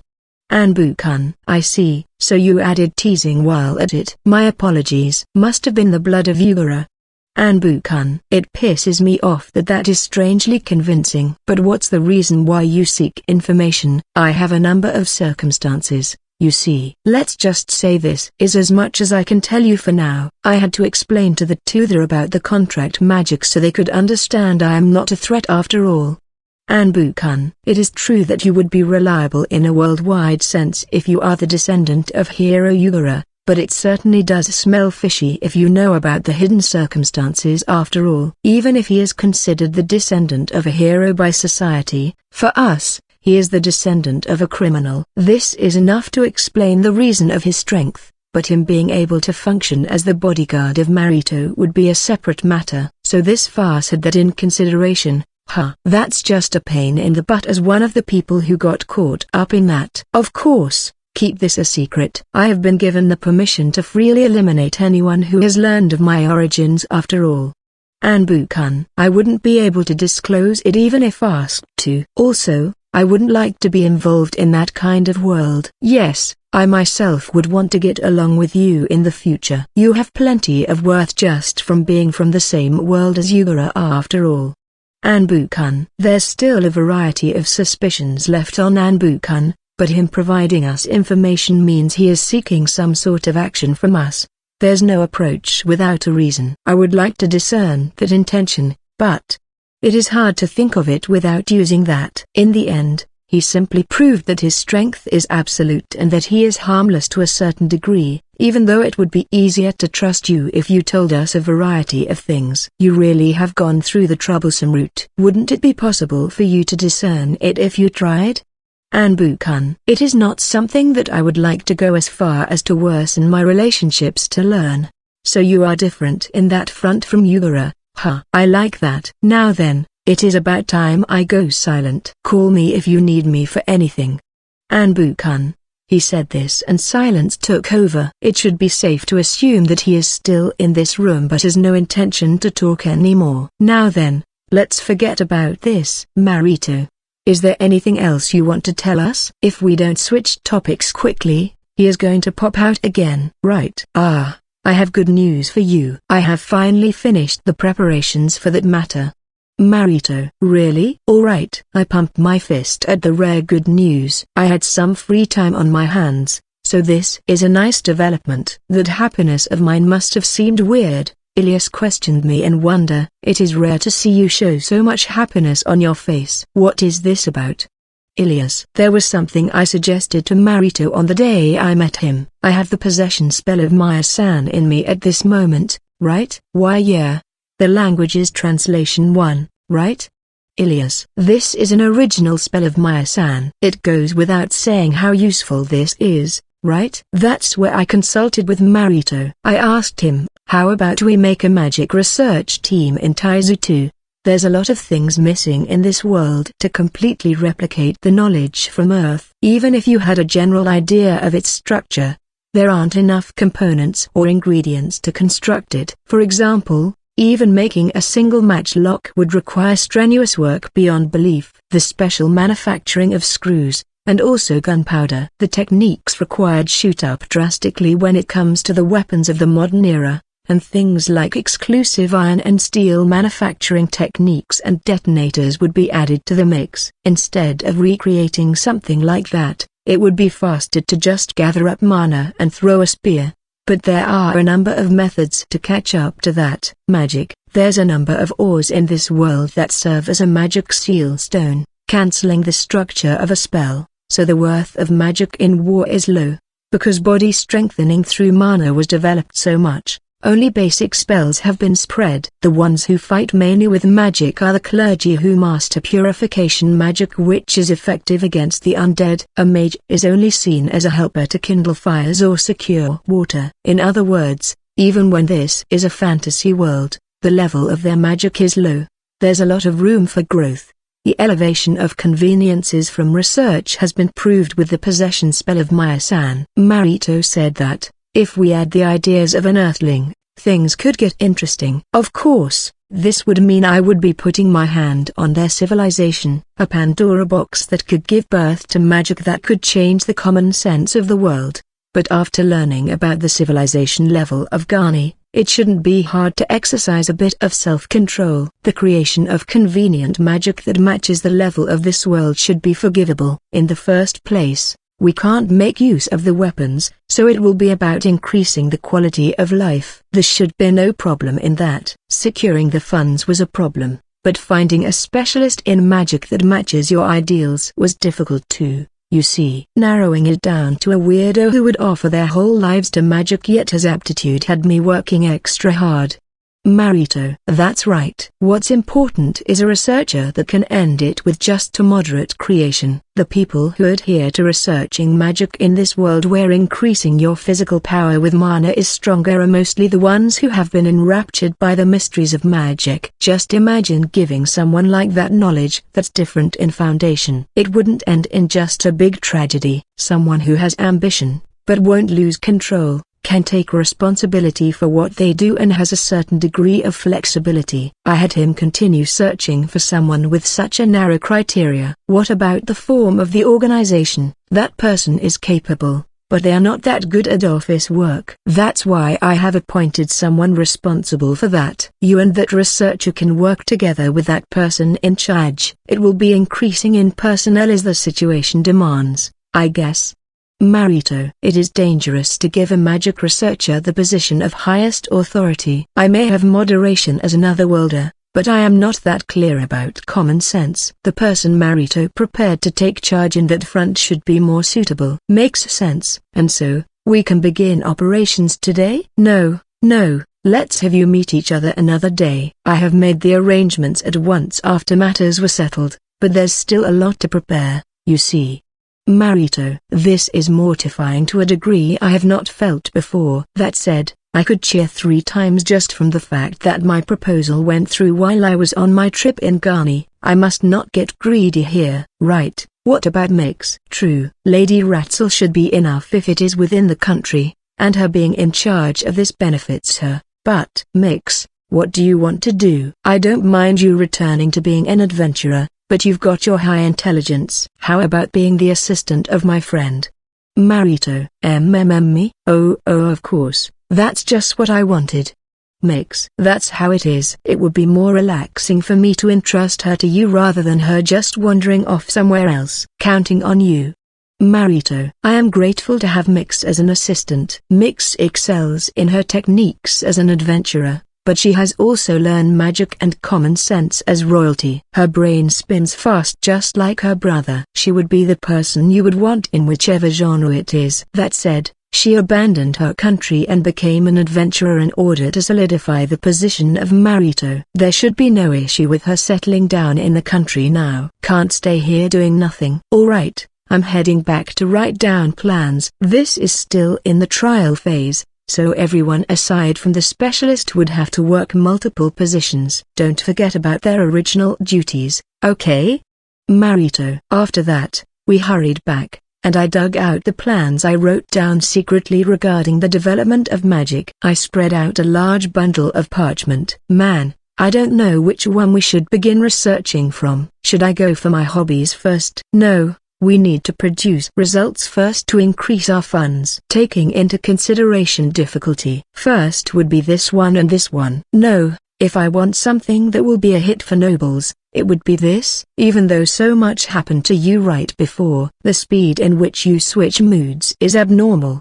Ilias. Are you referring to Anbu-kun? I have already gotten used to how dangerous he is. Anbu-kun, you say? But to think there was someone of that level by the side of His Majesty. It has been a while since I have felt fear towards someone. Ilias. So even Ilias ends up like that. We are talking about the person that outright stormed towards a demon lord. She also had the valor to rush into a horde of monsters and the chivalry recorder in the simulated world. The Holy Fist Gradona carved his name in history and is on the same level as Lord Ragudo, so Anbu-kun would be above him. Considering his age, that excellence really does prove he is from the lineage of the hero. Him providing us information means that he has seen worth in us. You have been acknowledged by a descendant of the hero, so how about being a bit more confident? That's true, but... Ilias. Ah, Shizu, welcome back. And also, we are back home. Wolf. Oh, and here I was wondering why it was unlocked. You came back faster than I thought. Wait, what's with this mountain of parchment? Rakura. Wolf and Rakura must have gone out to buy groceries or something. They returned home just now. They're carrying a whole ton of groceries in both hands. We left the house for close to a month, so we reduced our reserves. We probably needed to restock. They are plans for magic research. The development team has been officially approved. Fume. I can't read it. Is this the so-called Japanese? Rakura. I have written these plans in Japanese just in case. Considering the danger of a leak, this much is absolutely necessary. It is also in part because I haven't learned the language of this world yet though. But don't mind the small details. A person from my world would be able to read it. But if someone can read this, they would be able to reach these ideas easily themselves anyways. I have to use my advantage of being someone from a different world to its utmost efficiency. No matter how many times I see it, I can't understand it at all. They are mysterious characters. Rakura. They are words I have gotten used to on my end though. Kanji, hiragana, and katakana. If we include symbols, it certainly would be a hassle in the eyes of this world. No, how to say this? It is more like it doesn't enter my brain even if I try to understand it. Rakura. Same here. Ilias. That's pretty much how a foreign language is. Wolf doesn't have a language rooted heavily yet, so she might be able to learn it easily though. It is difficult. Wolf is facing the Japanese, but she is making a complicated expression. Looks like Japanese is felt as a difficult language in this world. The books in Japanese left by Yugara have not been deciphered until now. Their affinity must not be good. No, wait, could that be possible? No, not good. I have made a promise with Ilias, so I shouldn't switch my thoughts like that. The ideal would be to make it possible for me to use magic, as long as I can't strengthen my body. Trying to battle normally would be hopeless. That said, I don't have mana, so there would be heavy restrictions placed on the magic I can use though. There's ores that can store mana, so if I can use them as energy catalysts, maybe. In that case, it would be a good to research this one first. No, No, this one. He looks like a child. Rakura, indeed, even though the evaluation of his surroundings would increase if he had those lively eyes and face on the regular. Ilias. The gallery is saying something, but ignore. This is my chance to get involved in the sensation of a fantasy world for real. Of course, the child inside of me would be stimulated. Did Yugura feel the same way as me when he just arrived in this world? Yugura must have barely had any knowledge in magic when he came to this world. But after repeated research, he created forbidden magic, and gave birth to demon lords. If 100% of the Japanese people that come to this world have created undesirable results, it would cause issues to the compatriots that might show up in this world in the future. I must avoid becoming a repeat of the same failure. Today is the long-awaited meeting with the magic research team. Leaving aside Marito, and Ilias who is coming as my bodyguard, the ones who I will be seeing now are comrades who will be shedding blood, sweat, and tears together with me from here on. One of them is Mix, the little sister of the wise king and a skilled adventurer. I am looking forward to her opinions as someone who has practical experience. Next would be the representative that Marito recommended. That person is Yume. Anasan, how did things turn out like this? Yeah, I do admit this is a valid option. You could even say it is personnel selection that matches Marito, right? Marito, the errand maid. Ruko. She is one of the maids that Marito has taken a liking to because of her vast knowledge in gardening. It has not been made public, but she is also a candidate to become the wife of Marito. She apparently became a pupil of a personal gardening artisan of Marito recently, but no one would have expected her to become the leader of the magic research team. Of course, it is not like I am expecting results from Ruko in the magic research, but we needed a person with common sense that just fit right in. You see, a knight would be too hard-headed, and if we leave it to a specialist, they would run towards their own selfishness, so she entered right in my vision. Marito. That was the reason. I have my job as an errand maid too, Ruko. Not from today on. I will have you continue your training in gardening, so there's no need to worry. Marito. Ruko is looking at me in tears. It is as if she is saying, "Is this your fault?" Of course, I shake my head to the sides. If he had consulted with me beforehand, I would have hesitated for a bit. And then agreed. Your salary will increase, so isn't this great? Do you really think I can properly fill a big role like this? Ruko. Marito and Mix nodded. She can't do anything if the royal siblings agree. If you insist it is impossible for you, that's fine too. But I would like you to work hard until we find a new one. My friend will be managing somehow in most things anyways, so there should be no need to worry. Marito. You understood. Ruko. By the way, it is completely obvious to a number of people that the scheme of Marito here is to make Ruko gain some achievements here by placing her in an important role and use that as good leverage for the time when he makes her his wife. But there's no one who would say it. You have knowledge in magic, Ruko? I have studied the basics, but not on the level where I can research it, you know? Ruko. That works just fine for the representative that has to maintain order. I don't see the specialist, but it is not the punchline of them being someone I know, right? That would be pushing it. If I had to give a background, it would be that they are a disciple of the sage researching magic in Kyoama. I actually called for the sage, but they presented me their disciple instead. You see, I think they are about to arrive. There they are. Marito. I hear the sound of someone running through the hallway, and then, the sound of pulling the brakes in front of the entrance. The door then proceeded to be opened with great force. Is it here? Man, a castle is so big. What showed up was someone in the attire of a mage right out of a fantasy book. A robe that covered their whole body and a giant pointed hat. An appearance anyone would recognize as a mage. Worn by a child smaller than even Wolf. How old are they? Around 15 years old? Middle schooler? No, elementary school. A girl that, rather than looking young, gives more of the impression that she is childish. I glanced at Marito. He is still showing a refreshing smile. Marito. Is it this? I won't deny that she is young in age and looks, but despite appearances, she is highly recommended by the sage. Marito.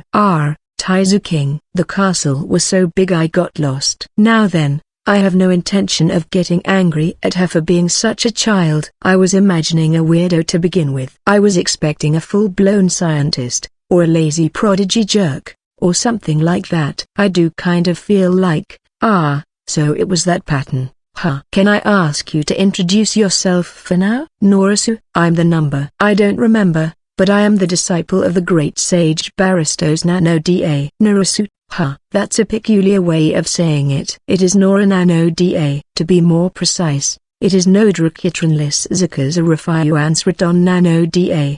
Nora. Long. Karugia and Boruj also have long names. I lowered my guard since there weren't any newcomers with long names recently, but to think this shorty would be taking up that spot. Could it be that the long names are beginning to trend? The name of Lord Ragudo's grandchild wasn't that long though. Nodra Kitranlis, so her nickname is Nora. I don't feel like I would be able to remember, so Nora is fine. From what I see, she is a girl with abnormally high energy and a strong accent. In the case when such a person has talent, they are normally either mad scientists or are troublemakers though. Well, it is all about testing. Then, Nora, sorry for springing this on you immediately, but I would like to see what you can do. There's a spirit possessing me. Can you tell the theory behind it? Let me see. No da. There certainly is something. Take this. Nora. Just when I thought Nora placed her hand on my chest, she moved as if pulling something out. Oi, could it be that just now, the spirit was pulled out. I can't speak their words anymore, and I can't tell what they are saying. A spirit's that easy to pull out? It is looking after me, so please don't treat it roughly, okay? It troubles me if words don't get through though. Oi, Marito, you can understand what I am saying, right? Make her return it. I gesture to Marito, who is the most perceptive one in this group. Marito raises his hand in response and tells Nora something. Nora must have agreed. She placed her hand on my chest again. I have returned it. No da. Nora. Yeah, I can understand you now. I won't tell you not to pull it out, but at least tell me first. Sorry, but it was a pretty interesting technique. No da. Was that your spell, Nichan? Nora. No, it is a technique from the Archbishop of the Ugara Church, Maya-san. I am a foreign person, you see. There's a language barrier between us, so I am relying on a spirit to communicate. That was a language I have never heard before. Your eyes and hair are also black. What a weird guy. Nano da. Nora. It is not good to judge from appearances. If we went by that standard, you wouldn't be qualified to stand here at your age. Mew, that's. I am sorry. Nano da. Nora. Phew, so easily. A girl that can apologize honestly. I thought she would say a thing or two if I looked down on her age, but that didn't happen. Her ability is certainly high. Even though she is confident, she still has the allowance to be admonished by others. She certainly does fulfill my requirements. Fine. Nora, I understand your skills now. Next, let's hear the reason why you came here. Reason? Master said that I should come here for training, so I did. Nora. So you just accepted that? You weren't told what you will be doing? I did hear. I was told that you are going to research magic, so to help you out. No da. Nora. And so, you came here airing with motivation. That's right. Nano da. Nora. Marito. Any words from the sage? Yeah. Look after my disciple. Marito. So a nice give and take. The exchange of a sage and a wise king must be something like that. What do you mean? Nano da. Nora. I was just deducing what your master was thinking. I think it is just as you have deduced. Marito. After hearing the request for support from Marito, they must have thought it would be a good place for their disciple to train and entrusted their disciple to us. Should I have her learn naturally? Let's at least check to what extent it is. Nora. Do you know what the intention of your master was? It is a place for practical application where you create new magic. Nano da. It means I've got to get used to a workplace. Whippity whoop. Nano da. Nora. Whippity whoop. Well, that's half of it. What's the remaining half? Then Nano da. Nora. It means it is not just to polish your skills. You will understand soon, so let's just begin by working whippity whoopity hard. Okay, understood. And so, Are you the one in the highest position in this research, Nichan? Nora: No, the one in the highest position is Ruko-sama, Sama. Ruko. I introduced Ruko. She was flustered by the sudden Sama. By the way, Marito is laughing silently in the shadows. Ooh. But she doesn't look too amazing. Nora: Right. Ruko is far below you when it comes to her technique in magic. But if your master were to see Ruko, she would say, what a great superior. Really Nano-da? Nora: Yeah, your master would be happy if you can understand that. Got it. I will be under your care Nano-da, Ruko-sama. Nora: No, that honorific is just. Ruko: Counting on you, Ruko-sama. Mix. Even Mix-sama? Oh Anna-san? Ruko: And in this way, the Taizu Magic Research Facility was established inside the castle grounds. By the way, Nora will be living together with Mix. It should be fine if it is Mix. But the ratio of men and women is despairing right now. I must do something about this at once. It might start feeling suffocating despite being my ideal environment. I should stealthily tell Marito to prioritize a man for the next one. By the way, Ruko-sama, what should we begin with? Nora: Anai-san? Ruko: Sorry, Ruko. I would like you to think whether you can recreate the spells from the theory I will be explaining to you. If you want to consult about practical applications, you can rely on Mix, who is an adventurer. But most of what I can provide you will be abstract ideas. It will be pretty rough, you know? Do you not know much about magic, Nichan? Nora: I can't use it at all. Below Ruko-sama. Anai-san, can you stop that? Ruko. She glared at me somewhat scurrily. Looks like me being friends with Marito is not showing much effect here. If I tease her too much, I feel like she would go as far as stopping the research to reprimand me, so let's keep it moderate. I thought you would be someone like Master. That's unexpected. Nora: What kind of master is that? Are their eyes dead? But I do agree with their decision of entrusting her to Marito. I see. So Nora was unexpectedly obedient here because she felt the shadow of her master in me. I am sure they are not a decent master. By the way, construction magic is not the only job we have. I plan on researching mana too, so keep the likes and dislikes to a moderate degree, okay? Fufu. Nora is all-purpose Nano-da. Bring it on Nano-da. Nora: Nicely said. Then, first will be this. What I brought out from my pocket were small pea green color ores, magic seal stones. Magic seal stones Nano-da. What about it? Nora: Do you know how this works? Of course Nano-da. When the mana of a magic seal stone touches the structure of a spell, their structure is dismantled by the special trait of the magic seal stone's mana. Nora. She answered immediately. Looks like her knowledge of the foundations is pretty high. I thought we would have to incur costs to gather stuff like books if she only had talent, but it seems like we can save on that. Right. Even though it is so accessible, its effect is tremendous. It wouldn't be an exaggeration to say that the research of magic has slowed down in history because of this. I don't think that's the case. If you keep it away, you can use magic. Nora. So what will you do if it gets close? Can't use it, obviously Nano-da. Are you an idiot, Nichan? Nora. In other words, because this exists, magic can't be used freely. The reason why magic doesn't get developed for combat is because of this. Researching magic costs money. An organization that provides funds for smooth operations is required. The major one being the country itself. I should try seeing the reaction of Nora on these fronts. She is making a complicated expression, but she seems to at least understand that the country has a lot of money. Then, what do you think the people of the country would want to fork out money for? Of course, we are not talking about magic here. Methods to cure diseases? Nora. Right. The development of medical care will extend the lifespan of the populace, lead to an increase in population, and could even increase the national power.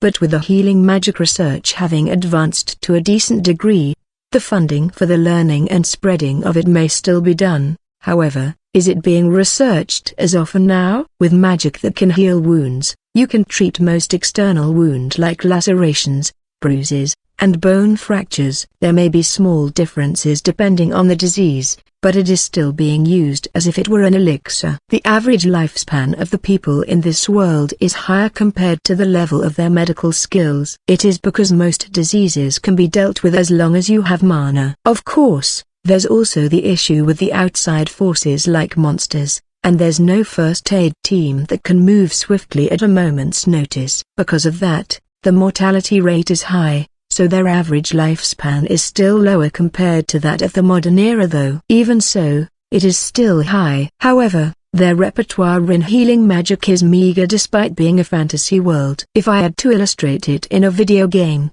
it would be like finding it a hassle to prepare a healing spell for every single status ailment and having to learn them. Of course you would create a spell that can deal with a variety of symptoms from an early stage. Then, Mr. Friend, would it be a method to make the country prosper? Makes. Searching for a way to make a country prosper is in a way proof that the era has gotten better though. Trailing back history, money has been poured in order to protect the country, or seeking power to make the country stronger. To put it simply, for conflict. Conflict makes. They would reclaim land in order to increase the number of people that can fight, build a castle in order to strengthen their defenses, and create weapons to make the death of the enemy certain. Conflict is important in the evolution of civilization. Of course, it is not praiseworthy. However, humans are creatures that grow and develop faster by competing and fighting each other instead of holding hands like friends. Now, let's return to the main topic. Do you think magic is suitable in conflicts between humans? Magic seal stones exist, so preparing countermeasures is not difficult. It is not suitable. Nora. That's right. Because magic seal stones exist, magic has barely any use as an offensive mean. That is the reason why only healing magic was developed, since it can be used on their own side. In actual combat, mana strengthening is the one used mainly. That's why the countries didn't bring out money for the research of magic, because there was a countermeasure in the form of a magic seal stone. The research of magic was stifled greatly. This is a difficult topic. Nano-DA. Also, humans are idiots. Nano-DA.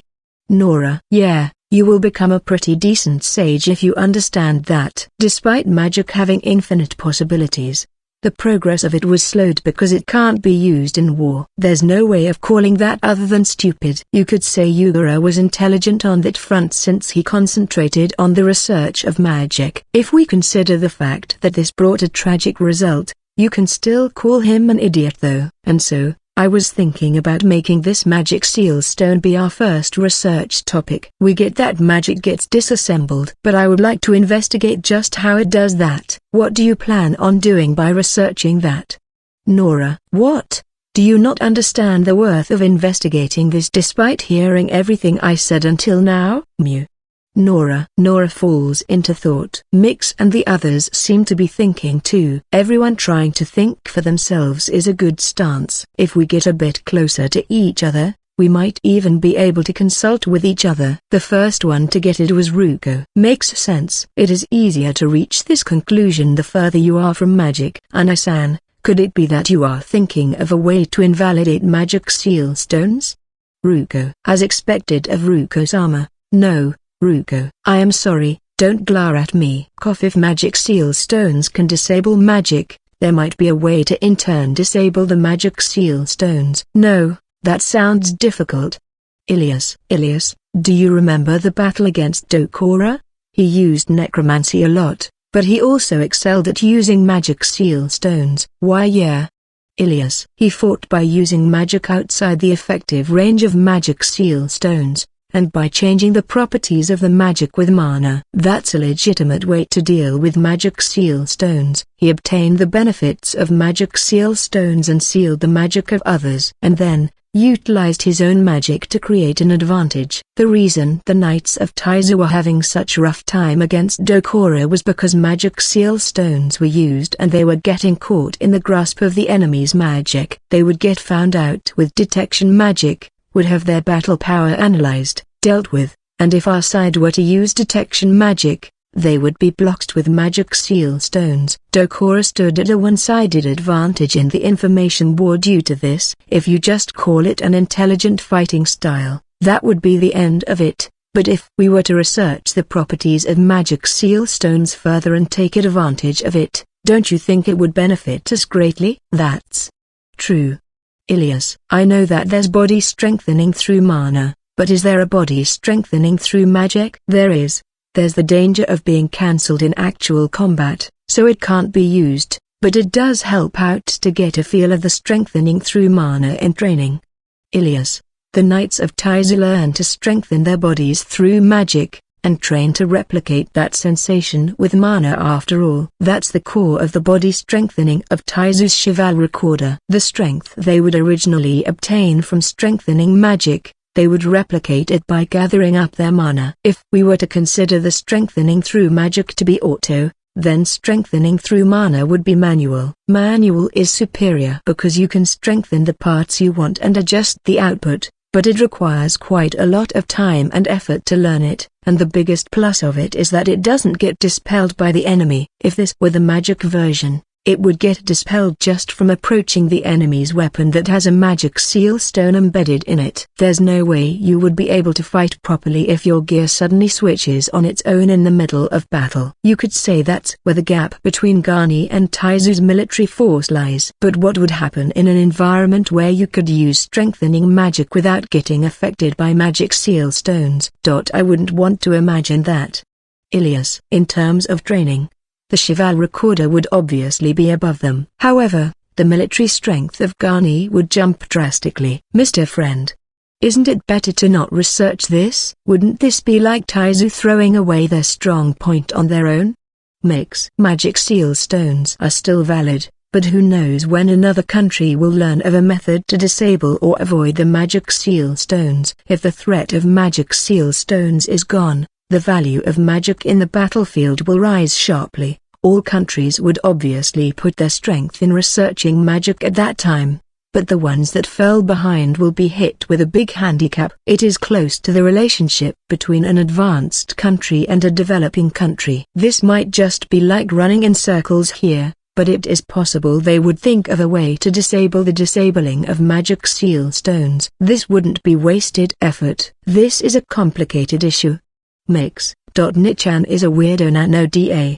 Nora, what brought that all of a sudden? Wanting to research magic seal stones is already weird in itself nano-da, but you are thinking something even weirder that lies beyond that.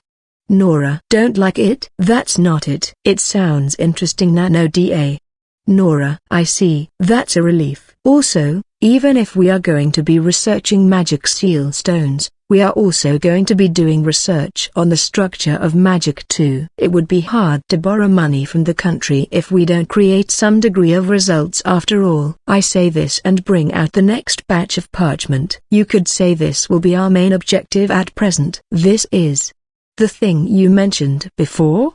Ilias, yeah, I understand the principle. After all, there's also a precedent nearby. There's the possibility of this being made possible at a pretty early stage, and it would fit just right as a visible achievement. This would also be easy to bring out passion for development. It is easy to imagine how much of an effect it will bring out after all. As proof of this, Nora is observing the parchment with serious eyes after seeing their arrangement. She is small and young, but her ability is certain. There are some worrying points, but the other members should be able to make up for that. It is on a small scale right now, but there's no doubt something interesting will be born in the future. Ooh, you really are a weirdo, Nichan.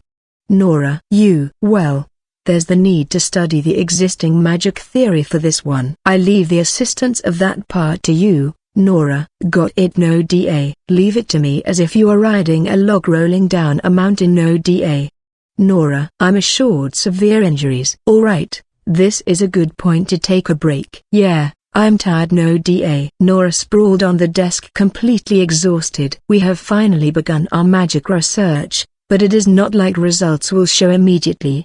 The research for the effects of the magic seal stone properties is a repeat of observing the results of the experiments. As for the recreation of the Earth's advancements, I would have to explain to Nora, and in turn, I would need explanations of magic from Nora. Hey, I would like you to recreate something like this with magic, okay? That's just not how it goes. Nora has a lot of knowledge when it comes to magic, but that doesn't translate to other things. It seems like she also did a lot of miscellaneous work when she was working with the sage, so she has common knowledge too, but she does have parts that really suit her age. Her concentration is wonderful, but she doesn't have the energy to work for long periods of time. A class period in elementary and middle school is 45 minutes, and 15 minutes of break time. When you get to high school, it lengthens to 1 hour. At university, lectures take 90 minutes. On the other hand, there's no time restrictions in this research. What I am trying to say here is that,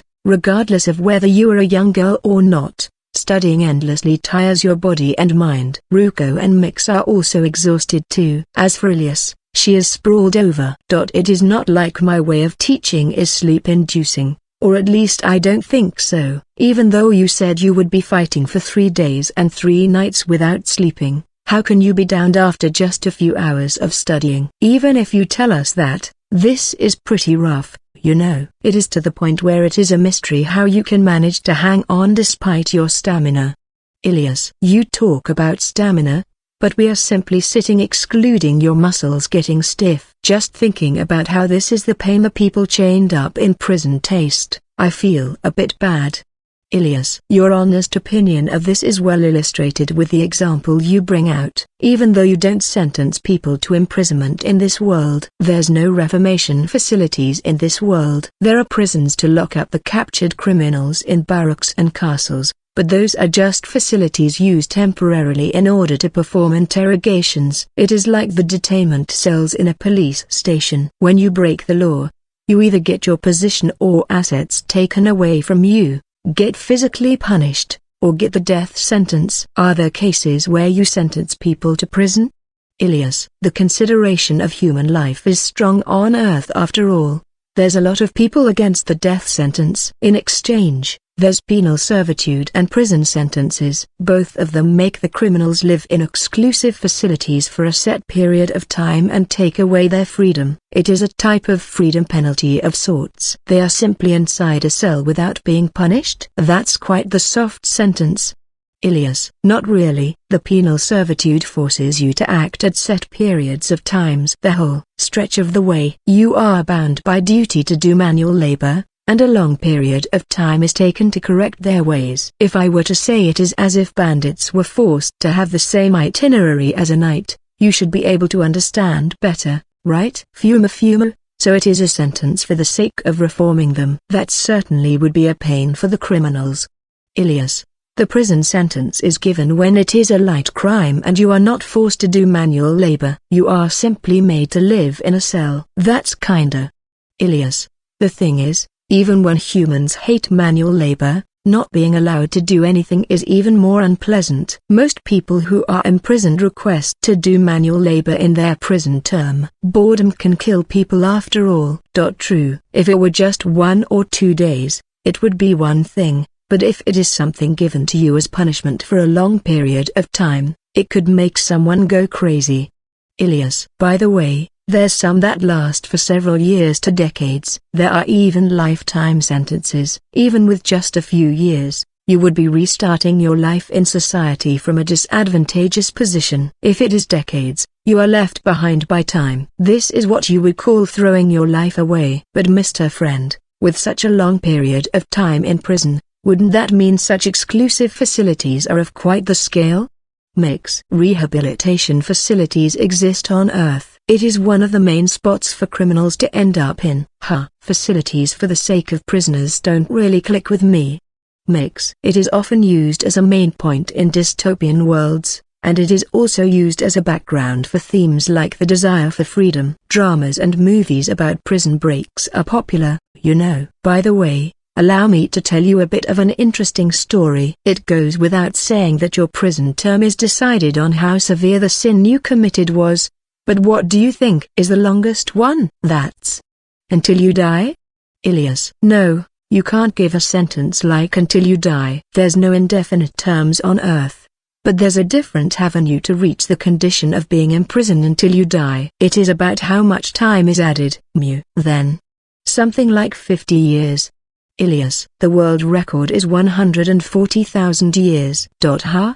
Ilias, such extreme cases are rare, but there's actually a good deal who go as far as 100 years to 10,000 years. No, there's no way you could live as long as that. That's basically the death sentence.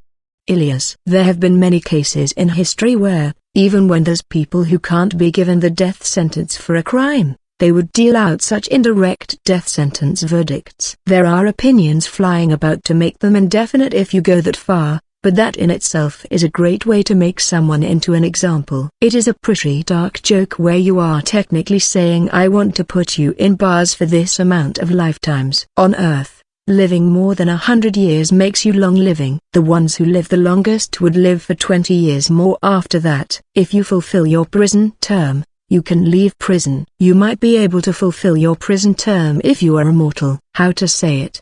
That sounds like a joke. I heard your medical knowledge was pretty advanced, but there's not that much difference in lifespan, huh? Ilias, mana is most likely playing a part in that. Just imagine that humans without any mana at all can live that long. That's impressive. Ilias, it is impressive indeed. Both of them have experienced the body of a modern person, so they most likely can't imagine how my body would be able to live until 100 years old. Well, I myself am not sure if I would be able to live for that long though. Nichan, I will go breathe a bit of outside air.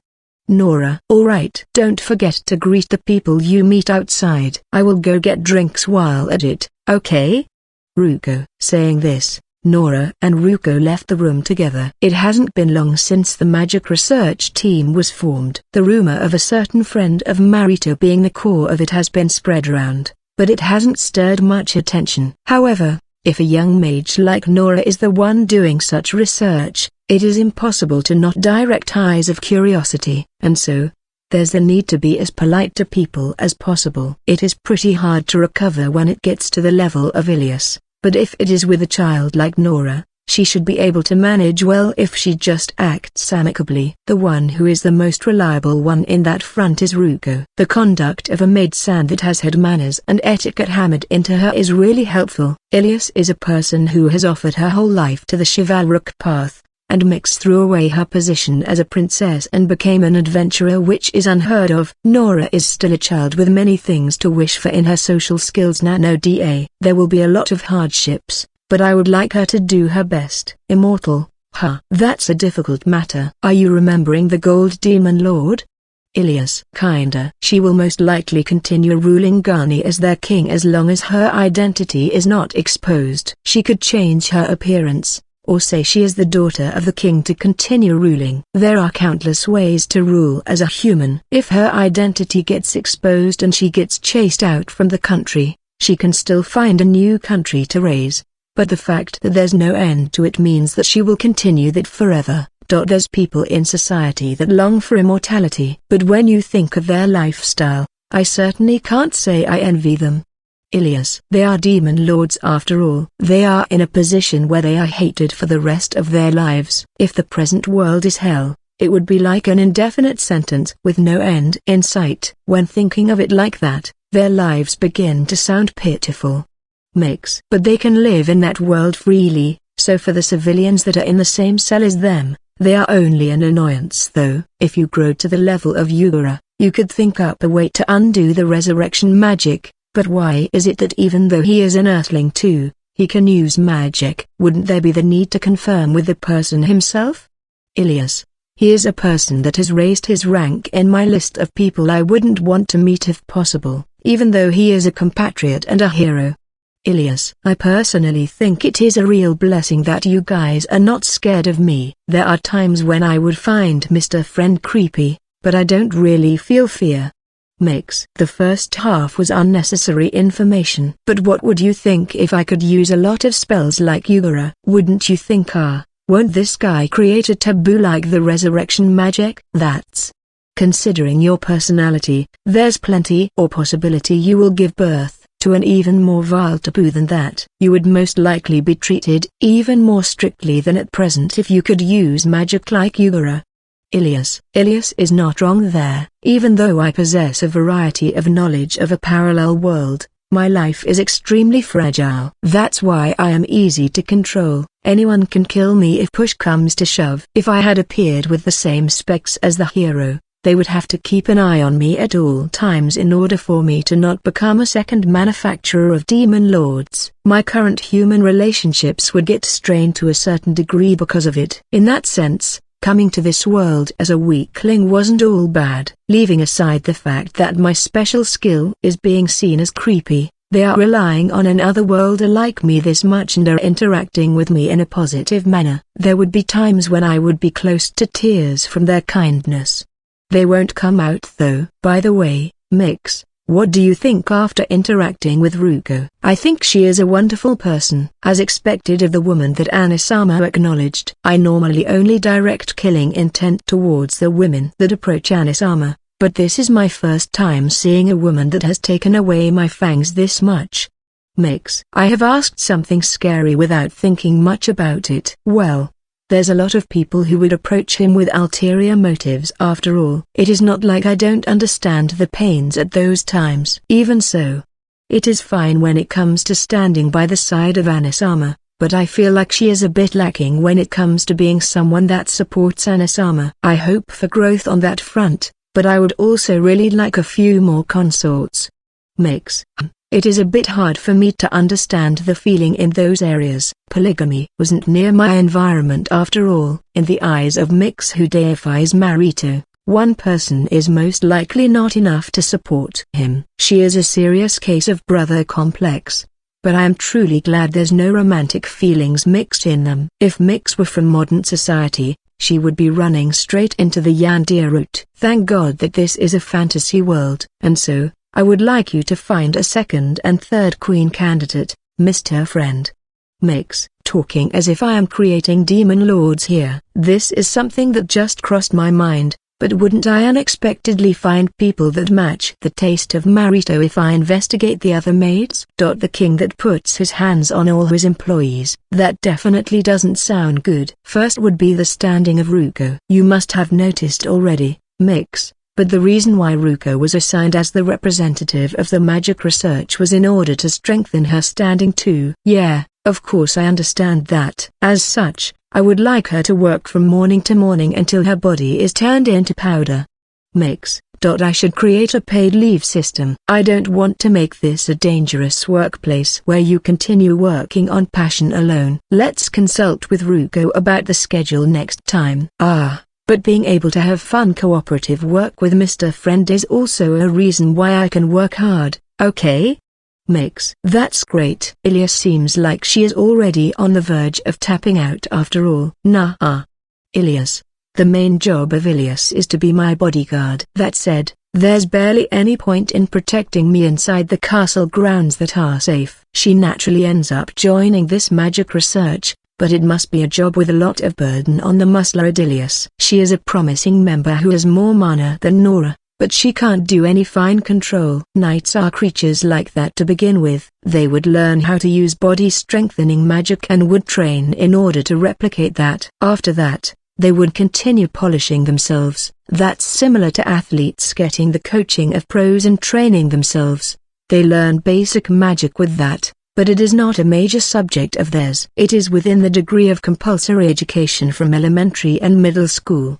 They have learned magic that serves for survival, so it is not like they don't have the talent. By the way, the talent of Nora goes without saying. She could freely use magic in her childhood when it is supposed to be the time when mana is not stable. If I were to bring out a downside at present, it would be that she is weak physically. I am sure she will end up just like Rakura in the future. Her max mana is apparently not that different from theirs. If she were to polish it at this stage, she apparently can reach a point where it will be on the same level or more than Ilias, so that is plenty enough in itself though. Well, there's a variety of things that I will have you be useful for in the future, Ilias. There's no need to push yourself to follow. You are pretty impressive as you are. In the first place, There's no questioning the efforts of Ilias when she is trying to keep up with the exchange of knowledge between a specialist like Nora and an otherworlder despite her being a knight.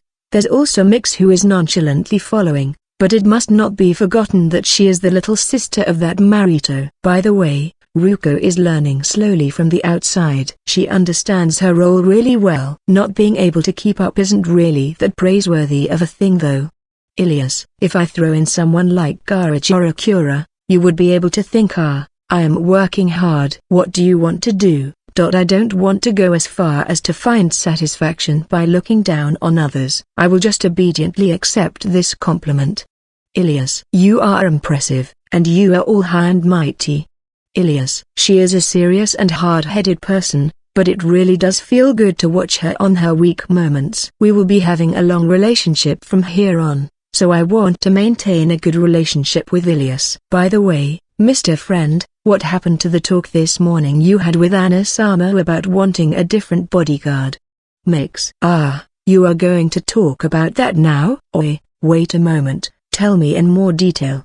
Ilias. Mix. Wording. Think of a way to say things that are not too provocative, okay? Ilias grabbed my shoulders tightly. It has been a while since I have felt this pain. My apologies. I certainly worded that in a way that would rouse unease on Lady Ratzel. That's not it, Lady Ratzel. Mr. Friend was consulting about giving you days off. Mix. Days off? Ilias. Mix has been dismissed from her job as my bodyguard. I understand needing a bodyguard even inside the country, but if this were left to just you alone, there will obviously be a lot of inconveniences. That's not true. I am concentrating on just protecting you alone, so there isn't that much of a burden, you know? Ilias. The visible changes stand out, so I am trying to take countermeasures for it. There's nothing like that. If there are, try listing them.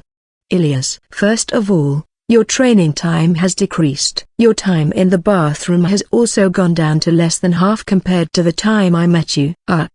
Ilias. How many times have you gone out alone since the time you became my bodyguard? Isn't it only at the time when you went out with Sarah? How many invitations from Sarah have you rejected? Ilias. You are sacrificing your own time to a degree. It is even refreshing. The fact that I am aware Ilias is protecting me all day, night, at all times means that her amount of work has decreased compared to when she was patrolling. But she is being restricted from morning to night. It would be one thing if she were like Hanbukan who can stay invisible, but her always being present when I look around is pretty worrying. And so, I was consulting with Marito about how I wanted to provide days off for that Ilias who doesn't treasure her personal time, and have someone with free time serve as my bodyguard instead.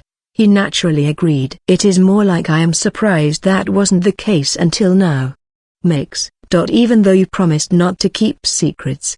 Ilias. I wasn't hiding it. There are times when Ilias would have to leave the place when Mix or Marito are by my side, so that it was a conversation we ended up having at that instance. Mix has told her that she wants her to think of her as a bodyguard too when together, and Marito said there's Anbukan, so there's no need for a bodyguard at those times. Putting it bluntly, Marito is more high-strung when Ilias is not around. It is easier for him to take a more casual attitude. It is not like he hates Ilias, but it is like when a girl is present in a conversation between men. You are a knight, not an Anbu. If you don't take 1 or 2 breaks, I am the one who feels burdened. Form more of a relationship with Wolf and Rakura while at it. It does feel like Wolf and Rakura are already close to her.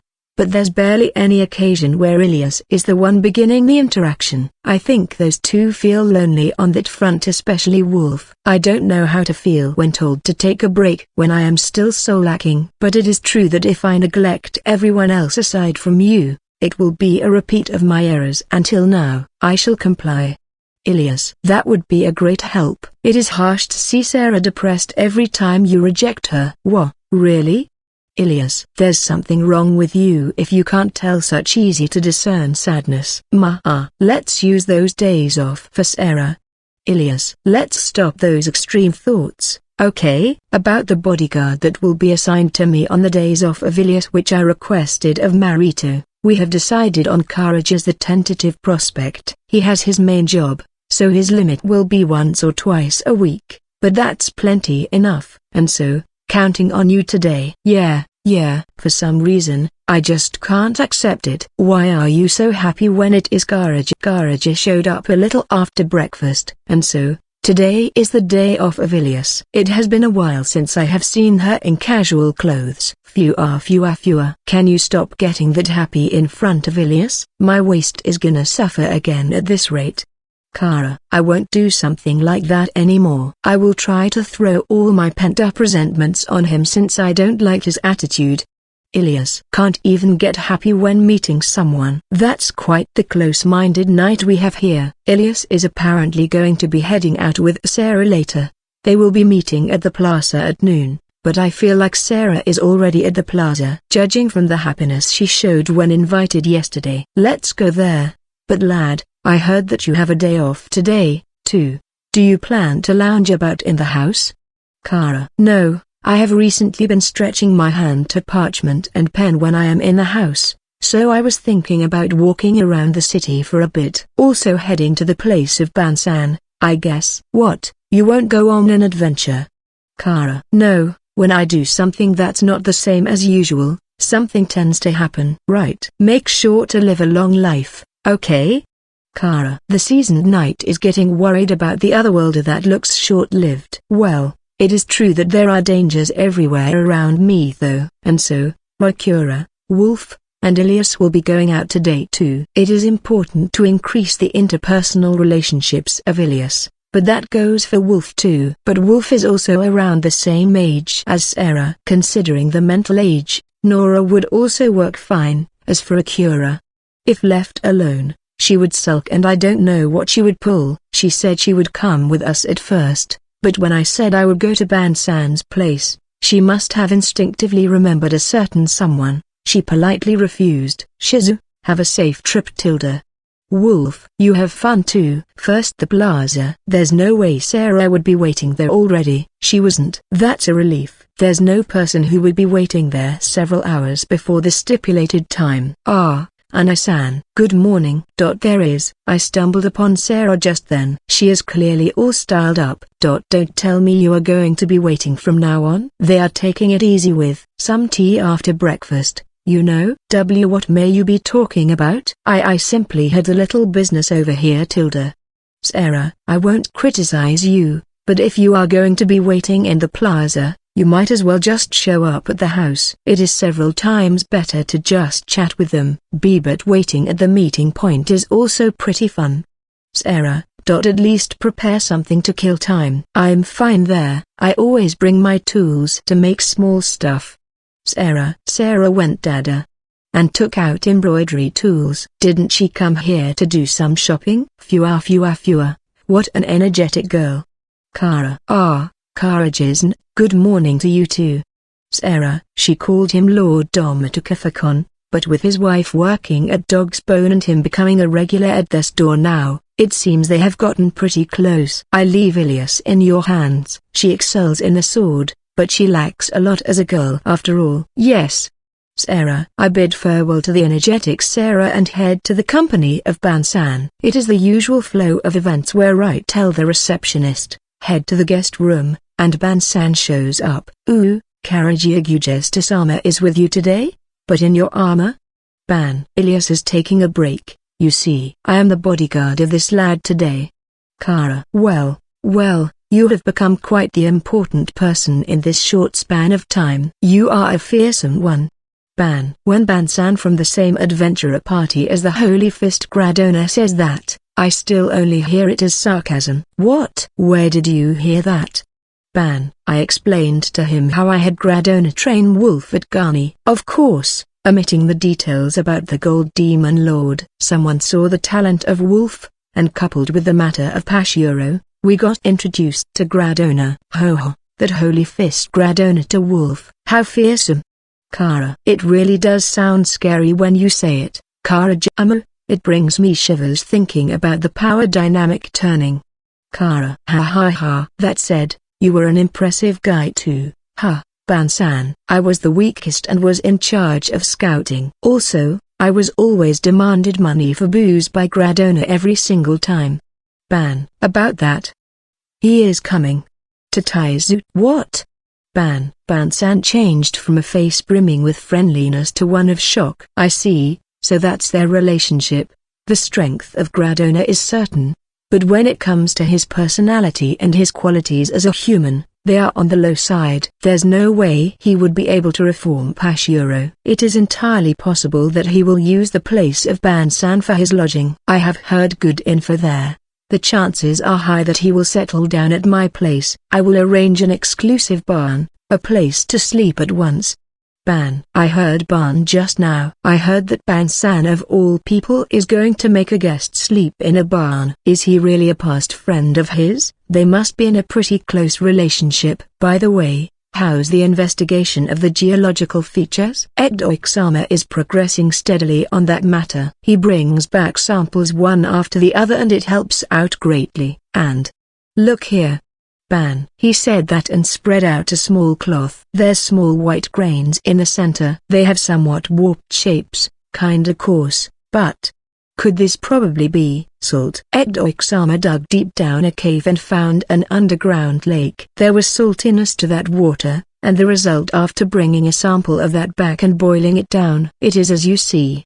Oh, what a thing to do. Ekdoik. It is true that his chains could turn into a drill too. Isn't he the most cheat character when it comes to versatility?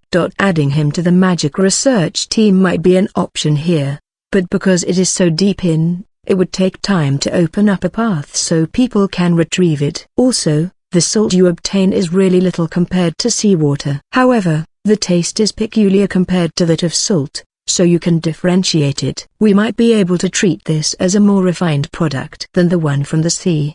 It is still a bit lacking when it comes to spreading it around. Even if we were to make a large-scale production line, we would be putting the cart before the horse if we were to end up drying the underground lake. Right, I think that direction is good.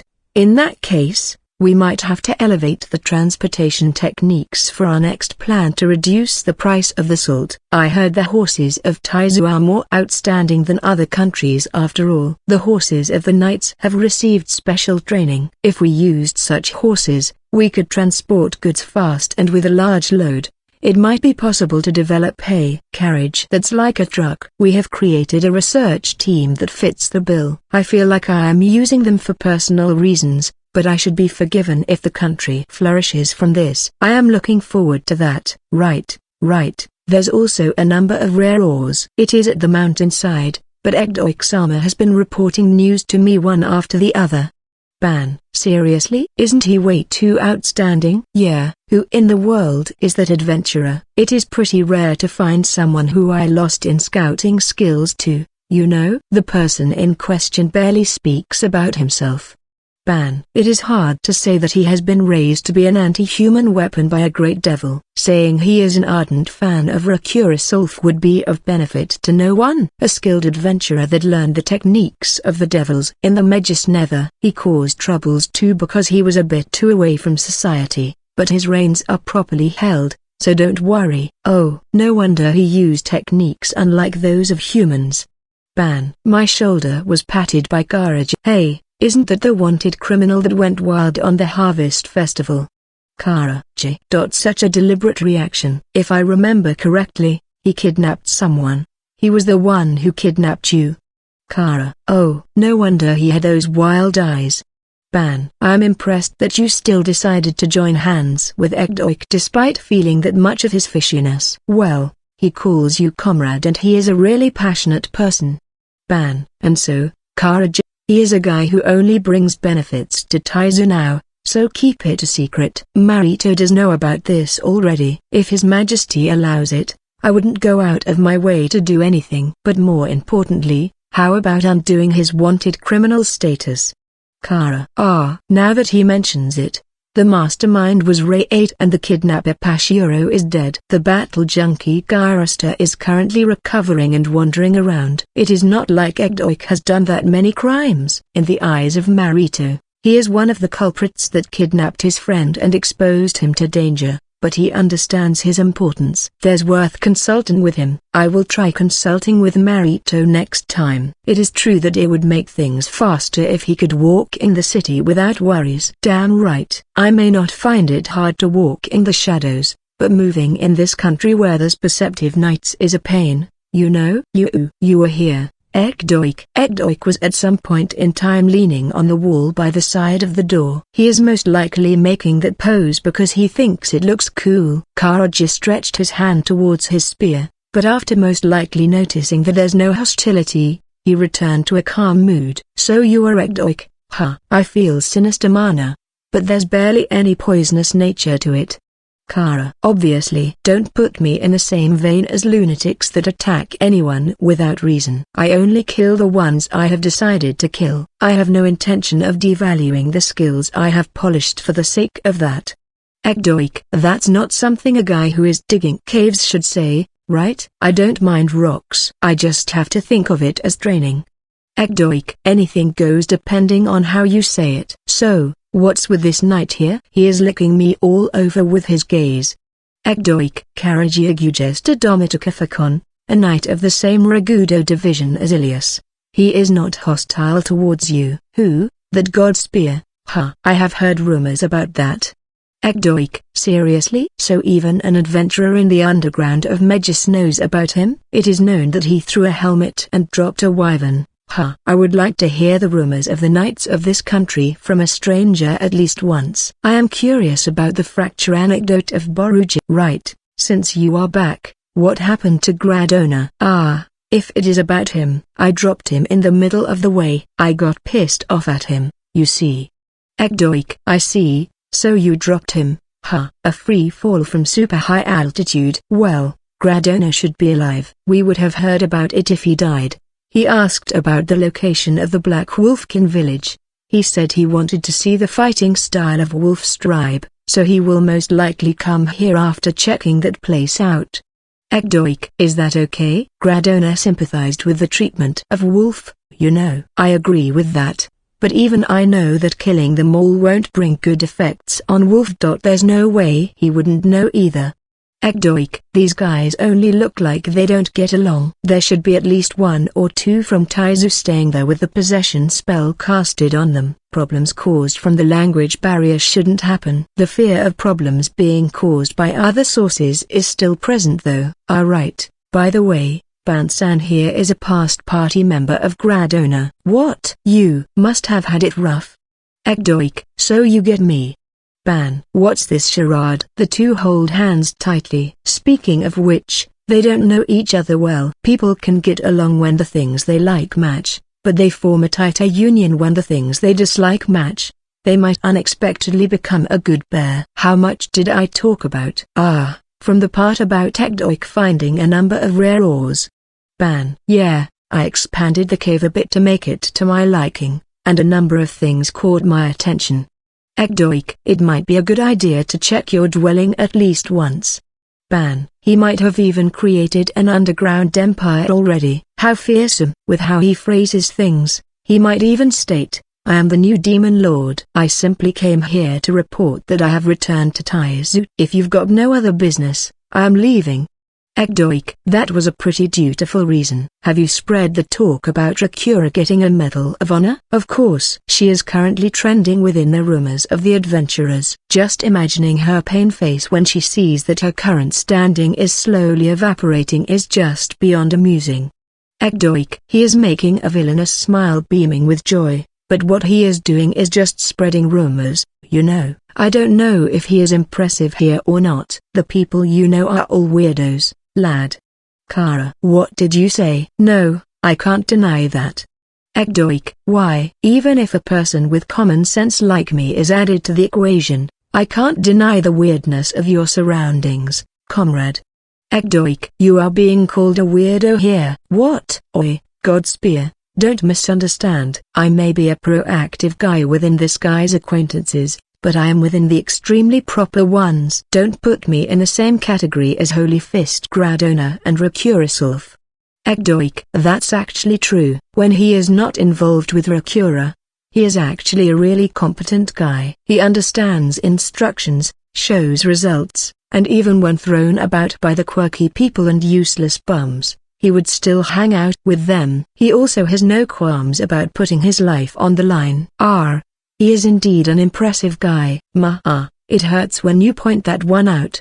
Kara. It shouldn't hurt anywhere. Please be troubled that this includes people like Marito and Ilias. No, even I know about the wackiness of Gradona. He even had a death match against Lord Ragudo. Kara. Right, he is the rival of a famous knight and superior of courage in this country. It goes without saying that there's no one who would try to challenge Lord Ragudo. He is publicly known as the strongest person in Taizu. Gradona stands by the side of such a prominent figure, and at the side there's Rakura. Will he also end up like that in the end? For now, I will try to make it so that you can move freely in the capital, Ekdoik. Even if we employ a workforce for mining and transportation, we will be needing guards for them. It would be troubling if we couldn't employ knights for that. That's great and all, but there's no real need to push yourself. I am fine with living silently in a cave and hearing about the fame of Rakurasulf. Ekdoik. Let's increase the amount of things to strive for in life, okay? If you offer your whole life to Rakura, it only sounds as if you love Rakura so much you can't help it. That would be troubling. Ekdoik. You are. That was a super serious face. Judging from that, he doesn't have a single shred of love towards her. She is beautiful and has good proportions. Her personality ruins it though. Comrade, that would be troubling. You've got anything? Ekdoik. You got trouble twice there. Just increase the amount of things you want to do in your own fashion. What I want to do, as of present, I want to help out in completing Wolf. Ekdoik. You have a breeder mentality. Maybe you would be pretty good at looking after animals. Animals. They always come to my cave, but they are only a pain. Damn bastards that get conceited just because I don't eat meat. They only serve as warmth when I am sleeping. Ekdoik. Doesn't that mean they have gotten super attached to you? I am a bit jealous here, you know. In the eyes of the animals, being raised by a devil may feel like he is a child of the wild. He uses chains as if they were whips, so he feels like a beast tamer. Wolf has gotten attached to him more than your average people. Wait. You don't eat meat? I put dried meat in your supplies though. Would it be better to exclude it? Yeah, please increase the amount of fruits. I threw it to the beasts because it was in the way, and they ended up coming to me wanting more. I can't even use them as throwing weapons. Ekdoik. That's called feeding them. That's why animals approach you. Impossible. Even though devils find it shameful to not be able to hunt their own food, do they not have pride? Ekdoik. None. Devils are prideful beings. Well, Ekdoik is moving desperately like this because his parent bear has been killed though. After that, I had fruits and miscellaneous goods prepared, and had Ekdoik take them when he was leaving, and so, Ekdoik left while making a strange pose. It is not like everything is good if the end goes well though. I feel like he would get along with Marito. Let's do the negotiations quickly. How to say this? He was an idiot. Kara. Don't say that. He is a really good guy at heart, but an idiot. And then, we chatted with Ban-san for a while and left. We wandered around the city afterwards and enjoyed my day off. Ilias would normally complain, but Karaji has fun together with me. It really makes it easy for me. Since I've got the chance here, I would like to go to places where I wouldn't be able to go with Ilias, and so, we are here. At the public bath. What, bathing? Kara. This world has public baths. Bathing at your own house is difficult, and the normal thing to do is bathe in cold water or soak a towel in heated up water and wipe your body. Drawing water from a well and boiling it is too much of a hassle. It is not like there's bathtubs like in Japan that you can heat up with firewood. Readying a bathtub big enough to stretch out your legs is obviously also a lot of work. But there are houses where bathtubs are set. The house of Ilias is one. She can make water and fire with magic, so she can prepare hot water for the bathtub pretty fast. However, the ones who have learned such basic spells are of high social standing. Moreover, people like knights and stewards. It is convenient, so basic magic is a foundation in the survival skills of knights, and one of the necessary skills of maids. For the common populace that wants to stretch their legs in a bathtub, a public bath like this one is an absolute necessity. Taizu relies on underground water, so it is somewhat of a luxury, but you can manage somehow with magic and magic stones for the water and fire. Because of this, most of the people that manage public baths have learned magic.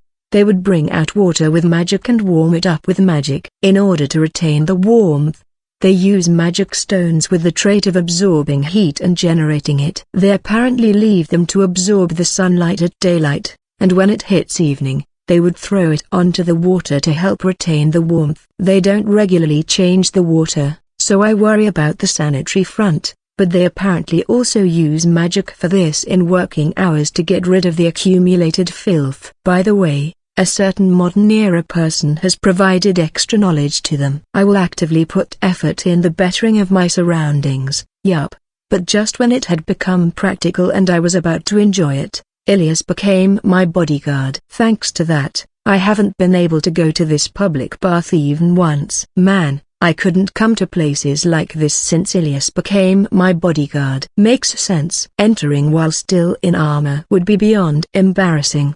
Kara. By the way, there's no mixed bathing. The teachings of the Yugara Church are similar to that of Christianity, and they preach the relationship between men and women, so that has permeated into society. Yugara is apparently a person from around 100 years ago after all. It wasn't the era of mixed bathing. The fact that he went out of his way to leave it as a teaching to control it probably means that this world was predominantly mixed bathing in the past. Let's just be grateful on that front. I could enjoy it if it is mixed bathing by default, but I don't have the confidence I would be able to hold down my lust. I enter and pay the fee. It is a rate that's similar to the modern era, but it is comparatively high for the people of this world. This is most likely used only once every week by the regular people. There are people who take this as a hobby, increasing the average use. This place must be the same in that, even if you have a bath at home, you still prefer the bathhouse. I take off my clothes at the changing room and head to the bath. Even so,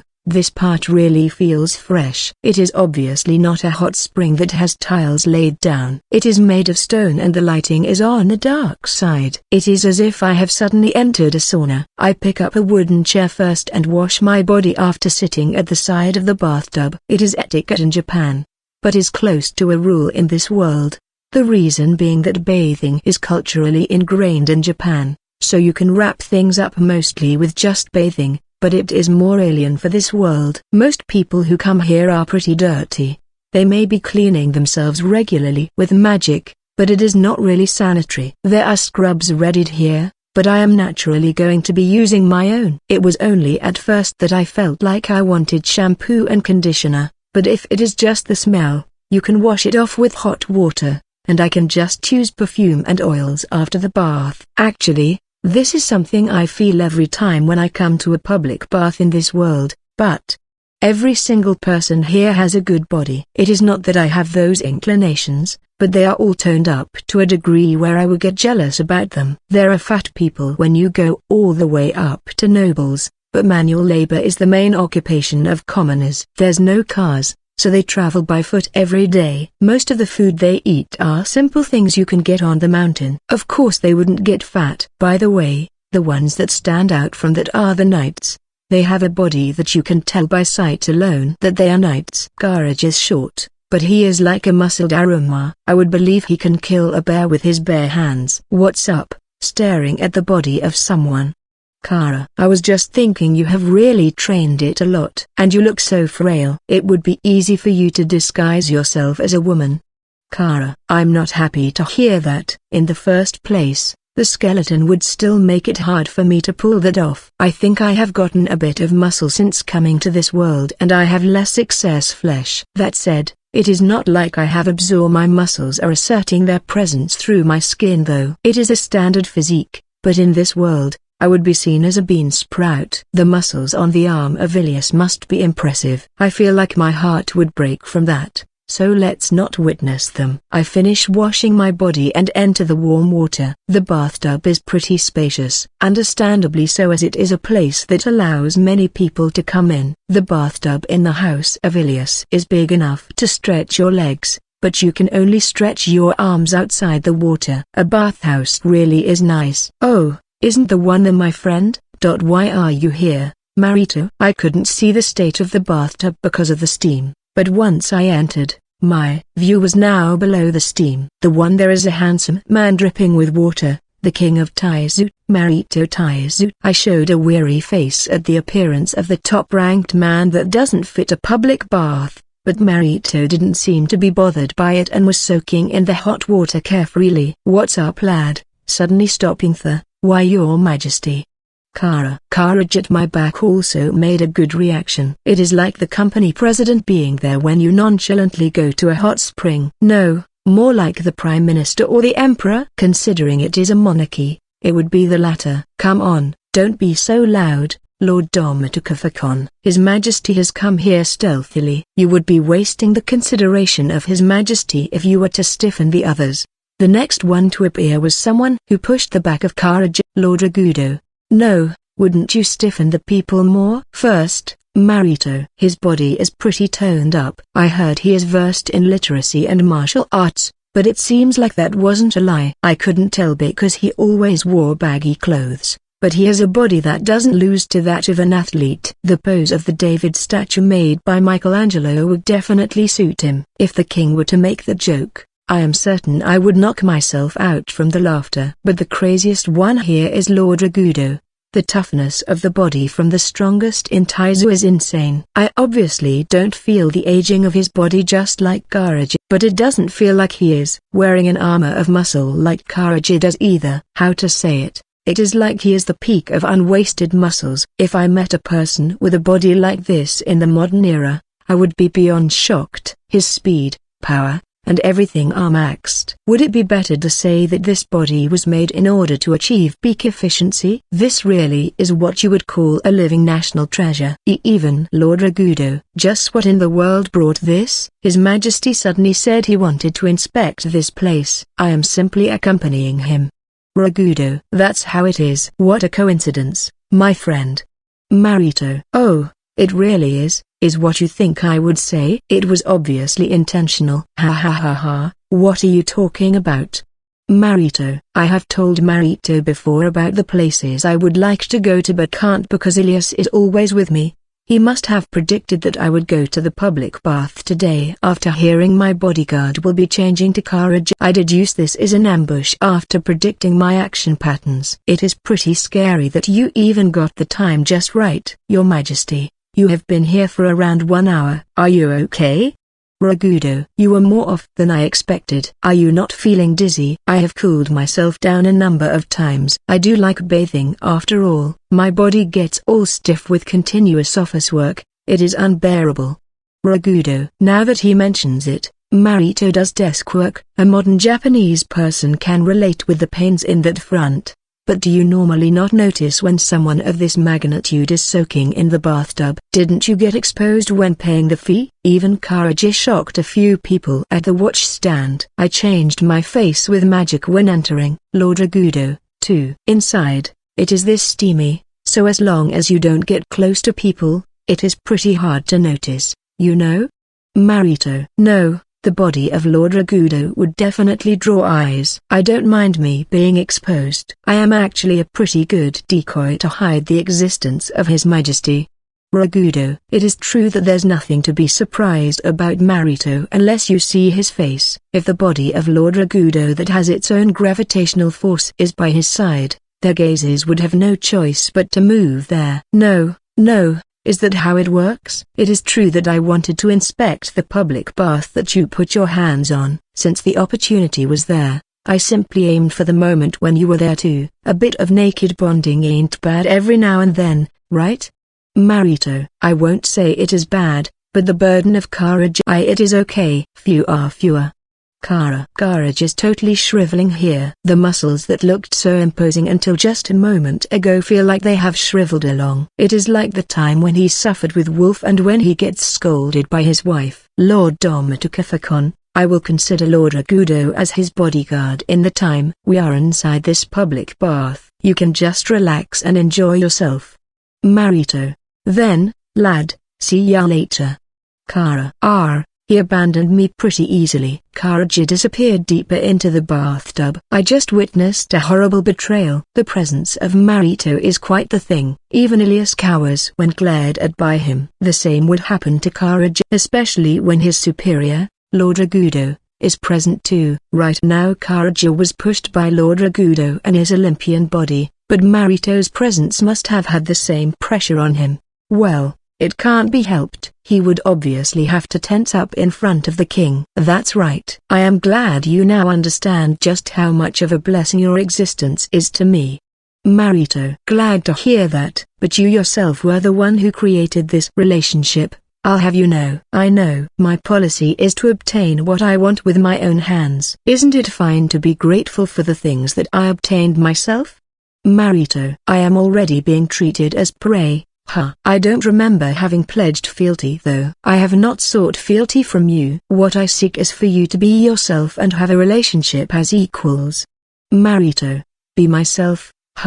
Right now there's Marito at reach of my left hand, and there's also Lord Ragudo with a space in between enough for one person. For a moment I thought that it was because Marito is closing the distance in a friendly manner and Lord Ragudo was being considerate and keeping distance. But, could it be that Anbu-kun is right by my side? Yes, as expected of the friend of His Majesty. A damp hand was placed on my shoulder. That's straight from a horror movie. If I hadn't noticed beforehand, I might have screamed. I thought an invisible man entering a steamy bath would instead be more noticeable though. This invisibility spell deceives the cognition of the surroundings. Everyone is watching a world with the premise that I don't exist.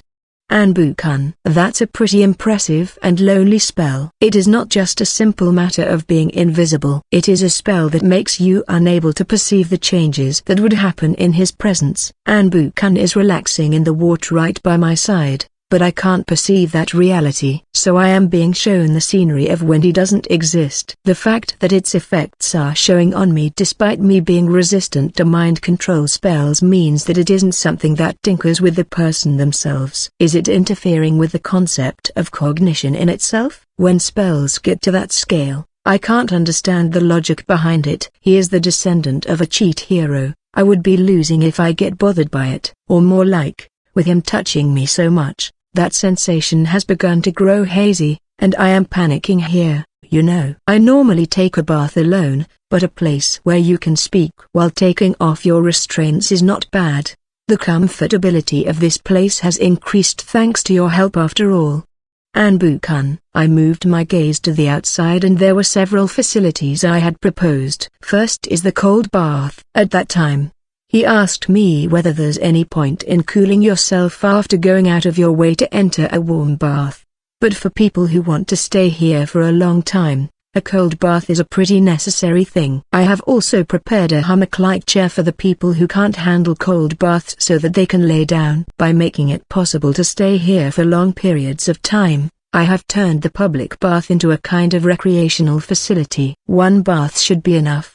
But since you are paying to use it, you need to have a decent degree of comfort, or there won't be much worth in paying. How long you are open is important, but increasing the rate of usage is important too. It would be hard to make people accept a completely new recreational facility, so what caught my eyes first was the public bath. I have also made it so that there's a difference in temperature depending on the location. This didn't require much work. I grabbed the magic stone that is shining faintly. It is a bit hot. I had a shallow partition placed in the vast bathtub and had them distribute the warmth retention magic stones in a way that it adjusts the temperature by location. With this, you solve the issue of people liking lukewarm or hot baths, and will appeal to a wider demographic. After that, I had them add a bag that has a blend of medicinal plants and herbs in the small bathtubs, creating a medicinal bath on the side. This world has 2 stamina tanks in the form of mana, so I am not really sure if the effects of medicinal plants will be that good. And so, for the healing factor, I had them throw in a magic stone that covers that front, and it is mostly used as a bath that smells good. There are people who are grateful since it saves them the trouble of using perfume. I was personally hoping for its original effects as a medicinal bath. Medicines are important for people with no mana. What has gotten the best reception has been the sauna. I tried making both the dry and wet version, but they were both received greatly. The dry version is popular in Japan too. For the wet version you pour water on high temperature stones to create steam. It is a facility to wash off your sweat, so I was worried whether the act of sweating would be accepted, but it is popular. It is also popular with knights. They even compete on who lasts longer. However, it gets really bad when they pour too much water, so there's warnings written down. Body strengthening is prohibited. Endurance competitions between a knight and a civilian are prohibited. They have finally added weird rules on it. Depending on the person, body strengthening can help you endure even a fire breath, so it would be a real bother if they were to use that as the standard in an endurance competition. It is nice that friendships in this bathhouse are strengthening thanks to the saunas. Since the opportunity has been presented, let's enter the sauna. You may be tired from your desk work, but you have barely sweated. Right. I enjoyed the bathtub first, but I haven't gone there yet. Marito. I already did. That environment where you silently face the heat is pretty nice. Ragudo. So that's the reason why Lord Ragudo was coming from behind. Now then, which one should I go to? Oh, I saw Karaji enter the wet version just now. I would feel bad intruding on him, so let's go to the dry one. I leave the bathtub. When I did, I could hear the voices of women from the other side of the wall. The women's bath is on the other side. It is great to see it has begun getting popular with the women too. Now, Sarah Dono, Rakura Dono. We are entering the sauna next. Okay tilde. Wait a moment please. Mix-sama, it is dangerous to run. Wolf, please stay together with Nora. Got it tilde. Ah, this is a nice bath nano da. I could hear a whole ton of familiar voices. That's weird. If I remember correctly, Mix and Nora were not in their plan to meet up. Hey, Marito, could it be that you also invited Mix? No, I didn't. I did tell her that I would be going there around noon though.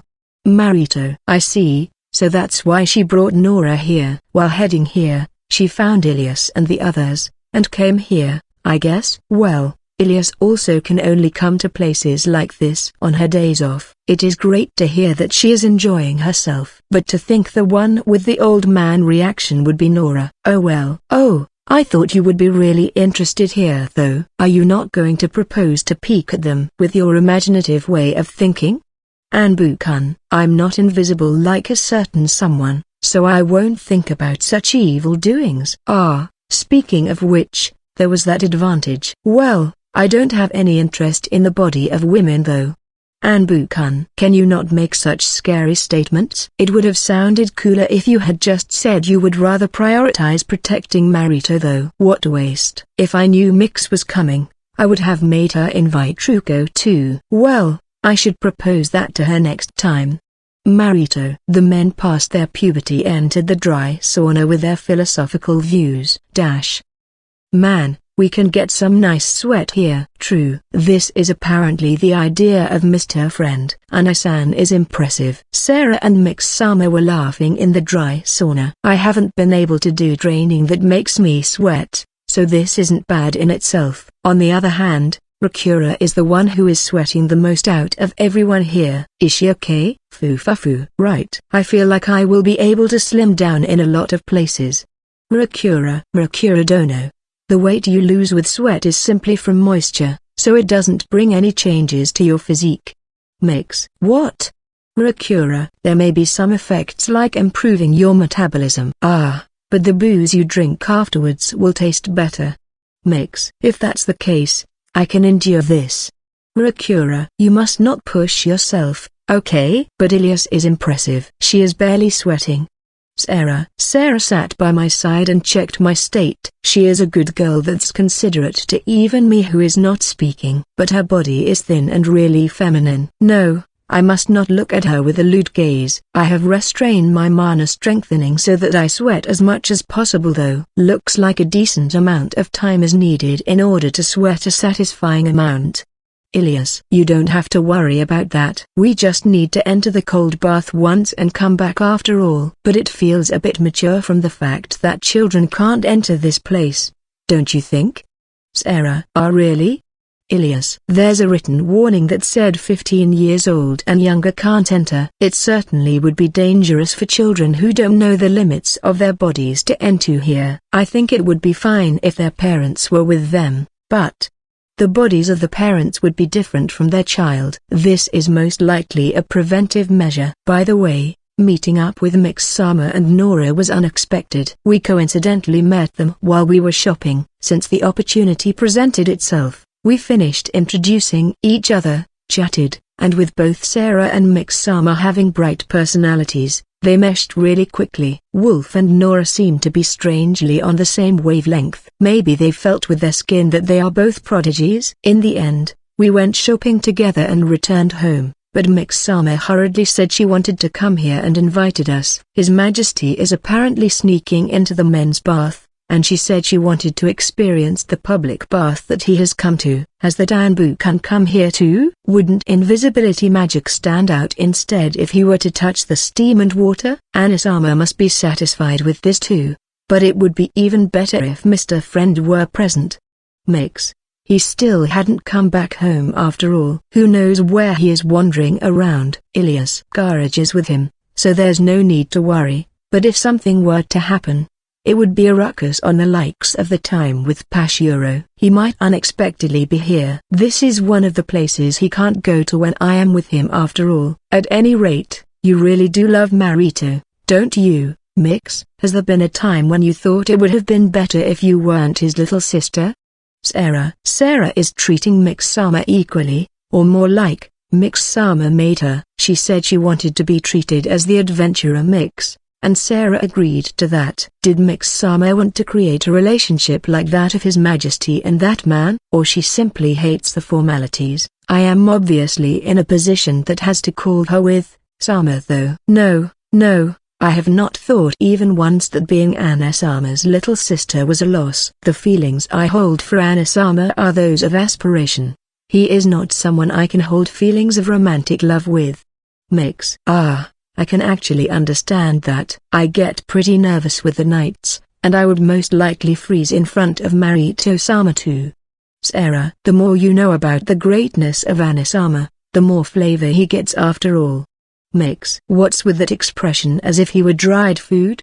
But I understand what she means. It was the previous King's era when I lost my parents and aimed to become a knight like my father. At that time, His Majesty was simply a being that I only knew the name of. It is not like I didn't hear the rumors about how he is a remarkable character and how in the future he would become a wise king, but he had no relationship with me and I concentrated on training. I was somewhat arrogant in those days. I even thought I was the most splendid knight for honing myself and could protect anything in this country. My admiration towards my father must have blinded me. You need to pledge your fealty in the knight appointment ceremony. I accepted this as a ritual of sorts and participated in it. Once this is over, I can protect the country as a knight. My attention was elsewhere, thinking about how I wanted this to end soon and would report to my father and mother in front of their graves. At that time, His Majesty had already inherited the throne. I kneeled in front of His Majesty and faced him for the first time. He was a young king. I thought to myself, is he someone who walked his own path just like me? Is he a king that's worthy of me who went through grueling training?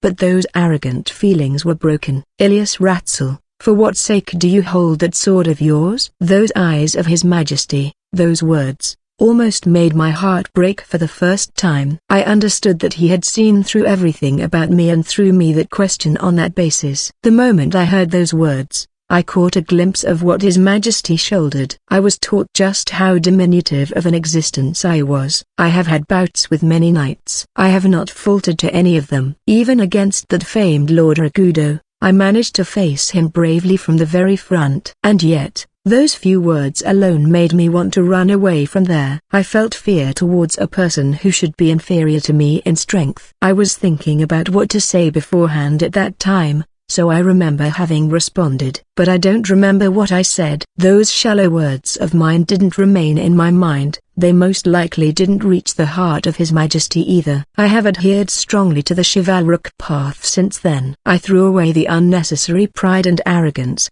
and took the sword to strive for even higher heights, for the sake of His Majesty and this country. Ilias, you don't look too good there. Are you okay?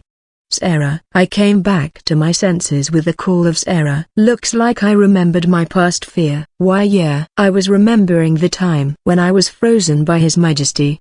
Ilias. Ah, that must be a painful memory. There's barely any people who are fine when glared at by Anisama after all. I heard that even the hands of Lord Ragudo holding a sword were trembling when he was training Anisama. Makes. If that's the case for Lord Ragudo, any knight of Taiza would tremble too. As expected of His Majesty. He has fulfilled his position splendidly. Just what do you have to do to change that much? Ilias. No, Anisama hasn't changed since way back, Lady Ratzel. Makes. Really? Ilias. Yes. Let's use this opportunity to explain my miserable past. The greatness of Anisama. Makes. Miserable, you say? But I am certainly curious about the source of Mix-sama's absolute trust towards His Majesty. Mix Taizu, the princess that was said to be as much of a prodigy as His Majesty. There were even some who said her ingenuity surpassed even His Majesty in their childhood. It was when I was still young. Makes.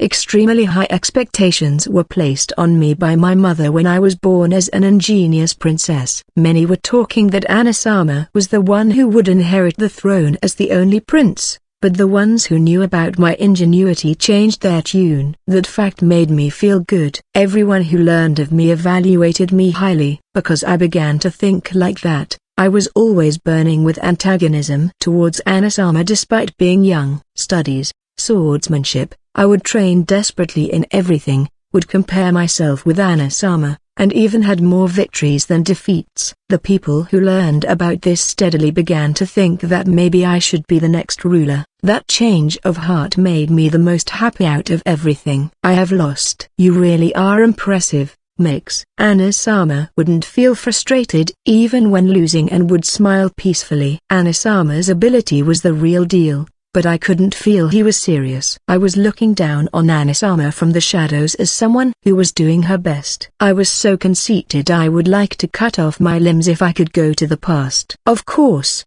I tried not to lower my guard since he was a man and was older than me. There was no doubt that he was at a distance that could reach me immediately if I were to get too confident.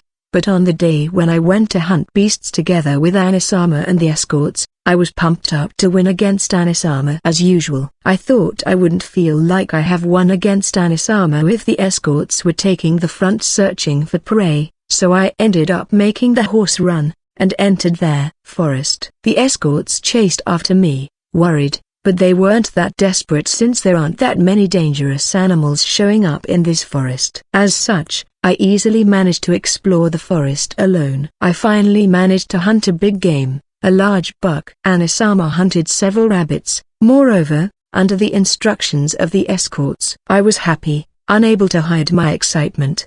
Because of that, I didn't notice the presence of the giant bear behind me.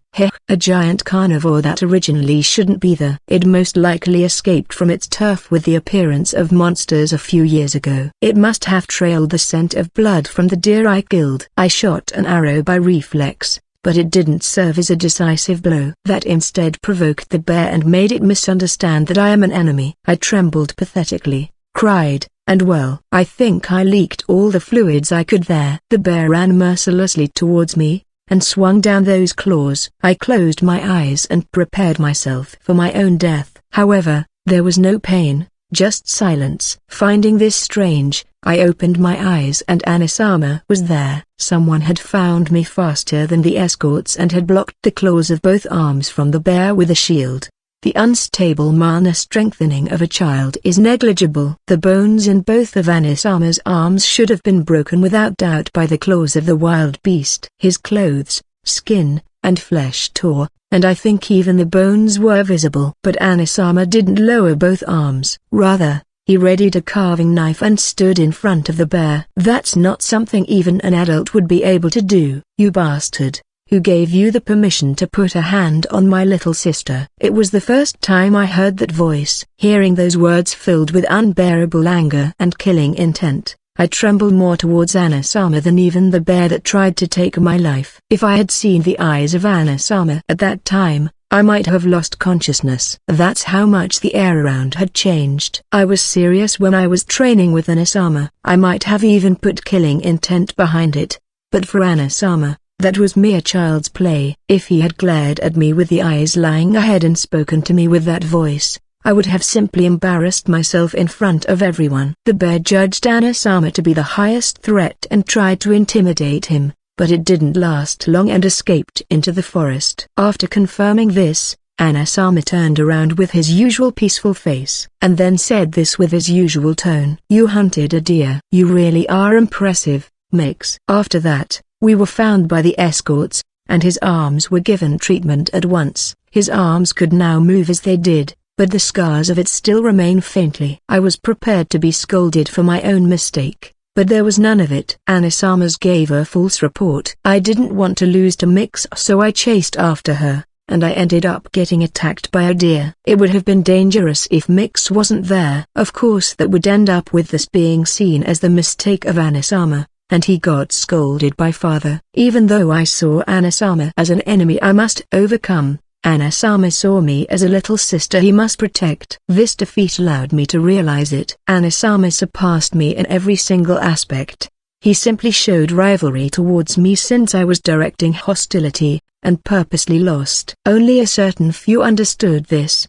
They were the people who didn't change their opinion about Anasama being the one worthy to become the king even after I won. I was ashamed. I couldn't look at Anasama in the face anymore, and couldn't speak properly to him either. Anasama was sad about this, but that's fine. I continued polishing myself after that. I showed my everything as I grew, and Anasama continued being himself while hiding everything. Yet, we were just about the same level. There was no remaining feeling of wanting to win against Anasama, but I didn't want to be more shameful than I already was as his little sister. My efforts bore fruit and, even when it was time for Anasama to inherit the throne, Mother and her comrades still thought that I was the one fitting to become the ruler. However, I knew the difference. I am not the one fitting to be the ruler of this kingdom. Father understood this too, but the others were not the same. It is most likely because we were born from different mothers. I understand how. Mother didn't want to admit that the child she gave birth to was inferior to the one of someone else. Any more than this would be troubling for Anasama. Thinking this, I abandoned Taizu and became an adventurer.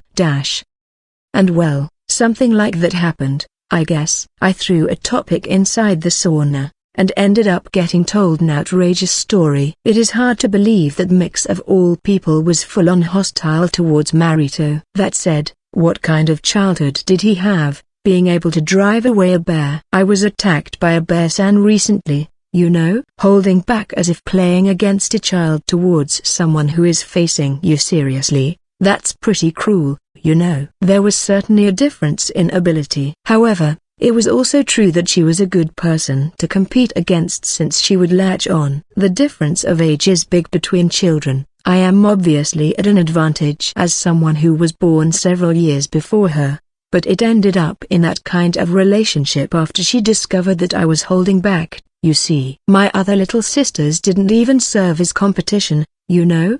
Marito. I understand the reason for the eccentricities of Mix a bit more now. She was seriously and desperately competing for the throne after all. If she had an attachment to the throne, she would have been able to compete even after that, but it seems like that desire was broken since childhood. Marito had way too much leeway. I feel bad for Mix.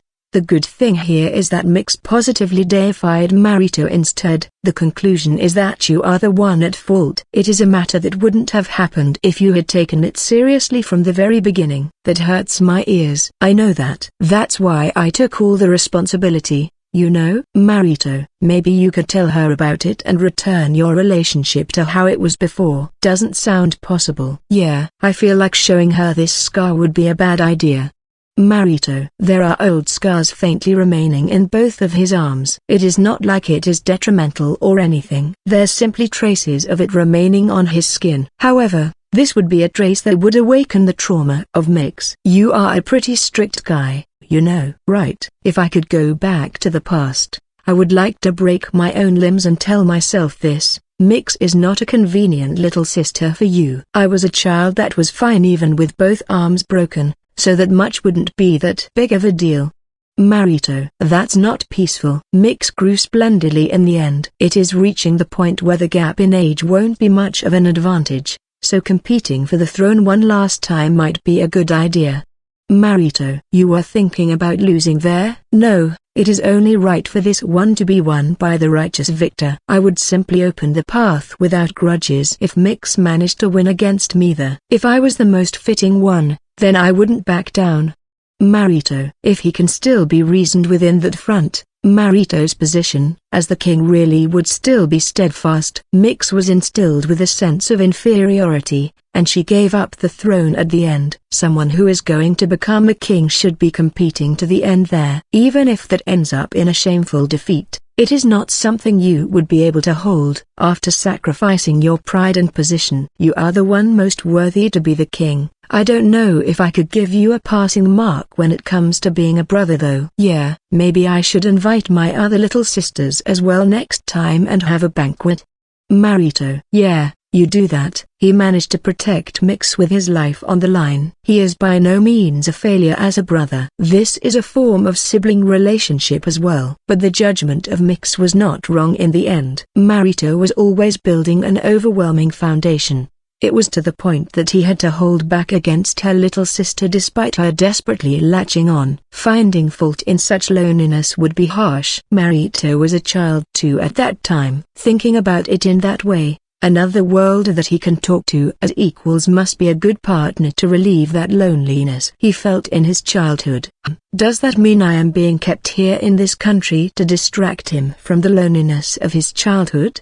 Oh well. We enjoyed ourselves in the public bath after that and left. I wanted to propose coffee milk and fruit milk like the other worlder I am, but with the popularization of salt still being in a questionable state, it would end up being more expensive than alcohol in this world. I have at least made it so you can drink some cold water after a bath, and there's also bars nearby, so let's have the people of this world endure with that. Oh, isn't that Mr. Friend? Mix. It is Shizu. Wolf. Oh my, Counselor Sama. Rakura. Ah, Anasan. Sarah. It is Nichan Nano Da. Nora. What, you were here too? Ilias. We ran into Mix and the others at the entrance. All of them are really relaxing here. Ah, no, Wolf is cautious of Karajib by my side as always. It is stronger than usual. Yeah, I was. Marito and the others left before me though. A king standing out for too long would trouble the other customers, is what I complained to him. Complained? You are the only one who would be able to talk to His Majesty like that. Ilias. If someone else was there for him, he might have been able to have a more proper childhood though. Yeah. I am glad that you are there for him, Mr. Friend. Mix. It hurts. She smacked my back over and over. It hurts. Is jealousy mixed in here? It hurts quite a bit. Speaking of which, he told me about Mix too. He said he wanted to gather the other little sisters and have a banquet. Ah, Anasama said that? Mix. If the other little sisters are as reserved as you towards him, you should be the one gathering them for him, okay? He would be happy, but me stepping in on what Anasama does is. Mix. What are you saying? You are his number one little sister. Just be proud of that already. Marito has already seen through you is what I told her. Mix froze for a bit there, but she made a happy smile as she smacked my back again. It has more intensity than before, but the pain is low. Can't be helped since Mr. Friend said so. Then, I shall put on a bit of a show. Mix. It hurts. It is a relationship where they both acknowledge each other. I am sure the relationship of Mix and Marito will be softer if given a bit more time. But well, they are really similar siblings. Yup. Ah, I said I would put on a show, but I have already finished taking a bath, so I won't be putting on more of a show than that, okay? It might be a different story if you so desire though. Mr. Friend. Makes. I don't need such a weird addendum. You are so distant, Mr. Friend. Geez. Makes. It hurts. That last one was pure pain. Life has its mountains and valleys, and is ever changing. After hearing from Marito about his sibling relationship with Mix in the past, it had turned a bit serious or somewhat solemn, but the next day was an extremely noisy day. To give a rough explanation about it, Gradono appeared in Taizu, or more like, he was found sleeping in a garbage dump early in the morning. I guided him to Bansan's place first and he welcomed me with a pretty warped smile. After that, I was consulted about where the training spot of Wolf should be. Of course, it is not like I can have them train at the backyard of Ilias's house, and so I gave the safe proposal of using the training grounds of the knights in the castle. The knights noticed the presence of Gradona. Thanks to that, Lord Ragudo appeared after a crowd was made, and a duel began after just a few seconds of conversation. And that brings us to the present. Shizu, what's the matter? Wolf. It is a bit rough to follow this sudden development, you see. I was looking back at it inside myself. It goes without saying that Gradona provoked Lord Ragudo, and Lord Ragudo bought that fight. This isn't my first time witnessing a battle of the inhuman, but they are within the strongest in the world. They were so fast I couldn't follow them with my eyes. There would be super thunderous sounds ringing every now and then, and the shockwaves reached my way. Wolf created a simple mana wall at my side to block it. You have gotten pretty skilled in the time I wasn't watching. As for Ilias, she was looking at the moves of Lord Ragudo with sparkly eyes. This is a battle between people stronger than her, so it would be more impossible to tell her to not be excited about it. But judging from the shouts I can hear from Lord Ragudo every now and then, they are most likely fighting there with the intention to kill. It should be about time to stop them. Wolf, would you be able to stop them? Impossible. Wolf. Yeah, makes sense. Can't be helped. Let's stop Lord Ragudo at least. Mew. You can do that? Even I wouldn't be able to stop that Lord Ragudo though. Are you going to be calling His Majesty Ilias? No, it is a more simple method. Rii-chan. I mutter the name of Lord Ragudo's grandchild. The moment I did, Lord Ragudo swiftly moved here and searched the vicinity. I think I felt the presence of my grandchild just now. Ragudo. Lord Ragudo, it would be troubling if you were to rampage more than this. You've got me there, huh? Ragudo. This reaction speed just from mentioning the name. Lord Ragudo must be super doting on his grandchild. I have met her once and she was a cute child. He told me if you put a hand on her, I won't forgive you even if you are the friend of His Majesty, but 10 years old is obviously outside my strike zone. Salve, you are done already tilde? PFFT, weakling tilde. Gradona. Gradona, if you get too rowdy, there won't be any establishments that will sell you alcohol in this city, you know? Yes, sorry for being so conceited. Gradona. Gradona groveled at incredible speed. You want alcohol that much? Definitely.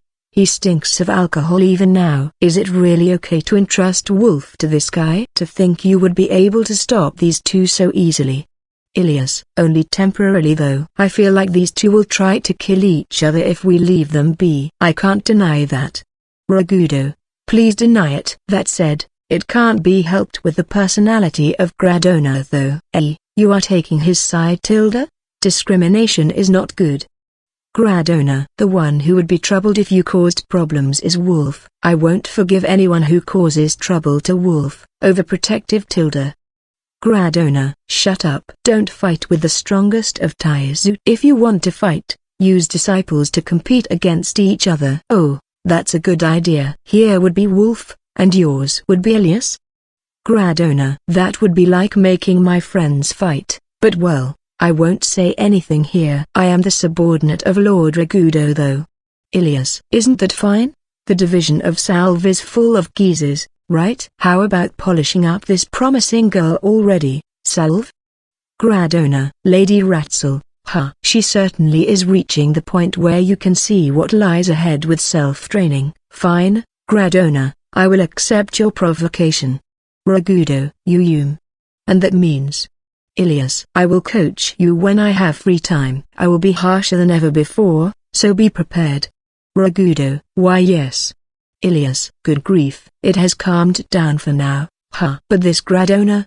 Did he provoke Lord Ragudo because he predicted this would happen? He obviously has personal feelings included in this. What a nasty guy. Wolf is getting trained by Egdoik too anyways. It would be easier to train her outside the walls. Maya, Egdoik, Gradona-sensei, and also Shizu. There's a whole lot.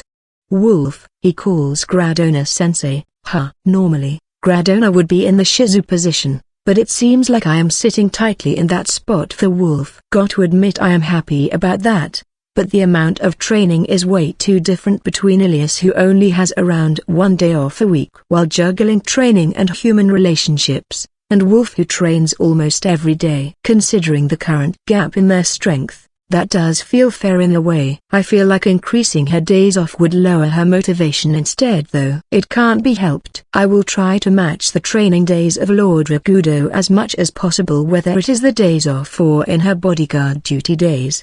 What's the matter, Shizu? Wolf. Lord Ragudo is going out of his way to train Ilias, so I plan on sparing time for her as much as possible, but I was wondering how to use my time to look after you two. Wolf. Wolf is fine. Wolf, even if you are fine, I want time to be together with you. Ah, right, I just have to make Egdoik my bodyguard. Him. What would His Majesty say?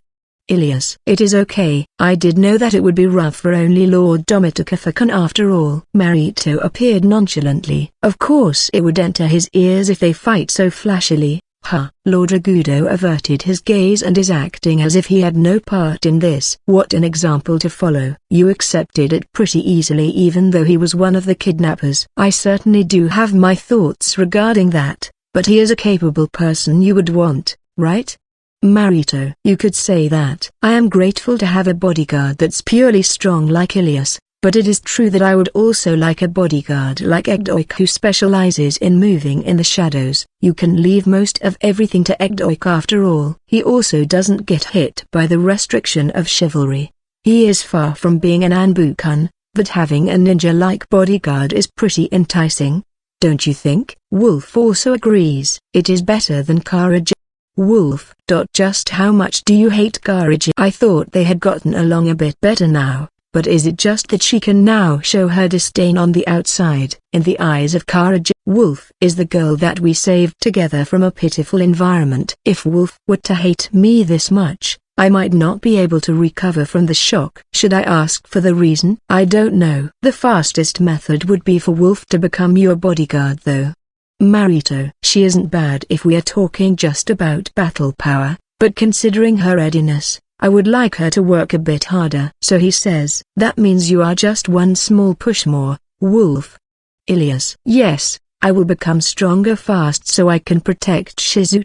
Wolf. Not become strong so that you can protect me, but become strong enough to protect me. You can still aim for even higher heights, Wolf. But when Wolf grows to that point, I will end up being shackles for her. Being the bodyguard of the king's friend might be an honorable job. Ilias is doing her work as if really satisfied by this after all. But I would like Wolf to do something bigger. Like maybe the fun of adventuring that she tasted in the Gold Demon Lord's simulated world. It might be difficult while Wolf is still dependent on me. Should I go on adventures with her? It is about time I begin thinking seriously about a roadmap for my life. Shizu. Absent-minded. Wolf. It is called sinking in thought. Sinking? Wolf. Absent-minded is fine. After that, we dragged Gradona to Bansan's place and entrusted him to Bansan. This also included contacting Egdoik. When I told him about how Gradona and Lord Ragudo immediately began killing each other the moment we brought him to the castle, Bansan sighed heavily. I've already had enough of this legend. Right after I told him not to cause problems in other people's countries. Ban. It is not a problem though. I was just having a simple test of strength with my rival. Gradona. It is going to get busy for me. I beg you. Please don't cause any more trouble. Ban. You are going to get busy? Do you have an event or something? Ban-san. A merchant from Kiwama got interested in the goods of the Black Wolfkin Forest. They said they want to make a simple branch store here and will be coming to Taizu. If they are going to take root and do business here, it would be beneficial in a lot of ways to look after them when there's the opportunity. Ban Kurama. Huh. What kind of merchant are they? A younger man than me. He is a merchant that grasped success in Kurama, and his desire for business as a merchant has not dried out yet. Ban. Considering the age of Ban-san, it would mean that he is an old man of around 40-50 years old. He has the funds to open up a branch in a foreign country and can make decisive moves, so he must be quite the big deal. If I get along with him, I might be able to ask him about the state of things in Kurama. I am looking forward to it.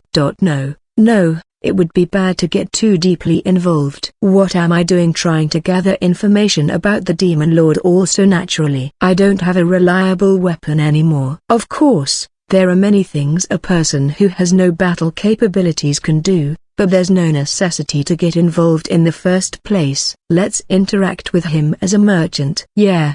Let's do that. It should be okay to show myself in the negotiations of the Black Wolfkins.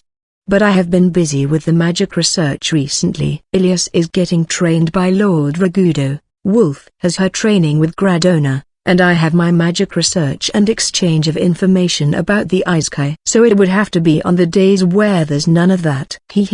When would that be? I would like a schedule book. I didn't expect I would want one in this world. It is not like they sell them in the market. Let's buy the materials since there's the opportunity. Wolf, I will go shopping for a bit. Want anything? I will be heading to the magic research facility after, so I can't buy too much stuff though. Right. It has been a while since we have come to a place like this. It is a good idea to drain his wallet. Ilias. Hey, Ilias. Just for your information, I am the one shouldering the alcohol expenses of Rakura. Well, I am fine if it is to buy stuff for Wolf though. Ah, this. Wolf. What Wolf pointed at was an accessory box. It is a lot smaller than the treasure container I have. She did get interested in it when I spoke about my habit of gathering things. Did she get influenced? Wolf doesn't have too many personal possessions. It wouldn't be a bad idea for her to begin her journey with a box. That's fine. An easy request. Thank you very much. Wolf. Despite its size, it is the same price as my treasure container, but it is cheap compared to the cost of making the gauntlet. Right, I will have to find time to give it maintenance. I buy the box and we return to the castle. Wolf is hugging it as if treasuring it, and she is wagging her tail. Mine is a big rustic key, but Wolf's is a small key. It is not fancy, but you could say it is feminine. I am looking forward to what kind of collection she will have. After that, we begin our magic research job at noon. Ruko does her gardening training, which she must prioritize in the free time of the artisan employed by Marito. They were free in the morning, so the magic research began in the afternoon. We proceeded with the research we originally had planned, and thought of a spell for entertainment in our break time. This has been our routine lately. Casually thought up original spells like this can become triggers. By the way, today we began with Ruko mentioning how she is jealous of Wolf's pretty hair. After a boisterous discussion, Nora created the spell. The result was this, and Nichan has Nora's Shizu. Wolf. Don't mention it. I lost in the raffle, so I have no complaints. Why, you look good, Mr. Friend. PFFT. Makes it is the same color as mine in a sense. There's no need to be bothered by it. Ilias. Yes. The peculiar hair of a Japanese person has turned to a similar blonde to that of Ilias. It is a spell that changes the hair color, but to put it bluntly, isn't this just decolorization? I remember having dyed my hair brown in my college days, but I haven't made it this blonde before. By the way, the color of my eyes has changed from black to dark red. I am completely in the appearance of a resident of this world. You could say this is the most adapted I have been. But it doesn't suit you to a shocking degree. Would it suit me a lot better if I were to make my hair black? Ilias. That color looks good on you, Ilias. It is painful. What's painful, you asked? This spell has mana that specializes in changing the pigments on the eyes and hair. The way to undo it is simple. If you emit the mana to the outside, the mana will come off, and you will return to normal. But I have no mana to force it out. As such, I will be like this for the near future until the mana disappears naturally. I don't know about doing such a grand image change at my age, but it is not like my face has changed or I have shaved my hair off. It is simply a guy that had the eyes of a bad guy to begin with, having blonde hair and colored lenses now, increasing that look of being a hoodlum. Let's enjoy this in its own way. I would like an aloha shirt and sunglasses. I should have Bansan make them. When I showed this appearance to Marito, he bursted out laughing. I was presented with the rare sight of the Taizu King rolling on the floor laughing. It has been so hectic since morning, it is dizzying, but I can't deny the fact that I have gotten pretty used to this. No, having Wolf be coached by one of the strongest martial artists in the world and me changing the color of my hair and my eyes is pretty rare though. Maybe it has gotten harder for me to get shaken mentally because of all the things that happened revolving around the Gold Demon Lord. I also feel like I have closed the distance a bit with the people around me. This is a good trend. I hope the peaceful days continue. The ramparts surrounding the capital of Taizu are coming to sight. What's advancing through the road is a single carriage, an extravagant one that's often used by affluent merchants. The one pulling the reins of the carriage is a man in his 50s. His eyes are hollow. There's a whole lot of luggage inside the carriage, and a single beautiful lady sitting there. So this is Taizu. Moving by carriage really does take time, isn't that right?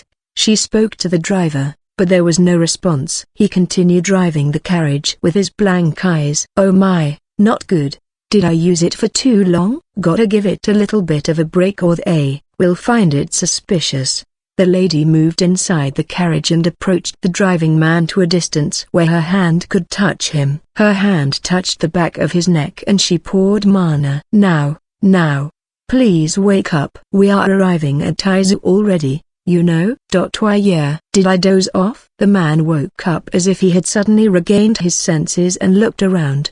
The lady laughed gently and sat inside the carriage. Yes, you were looking pretty wobbly there. You must be tired from the long journey. Let's take it easy at the inn, okay? Right. You must be tired too from all the shaking. Let's move the greetings to Bansan for tomorrow and rest for today. The carriage picked up speed a bit after the man regained consciousness. The woman looked inside the carriage silently and muttered lowly. You guys hide outside for a while, okay? I will guide you little by little, alright? The shadows inside the carriage move, matching that voice. They crawled inside the carriage, split into several shadows, and moved out from the carriage, scattering inside the forest. Did you say something just now? No, I was simply speaking to myself. That I am looking forward to this. The lady laughed again. There's no lie in her smile. The purple of enticement. The purple demon lord repeats this as if usual. It is the same as the time when she enticed the many settlements of Kyama. There's no need for the power of the devils there. She was going into Taizu on her own with a carefree face. Are you, comrade? Don't differentiate me from my color. Please do so by shape. The otherworlder that had become blonde with dark red eyes and the shocked face of Ekdoik. Even a guy like this, who can do anything with his chains, can't change the color of his hair and eyes. Even if he can, there's no need for it to be with the chains. I can accept the hair, but putting chains inside your eyes as contact lenses is out. You are certainly comrade. But when you take out the distinctive traits of your hair and eye colors, it was really hard to tell who you were to a terrifying degree. Ekdoik, that much? But if you can blend with your surroundings that much, it will boost the ease to protect you. It might be better for you to talk in that appearance when walking through dangerous sectors.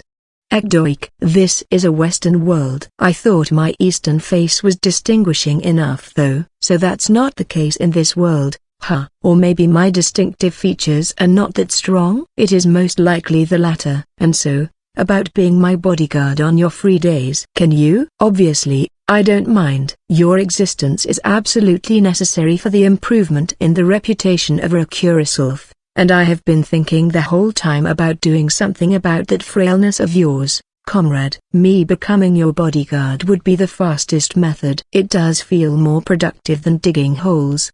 Ekdoik, so you were bothered by it? I thought you were having quite a lot of fun though. Just telling you, Ekdoik, but that's the only work where you can lower your guard, you know? Ilias. Who? That's great. With him being so full of openings, I won't be able to sleep at night the days I am not his bodyguard. Ekdoik. Sparks were flying between Ekdoik and Ilias. Speaking of which, these two haven't fought directly, but they do dislike each other. The bodyguard and the kidnapper that took advantage of the opening of that bodyguard. They are now going to be protecting the same person. You really don't know what lies ahead in life. A bit of competition can help with motivation, so let's leave them be. Today is Elias's turn to be my bodyguard, but I thought about showing him a rough idea of how my day flows, so I had him accompany us. And so, we are right now in the magic research lab.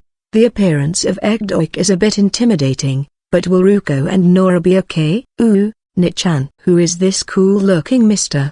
Nora, I'm Egdoik. I have been asked to be this guy's bodyguard on the days off of Ilias. Egdoik, he is cool. He does have chains hanging around him and gives that wild style after all. I thought his appearance would be a hit for 8th graders, but it seems like it is also effective at the age of Nora. Now that I think about it, maybe Wolf is attached to him because of his chain fashion. She also uses the chains she got as an accessory after all. I would like her to admire him as a powerhouse though. And nice to meet you, Egdoik-san.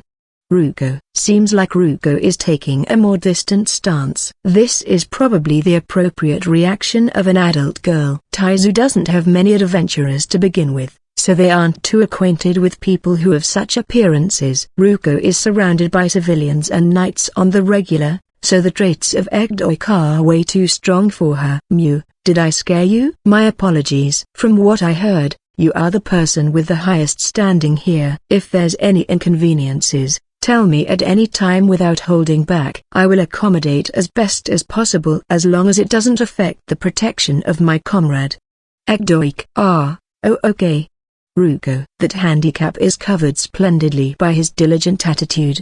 He is a dutiful man on the inside, especially towards people who are diligent too. But that in itself makes him lack amusement. Wait. He becomes an amusing guy at the times when he is dealing with me though. It must be my imagination. Yeah, my imagination. And so, we begin a variety of experiments in front of Egdoik. Egdoik is observing us with arms crossed and his back leaning on the wall. We prepared a chair for you, so sit, dude. But no one is telling him that. Your name is Nora, right? You're adept at controlling your mana to a shocking degree at your age. Your amount of mana has also gone over the average already. You will definitely become a good sage if you don't mistake your path. Ruko is average when it comes to magic, but her gestures have elegance. You are most likely an errand girl in this castle. You have certainly been chosen correctly to be the one who brings common sense here. Egdoik. Thank you. Ruko. I am not praising you. I was simply giving my honest opinion. If the number of people increases, there will obviously be people who will be losing control. I would like a bit more energy from you so you can deal with those eventualities when they happen. Egdoik. By the way, Egdoik, you can freely move your chains, but how's your magic? These chains are an application of magic to begin with. It is using magic that allows the free control of metal, and that mana has permeated it. I am activating that spell each time I infuse an element to it. Egdoik. Egdoik said this and controlled several chains at once, and infused them with different elements respectively. Ooh, that's impressive. Nora. That said, the spells I can use are inclined towards what I can infuse to my chains. Also, I have trained to do combat and stealth for when my chains are disabled. For the latter, there's the repelling barrier that drives away people and the spell that allows me to slip into the darkness. Egdoik. Speaking of which, he did have a barrier like that. I have seen depictions of slipping in the darkness from anime, but I am curious how it would look in the flesh. Let's have him show me next time. You're a skilled guy. I can't use many spells with complicated formulas though. Nora would most likely be above me on that front. If it is in a battle with only magic, I would be at an advantage because of the gap in physical strength. Egdoik. Being able to analyze someone young so calmly to this degree is pretty impressive. Egdoik is the kind of man that doesn't break character no matter who he is facing. Why did this guy lose completely against Rakura again? Egdonichan. Nora would like to try using those chains too. Nora. I don't mind. I will give you one. Egdoik. Yay. Nora. Ruko. You can go ahead and try using it at the times when you have nothing to do. Egdoik. Thank you very much. Wow, this is impressive. Ruko. How about you, Mix? Want one? Ekdoik. Yeah, I will. Mix. Chains were being distributed to the girls as if they were candy. And they were happy about it. No, if I just think about those as high-tech toys that can change shape freely. Yeah, it doesn't make sense. By the way, I have also gotten one. It is not for training, but communication. Ekdoik began joining in on the conversation in the middle of it. His mastery is more inclined to battle and stealth, as opposed to Mix, but he has high comprehension. And most of all, it was taken very positively that his practical skills are even more outstanding than those of Nora. By the way, the one who will have her name raised the most from the results of this magic research is Ruko, but I plan on pushing my achievements to Rakura. That's nice. It won't be long before results show with a prodigy like Nora. But if that's the case, we would need to bring Rakura Sulf there every now and then. Ekdoik. Right. That was a blind spot. We headed to the Church of Maya-san next. It has been a while since I have come here. I haven't come here yet since the time I returned to Gani. Wolf has learned a good amount of common knowledge now, so it feels as if she has already graduated. Oh my, boy, you have gotten pretty, boy. Maya. It was an accident from magic. More like I was made a guinea pig though. Nora showed it on herself first and it was fine, you know. And so, they tested it on me too, who hardly gets affected by magic. Your internal mana is way too little, so it is hard to hold back properly. That said, I get Ilias. But who is the one over there? Maya. My name is Ekdoik. I am the bodyguard of Comrade. Ekdoik. You have gotten acquainted with quite the dangerous individual in the time I wasn't watching, boy. Is he a former Anbu? Maya. An adventurer. The reason why you find me ominous must be because I was raised by the great devil Biglukt. Ekdoik. I see, that Biglukt. Maya. You know about him? Ekdoik. Biglukt is a great devil that ruled a third of the biggest nether in the world, that is the Magus Nether. Rakura entered a den of devils by coincidence. He was a devil that got defeated as a passing thought, which turned out to be the father that raised Ekdoik. He is pitiful just from the fact that he was defeated by Rakura, but his name has barely been spread in the human realm. I know. I was originally a cleric from Magus after all. Intelligent devils would speak of that name every now and then, a unique class monster that was famous even within the devils and had a name. Maya. By the way, I will give you the background of it. For now, I explained the life of Ekdoik and the connection he has with Rakura. I am baffled. Even though Rakura defeated a unique class, she didn't report it. Maya. She apparently couldn't differentiate him by his appearance and didn't have a hard time with him. That shouldn't be the case though. Even a group of devils wouldn't be able to defeat a unique class. Maya. That's right. Mine father was great and mighty. And yet, Ekdoik, I can't pity the fact that Biglukt died. But I do respect your desire to protect the honor of the father that raised you. The method you have chosen is peaceful and certain after all. Maya. As expected of an archbishop, she is reasonable. I was a bit worried since he was raised by a great devil, but it seems like I don't have to worry about a confrontation. Ekdoik, how old are you? Maya. I don't remember specifically, but I am over 25. Ekdoik. I think I have heard about that before. Ah. Could it be that you are from the Zeta village? Maya. To think I would hear that name here. It is true that the village that offered me as a sacrifice was Zeta. Ekdoik. I see. Maya. The wariness of Maya-san lowered in one go. She must have her own thoughts regarding that. Could it be that you knew Ekdoik? I wasn't acquainted with him directly, but at the time when I went devil hunting with Philia, the mother of Ilias. Maya-san and Philia-san apparently hunted devils together as clerics. And then, they arrived at the Zeta village one day. That village was located close to the Magus Nether, and was a place that suffered greatly from monsters. One day they heard that the great devil Biglukt appeared, and headed to that place. There were many casualties in that village. The ones who could fight were slaughtered at an early stage, and were under the ruling of the devils for a long period of time. Biglukt had an interest in humans, and schemed a variety of original ideas. The Zeta village must have been a great place for experiments since it was close to the Nether. Clerics went there countless times, but were threatened by devils, and gave false reports of there being nothing, so they couldn't even call for help. Maya-san and the others fortunately noticed the existence of the devils, defeated the devils in that village, and saved them. But that village was already a village that had been targeted by Biglegt. It was obvious that they would be targeted by the devils again, and so, all the villagers were evacuated to a village away from the Magus Nether. There was a single girl there, you see. She came crying at us and told us that she had given away her own baby to the devils not long before we arrived. She was repeating your name the whole time. Maya, that's not possible. This name was given to me by mine father. Ekdoik must have noticed after hearing this much. Biglegt raised Ekdoik for sports, and tried to make him someone who seeks vengeance against humans. He lied about how he gave Ekdoik his name. What would happen if he attacked the Zeta village? What would his mother think when he sees a killer resembling her son and with the same name? I am sure he would go that far. HMPH, even if so, it doesn't change the fact that she gave me away because of her only caring about herself. Ekdoik, right. The strength and heart of your mother was weaker than that of the devils, and the ones with strength couldn't save you, including me. I am sorry we were too late. Maya, if you want to shoulder that, shoulder it as you please. It has nothing to do with me. Ekdoik. Your mother might be alive, you know?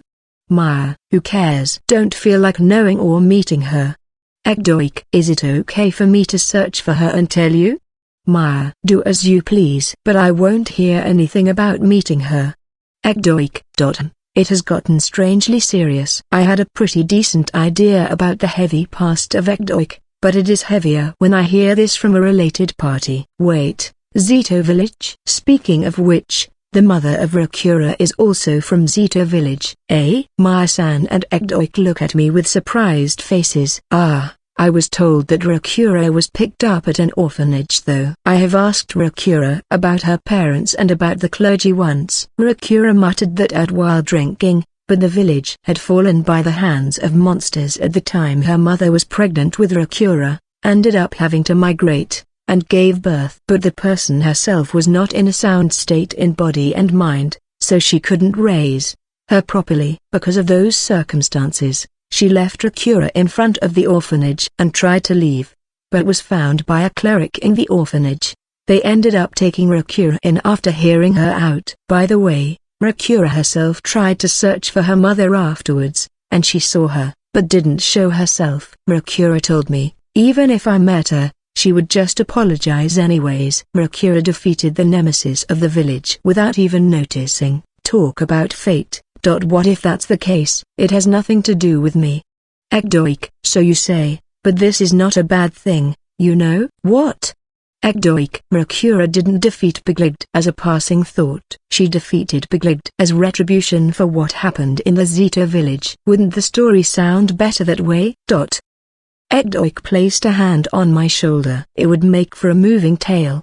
Ekdoik. Well, it certainly would be a moving tale if told. It is just that the person herself is not aware of it at all. You people. Well, I will do as I please on my side. Ekdoik, show up here when you have free time.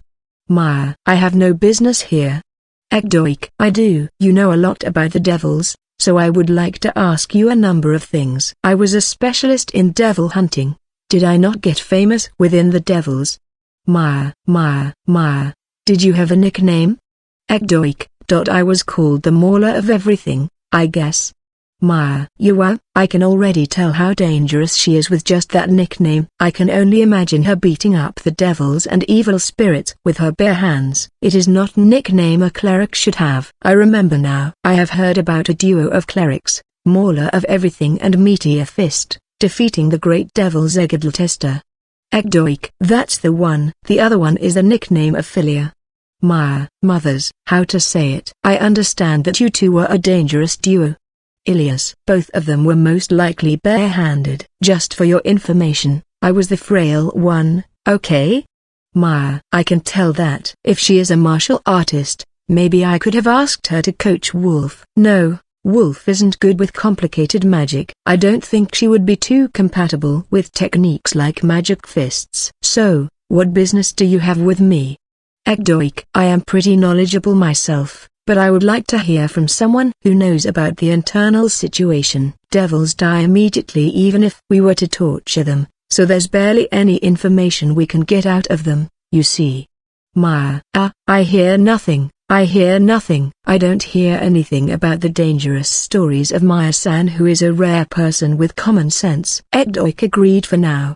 He is a guy that faces reasonable people with integrity. She will apparently teach us knowledge about magic as payment. If he learns purification magic from Maya-san, he will finally become a hybrid. As for Ilias, she seems to be discontent about her bodyguard rival getting along with Maya-san, who has been taking care of her since childhood. That's a nice face. Our work today ends here.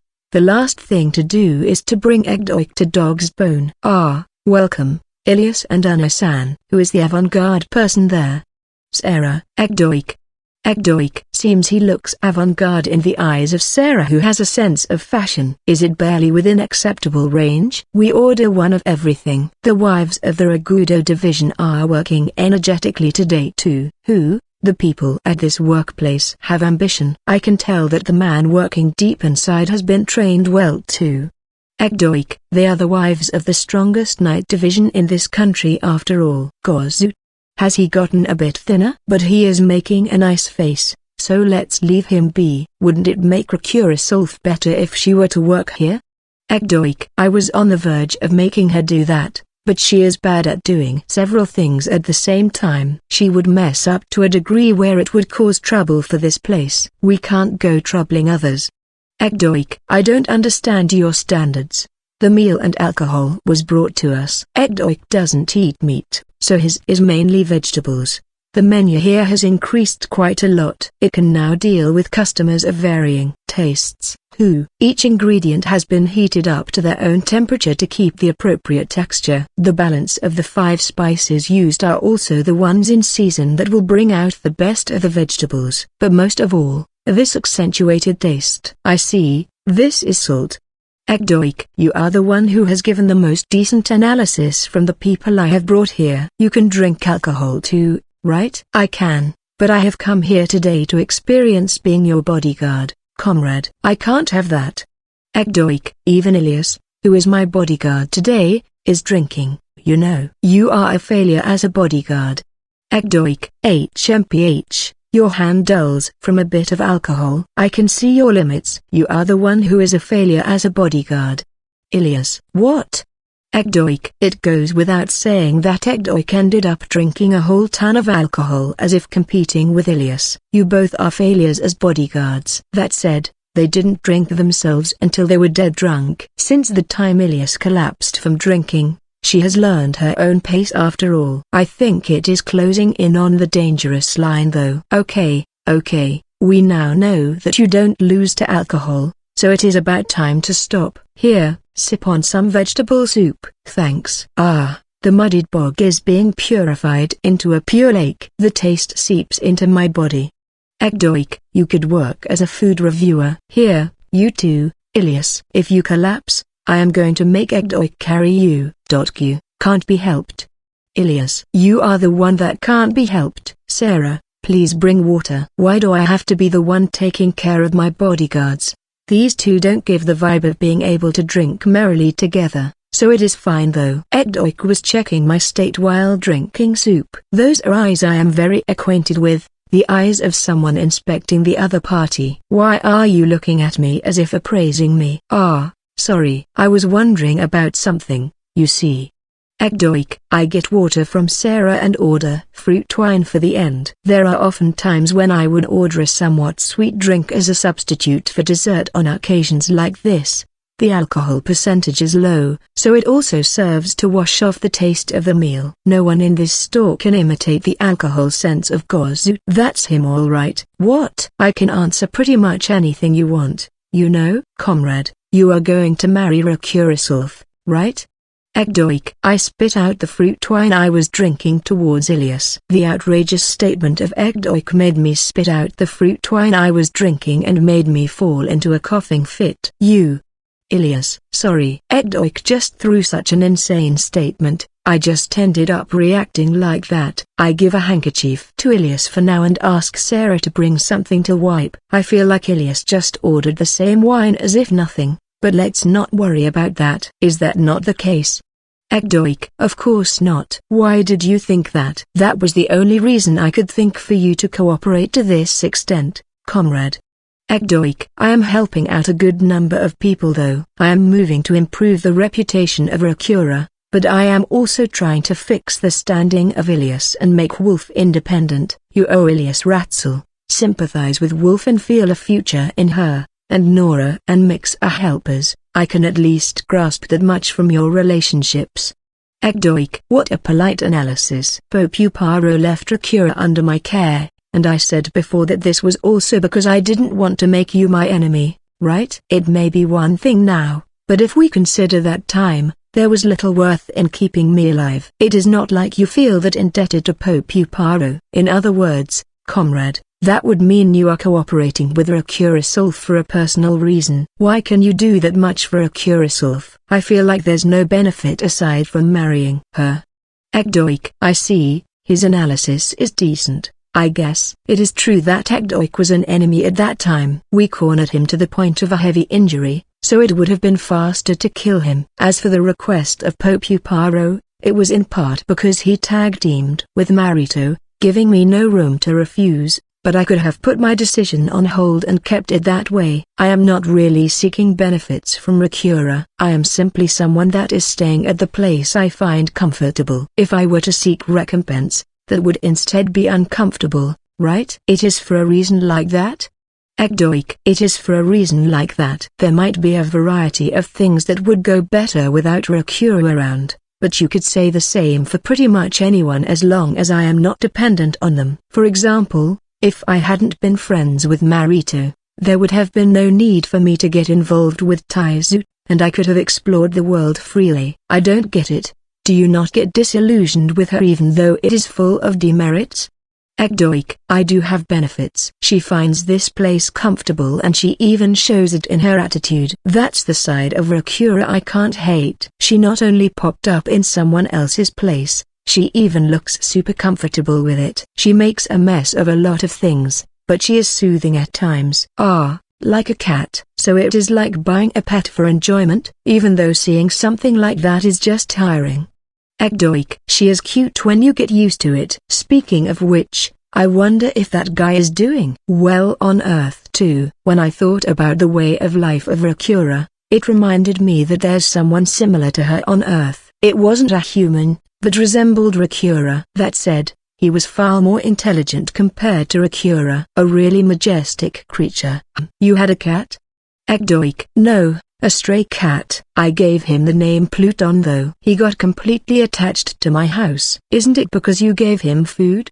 Ekdoik. No, the food of humans has too strong of a taste, so I didn't give it to him. I didn't want to go out of my way to buy cat food for a stray. He must have been a prideful one. I saw him refusing the food the neighbors were trying to give him countless times. Despite that, he stayed at your home? Ekdoik. Yeah. He would come to cool off on hot days, on cold days, to warm himself, on rainy days, to avoid the rain, also at times when he wanted to get a peaceful sleep. By the way, he didn't get attached to me to a shocking degree. He ran away when I petted him for more than 10 seconds. He was mostly in the veranda, so he might be there now. Or maybe he has moved his base somewhere else. He had that majesty in him, so he must be doing great somewhere else. You make quite the kind face when speaking of that cat. Ekdoik. Really? I think it is the usual though. Well, that's basically how it is, Ekdoik. I can't bring myself to hate a person that has acknowledged my place. But aren't you just going to get used like a convenient tool? Ekdoik. That might be the case, but I don't mind that as long as I think it is fine. Spoiled requests would be bad for the education of Wolf, so I will refuse them though. Ilias and Wolf are diligent people. For the naturally lazy Rakura, such an environment couldn't really be called comfortable. Even with that, She gets along with the two. She has taken a liking to the place of someone else. That should be enough to help out Rakura. It is fine as long as I can live safely in my surroundings. I don't really get it that well, but let's leave that as homework. But if that's the case, who are you planning on marrying, comrade? Ekdoik. Who, you ask? Don't fuss over that. There's no one like that within my acquaintances right now. So there's no one to your liking, huh? What kind of woman do you like?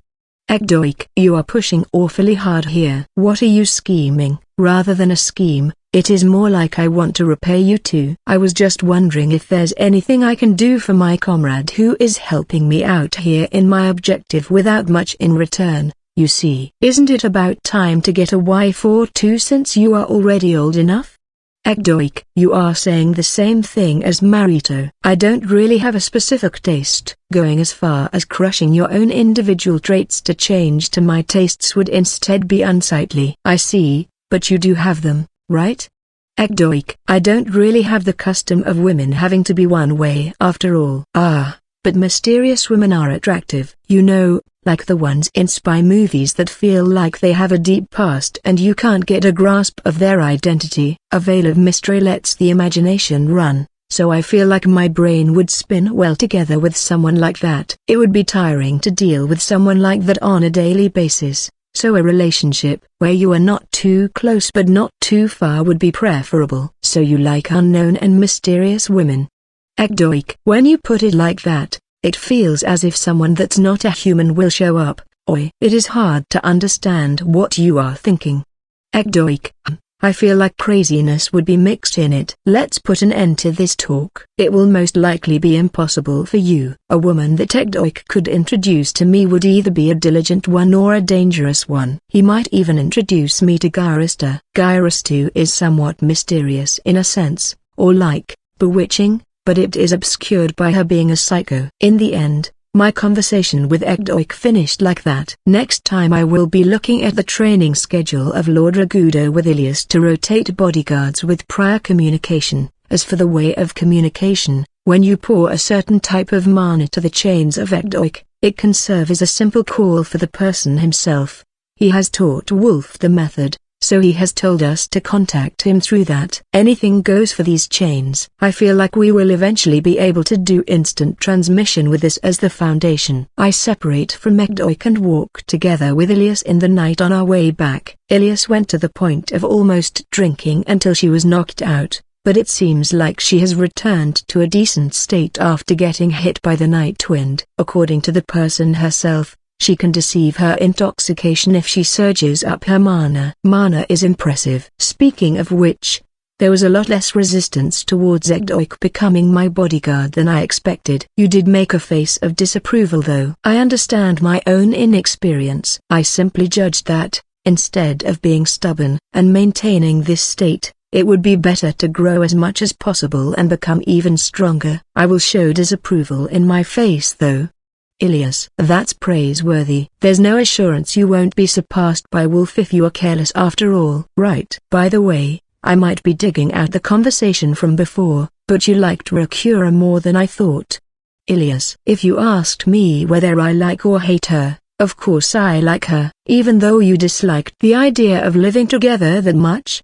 Ilias. At the day when Rakura was driven out from the church and tried to enter the Ilias house, I was the only one that was against it. In the end, the decision of the landlord settled the discussion though. Our relationship wasn't that great at that time after all. The likability increased with her being so close to my vicinity. You are also pretty close to her yourself lately, Ilias. True. Her personality is the complete opposite of mine, but I can't bring myself to hate her. Rakura is that kind of person. Ilias. Relationships change even if gently regardless of whether you want them to or not. Right. When I think of my initial relationship with you, it certainly has changed completely. Ilias. Damn straight. Stuff like let me understand you and understand me you won't find them often even in married couples, you know. Mug. Ilias. Ilias coughed at this. Is her mental state more susceptible because of the alcohol? I am grateful that I am being given that much importance though. How would you describe our relationship?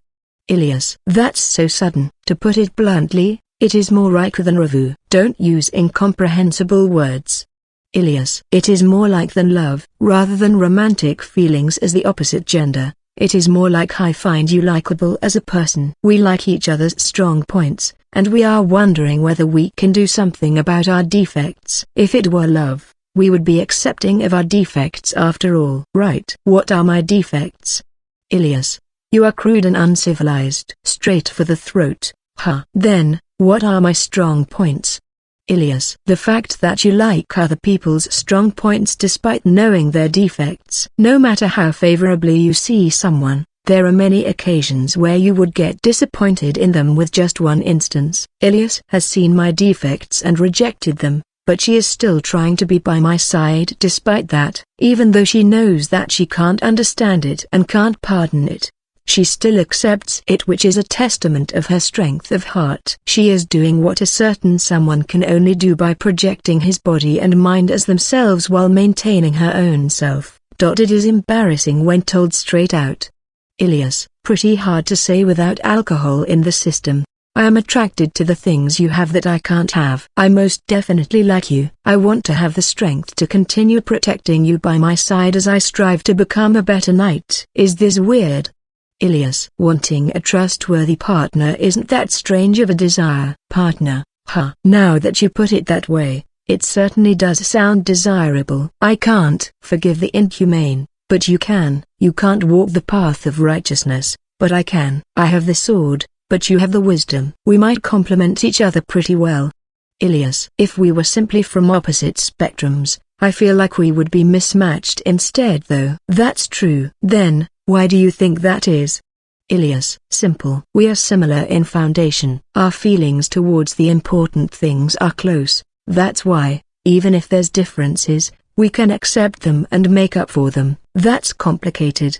Ilias. It is complicated. Ilias spoke very little when Ekdoik was with us, but she is pretty talkative today. Something about him must have provoked her and made her want answers for her own standing and emotions. Things like that are just temporary understandings, but seeking them is something that I experienced often a long time ago. Will we end up in a romantic relationship?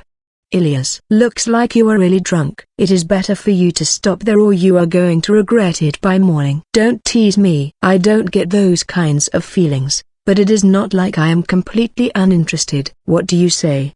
Ilias. Her eyes are serious. I feel like Ilias-san is the type who would carry over her memories of when she is drunk, so if I make her say too many problematic statements, it might become an obstacle in our relationship in the future. Let's finish this talk in a decent manner. Something like that might happen if we are together. It is not rare to get married with a distance like this.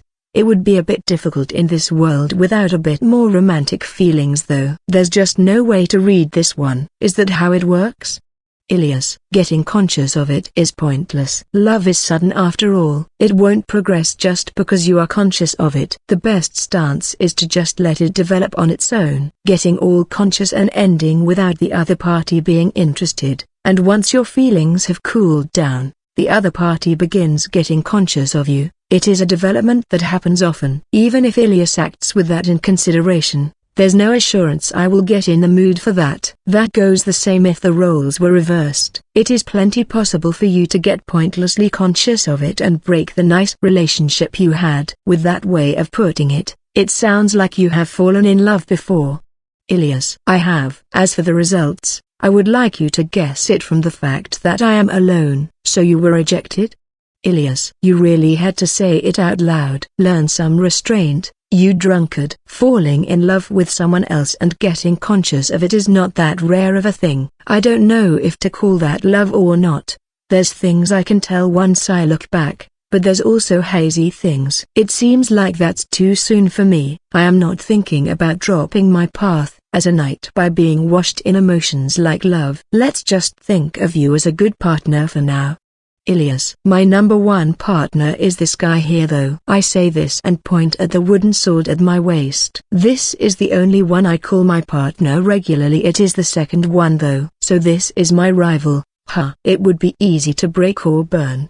Ilias. If you don't understand this guy's worth, you won't be able to win against it. Worth. I heard that it was something about remembering your roots or something like that. Ilias. Not only that, this guy has its own good points. Droid-san said it too, right? He did say that. I didn't really get it though. Lend it to me. Ilias. Absolutely no. Stingy. Ilias. I wouldn't want to, even with Ilias in her normal state. I wouldn't be able to take it if she were to break it in her drunken stupor. I remember the dying cries of Egdoik's chains. The chains should be inanimate objects, and yet, it raised cries like those of a dying creature and bursted. It shows up in my dreams even now. Come on, let's go back, Alra. I saw a single woman leaning at a corner of the road and sitting down, most likely not feeling well. Ilias must have noticed too. Looks like she has sobered a few degrees now. We look at each other's faces and nod. We walked towards the woman and spoke to her. Excuse me, are you okay? Observation 1. The attire of the lady is one that nobles would like to wear, so she must be decently affluent. But at this time of the day, moreover, this is the commoner district. There's nobles who go to Dog's Bone, but their way back is in the opposite direction. Observation 2. The hair color of the lady is a glossy purple. I see similar colors often, but this is my first time seeing one that shines like an illumination stone. Observation 3. Her proportions are good. She doesn't lose to Rakura. Ah, I am sorry. I got a bit lost, you see. I dozed off after sitting for a break. The lady raised her face. A slightly unhealthy-looking complexion and nicely symmetrical face. And then there's her purple eyes that are more gorgeous than her hair. Putting it bluntly, she is a really bewitching beauty. It has been a while since I have skipped a beat at first glance. Are you a noble? Not a face I see around often. Yes, I came to Taizu the other day. I came together with a merchant friend to tour around, but he is not around because he is doing a business meeting. You see, I was bored alone. Her intonation is weird, or like, it feels as if she is always speaking in question marks. I think I have heard about a person with such a trait. If you are lost, I can guide you. Apologies, but what's your name? Yukari. The girl calls herself that. Ilias didn't react. There's no way she would. This world doesn't have the knowledge of reading the kanji of purple as Yukari after all. The only ones with that knowledge are Japanese people. The other Japanese person would be Yugura Narayu. If we are speaking of a person related to him, moreover, someone who can be associated with purple, it would be. No, can I even call her a person? Yukari-san. Do you remember the buildings in the vicinity? Let's see. It was close to the plaza in the district where nobles live with a fountain in sight. I think I passed by a church on the way. Yukari. When speaking of church, it would be Maya-san's place.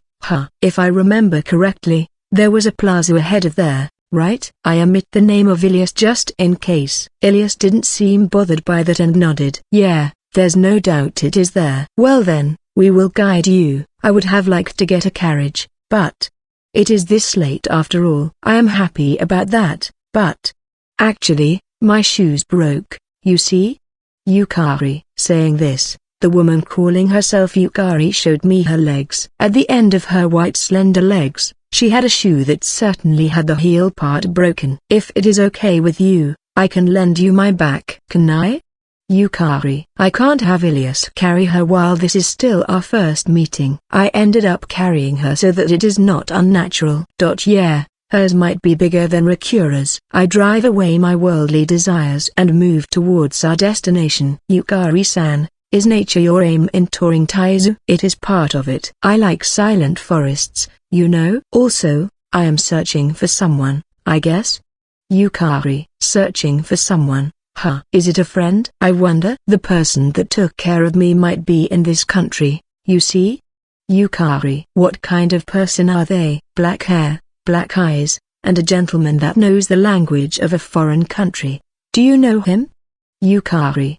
Haven't met him in this country. That man is currently carrying you. It seems like she hasn't noticed yet since I have changed the color of my hair and eyes with magic. But Ilias stopped in place at that moment. You are a failure at acting. Don't get distracted. Why yeah. Hey, Ilias. You are all tipsy from drinking too much. If you open your mouth unnecessarily, you are going to vomit like before. Follow me properly while sobering up. Got it? Ilias. She understandably felt an ominous atmosphere from this and has understood that she must play along with me. Let's stop the unnecessary prying. I should change the topic. By the way, by friend, are you referring to one from Kiwama? Oh my, I'm impressed you could tell. Yukari, a business partner of that merchant, is an acquaintance of mine. You see, I heard he is going to set up a branch store here. Yeah. Have you heard about how a village with unusual demi-humans has been found in this region? Yukari, must be the Black Wolfkins. You see them every so often in this city. I would like to go to that village once. Can a normal person like me enter? Yukari, don't know about that. I think it would be difficult to do so if it is for personal tourism, but if it is together with your friend, I think it is possible. After that, we had harmless chit-chat. What I learned was that she and her friend arrived at Taizu just the other day. They are currently staying at a vacant house and using it as a temporary residence until they make their branch store. Yukari-san is a rich person, and apparently uses her parents' fortune to live comfortably. After having talks of that degree, we finally arrived at our destination. We apparently got to a familiar location, so she said she could walk the rest of the way. You really helped me out there. Can I ask your name? Yukari. No, I didn't do something worth naming myself for. If we meet again, I will introduce myself. I see. Then, I am looking forward to meeting you again, okay? Yukari. After saying that, we bid farewell to Yukari-san, and I was on my way back with Ilias again. Ilias spoke after walking for a while. Who was that? It seems like she knew you. Ilias. Most likely the Purple Demon Lord. What? Ilias. Don't get weirdly flustered. Please confirm whether we are being tailed first. I don't feel a presence. Ilias. Just in case, I tell her what I noticed in a low voice about how Yukari means purple, how she had a chance to touch upon Japanese knowledge in Kiwama, and that she is currently searching for a man with black hair and black eyes in Taizu. And then, there's the characteristics of the way each demon lord speaks that I heard from the Gold Demon Lord. What I can narrow down from this is that she might be the Purple Demon Lord. There's also the possibility she is an assassin sent by Ray 8 though.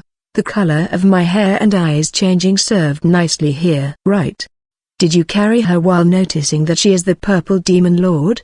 Ilias. It can't be helped. It was a coincidence that we met her, but imagine us questioning her identity at that place and it turned into a fight. Who knows what would have happened. I have heard from the Gold Demon Lord that the Purple Demon Lord has many devils serving her. The chances of there being devils hiding nearby that Ilias hasn't noticed is low, but the possibility is still there. In the first place, we only know the strength of the Gold Demon Lord, who is the weakest. We don't know the individual strength of the other demon lords. If she has a transcendental power suited only for internal affairs like the Gold Demon Lord, that's fine, but if it is one that she can use in battle, it would be no joke. We can't bring it into a battle immediately when we are in a location that's near civilians. What do you plan on doing from here on?